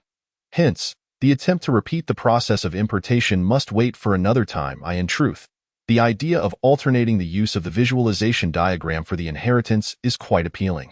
He could certainly cultivate another mental secret technique. When the inheritance material is unavailable, he could practice a different one, and when Lin Shuiyun returns it, he could resume his training with the immortal divine sun visualization method. Perfect. With this thought in mind, he was about to search for another technique when he suddenly paused. If he were to uncover a high-level technique, it would mean several days without access to his golden finger. Thus, there is no rush. He will first search for spatial treasures, as those are of paramount importance. The search parameters are set. Within a 5,000-kilometer radius, spatial treasures, flora, and fauna. Easy to obtain, easy to use. Anything beyond that is impractical and fraught with danger. His reasoning is simple. Who says spatial treasures must only be objects? Can they not also be plants and animals? He has read enough web novels to know better. As he clicks to search, information materializes. 1.32 18 kilometers southwest of the Longyin mountain range, a fully enclosed cavern, a water-soluble paradise, miraculous plant, gourd vine. Unnamed, origin. A naturally occurring miraculous plant with spatial attributes, continuously producing gourds imbued with spatial properties. Cultivation requires exceptionally high conditions and should not be easily transplanted. Age: 1,329 years. Attributes: spatial 320 level, time 110 level, nurturing 165 level, spiritual milk 100 level, divine rhythm 180 level, spirit gathering 200 level, mystical traits: wish-fulfilling, self-healing, melting, spirituality, immortal, ease of acquisition, level 10. Ease of use, level 30. Information level 4. Yang Lin is left dumbfounded. He truly did not expect to find such a treasure. It is absurd. What on earth is this miraculous plant? Could it be the divine beast of the botanical world? Or perhaps it belongs to an entirely different system, something he simply has not encountered before. he intended to look for a simple iron hoe, only to find himself presented with a diamond hoe. Taking a deep breath, he steadies himself. There is no need to rush or become overly excited. In comparison, the significance of the Jin Yuan Kai in relation to the long beast pales in comparison. If this treasure falls into his hands, the Yang family would soar to unprecedented heights. It is a strategic asset, capable of continuously producing gourds. As long as it is not destroyed, they could endlessly harvest miraculous gourds. Just look at those attributes and mysterious traits, luxurious to the point of being unimaginable. Spatial attributes are merely one aspect. It also possesses temporal attributes alongside various peculiar properties. It is overwhelmingly powerful. Should this information leak, it could incite a storm of bloodshed and chaos. The more he thinks about it, the more exhilarated he becomes. Yang Lin finds it hard to contain himself, heading to the courtyard to begin working, as it seems the only way to divert his attention. The value of the gourds, beyond their intrinsic worth, lies in their potential as materials for crafting treasures. If he possesses divine-level artifact refining techniques, he could elevate their effects even further. Thinking of the legendary artifacts and treasures from Earth's mythologies, he feels a rush of excitement. This night, Yang Lin yearns to set out in search of this treasure immediately. Yet, how could such a pivotal moment occur without Lin Shuiyun? He resolves to wait until tomorrow to embark on the adventure together. Thanks to the generous rewards from the enigmatic Ji Gongzi, and to all the readers who have supported me, I bow in gratitude. Additionally, please continue to follow the updates. Viewing within 3 days counts as support. Chapter 64. Lin Shuiyun's concerns. When Lin Shuiyun opened her eyes once more, 20 hours had already elapsed. Silently absorbing the changes brought about by the immortal sun visualization method, she could not help but acknowledge the power of this divine technique. It was truly formidable. With exceptional talent and unparalleled aptitude, she undoubtedly belonged to the elite echelon even in this fantastical realm. Thus, in merely a single night, she had ascended to the soul solidification realm. She began to understand why her crushing mountain palm could no longer reach Yang Lin. The domain pressure exerted by the palm technique was a form of mental assault, which typically left ordinary individuals stunned and immobile, forced to endure passively. However, Yang Lin had cultivated the immortal sun visualization method, and his mastery of the soul solidification realm was evidently profound, rendering conventional mental attacks ineffective against him. Moreover, during their recent pursuit, Yang Lin's acute sensitivity appeared quite abnormal. It must be a result of his divine physique. A gasp escaped her lips. The man had seemingly not practiced any martial arts techniques, yet through the immortal sun visualization method and his formidable physical prowess, he could stand against someone of her caliber. This was indeed somewhat astonishing. As Lin Shuiyun rose from her bed, she found herself intrigued by the bed itself, which could be transformed into an expansive wooden training chamber, complete with futons, tatami mats, and screens, all meticulously designed. Approaching the vanity, she employed the Wuxiang Divine Shadow Thousand-Faced technique to restore her original appearance, gazing quietly at her visage, momentarily lost in reminiscence. Was this to be her future life? What of the Lin family? What of the Long family? What about her mother's gravestone? Marriage was not merely a union of two individuals, but rather an alliance of two families. The Lin family had never wronged her. She had been raised in luxury, and all the elders and experts within the clan had shown her great respect, be it due to her father being the clan leader or her own unique value. This fact was undeniable. As for the Long family, they had invested so much. They had done nothing wrong yet would bear the consequences of betrayal. Lin Shuiyun felt a pang of sympathy within her heart. She desired to escape it all, for this situation was beyond her capacity to manage or confront. With a deep sigh, she reflected on her naturally proud and confident disposition, imbued with a sense of regal authority, as if destined to be revered. She had even planned to cultivate Long Zhantian according to her own ideals, molding him into the kind of husband she envisioned. Yet the events of recent days, one after another, had shattered her pride and self-assurance, leaving her utterly defeated, first deceived, then ensnared, and finally resigned to reality. Truth be told, even the most confident of individuals could be brought low. Fortunately, Embracing the mistake was not entirely disastrous. It might even present an opportunity. The profound heritage of the Yang family obscured her vision. Whether it was the Wuxiang Divine Shadow Thousand-Face technique or the Immortal Sun visualization method, or even that valley, all signified that the Yang family was not inferior to the Long family. Perhaps even stronger. At that moment, a pair of hands brushed through her hair, deftly styling it. What was she lost in thought about, sighing so heavily? Lin Shuiyan caught sight of Yang Lin in the mirror. Realizing she had been so absorbed that she had not noticed him enter, she remained silent, sitting quietly and waiting for the man to adorn her. A serious man was undeniably attractive. She relished the way Yang Lin applied her makeup. The intimate atmosphere was utterly captivating. Perhaps this was her source of delight. Every woman is unique, and this was a secret known only to herself. Yang Lin, while busy, remarked, "Is it the family matters that trouble you?" Lin Shuiyan raised an eyebrow, sensing he had articulated her unspoken worries. It was hardly difficult to guess. The only thing weighing on her mind was indeed this issue.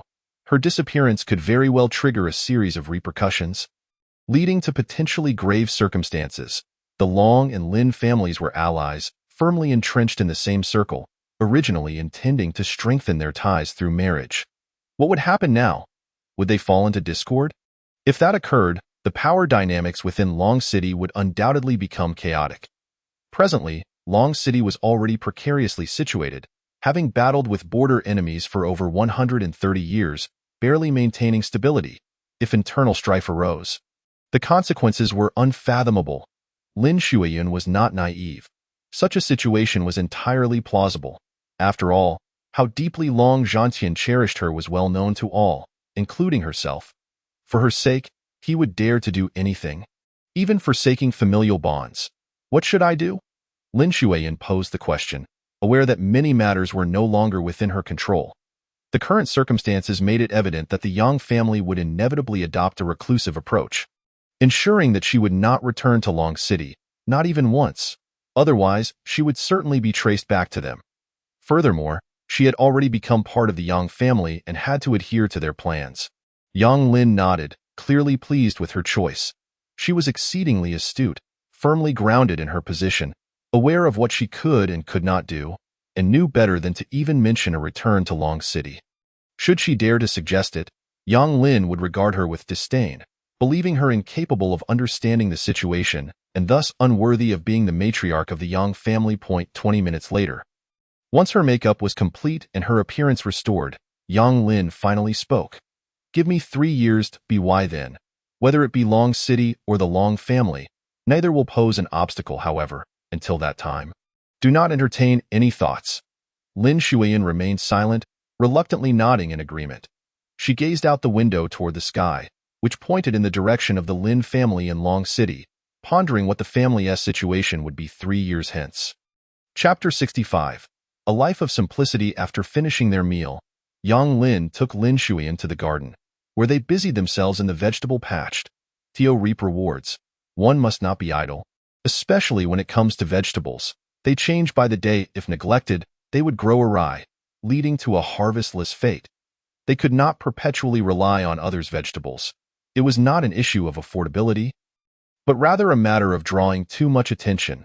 It was Lin Shuiyan's first experience with farm work, her exquisite figure crouching down as she diligently tended to the seedlings and weeded the garden. Her gaze resolute, exuding a unique charm despite her altered appearance, which rendered her quite ordinary.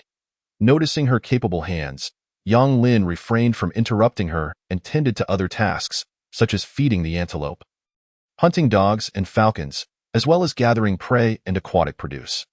When he returned 2 hours later, all 10 plots had been meticulously cared for. Though it was her first attempt, a person of high talent would excel in any endeavor. Genius shines wherever it may be. Today's yield was impressive, with over 1,000 pounds of fish and more than 20 pieces of game. Yang Lin placed the game in the breeding grounds, while the fish were set in the newly dug pond in the yard. Although it had not yet been waterproofed or filled with water, he still managed to create a small puddle for immediate use. Lin Shuiyan smiled as she received a curious purple squirrel. "Isn't there already one at home? Is this a second?" To her surprise, this catch included yet another rare beast. A purple squirrel. Yang Lin retrieved the purple squirrel from the cage in the water room. Now, there were 2 rare purple squirrels. Once we gather 10, I shall craft you a lovely scarf. It will look splendid in winter. Lin Shuiyan shook her head, gently stroking their fur. The squirrels trembled, their eyes filled with fear and unease. Yet their innate intelligence was unmistakable, far beyond that of ordinary creatures. Let us keep them. They alleviate my boredom. Didn't you say you wanted to cultivate a rare beast community? Yang Lin chuckled. For now, we must prioritize you. These creatures hold little significance. Even if we stabilize their rare bloodline, they won't greatly benefit the Yang family. You may not realize it, but winter can be quite frigid. Having one of these to cuddle with means you won't need to wear a coat at all. Lin Shuiyan reminisced about her beloved pets, feeling a deep sense of melancholy as she realized she would never see them again. Suddenly, she recalled the 9-tailed fox given to her by Long Zhantian, an enchanting creature she had yet to encounter. Yang Lin, with an epiphany, understood the woman's sentiments. Clearly, as the legitimate daughter of the Lin family and the betrothed of the Long family, she must have been surrounded by numerous pet beasts. Now, deceived into leaving them behind, she was destined to relinquish them. Merely lamenting her loss, he chuckled to himself. What did it matter?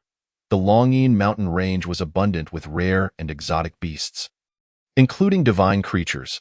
Although he dared not capture them himself, it would be no challenge to procure a few juvenile extraordinary beasts with a little ingenuity. While he did not aspire to possess creatures as magnificent as the Jin Yuankaijin dragon beast, acquiring a few aesthetically pleasing, spirited companions for Lin Shuiyan during her pregnancy was indeed a delightful prospect. On that day, the couple led an unremarkable life, primarily engaged in labor. Despite the modest 3 acres they occupied, the tasks at hand seemed endless. Every aspect appeared to present a challenge. Lin Shuiyan had never before experienced such a life. Mundane, tranquil, warm, and elegant. They would work for a while, then take a break. Yang Lin would brew milk tea, bring over a reclining chair, and sit beside her to chat, enlightening her on various subjects she had never encountered before.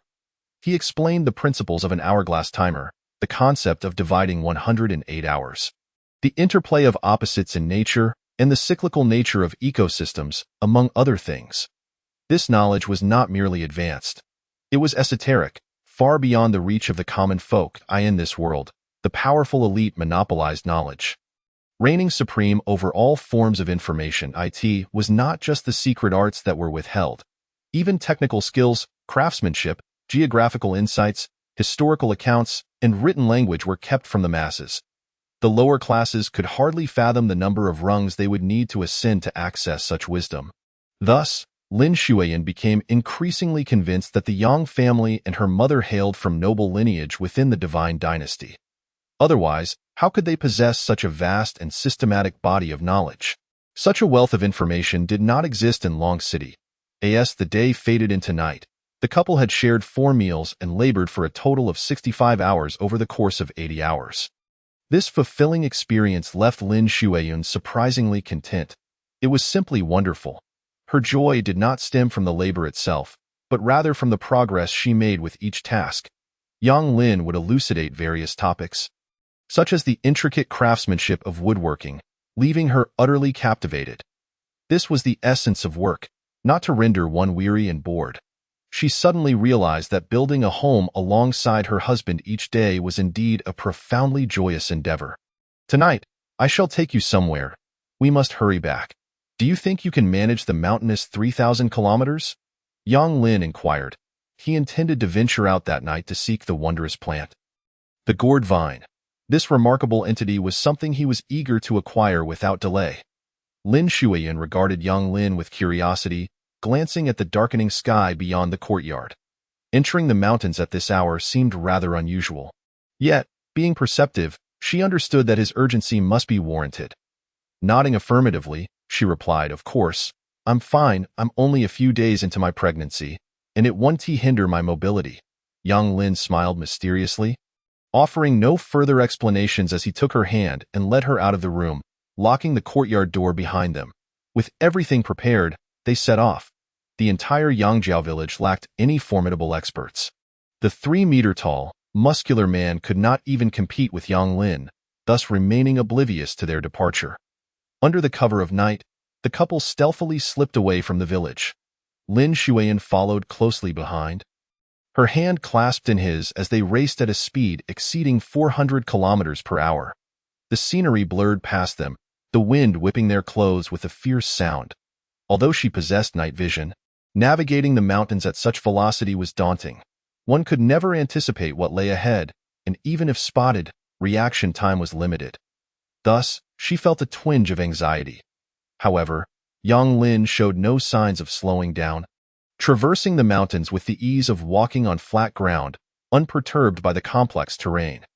His reliance on the virtual map provided by his golden finger was evident as soon as he accessed the information on the gourd vine. A clear route unfolded before him. After more than an hour, Lin Shuiyan found her apprehension easing. They had indeed not strayed from their path. To her astonishment, traversing the mountains at night was no small feat. Even those at the celestial level would hesitate to fly through the Longyin mountain range after dark, as all-powerful flora and fauna possessed territorial instincts. Flying overhead would be perceived as a provocation, and unless one was remarkably swift, the inhabitants would not hesitate to retaliate, thus posing a significant danger. Suddenly, Yang Lin halted, turning to face Lin Shuiyan, who appeared somewhat fatigued. "This pace is too slow," he remarked. Without further ado, he swept her into his arms in a princess carry. Lin Shuiyan gazed at him in astonishment. "Are you sure you can manage this? Don't overexert yourself."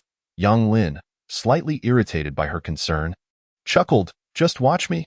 Hold tight to my neck. You can take a nap. After such a tiring day, a good rest is just what you need." With that, he resumed their journey. Lin Shuiyan observed the scenery was by even more rapidly than before. Clearly, he had previously moderated their speed for her sake. She had not been utilizing any lightness techniques after all. Such exertions could not be sustained indefinitely. "When I pursued you a few days ago, I wasn't this fast," she remarked. Yang Lin glanced down and winked. "Can you guess why?" Lin Shuiyan pursed her lips, opting for silence. She wrapped her arms tightly around his neck and closed her eyes, surrendering to slumber, too shy to speculate. Yang Lin was meticulous, ensuring that his hold was comfortable and devoid of jostling. Unbeknownst to her, Lin Shuiyan sensed a shift upon awakening. The man continued to sprint, and the landscape had transformed dramatically. Towering peaks, some resembling fingers, loomed around them, exuding an overwhelming sense of pressure. This mountainous region belonged to the inner sanctum of the Longyin mountain range. The inherent dangers were self-evident. Even the sudden appearance of a divine beast would not be surprising. Otherwise, the celestial-level experts from Long City would have already flooded this area. Throughout history, there had been instances of rulers becoming overly ambitious, seeking to dominate this land, drawn by the allure of its exotic flora and fauna, a veritable treasure trove. Yet, regardless of their endeavors, formidable beings would emerge to cleanse the area of humanity. Each encounter was unique. It could involve extraordinary beasts, peculiar creatures, or even divine entities, though the latter were rare. Curiously, these beings seemed to conduct periodic purges of humanity, and even at the fringes of the mountains, colossal creatures would emerge to claim territory. This pattern had intrigued many researchers, yet the truth remained elusive, as none could penetrate the depths of the mountains to uncover the reality. Yang Lin's boldness in entering this realm stemmed from the safety alerts provided by his golden finger. If there were any risks, the ease of obtaining attributes would not be limited to level 10. This indicated a complete absence of danger. It made sense, given that there were only 2 of them. Such a small number was hardly worth the attention of powerful beings. "How far have we traveled? Are you tired?" Lin Shuiyan languidly inquired, her head resting against Yang Lin's chest. The potent scent of masculinity made her dizzy. Perhaps she was still groggy from sleep, she mused. Yang Lin smiled. "We're almost there. You've been asleep for nearly 6 hours. Feeling more comfortable now, I hope?" "I'm not tired at all," Lin Shuiyan expressed her surprise. "I've only slept for 2 hours." Chapter 67. What is a cave heaven goodness? No wonder Lin Shuiyan was astonished. To sleep so soundly while cradled in someone's arms during rapid movement was indeed remarkable. Feeling somewhat embarrassed, she reflected on how deeply she had slumbered. Yang Lin reassured her, "It's perfectly normal during pregnancy. You'll likely experience this often. Drowsiness, lethargy, a lack of energy, and a desire to rest. It will pass in due time." Lin Shuiyun, intrigued by this newfound knowledge, asked, "You know all this? How long will it last?" Yang Lin pondered for a moment, recognizing that the physiological rhythms of humanity on Earth likely differed significantly from those of this realm. Thus, he refrained from making any assumptions, deciding to wait until he had acquired a medical skill in a few days. "You'll find out soon enough." "Look, we've arrived." He diverted the topic. Lin Shuiyan indeed took it lightly. Following the direction of his gaze, she spotted a massive stone mountain in the distance. Its shape resembled an upright egg, oval and rotund, towering approximately 3,000 meters high, not exactly short. The mountain's immense form exuded a sense of grandeur. Adorned with flowers and vines, yet sparse in trees, with only a few scattered here and there. Clearly, this was a rocky mountain with little soil, allowing only for the growth of some flowers, grasses, and moss. Soon, Yang Lin arrived at the foot of the mountain. Lin Shuiyan disembarked, surveying her surroundings, puzzled as to why they had come here. Yang Lin offered no explanation. According to the map provided by his golden finger, he sought out a specific location and retrieved 2 specially crafted iron tools from behind him, mountain picking picks, a common piece of equipment in Yangjiao village, nestled closely to the Longyin mountain range, where no one would venture without such tools. "Dig with me, but be cautious. Make no noise," he instructed. Lin Shuiyun nodded, raising her tool to join her husband in the endeavor. The pair worked meticulously. It was late at night, and any loud sound could carry far, making their task quite cumbersome. After an hour, leveraging their formidable strength, they finally excavated a small hole 2 meters deep, ample enough for both to enter. Now, they could work vigorously, as the cave would muffle any noise. This significantly accelerated their progress. Another hour passed, and they had managed to advance 13 meters. Yang Lin paused. Lin Shuiyun's curiosity intensified, an irresistible urge to uncover what lay within. Everything felt so peculiar that night. That infuriating man just wouldn't divulge any information, forcing her to ask. However, she decided against questioning him, choosing to endure in silence. Yang Lin ran his hand along the stone wall, feeling its texture. Nodding slightly, he gave it a firm push. A thunderous sound erupted. Not loud, but distinctly crisp. The material of the mountain was peculiar, akin to jade. Lin Shuiyan was astonished. So it was a cave. Entirely enclosed. Unable to contain herself, she inquired, "What is this place?" "A water-melting cave, a wondrous locale," Yang Lin replied, stepping inside first. He had no concerns about a lack of oxygen or any dangers. There was no need for worry. The presence of flora signified a level 10 safety rating from the golden finger, which left room for no fear. Lin Shuiyan murmured, "Water-melting cave? What is that? I've never heard of it." Suddenly, a memory sparked within her, a fragment of an ancient text, a book of unknown origin that chronicled the experiences of a remarkable individual. It mentioned the term cave heaven, albeit without elaboration, shrouded in mystery. As they ventured deeper, Yang Lin explained, "A cave heaven is a mystical place where the essence of heaven and earth converges, housing the spirits of all 4 corners, blending the blessings of living beings into a self-contained world, hence the name." They are classified into levels. The lowest, like what we see now, can be found in reality, hidden underground, within mountains, beneath waters, or even within the heart of wood, and so forth. Higher level ones are even more elusive. They may be concealed in the sky, among the clouds, or lost in time. Difficult to encounter. And even if seen, entrance is impossible. Those are the true cave heavens. Lin Shuiyan felt as though she had uncovered a hidden truth, momentarily overwhelmed, akin to a primitive person, utterly ignorant. The world seemed unfriendly, hiding its wonders too deeply. Longqing was indeed a small place. Before long, the two entered the water-melting cave. Upon witnessing everything inside, they were left utterly stunned, including Yang Lin, their breaths momentarily suspended. A dreamlike scene unfolded before their eyes. It was an expansive space of over 1,000 square meters, soaring to a height of 100 meters, with a small pool at its center, less than 10 square meters in size. containing a liquid that resembled jade, exuding a mesmerizing spectrum of colors, radiant and enchanting. They had no time to ponder the formation of these ethereal liquids, as their attention was wholly captured by a gourd vine. Before them swayed a magnificent nine-colored gourd vine, shimmering under the cave's reflected light, resembling a celestial maiden scattering flowers in a kaleidoscope of colors. It bore 13 gourds, each radiating a distinct luster. Akin to the most resplendent gems of the earth, the interplay of light from the gourds created a mysterious halo, enveloping the entire space in an otherworldly glow. Within these 13 halos lay boundless secrets and powers, flickering with sacred brilliance every moment. The gourd vine was immense. Upon closer inspection, it stretched across the surface for over 100 meters, winding intricately around the pool, thus appearing less colossal. Lin Shuiyun's mind buzzed. She could hardly believe her eyes. What was this?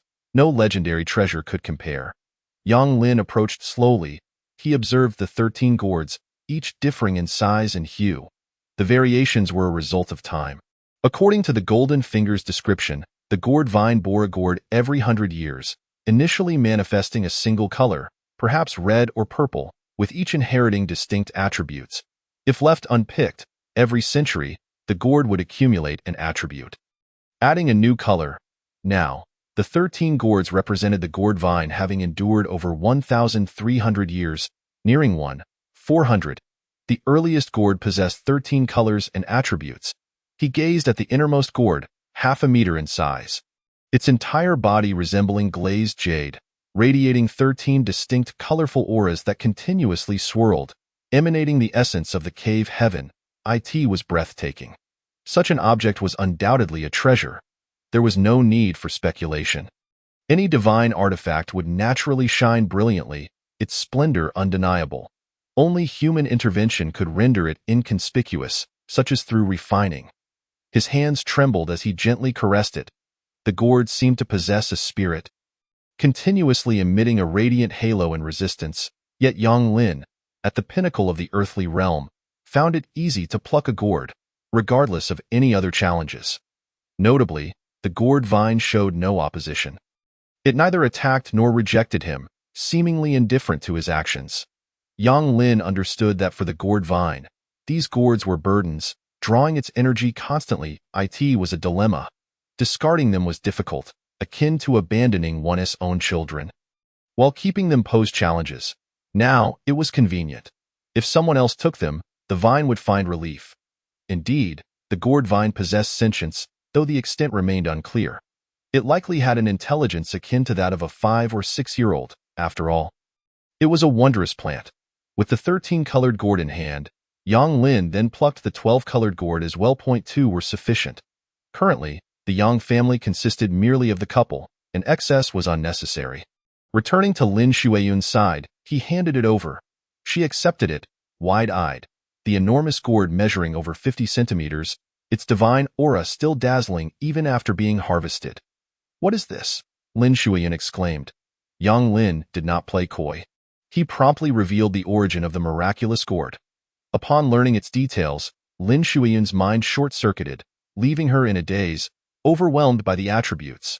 Space level 320, time level 110, nurturing level 165, spiritual milk level 100, divine aura level 180, and more. Yang Lin, of course, did not relay every detail. He merely provided a general overview of the gourd's attributes, glossing over the levels. Half an hour later, Lin Shuiyun was exhilarated beyond words. Tightly clasping her miraculous gourd, her gaze fixed on the gourd vine, fearing it might vanish. "Husband, you return. I shall guard this place. Just bring me some food tomorrow," she declared with resolute determination. Yang Lin found himself both amused and exasperated. Yet, he could not comprehend that in this fantastical world, a treasure of such caliber warranted utmost reverence. One could gather all 9 clans to safeguard it, and it would still be insufficient. After some persuasion, he managed to dissuade her from the notion of becoming a guardian of the treasure. It was simply inappropriate. She was with child, and while the cave heaven was splendid, it lay deep within the Longyin mountain range, with unknown risks lurking. Entrusting her to guard it was less viable than sealing the cave. As long as no one revealed its location, it would remain fundamentally secure, for the cave heaven existed as a self-contained entity, leaking not a trace of its essence. Lin Shuiyun gazed at the multicolored soil and the spiritual liquid in the small pond, her heart heavy with reluctance. This was a strategic treasure. Whoever possessed this place would undoubtedly rise to prominence. Not to mention, merely cultivating rare divine herbs here could elevate a family to greatness. Yang Lin sensed it was time to depart. They needed to return. Come, let us collect it. He commenced his instruction. The marvelous gourd belongs to the category of treasured artifacts, possessing spatial attributes and the enigmatic quality of size manipulation. Thus, once controlled with secret techniques, it can be absorbed into one's body. Naturally, the secret technique in question is the Myriad Deity Seal from the Myriad Deity Transformation. A slight modification of this capability is effortlessly achievable, requiring no extraordinary prowess. He could manage it with ease. Lin Shuiyun, being a prodigy in her own right, mastered it in merely half an hour. She inscribed her spiritual mark within the wondrous gourd, successfully establishing a connection. Then, with a mere thought, the gourd gradually shrank, transforming into a phantom, overlapping in space, and vanished from sight. She closed her eyes, sensing its presence above her head. Naturally, it could also be relocated to her sleeve or within her body, yet she felt disinclined to do so, finding it rather peculiar. Unable to find a better image, I hope everyone can make do with this one. Chapter 69. Detailed explanation of the marvelous gourd's attributes. As the two of them secured the marvelous gourd within their embrace, they began to meticulously study it. Yang Lin's 13-colored gourd possesses 13 attributes. In addition to space, time, gestation, spiritual milk, divine charm, wish fulfillment, self-healing, smelting, spirituality, and immortality. 10 in total. There are 3 additional attributes: breath restraint, spirit awakening, and evolution. Lin Shuiyun's gourd, however, lacks the spirit awakening attribute. A detailed inventory of these attributes' effects includes 1. Space. As the name suggests, the marvelous gourd contains an internal space. Yang Lin's 13-colored gourd boasts over 5,000 cubic meters. A gourd aged a century starts with just over 300 cubic meters, doubling every 100 years in a cumulative manner. Not a continuous doubling. Lin Shuiyun's gourd, on the other hand, encompasses over 4,000 cubic meters. Truth be told, such a space is already quite substantial, sufficient for various endeavors, even allowing for the establishment of a small farm or medicinal garden within. 2. Time. The ability to manipulate time, albeit only within the gourd. The 13-colored gourd features a time flow rate 13 times faster. One may hasten or slow it at will, while Lin Shuiyun's operates at 12 times. Such effects, one can imagine, are monumental. Plants that would typically take a century to mature could be ready in less than a decade, yielding unimaginable strategic value. 3. Gestation. Anything placed within the gourd undergoes a process of spiritual enhancement, gradually becoming better and stronger, be it medicinal herbs, treasures, or materials. Naturally, certain entities are exempt, such as animals, humans, texts, and other soul-related or abstract forms. 4. Spiritual milk. The gourd autonomously absorbs the spiritual energy of the heavens and earth, accumulating it into a form of spiritual liquid within, possessing countless effects. 5. Divine charm. The marvelous gourd radiates a divine charm that can bestow qualities upon other items. The effects are entirely random, dependent on specific circumstances. 6. Wish fulfillment. It can alter its form and size at will, seamlessly transitioning between the ethereal and the tangible, even integrating with the body, concealing itself within flesh and bone. 7. Smelting. It actively allows for the smelting of items within, enabling one to alter their structure at will. It can serve for treasure forging or destruction, entirely at the beholder's discretion. Indeed, this attribute could be viewed as a form of combat capability. 8. Self-healing. Should the gourd sustain damage, it will automatically repair itself, though the time taken depends on the extent of the injury. 9. Spirituality. The gourd possesses a degree of spirituality. At the 13-colored level, it even exhibits a semblance of logical thinking. However, it is still far from possessing active consciousness, unable to act independently. In the future, it could potentially develop into a steward to assist Yang Lin in managing everything within the gourd's spatial realm. 10. Immortality. Literally interpreted, Possessing the attribute of immortality means it will not decay or deteriorate over the passage of time. 11. Breath restraint. It can contain its precious aura, preventing leakage. With this attribute, Yang Lin can use it without concern. Otherwise, venturing into the world could attract the attention of those with the means to detect its brilliance. 12. Spirit awakening. This attribute is somewhat extraordinary, allowing the marvelous gourd to randomly generate a source of spirit awakening, bestowing spirituality upon any living entity, be it flora or fauna. The benefits are self-evident, even enabling humans to enhance their mental fortitude, spiritual will, and comprehension. 13. Evolution. With this attribute, even if the marvelous gourd is removed, it can slowly evolve, eventually reaching the levels of 14 colors or beyond.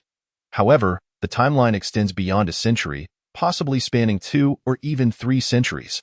Regardless of the duration, this is undeniably a positive development. Having concluded their study of the marvelous gourd, merely a few minutes had elapsed. In truth, it was not complex. With the golden finger in play, all its information was transparent, laid bare without the need for extensive examination. Conversely, Lin Shuiyun was exceedingly curious as to how her husband possessed such extensive knowledge. To acquire all information about the marvelous gourd upon first obtaining it was simply astounding. Yet, considering the secrecy of this location, she suddenly arrived at a conjecture. Could it be that this place itself was a secret treasure trove belonging to the Yang family? It is well known that prominent families often maintain hidden sanctuaries. Therefore, perhaps hundreds or even thousands of years ago, the Yang family discovered this site, but as the gourd vine had yet to mature, they sealed it away, leaving behind records of their legacy, awaiting future generations to retrieve it. Lin Shuiyun could only conclude thus. Only under such circumstances could the extensive research conducted over millennia be explained. Yang Lin was oblivious to Lin Shuiyun's imaginative deductions. Had he known, he would have been pleased. Relieved that he no longer had to fabricate stories. Truth be told, he had no desire to deceive his wife. Yet the secret of the golden finger was one that could not be divulged, not even a hint. Chapter 70. Returning with abundance, exiting the cave, Lin Shuiyun gazed at the pitch-black sky, her heart filled with profound sentiment. In just a few short hours, the world had irrevocably changed. It was not the world that had transformed, but rather her own worldview. Once again, she observed Long City and the Long family, now perceiving them from a lofty perspective, rendering them trivial. The grievances and resentment from having been deceived and ensnared had long since dissipated into oblivion. What more was there to say? Her husband dared to present such a miraculous watery paradise and bestowed upon her the revered treasure of the gourd, which already spoke volumes. For she believed that should even a whisper of this information leak, Yang Lin would undoubtedly face dire consequences with no hope of survival. The magnitude of such trust is profoundly moving. Thus, Lin Shuiyun's loyalty soared, now reaching an impressive 95. Little did she know, Yang Lin was continually monitoring her loyalty metrics. Any fluctuations would not escape his notice. Should Lin Shuiyun harbor any ill intentions, Yang Lin would act decisively to address her. While he would not resort to murder, imprisonment could certainly be on the table. After which he could gradually reform her. He trusted that with the golden finger, he could manage even a single woman. Fortunately, such a scenario did not unfold. Lin Shuiyun's loyalty did not wane but rather increased significantly. This indicated that the marvelous gourd, this treasured artifact, had not instilled in her any ambition or malice. Yang Lin felt a surge of joy within. Splendid. Although he preferred women who were not overly kind or gentle, he could hardly accept a ruthless wife akin to Jiang Yuyan, a character who annihilated everyone in her path. That would be daunting indeed. Together, they began to seal the cave entrance, ensuring that they would not return in the near future, necessitating utmost caution. Lin Shuiyun nodded, stepping forward to assist. Compared to earlier, the two were now more efficient, for with the marvelous gourd, they directly gathered earth, stones, flowers, and vegetation from afar, merging them with the previously excavated materials to securely barricade the cave entrance. They also planted flora that closely resembled the surrounding plants, ensuring a seamless integration. As they prepared to depart, Yang Lin still felt a twinge of unease. With a mere thought, the myriad deity seal emitted countless strands of spiritual threads, connecting to all flora and fauna within a 500-meter radius, including ants and flying insects. With a snap of his fingers, all consciousness was rendered into a state of dullness, akin to waiting for death. Operating solely on instinct in such a state, they would not remember what had transpired here, preventing any discernible flaws from arising. While the likelihood of such an occurrence was minimal, Yang Lin chose to err on the side of caution. This world was too mysterious, too deep. Who could foresee whether a person or creature with peculiar powers could communicate with plants and insects, potentially leaking their images and the circumstances of the watery paradise? That would be most unjust for him. Thus, he deemed it essential to exercise prudence. As Yang Lin completed these tasks, Lin Shuiyan sensed the powerful aura emanating from him. Her perception was keen, at once. She felt a surge of astonishment, a mysterious and formidable technique, the nature of which eluded her comprehension, yet it was evident that it was not the immortal divine sun visualization technique. Let us go home. On their journey back, the couple, now in possession of a treasured artifact, reveled in their newfound fortune, their hands intertwined, delighting in the wonders they had acquired. Thus, along the journey, everything beautiful that caught their eye was collected. Flowers, plants, trees, birds, fish, and insects were all gathered without exception. In fact, to accommodate these flora and fauna, they specifically sought out a plot of fertile land, excavating hundreds of cubic meters of rich soil. It is worth noting that the interior space of the miraculous gourd was entirely vacant, devoid of any substance. Yet, it possessed the remarkable ability to harness inspiration, rendering it not a vacuum but rather a potential ecological sphere. Naturally, ordinary soil was only a temporary measure. Yang Lin contemplated the seven-colored earth of the secluded valley as a future source. When the time came, he would excavate a batch to introduce into the gourd's space, utilizing the properties of time to expedite the cultivation of extraordinary flowers and rare plants. Simultaneously, Yang Lin did not forget the mulberry tree and the silkworms. Upon locating them, he discovered they were quite safe, even having laid over 100 eggs, which filled him with joy, prompting him to uproot the mulberry tree. The roots of the mulberry were indeed substantial, extending several dozen meters underground, making it nearly impossible to extract entirely. However, he had no intention of doing so. He simply severed 80 of the roots, leaving only the main stem, and similarly reduced the tree crown by 70 in area. This way, it would occupy less space. If this were attempted in the outside world, survival would be miraculous, with a 99% chance of death. Yet, the gourd contained spiritual milk and nurturing properties, with various buffs fully stacked. How could mere ordinary trees possibly perish? Yang Lin was even confident that if he merely planted a branch, it would flourish into a grand tree. Everything was perfectly arranged. When Yang Lin and his wife returned to the mountain village, 20 hours had already elapsed, a night's time, long yet fleeting, filled with exhilarating experiences, delightful processes, and dreamlike scenes, all ensnared Lin Shuiyan's heart. What woman would not be enthralled by such a life? To be frank, she was captivated. Chapter 71. Every skill and piece of knowledge should be regarded as a treasured family secret. Upon returning home, Yang Lin immediately busied himself with cooking. After a night of toil, both were famished, especially after traversing over 7,000 kilometers, which had indeed taken a toll. He slightly regretted not bringing along some snacks to stave off their hunger during the journey. This time, Lin Shuiyan particularly offered to help, seemingly eager to learn the culinary arts of the Yang family. Do not underestimate the craft of cooking. It is a skill in its own right, particularly the art of a master chef, which is exceedingly rare and often not passed down in many esteemed families. As previously mentioned, in this world, the transmission of knowledge is highly restricted. Even a slight advantage is seldom shared, and even within families, only direct descendants may possess it. Yang Lin found great pleasure in this atmosphere. He had often read novels where the protagonist selflessly disseminated various treasures, embodying a saintly heart, aspiring for everyone to flourish and become sages. It had left him quite astonished, truly brainwashed by such narratives. Times have changed, and so has the environment.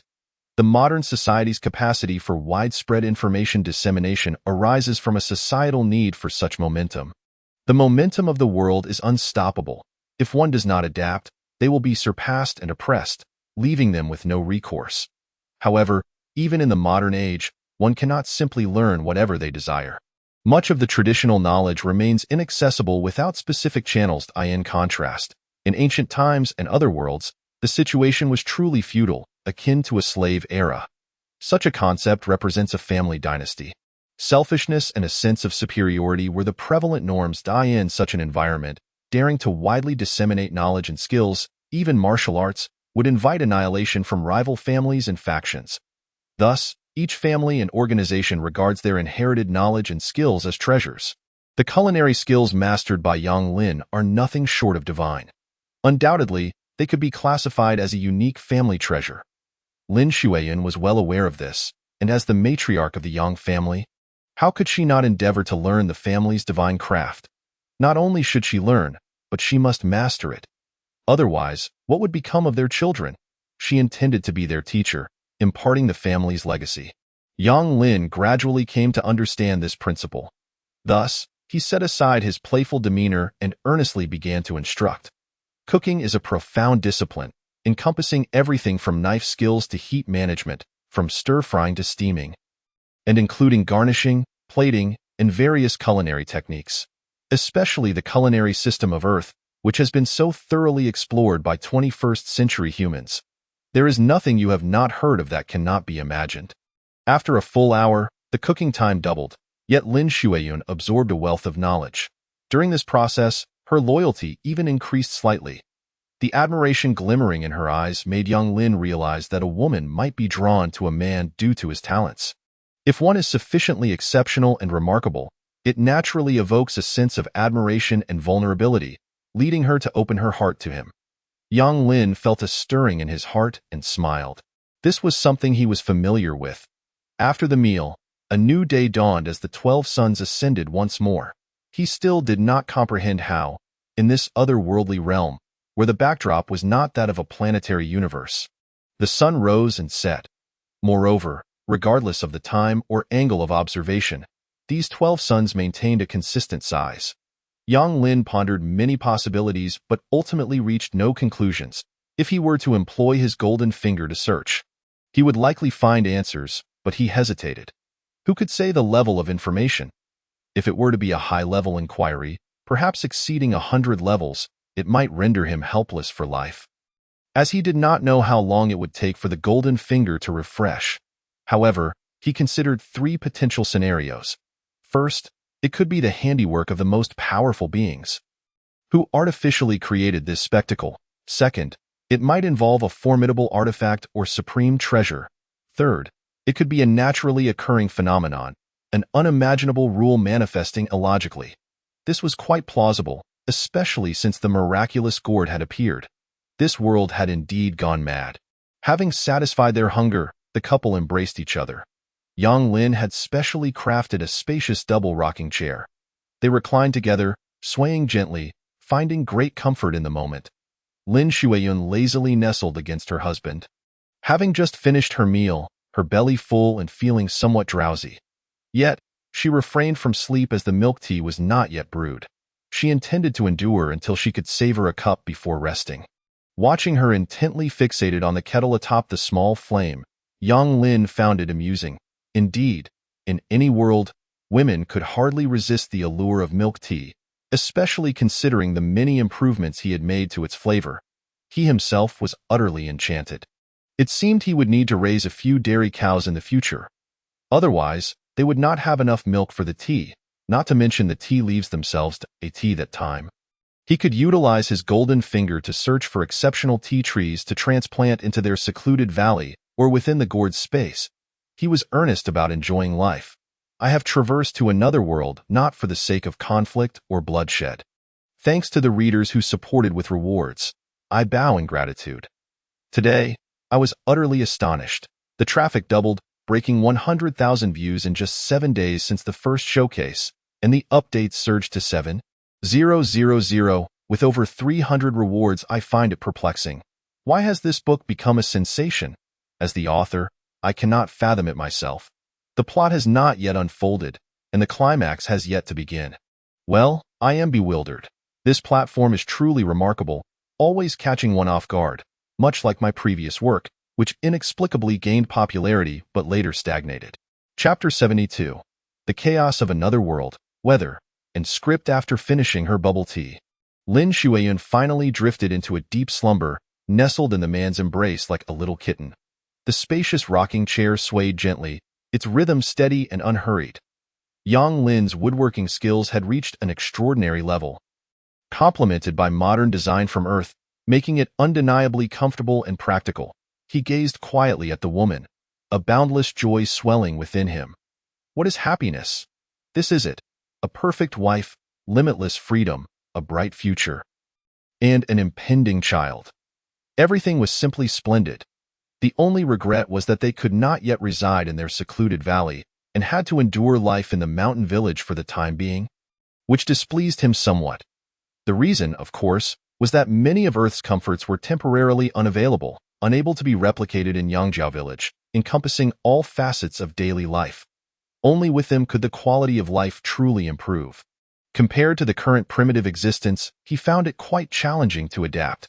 Yet, there was no choice but to wait. Everything required time. Yang Lin pondered for a moment, recalling the magical gourd vine he had searched for, which bore a level 5 information rating, indicating a cooldown of 16 days. Including today, there were still 15 days remaining. Fortunately, that duration was not excessively long, and he could wait. Next, he planned to initiate the second secret technique of the Daji, replacing the immortal sun visualization method, as he intended to cultivate both techniques simultaneously. The summer weather was somewhat bothersome, with waves of heat continually invading from outside the courtyard, particularly with a small stove nearby, exacerbating the already oppressive temperature. Yang Lin sensed that Lin Shuiyun, resting in his arms, had begun to perspire. Of course, her self-cleansing body would quickly manage it, but it was indicative of the situation. He focused his thoughts, extending his mental energy to extinguish the small stove, which then floated away from the courtyard. Although Yang Lin had only been practicing the immortal sun visualization for a few days, his exceptional talent, combined with the divine enlightenment from the golden source of the 10,000 gods, had allowed his mental power and will to coalesce to a certain degree, enabling him to manifest some minor supernatural abilities. While he could not do much more, moving small objects was well within his capabilities. He then turned his attention to the ice blocks. The underground ice cellar had stored over 60 blocks, which was not much. He had been too busy recently and planned to prioritize ice making in the future, as this summer would likely exceed 200 days. As previously mentioned, the weather in this other world was random, not in the sense of the seasons being reversed, but rather in the variability of their duration. For instance, summer this year might last 200 days, while the next could extend to 230, and the following year might only be 160. Historical records from Yangjiao village noted the most extraordinary climate event occurred 280 years ago, when winter lasted 310 days, over half a year in the grip of winter. Consequently, people in this world often prepared for the seasons, as summers, rainy seasons, and winters were all notoriously difficult to endure. The underground ice cellar was somewhat distant, and Yang Lin exerted considerable mental energy to transport the ice blocks. He placed one into a copper basin, and instantly, the surrounding temperature plummeted. Lin Shuiyun, in her dreams, comfortably relaxed her brows. Yang Lin looked at her and suddenly realized how much he owed her. Not only had he obtained her affection through less than honorable means, but he had also failed to provide her with a proper wedding, let alone an engagement ceremony, dowry, or banquet. This was truly inexcusable. In that moment, an idea struck him.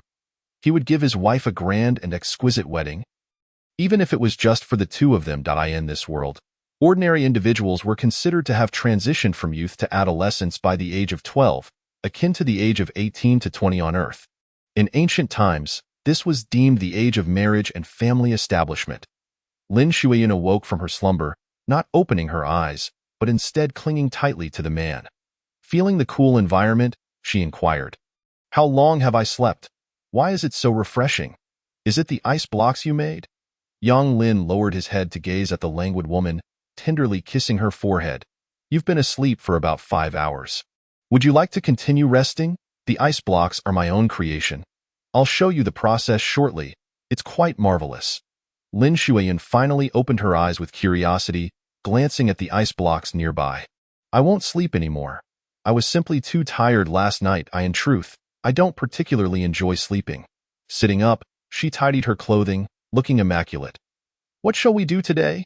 Yang Lin contemplated, observing the courtyard and the blazing sun overhead. The temperature was certainly above 40 degrees. If this were not another world, many would have surely suffered by now. Although his strength had increased, he found it challenging to cope with such an environment, let alone work in the courtyard.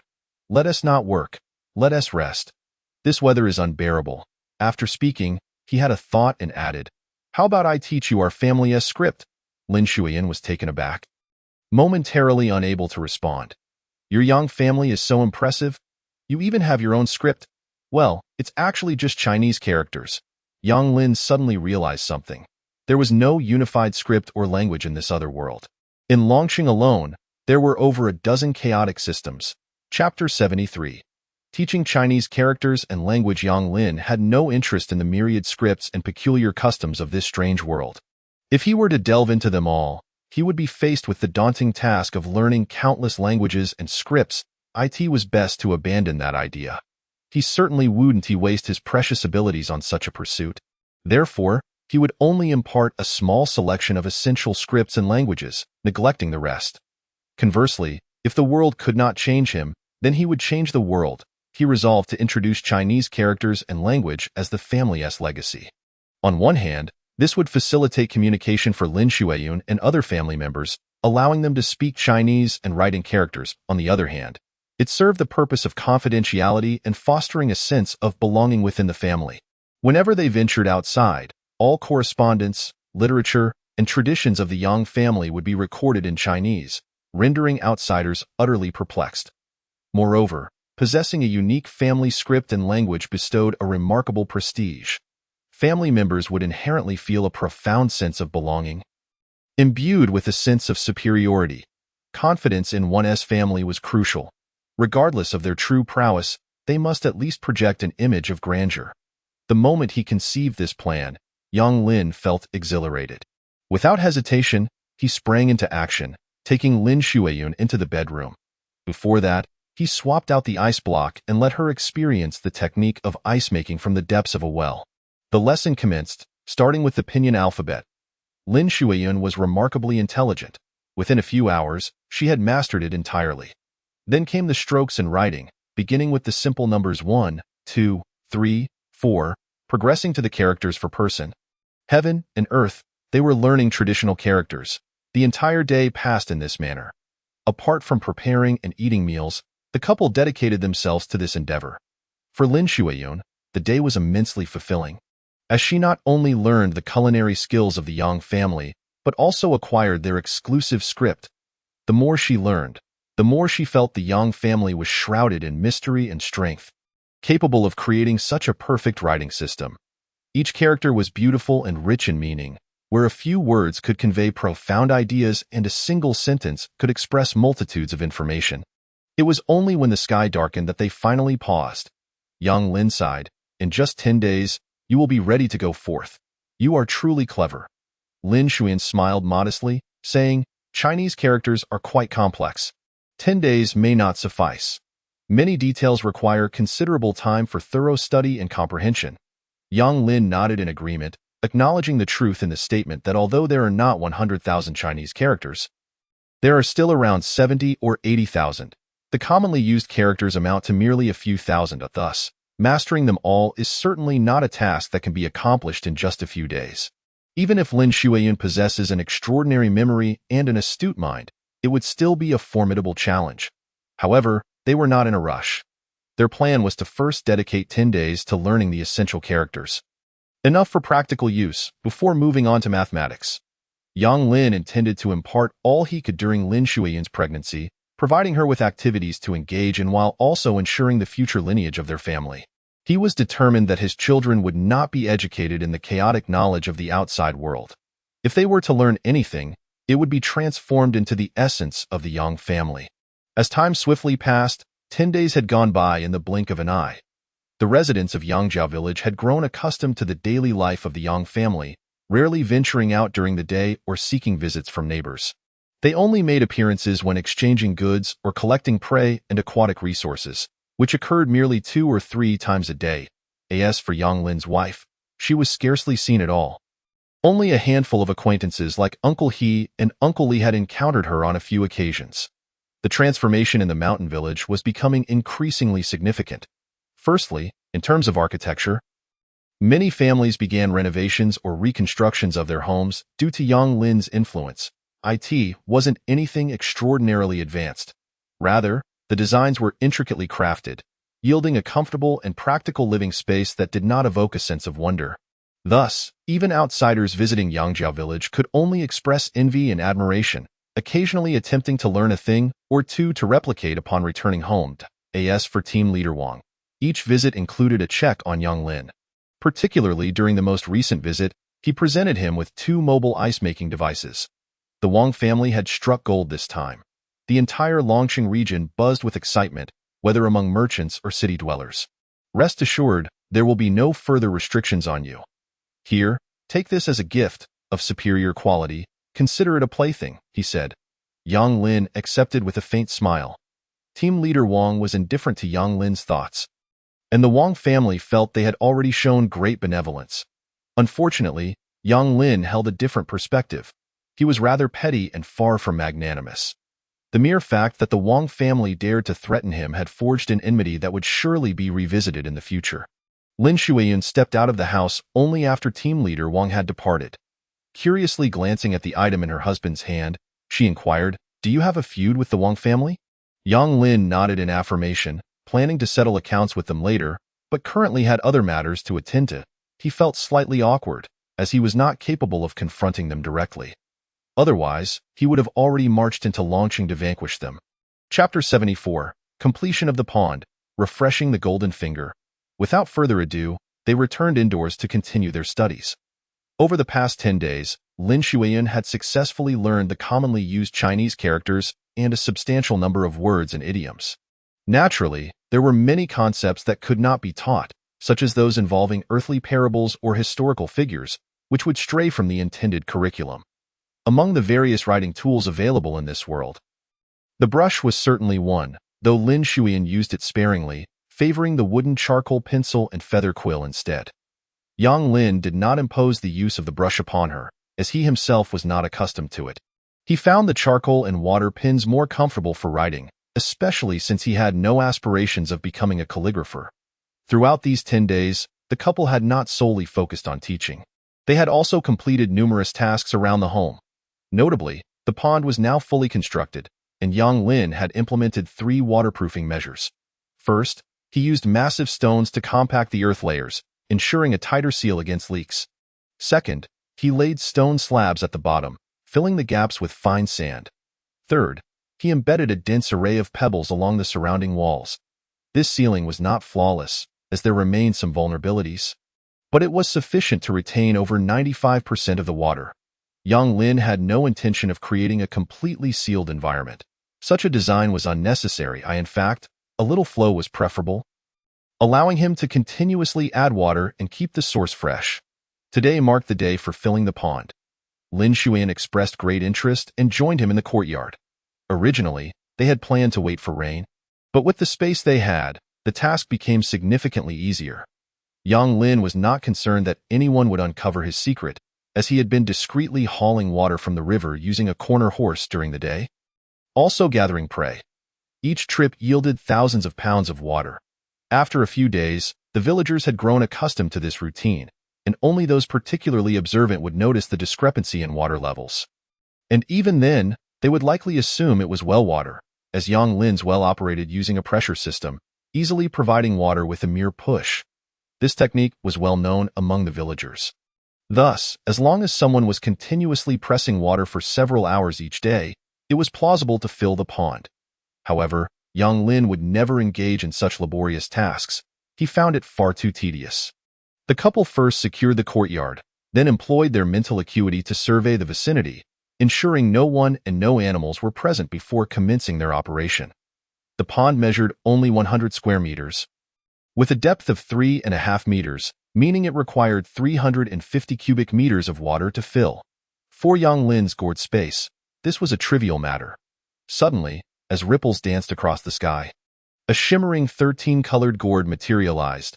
Yang Lin pointed with his right hand, and a column of water cascaded down from above. In the blink of an eye, the pond was completely filled.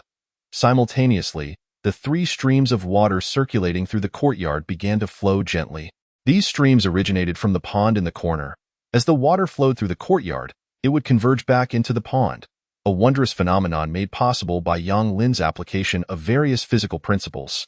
With the outlet positioned higher than the inlet, he utilized the siphoning principle, ultimately crafting a complex yet ingenious water circulation system. The design was so intricate that it was beyond the comprehension of ordinary individuals. Witnessing this spectacle, Lin Shuyan stood in awe. The water system flowed and recirculated without external assistance, ensuring that the entirety of the Yang family's 3 acres received comprehensive care.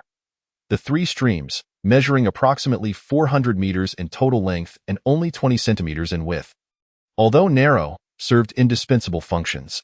They not only fulfilled the irrigation task but also played a crucial role in temperature reduction. Within moments, the temperature in the courtyard dropped by several degrees, creating a refreshing and pleasant atmosphere as a gentle breeze swept through, carrying with it a hint of moisture that enhanced the comfort. Lin Shuayun excitedly rushed to the stream, dipping her hand into the cool water. She looked up at Yang Lin, exclaiming, "This is truly magical." Yang Lin smiled and nodded, his heart brimming with a sense of accomplishment as he gazed at the scene before him, envisioning a vibrant future. This place was destined to become a haven of life and vitality. In the following days, Yang Lin and Lin Shuyan busied themselves in the courtyard, where the various vegetables and fruits planted in the garden had begun to yield produce. They also raised fish and shrimp in the pond and cultivated aquatic plants and lotus flowers. The entire courtyard transformed into a stunning paradise, reminiscent of an idyllic retreat. Yang Lin even constructed a wooden bridge spanning 12 meters in length yet 5 meters wide above the pond. He arranged a tea table, chairs, fruits, and pastries, allowing them to recline and enjoy a unique view while observing the fish in the pond. A delightful experience that even offered opportunities for leisurely fishing. For Lin Shuayun, although this place paled in comparison to the Lin family's garden, it was remarkable in its own right, especially since it represented the fruits of their joint efforts.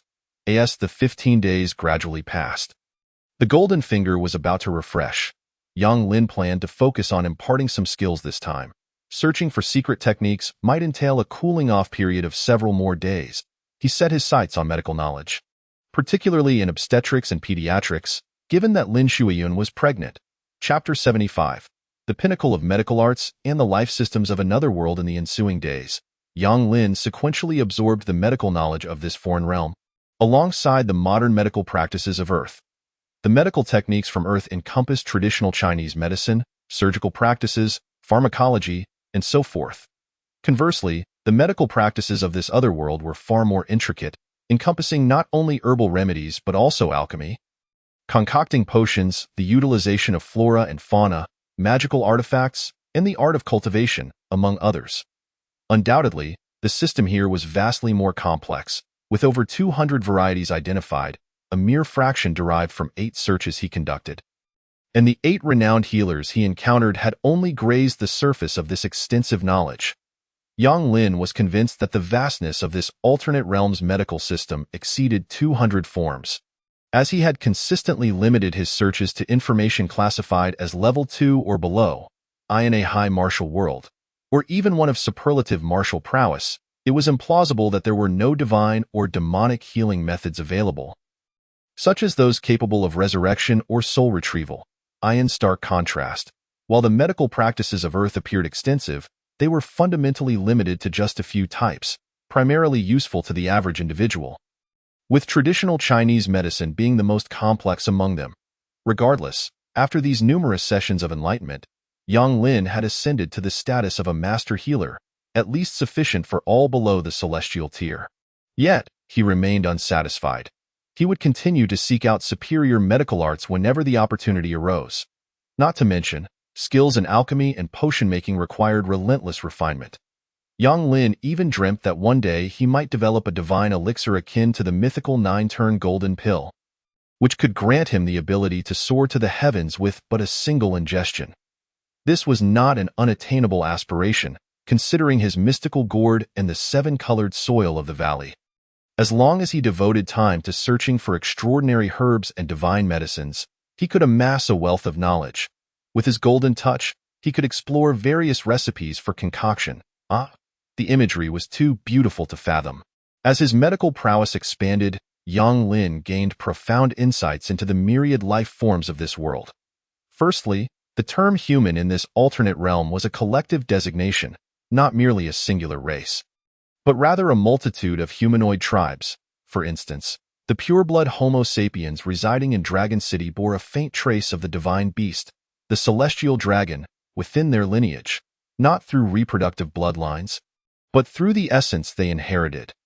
This indicated that the inhabitants near Dragon City had once been exposed to the radiative aura of the divine beast, gaining certain benefits from this ancestral lineage. Thus, Yang Lin himself was also imbued with the magnetic aura of the celestial dragon. Admittedly, this made him feel somewhat uneasy, yet being a pureblood human, it was merely a slight genetic contamination that he could tolerate. In the future, he vowed to eradicate this tainted bloodline and capture the divine beast to aid him in mastering the transformation of myriad deities. Speaking of Dragon City, the other humanoid tribes were broadly categorized into 3 main types. 1. Humanoid tribes, including pureblood humans and a subset of slightly altered humans. Their appearances largely resembled that of humans, with variations primarily in height and coloration. Their differences stemmed from distinct cultivation systems and the influence of divine beast bloodlines. 2. Anomalous tribes, whose physical forms were more than 50% human-like, such as those with wings, horns, or tails. These tribes experienced bloodline mutations in ancient times due to various factors, possibly in pursuit of power, necessity, or environmental influences. 3. Extraordinary tribes, which were unique in that they could assume human forms while also possessing alternate shapes, such as elves, flower fairies, waterfolk, and spectral entities. Beyond these 3 categories, Yang Lin remained uncertain if others existed. Though it was likely there were more than just these 3 classifications, his knowledge was limited, and the realms he had encountered were rather rudimentary. Should a divine being or celestial entity suddenly emerge, he would not be surprised. Rather, it would seem entirely reasonable. Through enlightenment, Yang Lin's perspective had broadened significantly. Dragon City seemed minuscule, merely a minor branch of the humanoid tribes, inconspicuous in the grand scheme of things. He had heard that the enemies they faced along the borders belonged to another humanoid tribe. The specifics remained unknown, though Lin Shuiyan might have insight. However, Yang Lin was disinterested in delving further. As it bore no relevance to him in his secluded existence, of course, this world was not solely inhabited by humans. Aside from the 3 major categories related to humanity, there existed a plethora of life forms. These included anomalous beasts, wondrous creatures, and divine beasts, as well as a diverse range of botanical life. It was even feasible that elemental life forms might exist. In essence, it was a veritable melting pot of life. Yang Lin felt overwhelmed. Compared to Earth's ecosystem, this realm resembled a miniature universe, teeming with diversity. Silicon-based life, carbon-based life, material life, elemental life, mythical life, and a multitude of peculiarities could be lurking in every corner. It could be said that with the extensive medical knowledge Yang Lin had assimilated, his greatest gain was a broadened worldview, granting him recognition of many biological entities in this realm. Chapter 76. Preliminary planning for the valley's construction. With such formidable medical expertise, Lin Shuiyan was no longer a concern. The standard gestation period of 160 days would likely extend a few days, but not significantly. Following examinations, Yang Lin had confirmed it was a boy. Lin Shuiyan was elated, savoring a medicinal porridge. It contained various herbs, but more importantly, it was enriched with ingredients such as fish, shrimp, and meat, simmered into a nourishing concoction that not only enhanced beauty but also supported the pregnancy, invigorated energy, and replenished blood. This could be considered a secret tradition. As the matriarch, Lin Shuiyan would naturally not overlook this. She meticulously recorded the recipe in her space, preserving it as a family treasure. Over the past 30 days, Lin Shuiyun had dedicated herself to learning and recording. Unbeknownst to her, she had accumulated over 400 volumes of notes, encompassing culinary arts, writing, mathematics, physics, medicine, and various recipes. At this point, she felt overwhelmed. Her husband was like the relentless rain of the monsoon, falling without cease, seemingly endless. Yet, this was merely the beginning. Whether in medicine or culinary arts, the scope was vast, far beyond what could be documented in such a brief time frame. Lin Shuiyun suddenly realized that relying solely on paper to record the family's legacy was remarkably inefficient. She recalled the golden tomes of Dragon City, noting that the material was superior, allowing for the direct input of text and illustrations through cultivation and mental energy. Not only was this convenient, but it was also durable, capable of lasting thousands of years without deterioration. However, the method for crafting such golden tomes was considered a secret technique, possessed by only a select few esteemed families. She was uncertain whether the Yang family had such technology. Thus, she took the initiative to inquire. Young Lin, of course, lacked this knowledge, but he could utilize his golden touch to search for it. The following day, he employed this ability in this regard. Instantly, the Yang family not only acquired the secret technique for crafting golden tomes, but also gained knowledge of producing jade tomes, stone tomes, wooden tomes, water tomes, and dozens of other recording mediums. Young Lin's horizons were greatly expanded. Setting aside other considerations, the mere existence of jade tomes astounded him. Was this not akin to internal storage? One could directly input information and then project it using specialized techniques. Well, he had been somewhat ignorant in a high martial world. How could there be a mere reliance on books for information? That would be dreadfully uninspired. Yet, crafting these information mediums was no simple task. At least for now, it was impractical, and thus he would have to postpone it for the future. That afternoon, the couple leisurely strolled along the wooden bridge over the pond in their courtyard. Over the past few days, Yang Lin had primarily been imparting knowledge of physics, which seemed to intrigue her more. When do you plan to head to the valley? We cannot simply delay indefinitely. Lin Shuiyun suddenly inquired. Yang Lin was taken aback. Only then did he realize that over 30 days had elapsed without his notice. Logically, with the magical space of his gourd and the multitude of extraordinary attributes at his disposal, he should have meticulously planned and arranged his endeavors long ago. However, he had been preoccupied with accompanying his wife, exploring the mountains, and teaching her to cook. He felt somewhat misplaced. Indeed, the allure of gentle surroundings was potent. Without external pressures, one often succumbed to inertia. Nevertheless, these 30 days had not been squandered. They had indeed accomplished much, or Lin Shuiyun would not have broached the subject now. Yang Lin pondered briefly before responding. I shall make haste. Tonight, I will attend to it. Lin Shuiyun smiled, placing her hands on her abdomen, and softly remarked, I wish for him to be born in the valley. Yang Lin nodded, understanding her implication. Clearly, Yangjiao village was not an appropriate place for raising children. He had already begun to contemplate leaving the mountain village, preparing to relocate to a secluded valley. Soon, his mind was racing with plans, and his innate talent for intricate thinking began to align with his thoughts. Before long, Yang Lin had formulated a rough blueprint. First and foremost, he needed to acquire a design-related skill. The secluded valley required a comprehensive design plan. This was a vast and complex system, far beyond mere carpentry. It encompassed the design of water supply and drainage systems, landscaping engineering, architectural plans for housing, and road layouts, among others. Secondly, he needed to establish various living facilities, such as storage rooms, workshops, small farms, pastures, and breeding grounds. Despite the valley's modest size of a few hundred acres, the undertaking was undeniably intricate, comparable to the workload involved in urban planning. With a design in hand, he could then commence official operations, calculating the costs of the project and identifying all necessary materials, building supplies, equipment, tools, and so forth. The final step would be to gather and organize these resources, transporting them back to the valley. Only at this stage would the construction begin, following the design scheme to initiate a comprehensive build within the valley. The sheer magnitude of the project made Yang Lin's heart flutter with trepidation. It was an overwhelming task, not something that could be accomplished by a single individual, and he wondered how long it would take to complete. With Lin Shuiyun pregnant, he could hardly expect her to lend a hand. Moreover, many tasks would require multiple collaborators. Therefore, beyond these considerations, he needed additional manpower. This had already been part of his prior plans.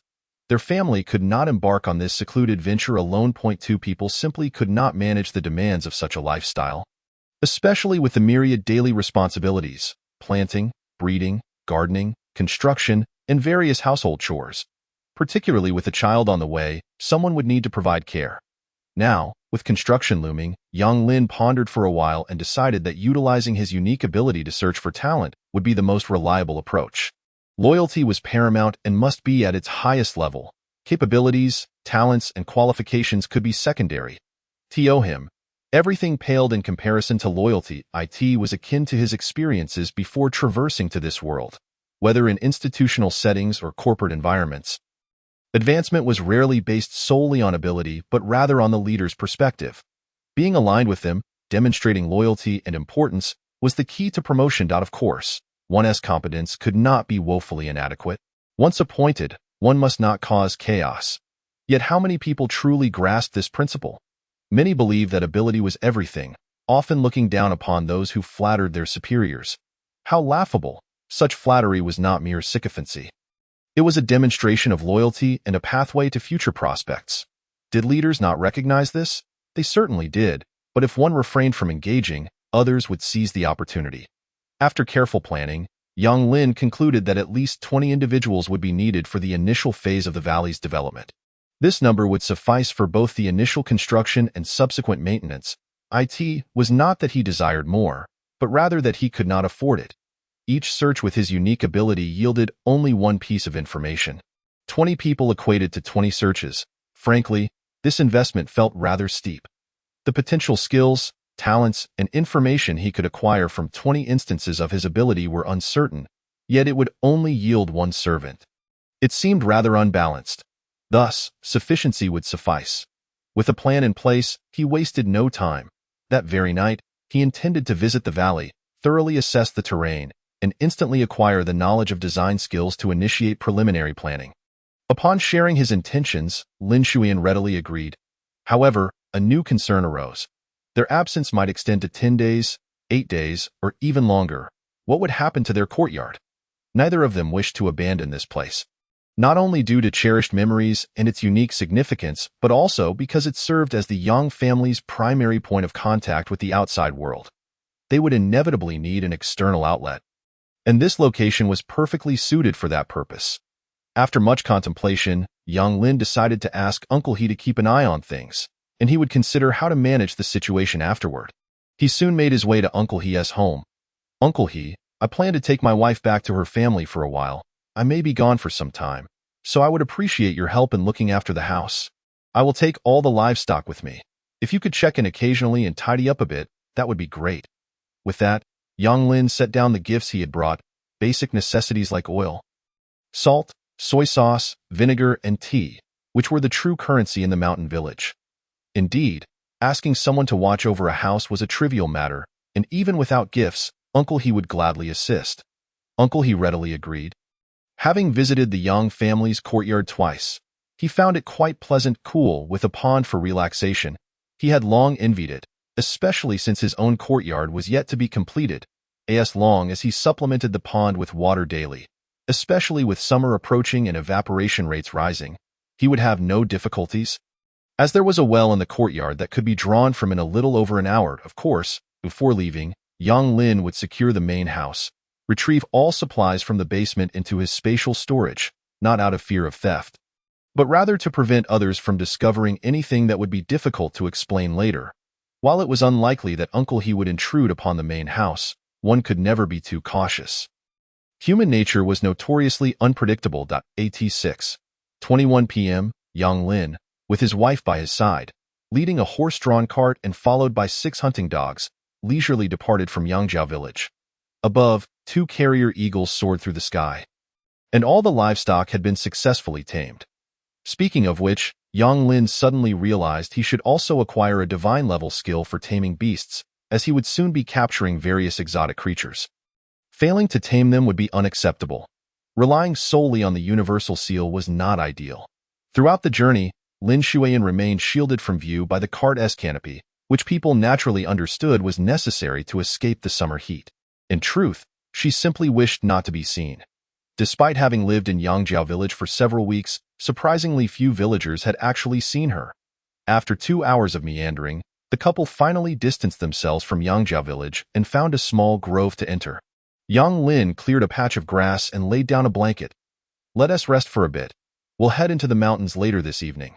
Lin Shuiyan nodded, not needing to be coaxed. Sitting on the ground as the sky gradually turned to dusk, a sense of excitement welled within her. Soon, they would re-enter that valley, building their own home, establishing their family, and crafting their future. The mere thought was utterly captivating. In that moment, she seemed to forget about Longqing and the Lin family. Most women tend to immerse themselves in the role of devoted wives and mothers, channeling all their energies into their families. Yang Lin was quite pleased. This was the devoted wife he had always desired, one whose heart was firmly rooted in the Yang family. As Chapter 78 unfolded, Lin Shuiyan reclined against her husband's shoulder, savoring the gentle breeze. Thanks to the ice she carried, the summer heat was far less oppressive. Gazing at the distant horizon, she remarked, "I never imagined I would live a secluded life. I can hardly fathom what it will be like. What if it becomes stifling or boring? And what about daily life?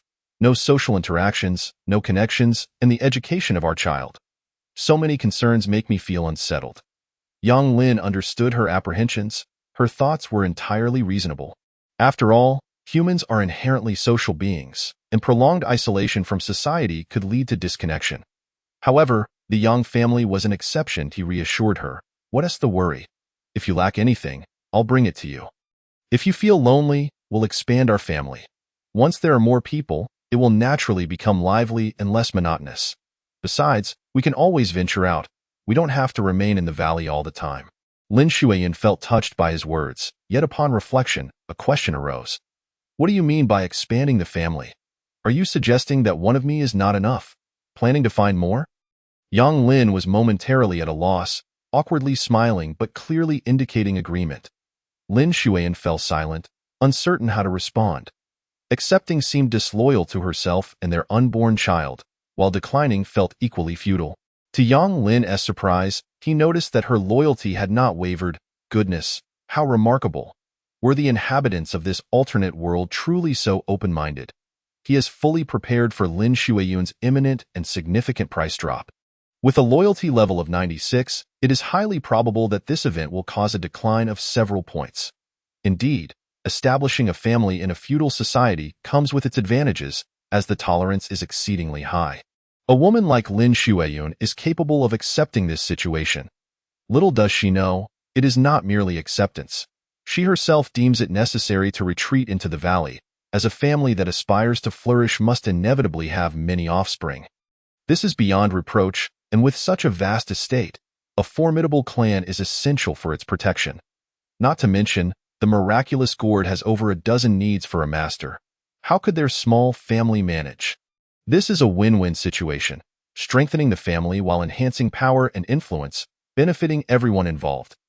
Conversely, should one be unwilling or reluctant, it would not only lead to personal distress but also hinder the family's development, resulting in but a few cats and dogs. If enemies were to attack, they would find themselves utterly forsaken, which is a most lamentable fate. As the legitimate daughter of a prominent family, Lin Shuiyan understands the balance of pros and cons. In comparison, personal emotions and interests can be set aside. Rationality prevails, guiding her in making the right choice. Yang Lin, noticing her silence and lack of response, felt a tumult of emotions. Yet, seeing that her loyalty remained intact, he grew bolder and declared, "Our Yang family has suffered from a lack of vitality and has faced numerous hardships over the years. Alas, ancestors above, my heart is heavy. Thus, since my youth, I have vowed to revitalize our family and expand our lineage. Shuiyan, I know I have put you in a difficult position, but I implore you to understand. Rest assured, the position of the legitimate wife cannot be shaken. Every newcomer must gain your consent and undergo scrutiny. This is my promise." Lin Shuiyan closed her eyes and tightly embraced his waist. After a long moment, she said, "You mentioned that I will be in charge of the inner residence in the future. And you must not interfere. She was astute. Opposing at this juncture was futile, rejecting was meaningless, and feigning ignorance would indeed be a joke. Thus, it was wiser to seize the opportunity to gain family authority. Missing this chance would mean losing a critical opportunity. The wise individual chooses the advantageous side promptly rather than lamenting and wallowing in self-pity. Yang Lin's heart surged with joy as he nonchalantly replied, "This is only right. Henceforth, you will be the master of the family's inner residence, and even I shall not intervene." Lin Shuyan finally smiled. Only someone of her noble lineage could comprehend the terrifying strength and potential of the Yang family's future. Although there were only three individuals at present, in the near future, they would become an unfathomable force. Not to mention the holy grounds, who could claim to possess ideas of immortal divine days, miraculous gourds, or the unparalleled art of myriad forms, alongside the unique Han characters of the Yang family, extraordinary medical skills, and divine culinary arts. Even in a divine dynasty, it was unlikely they could produce anything superior. And were these all that the Yang family possessed? Hardly. Her husband's cultivation methods remained a mystery, yet it was evident they were likely superlative secret arts. One could envision this as the foundation of a holy ground. Provided they did not squander their efforts, in several hundred or even thousand years, this small region of Longqing would undoubtedly give rise to a colossal entity. Why then, the power and status she wielded as the matriarch would be beyond her wildest dreams. Chapter 79.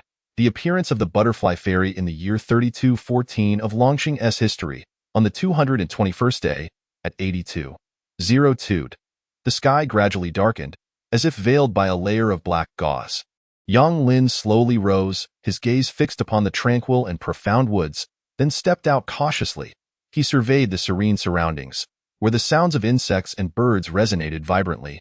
Lin Shuiyun had long since stored all items and livestock into her spatial realm, including the messenger eagle. Her motive for this was clear. She feared the eagle might learn the route to the valley. If the eagle were to discover this secret, it could potentially become a critical flaw in their plans. Thus, the couple had previously agreed that from now on, no one or any creature should be made aware of the valley's precise location, for safety remained their paramount concern. They set off in the blink of an eye. The pair swiftly departed, their destination, the Longyin mountain range. Yang Lin intended to carry Lin Shuiyun, but she declined. "It's fine. Let's take it slow today. I'm in a good mood and wish to relish the mountain scenery." "What is there to relish? It's pitch black at night.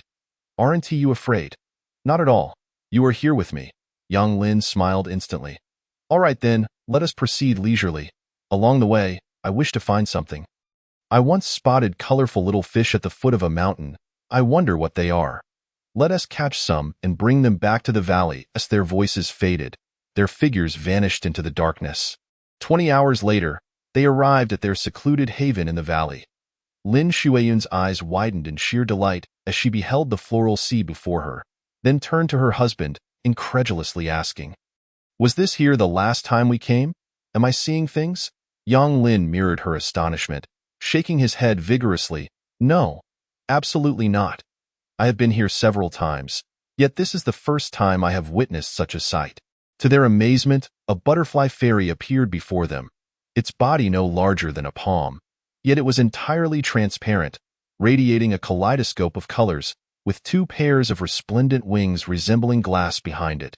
The butterfly fairy's long hair was as vibrant as flower petals, seemingly woven from blossoms. Such beings are exceptionally rare, regarded as treasures of the world. Even in the vast Longqing, one might not encounter one in a century. If someone were fortunate enough to find one, they would soar to great heights and might even establish a lineage. It curiously approached the two strangers, bewildered, as it was its first encounter with such peculiar beings. Fairy-like life forms are miracles of nature, typically only appearing among butterflies, insects, flying creatures, and small beasts. Those born from flowers, grasses, and trees are termed flower fairies. Lin Shuiyun was utterly thrilled. She never imagined that this valley would yield such an unexpected treasure. If the Yang family were to possess fairy-like beings, or even flower fairy entities, the implications for the family's future development would be unfathomable. Yang Lin recognized their significance. Indeed, Each fairy is a child of nature's fortune, awakened from the essence of spiritual energy. The benefits are manifold. Firstly, they inherently possess a unique aura that enhances the growth of their kin or plants. For instance, this butterfly fairy can command all butterflies of its kind, accelerating the growth and transformation of its clan. The benefits are self-evident. Furthermore, fairy-like creatures invariably possess one or more unique capabilities for producing rare resources. Such resources are often difficult for outsiders to obtain, frequently yielding immense benefits. Crucially, this output is inexhaustible, an endless source of wealth. Without hesitation, Yang Lin decisively activated the Wanshan seal. The tiny butterfly fairy, still oblivious to the dangers of the world, had only recently awakened and was unaware of the perils that lay ahead. Thus, it foolishly awaited the embrace of the Wanshan seal. Witnessing this scene, Lin Shuiyun's lips twitched. The resemblance to a past moment was astonishing. She rolled her eyes and turned to her husband, commenting, "Such familiarity in your actions. Have you practiced this for long? I was so foolish back then to fall for your trick." Yang Lin awkwardly scratched his foot. "It's not what I intended. I didn't wish to be so unscrupulous. But in this era of great strife, everything relies on plunder. Otherwise, how could one attain Lin Shuiyun? One wouldn't even taste a warm meal in 100 years." Lin Shuiyun inwardly scoffed, memories she had tried to bury resurfacing. The anger at being deceived by this scoundrel ignited within her. What a disgrace! She struck her right hand firmly against the man's shoulder. Yang Lin instantly feigned pain. Chapter 80. The Fairy's Gifts and Skills. The design of enlightenment. With the activation of the Wanshan seal, the butterfly fairy was swiftly brought under control. It panicked, flapping its wings in a desperate attempt to escape. A circle of colorful auras spread. Thousands of colorful glass butterflies surged forth, seemingly seeking to protect their queen. Alas, it was futile. Yang Lin merely flicked his fingers, and the tiny fairy flew towards him involuntarily, unable to evade its fate. Lin Shuiyun was astonished. Such a method was extraordinarily powerful. She pondered the nature of the technique. "Little one, you shall live well in the valley from now on. Do not entertain idle thoughts. You will not be mistreated in any way." Yang Lin spoke casually while simultaneously linking his mental energy with the myriad of deities for communication. The effect was remarkable. The butterfly spirit had developed a considerable degree of intelligence. She hung her head low, her eyes brimming with tears, evidently aware that her future life would be devoid of freedom. Lin Shuiyun, however, remained resolute, her mind already formulating a plan. Inquire about her abilities and any unique outputs. Soon, the two understood everything. The butterfly spirit possessed 3 primary racial talents and 5 special abilities. The 3 talents were the butterfly race evolution aura, racial bloodline mutation, and racial command. The evolution aura signified her capacity to expedite the rapid growth of her kin, with the potential to surpass limits and enhance the likelihood of evolution. The bloodline mutation was relatively straightforward, indicating that under her bloodline's radiating influence, members of her race might undergo some form of mutation. However, this possibility was slim, and the benefits of such mutations remained uncertain. As for the talent of racial command, it implied her ability to command all beings of the same race, compelling them to heed her directives. Her 5 special abilities included the condensation of floral essence, collection of dew essence, harvesting of ethereal honey, wing metamorphosis, and floral affinity. The ability to condense floral essence represented the butterfly spirit's skill in gathering a trace of essence from flowers without harming their source. The benefits of such a product are self-evident, serving as a versatile resource. The collection of dew essence further advanced her capabilities, allowing her to gather the ethereal energy from dew on flowers each morning, forming a concentrated essence. It is worth noting that the rain in this world is imbued with spiritual energy, and the methods to collect it are exceedingly rare, underscoring the preciousness of this ability. Harvesting ethereal honey was her forte. Unlike bees, the honey she collected could undergo natural fermentation based on the type of flower, resulting in an exceptionally unique and powerful spiritual honey. Undoubtedly, these 3 outputs were the butterfly spirit's rare treasures, enabling any family possessing them to flourish rapidly. Next was the wing metamorphosis ability. a unique skill allowing the butterfly spirit to shed her wings at specific times or during evolution. The discarded wings were considered a type of treasure, offering numerous benefits, thus qualifying as a non-traditional output. Floral affinity was straightforward, granting her an intricate understanding of the state of flowers, allowing her to care for them meticulously, ensuring that any plant she tended would thrive without concern for death. Yang Lin refrained from utilizing his golden finger to search for her information, deeming it unnecessary. With the spirit in hand, she would reveal her circumstances. Should we give her a name? Yang Lin inquired. Lin Shuiyun nodded, contemplating before responding. Let us call her Xiao Linger. It sounds endearing. Yang Lin, of course, had no objections.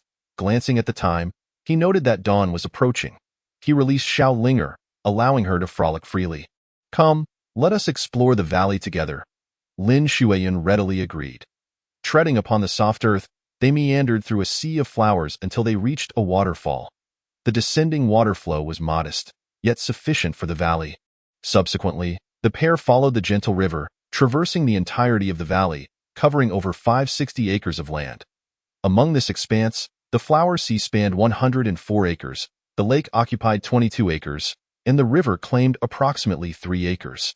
The remaining 410 acres comprised grasslands, woodlands, and rocky outcrops, with hardly any flat terrain. These would serve as potential sites for future development. Both Yang Lin and Lin Shuiyun wished to preserve the flower sea. And with the addition of the butterfly spirit, it was only fitting to provide her with a sanctuary. Upon concluding their exploration of the valley, the sky brightened, and the sun rose fully. Without hesitation, Yang Lin activated his golden finger. He was a master designer of Earth, excelling in architecture, landscaping, infrastructure, urban planning, aesthetics, and interior design, a passage of precisely 20 words. In the realm of architectural design, he remains steadfastly loyal to the aesthetics of Earth. Having grown accustomed to them, future innovations may arise, yet presently, his ambition is to construct edifices that resonate with the essence of Earth. Suddenly, a torrent of enlightenment envelopes him. Yang Lin is astonished to discover the extraordinary capabilities of individuals on Earth, who have mastered an extensive array of knowledge and skills to perfection. His mind races, filled with admiration. This individual is a true master, not only elevating the classical architectural styles of the 6 major schools of Huaxia to unparalleled heights, but also possessing an intricate understanding of architectural styles from all nations and cultures. Modern styles, including science fiction, mechanical, and punk, are seamlessly within his grasp. Now, it is time to embark on the task at hand. The overall design of a secluded sanctuary. Chapter 81. Valley Design Blueprint. 1 palace. 6 courtyards, 12 pavilions. Lin Shuiyun, hailing from a genuine noble lineage, has been well-versed in various disciplines since childhood, excelling in the arts of music, chess, calligraphy, and painting. Consequently, she is no stranger to design, as profound artistic knowledge naturally imbues confidence in this realm. Regardless of its feasibility, she can at least envision elements of beauty. Thus, the couple begins their discussion on the grassy expanse of the valley. Yang Lin even retrieves a large wooden table from his spatial realm, placing the 4 treasures of the study upon it, and commences his artistic endeavor.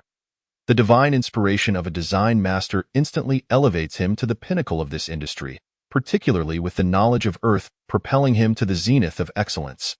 While the architectural styles of this alternate world possess their unique attributes, he remains indifferent, choosing to follow his personal inclinations for now, with future considerations for family expansion to come later. Initially, Yang Lin intends to plan the utilization of over 410 acres of land. The residential area must encompass at least 100 acres, while the remaining 300 acres will be transformed into cultivation and breeding zones. Despite the couple possessing a miraculous gourd that could facilitate the separation of tasks, allowing them to reside in the valley while managing agriculture and livestock within the gourd space, upon further reflection, they find this impractical. Many plants and animals thrive better outdoors, serving as a picturesque aspect of family life. Without pastoral beauty, something vital seems amiss. Furthermore, the area within the gourd is quite limited. For instance, Yang Lin's space totals over 5,100 cubic meters, which, at a height of 5 meters, equates to merely over 1 0.000 square meters, insufficient for extensive cultivation. This amount of space could only accommodate exceptionally rare and valuable species. Large-scale farming and breeding are simply unattainable. Nevertheless, possessing such a vast spatial treasure in this alternate world is indeed remarkable. With this spatial advantage, Yang Lin abandons previous plans for ordinary crops, as he intends to seek treasures akin to the miraculous gourd in the future. The same applies to livestock. Ordinary breeds cannot possibly match the status of the Yang family. As his thoughts proliferate, Yang Lin's designs become increasingly exquisite. Soon, under Lin Shuiyun's watchful gaze, a breathtaking vision of paradise unfurls before them. Yang Lin's brush glides with divine precision, manifesting all that he envisions. Ultimately, this culminates in a flawless system. The future secluded haven in the valley will be divided into 1 palace, 6 courtyards, and 12 pavilions, each structure possessing its own distinctive characteristics. The 1 palace refers to the dwelling of Yang Lin and Lin Shuiyun, symbolizing the territory of the family head and matriarch, with the specific name yet to be determined. The 6 courtyards are designed to accommodate future family members, understood by those in the know. But further details shall remain undisclosed for now. The 12 pavilions serve as auxiliary structures within the valley, fulfilling both functional and recreational purposes for the family.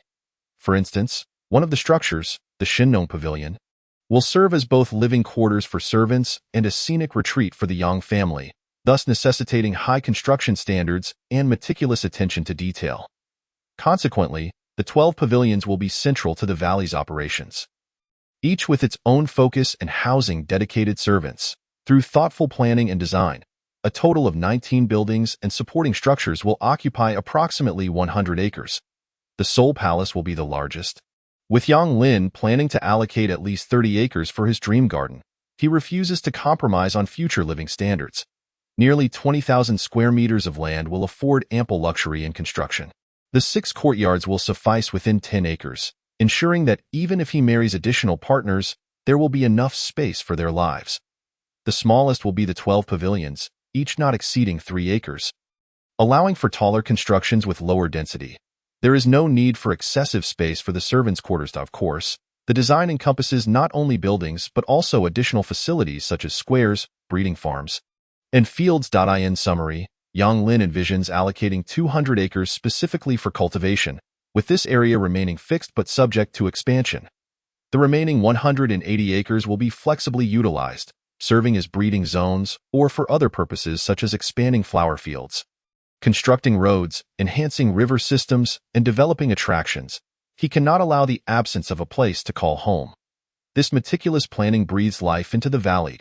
As Yang Lin sketches the outline of the 30-acre palace garden, Lin Shuiyun gazes in astonishment. It is stunning. Can we truly construct this? She finds it hard to believe. The architectural designs on paper are exquisite and monumental.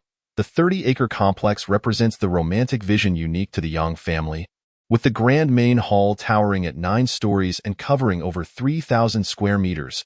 Surrounding it are ancillary halls, flowing streams, rockeries, and tranquil lakes, an indescribable tableau.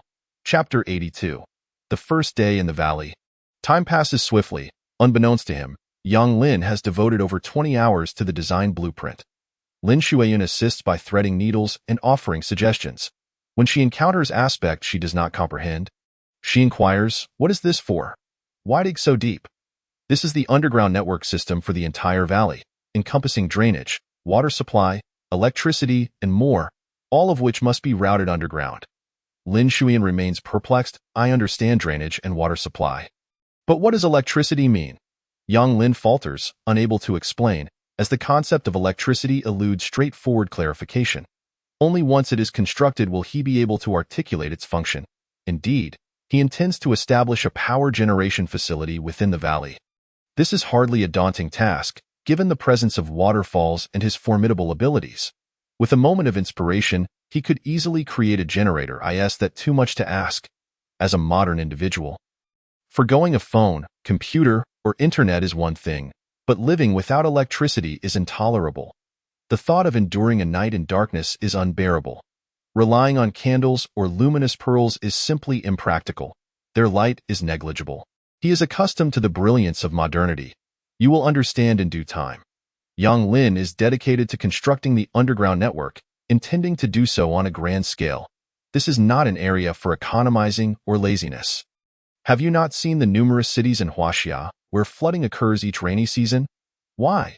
Because they failed to consider drainage systems before constructing the city. The result? Modifications become impossible with underground cables, optical fibers, and water pipes crammed together, leaving no room for adjustments unless one were to dismantle the entire city. An impossibility. Having learned from this lesson, Yang Lin places immense importance on this aspect, especially since this location is a valley. The prospect of relentless rain during the rainy season is daunting. It could potentially inundate the entire valley. Therefore, meticulous construction of the drainage system is imperative.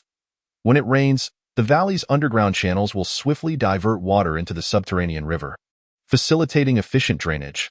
Even their wastewater can be managed effectively. He is unconcerned about polluting the water source, as the Yang family will rely on the pristine water from waterfalls and lakes. Stretching his limbs, Yang Lin sets down his pen and paper. It's time to eat. You must be hungry by now. Wait for me. After speaking, a complete set of kitchen equipment, utensils, and various ingredients were extracted from the space. Lin Shuiyun sat quietly nearby, admiring every move of the man, and the natural surroundings, with a sea of flowers as a backdrop, made Yang Lin exceptionally handsome, especially in this atmosphere, which belonged solely to the two of them. How could any woman remain untouched? Thus, her gaze brimmed with tenderness, perhaps also influenced by her pregnancy.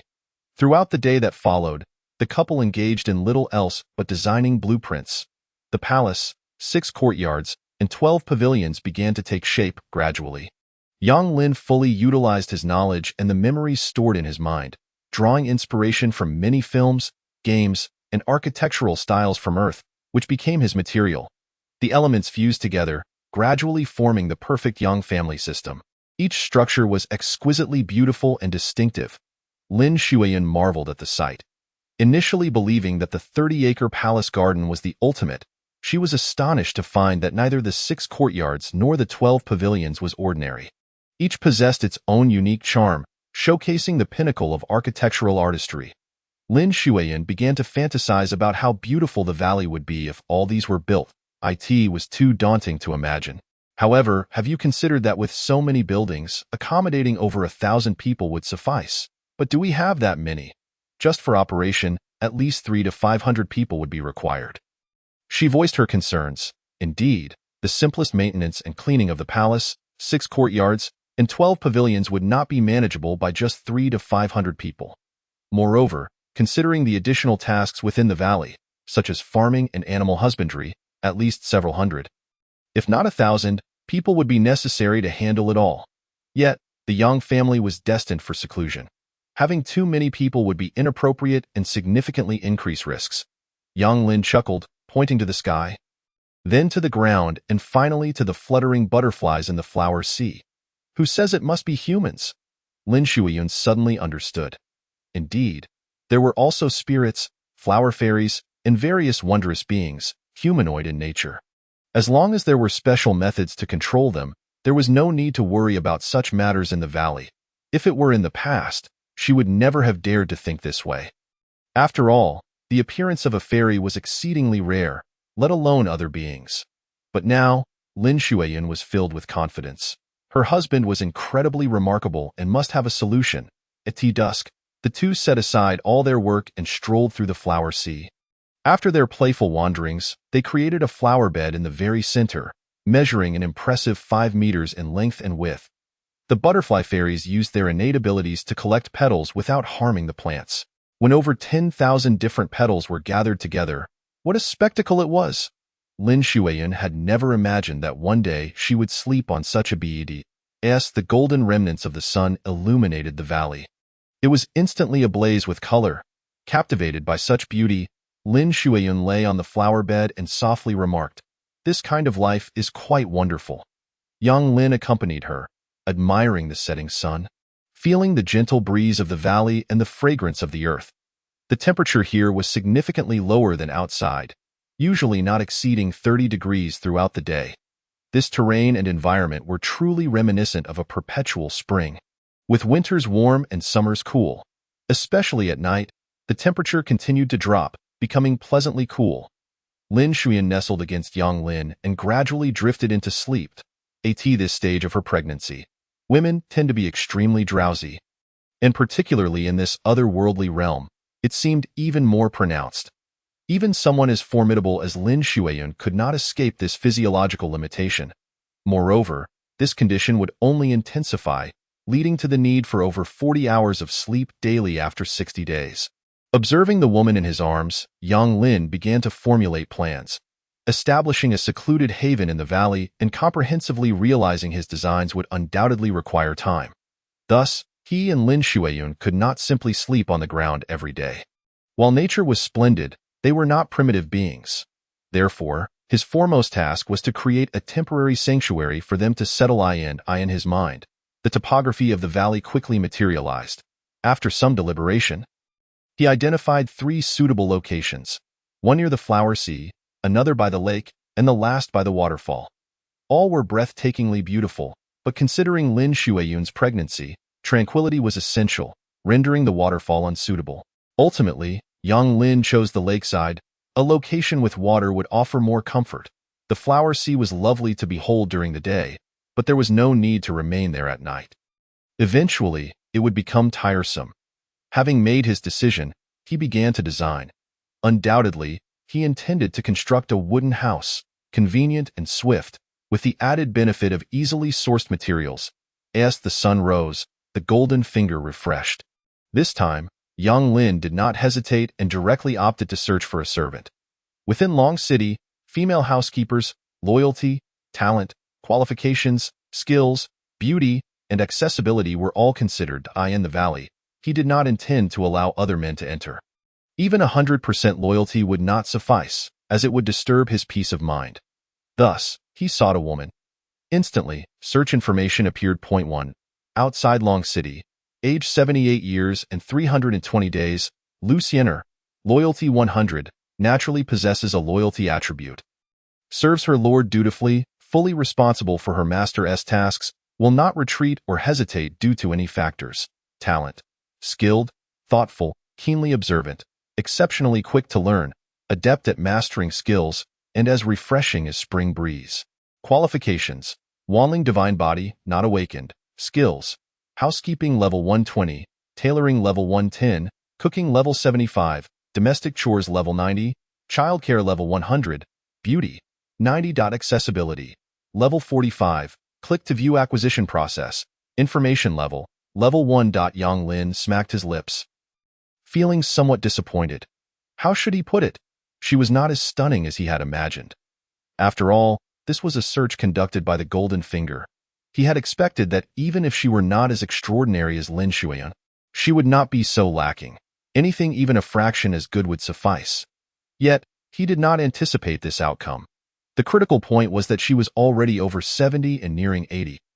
That was quite elderly. In just a few years, she would need to be cared for in her old age, and he would also have to take responsibility for her affairs, which was rather hard to accept. However, after much contemplation, Yang Lin reluctantly nodded. There was no way around it. The Golden Finger could not be wasted. At the very least, her loyalty was top tier. As long as he could bring her into the family, she would be completely obedient. Such a character was exceedingly rare, given the complexity of human nature.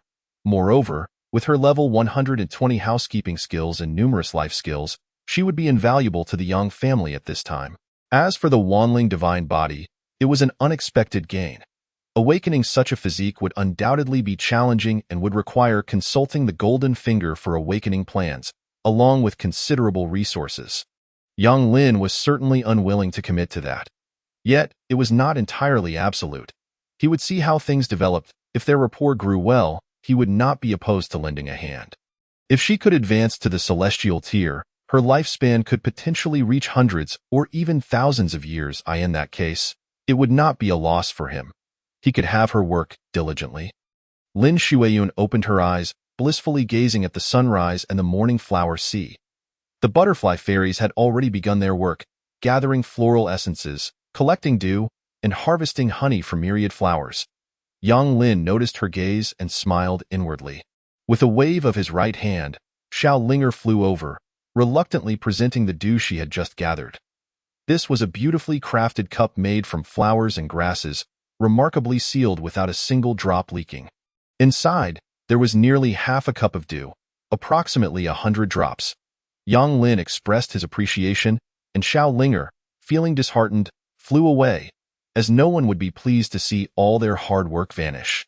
Lin Shuyan chuckled and said, "Why are you so cruel? At least leave her a little." Yang Lin laughed and replied, "Of course, I must prioritize you. If one is to be wicked, then the more wicked one is, the better the rewards they can reap." After speaking, he lowered his head suggestively and kissed the woman's forehead. Upon hearing this, Lin Shuiyun's temper flared.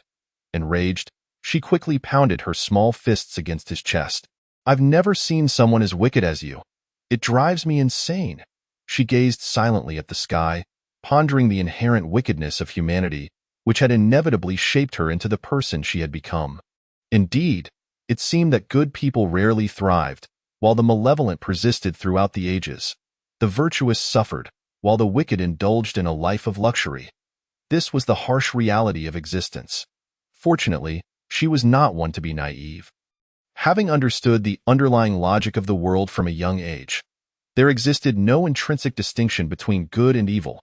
All moral boundaries were dictated by those in power, who required a stable society for their governance and a harmonious world for their operations. It was precisely this understanding that allowed Lin Shuiyun to comprehend Yang Lin's actions. The means employed were inconsequential. It was the outcome that truly mattered. Should he be a paragon of virtue?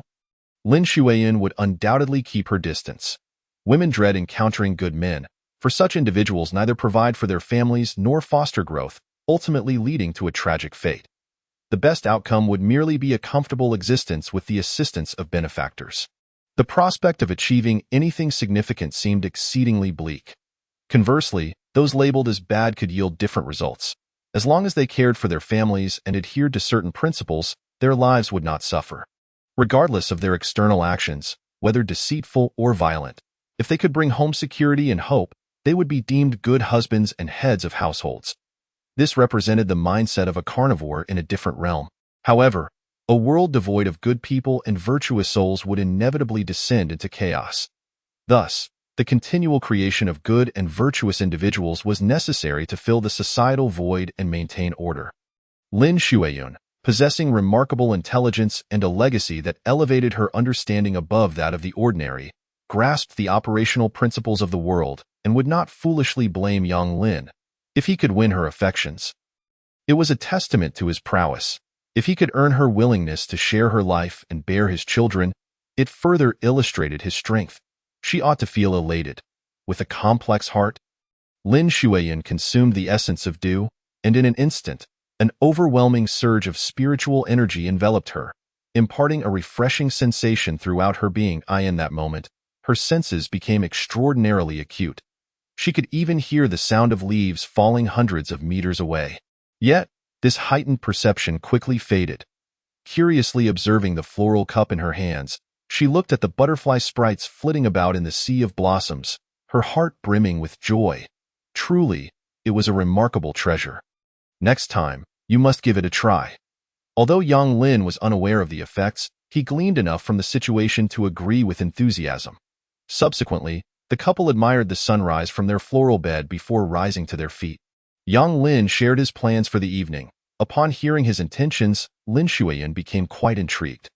Thus, the couple instantly revived their spirits and began preparing to construct a wooden cabin by the lake.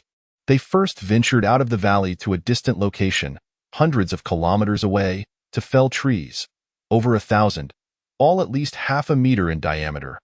Fortunately, with the aid of a magical gourd, they both managed to fill it to the brim. In total, they collected over 9,000 cubic meters of high-quality timber. When they returned to the valley, only a mere 10 hours had passed. It must be said that in this otherworldly realm, the most potent productivity stemmed from mystical arts and treasures. Such a monumental undertaking could not have been accomplished with such efficiency even in the technologically advanced era of Earth. Lin Shuiyun was accustomed to this reality. Did anyone truly believe that the colossal scale of Dragon City was built solely by human hands? Nonsense. Millions working for a millennium could not accomplish such a feat, let alone the floating cities, which were far beyond human capability to construct. Yang Lin sighed inwardly. Then came the labor. They selected the finest timber and processed it into components according to their design plans, ensuring precision to avoid wasting time. As they were unconcerned about the materials, this endeavor consumed an entire day. During this time, Yang Lin prepared 5 meals, curiously making an abundance each time. Lin Shuiyun inquired, puzzled, "Why prepare so much? I plan to step out tonight for some matters. I want to ensure you're well taken care of. It might be a day or two, or perhaps 3, he replied. A sense of unease suddenly crept into her heart. She opened her mouth to ask, but the words failed to materialize. Perhaps it was the instinct of a woman expecting a child. At this stage, she yearned for her partner's presence. Lin Shuiyun recognized the irrationality of such feelings. "Very well, go ahead. Rest assured, I will take care of myself," she assured him. Yang Lin nodded, feeling somewhat helpless. Yet, certain matters could only be addressed by him. He was eager to expand his influence if he could amass a loyal following. Many tasks would no longer require his direct involvement, as they could be managed by others. Chapter 85. Each one as night fell, Lin Shuiyun lay upon the floral bed. Yang Lin stayed by her side until she drifted into a deep slumber, at which point he rose and departed the valley. Turning back, he gazed at the ethereal beauty of Lin Shuiyun amidst the blossoms, a smile gracing his lips, his heart filled with motivation. Indeed, a man requires the encouragement of a woman, otherwise he may languish in idleness. Yang Lin journeyed once more to Dragon City, a trek that consumed 16 hours and spanned over 5,000 kilometers. He marveled at the vastness of this otherworldly realm. One could never fully comprehend its expanse. At that moment, Dragon City had yet to open its gates, yet thousands awaited outside. As the sun rose, the city gates slowly creaked open. The same procedures, the same protocols. Yet Yang Lin's mindset had transformed entirely. On his previous visit, he had arrived empty-handed and filled with trepidation. This time, he possessed everything he needed, and his heart brimmed with a profound sense of security.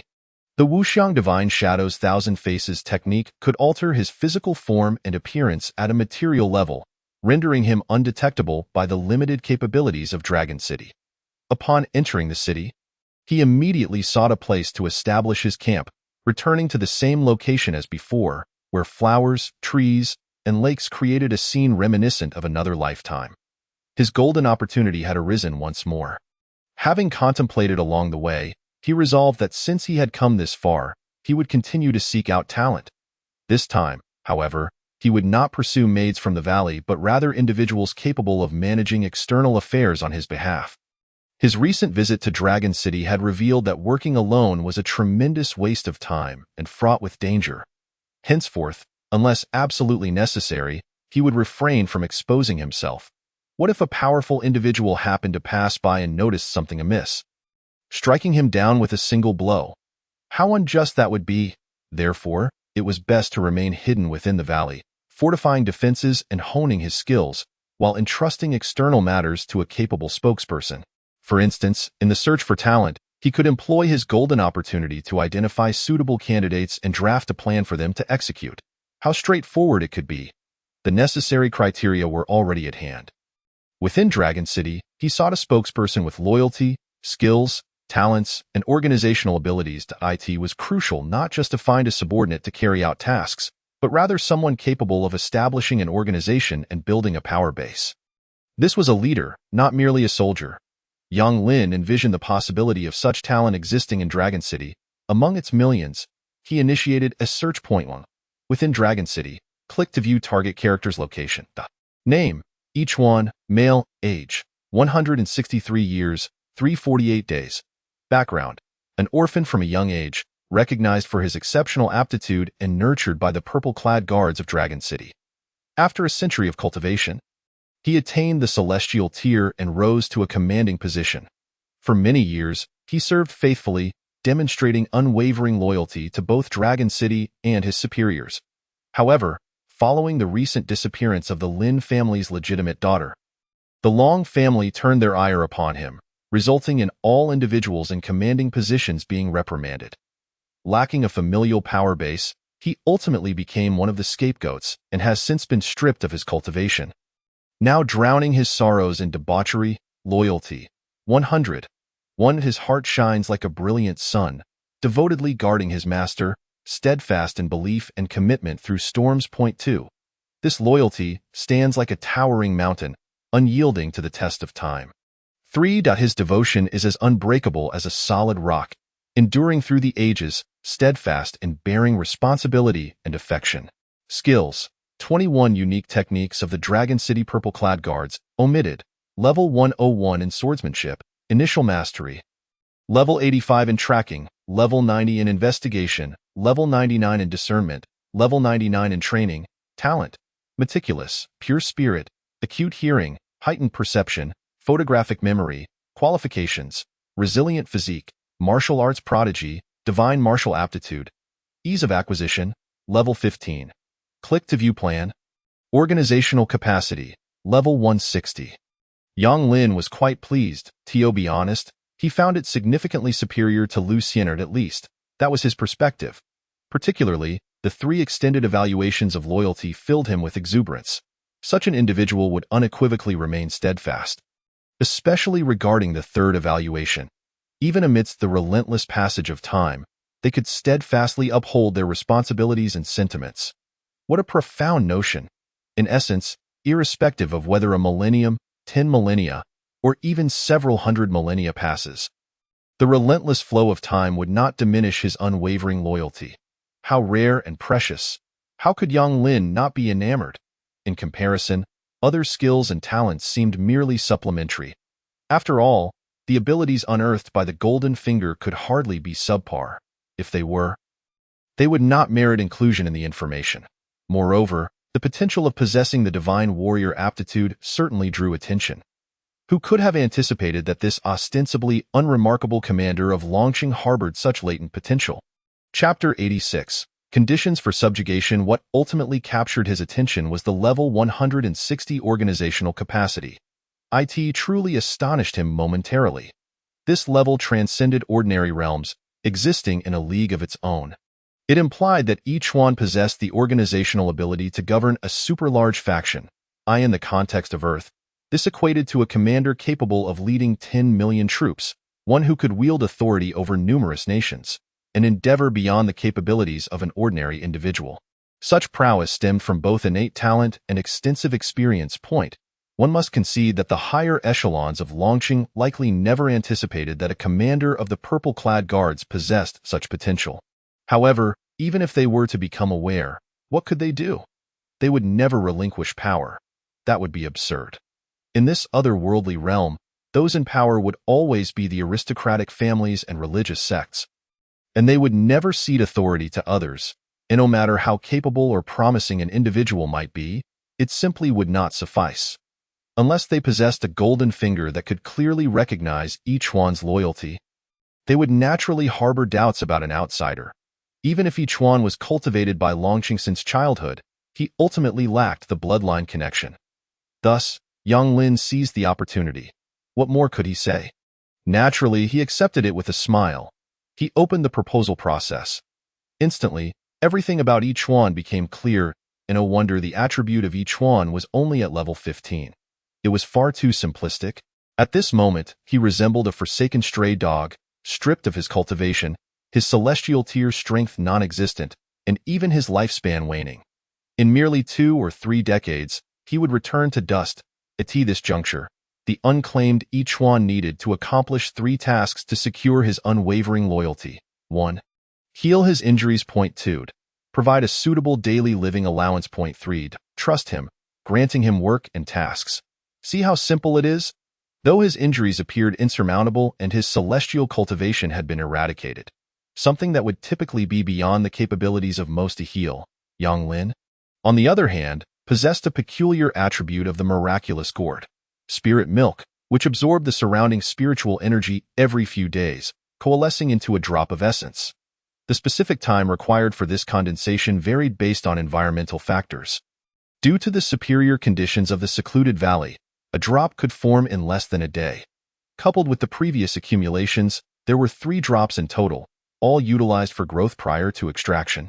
This spirit milk, capable of seizing the very essence of creation, held immense efficacy in healing injuries and restoring potential, making it particularly suitable for individuals whose cultivation had been abolished. In truth, employing it for alchemical purposes would yield greater benefits. However, Yang Lin had not anticipated such a turn of events initially, and coupled with time constraints and his lack of experience in this area, he could only lavishly utilize the spirit milk directly. As for providing a suitable daily living allowance and trusting him with work and tasks, that was even more straightforward. He personally lacked for nothing in terms of resources. Moreover, the aspect of trust required no elaboration. Of course, it was not without its risks. The very reason Yichuan found himself in such a predicament was due to the disappearance of Lin Shuyan. Thus, Yang Lin bore the brunt of the blame. Should Yichuan discover this, the consequences were uncertain. Would the 100 loyalty still remain steadfast? That remained to be seen.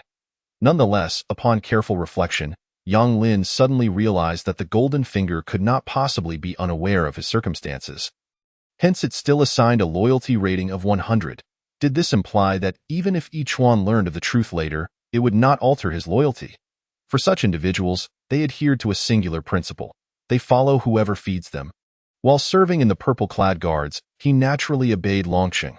Failing to complete a task and facing punishment was simply part of the deal. There was no need for bitterness.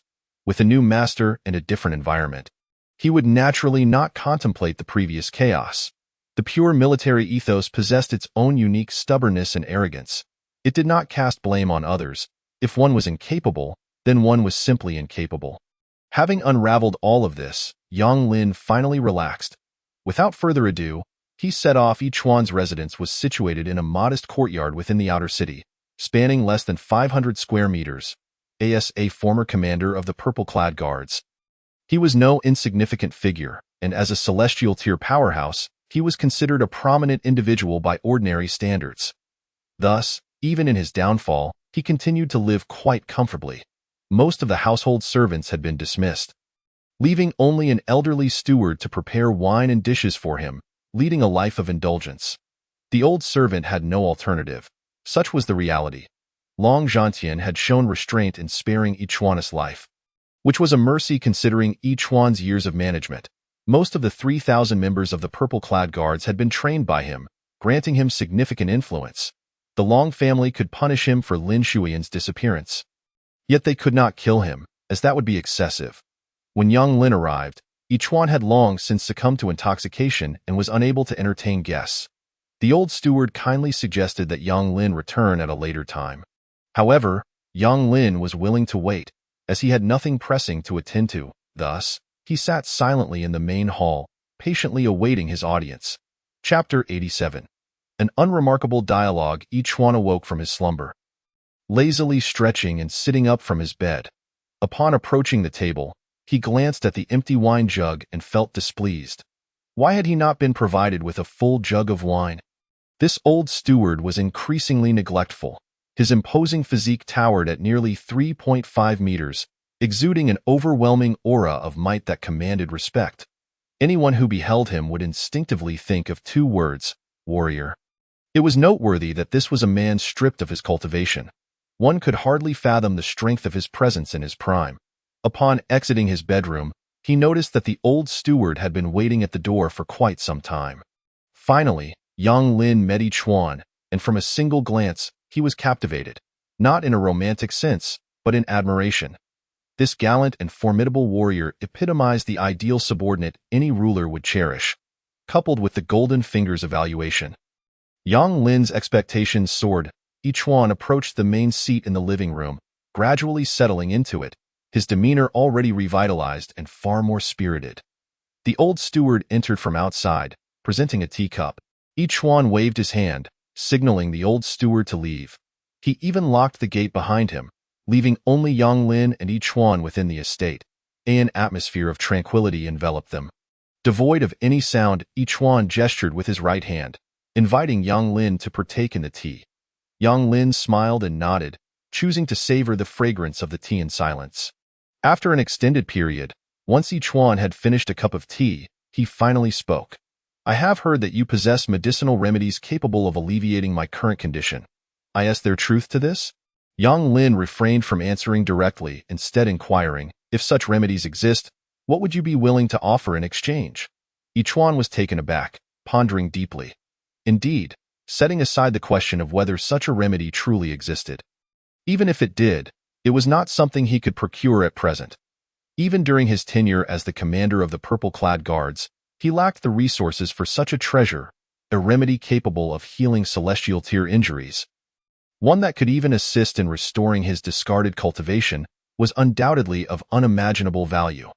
Even if it only held a minor effect, it would still be deemed a miraculous elixir. He was not foolish and understood that the visitor's intent was far from trivial. As a former military man, he preferred straightforwardness. If someone could locate him, it was evident they possessed a plan. He was acutely aware of his current predicament. Aside from this residence, he had nothing left. Take what you desire. However, the veracity of this healing remedy remained to be seen, and he cautioned against making grandiose claims. Yang Lin found this forthrightness appealing, as he too appreciated candor. He nodded. Naturally, we must first ascertain the effectiveness before discussing any terms. Upon concluding his words, he directly retrieved a translucent jade vial from his bosom, a remarkable artifact he had encountered while racing through the mountains with Lin Shuiyan. It was approximately the size of a human head, subsequently crafted into a jade bottle and box, possessing little more than aesthetic allure and an air of sophistication. With a flick of his right hand, he tossed it to Yichuan, who caught it with care. Yichuan scrutinized it closely. Although the interior revealed nothing discernible, he could vaguely sense that it contained a liquid reminiscent of water. Raising his gaze, he cast a tentative glance at Yang Lin before cautiously uncapping the vial. In an instant, the ethereal fragrance of the spiritual milk wafted through the air, causing him to shudder involuntarily, prompting him to hastily reseal it. Yichuan's eyes widened in astonishment, unable to fathom the extraordinary quality of the contents, far exceeding his wildest imaginings. This was no mere medicinal remedy. It was a spiritual essence, a rarity in Longqing, with its annual discovery shrouded in uncertainty, and something that ordinary individuals had likely never encountered. He swallowed hard, his astonishment rendering him nearly speechless. The efficacy of this substance was beyond mere effectiveness. It promised to restore his full potential and even facilitate a transformative rebirth. Regaining his composure, Yichuan placed the jade vial delicately on the table beside him. Turning back, he spoke with gravity. Such a treasure must come with astonishing demands. Please, I am all ears. Yang Lin smiled, recognizing the simplicity of the matter. To win someone over did not require ostentation, but rather the presentation of something genuinely compelling. Of course, one must possess the means to entice. Otherwise, who would trust that the other party was not a ravenous wolf, ready to devour the benefits while discarding the bearer?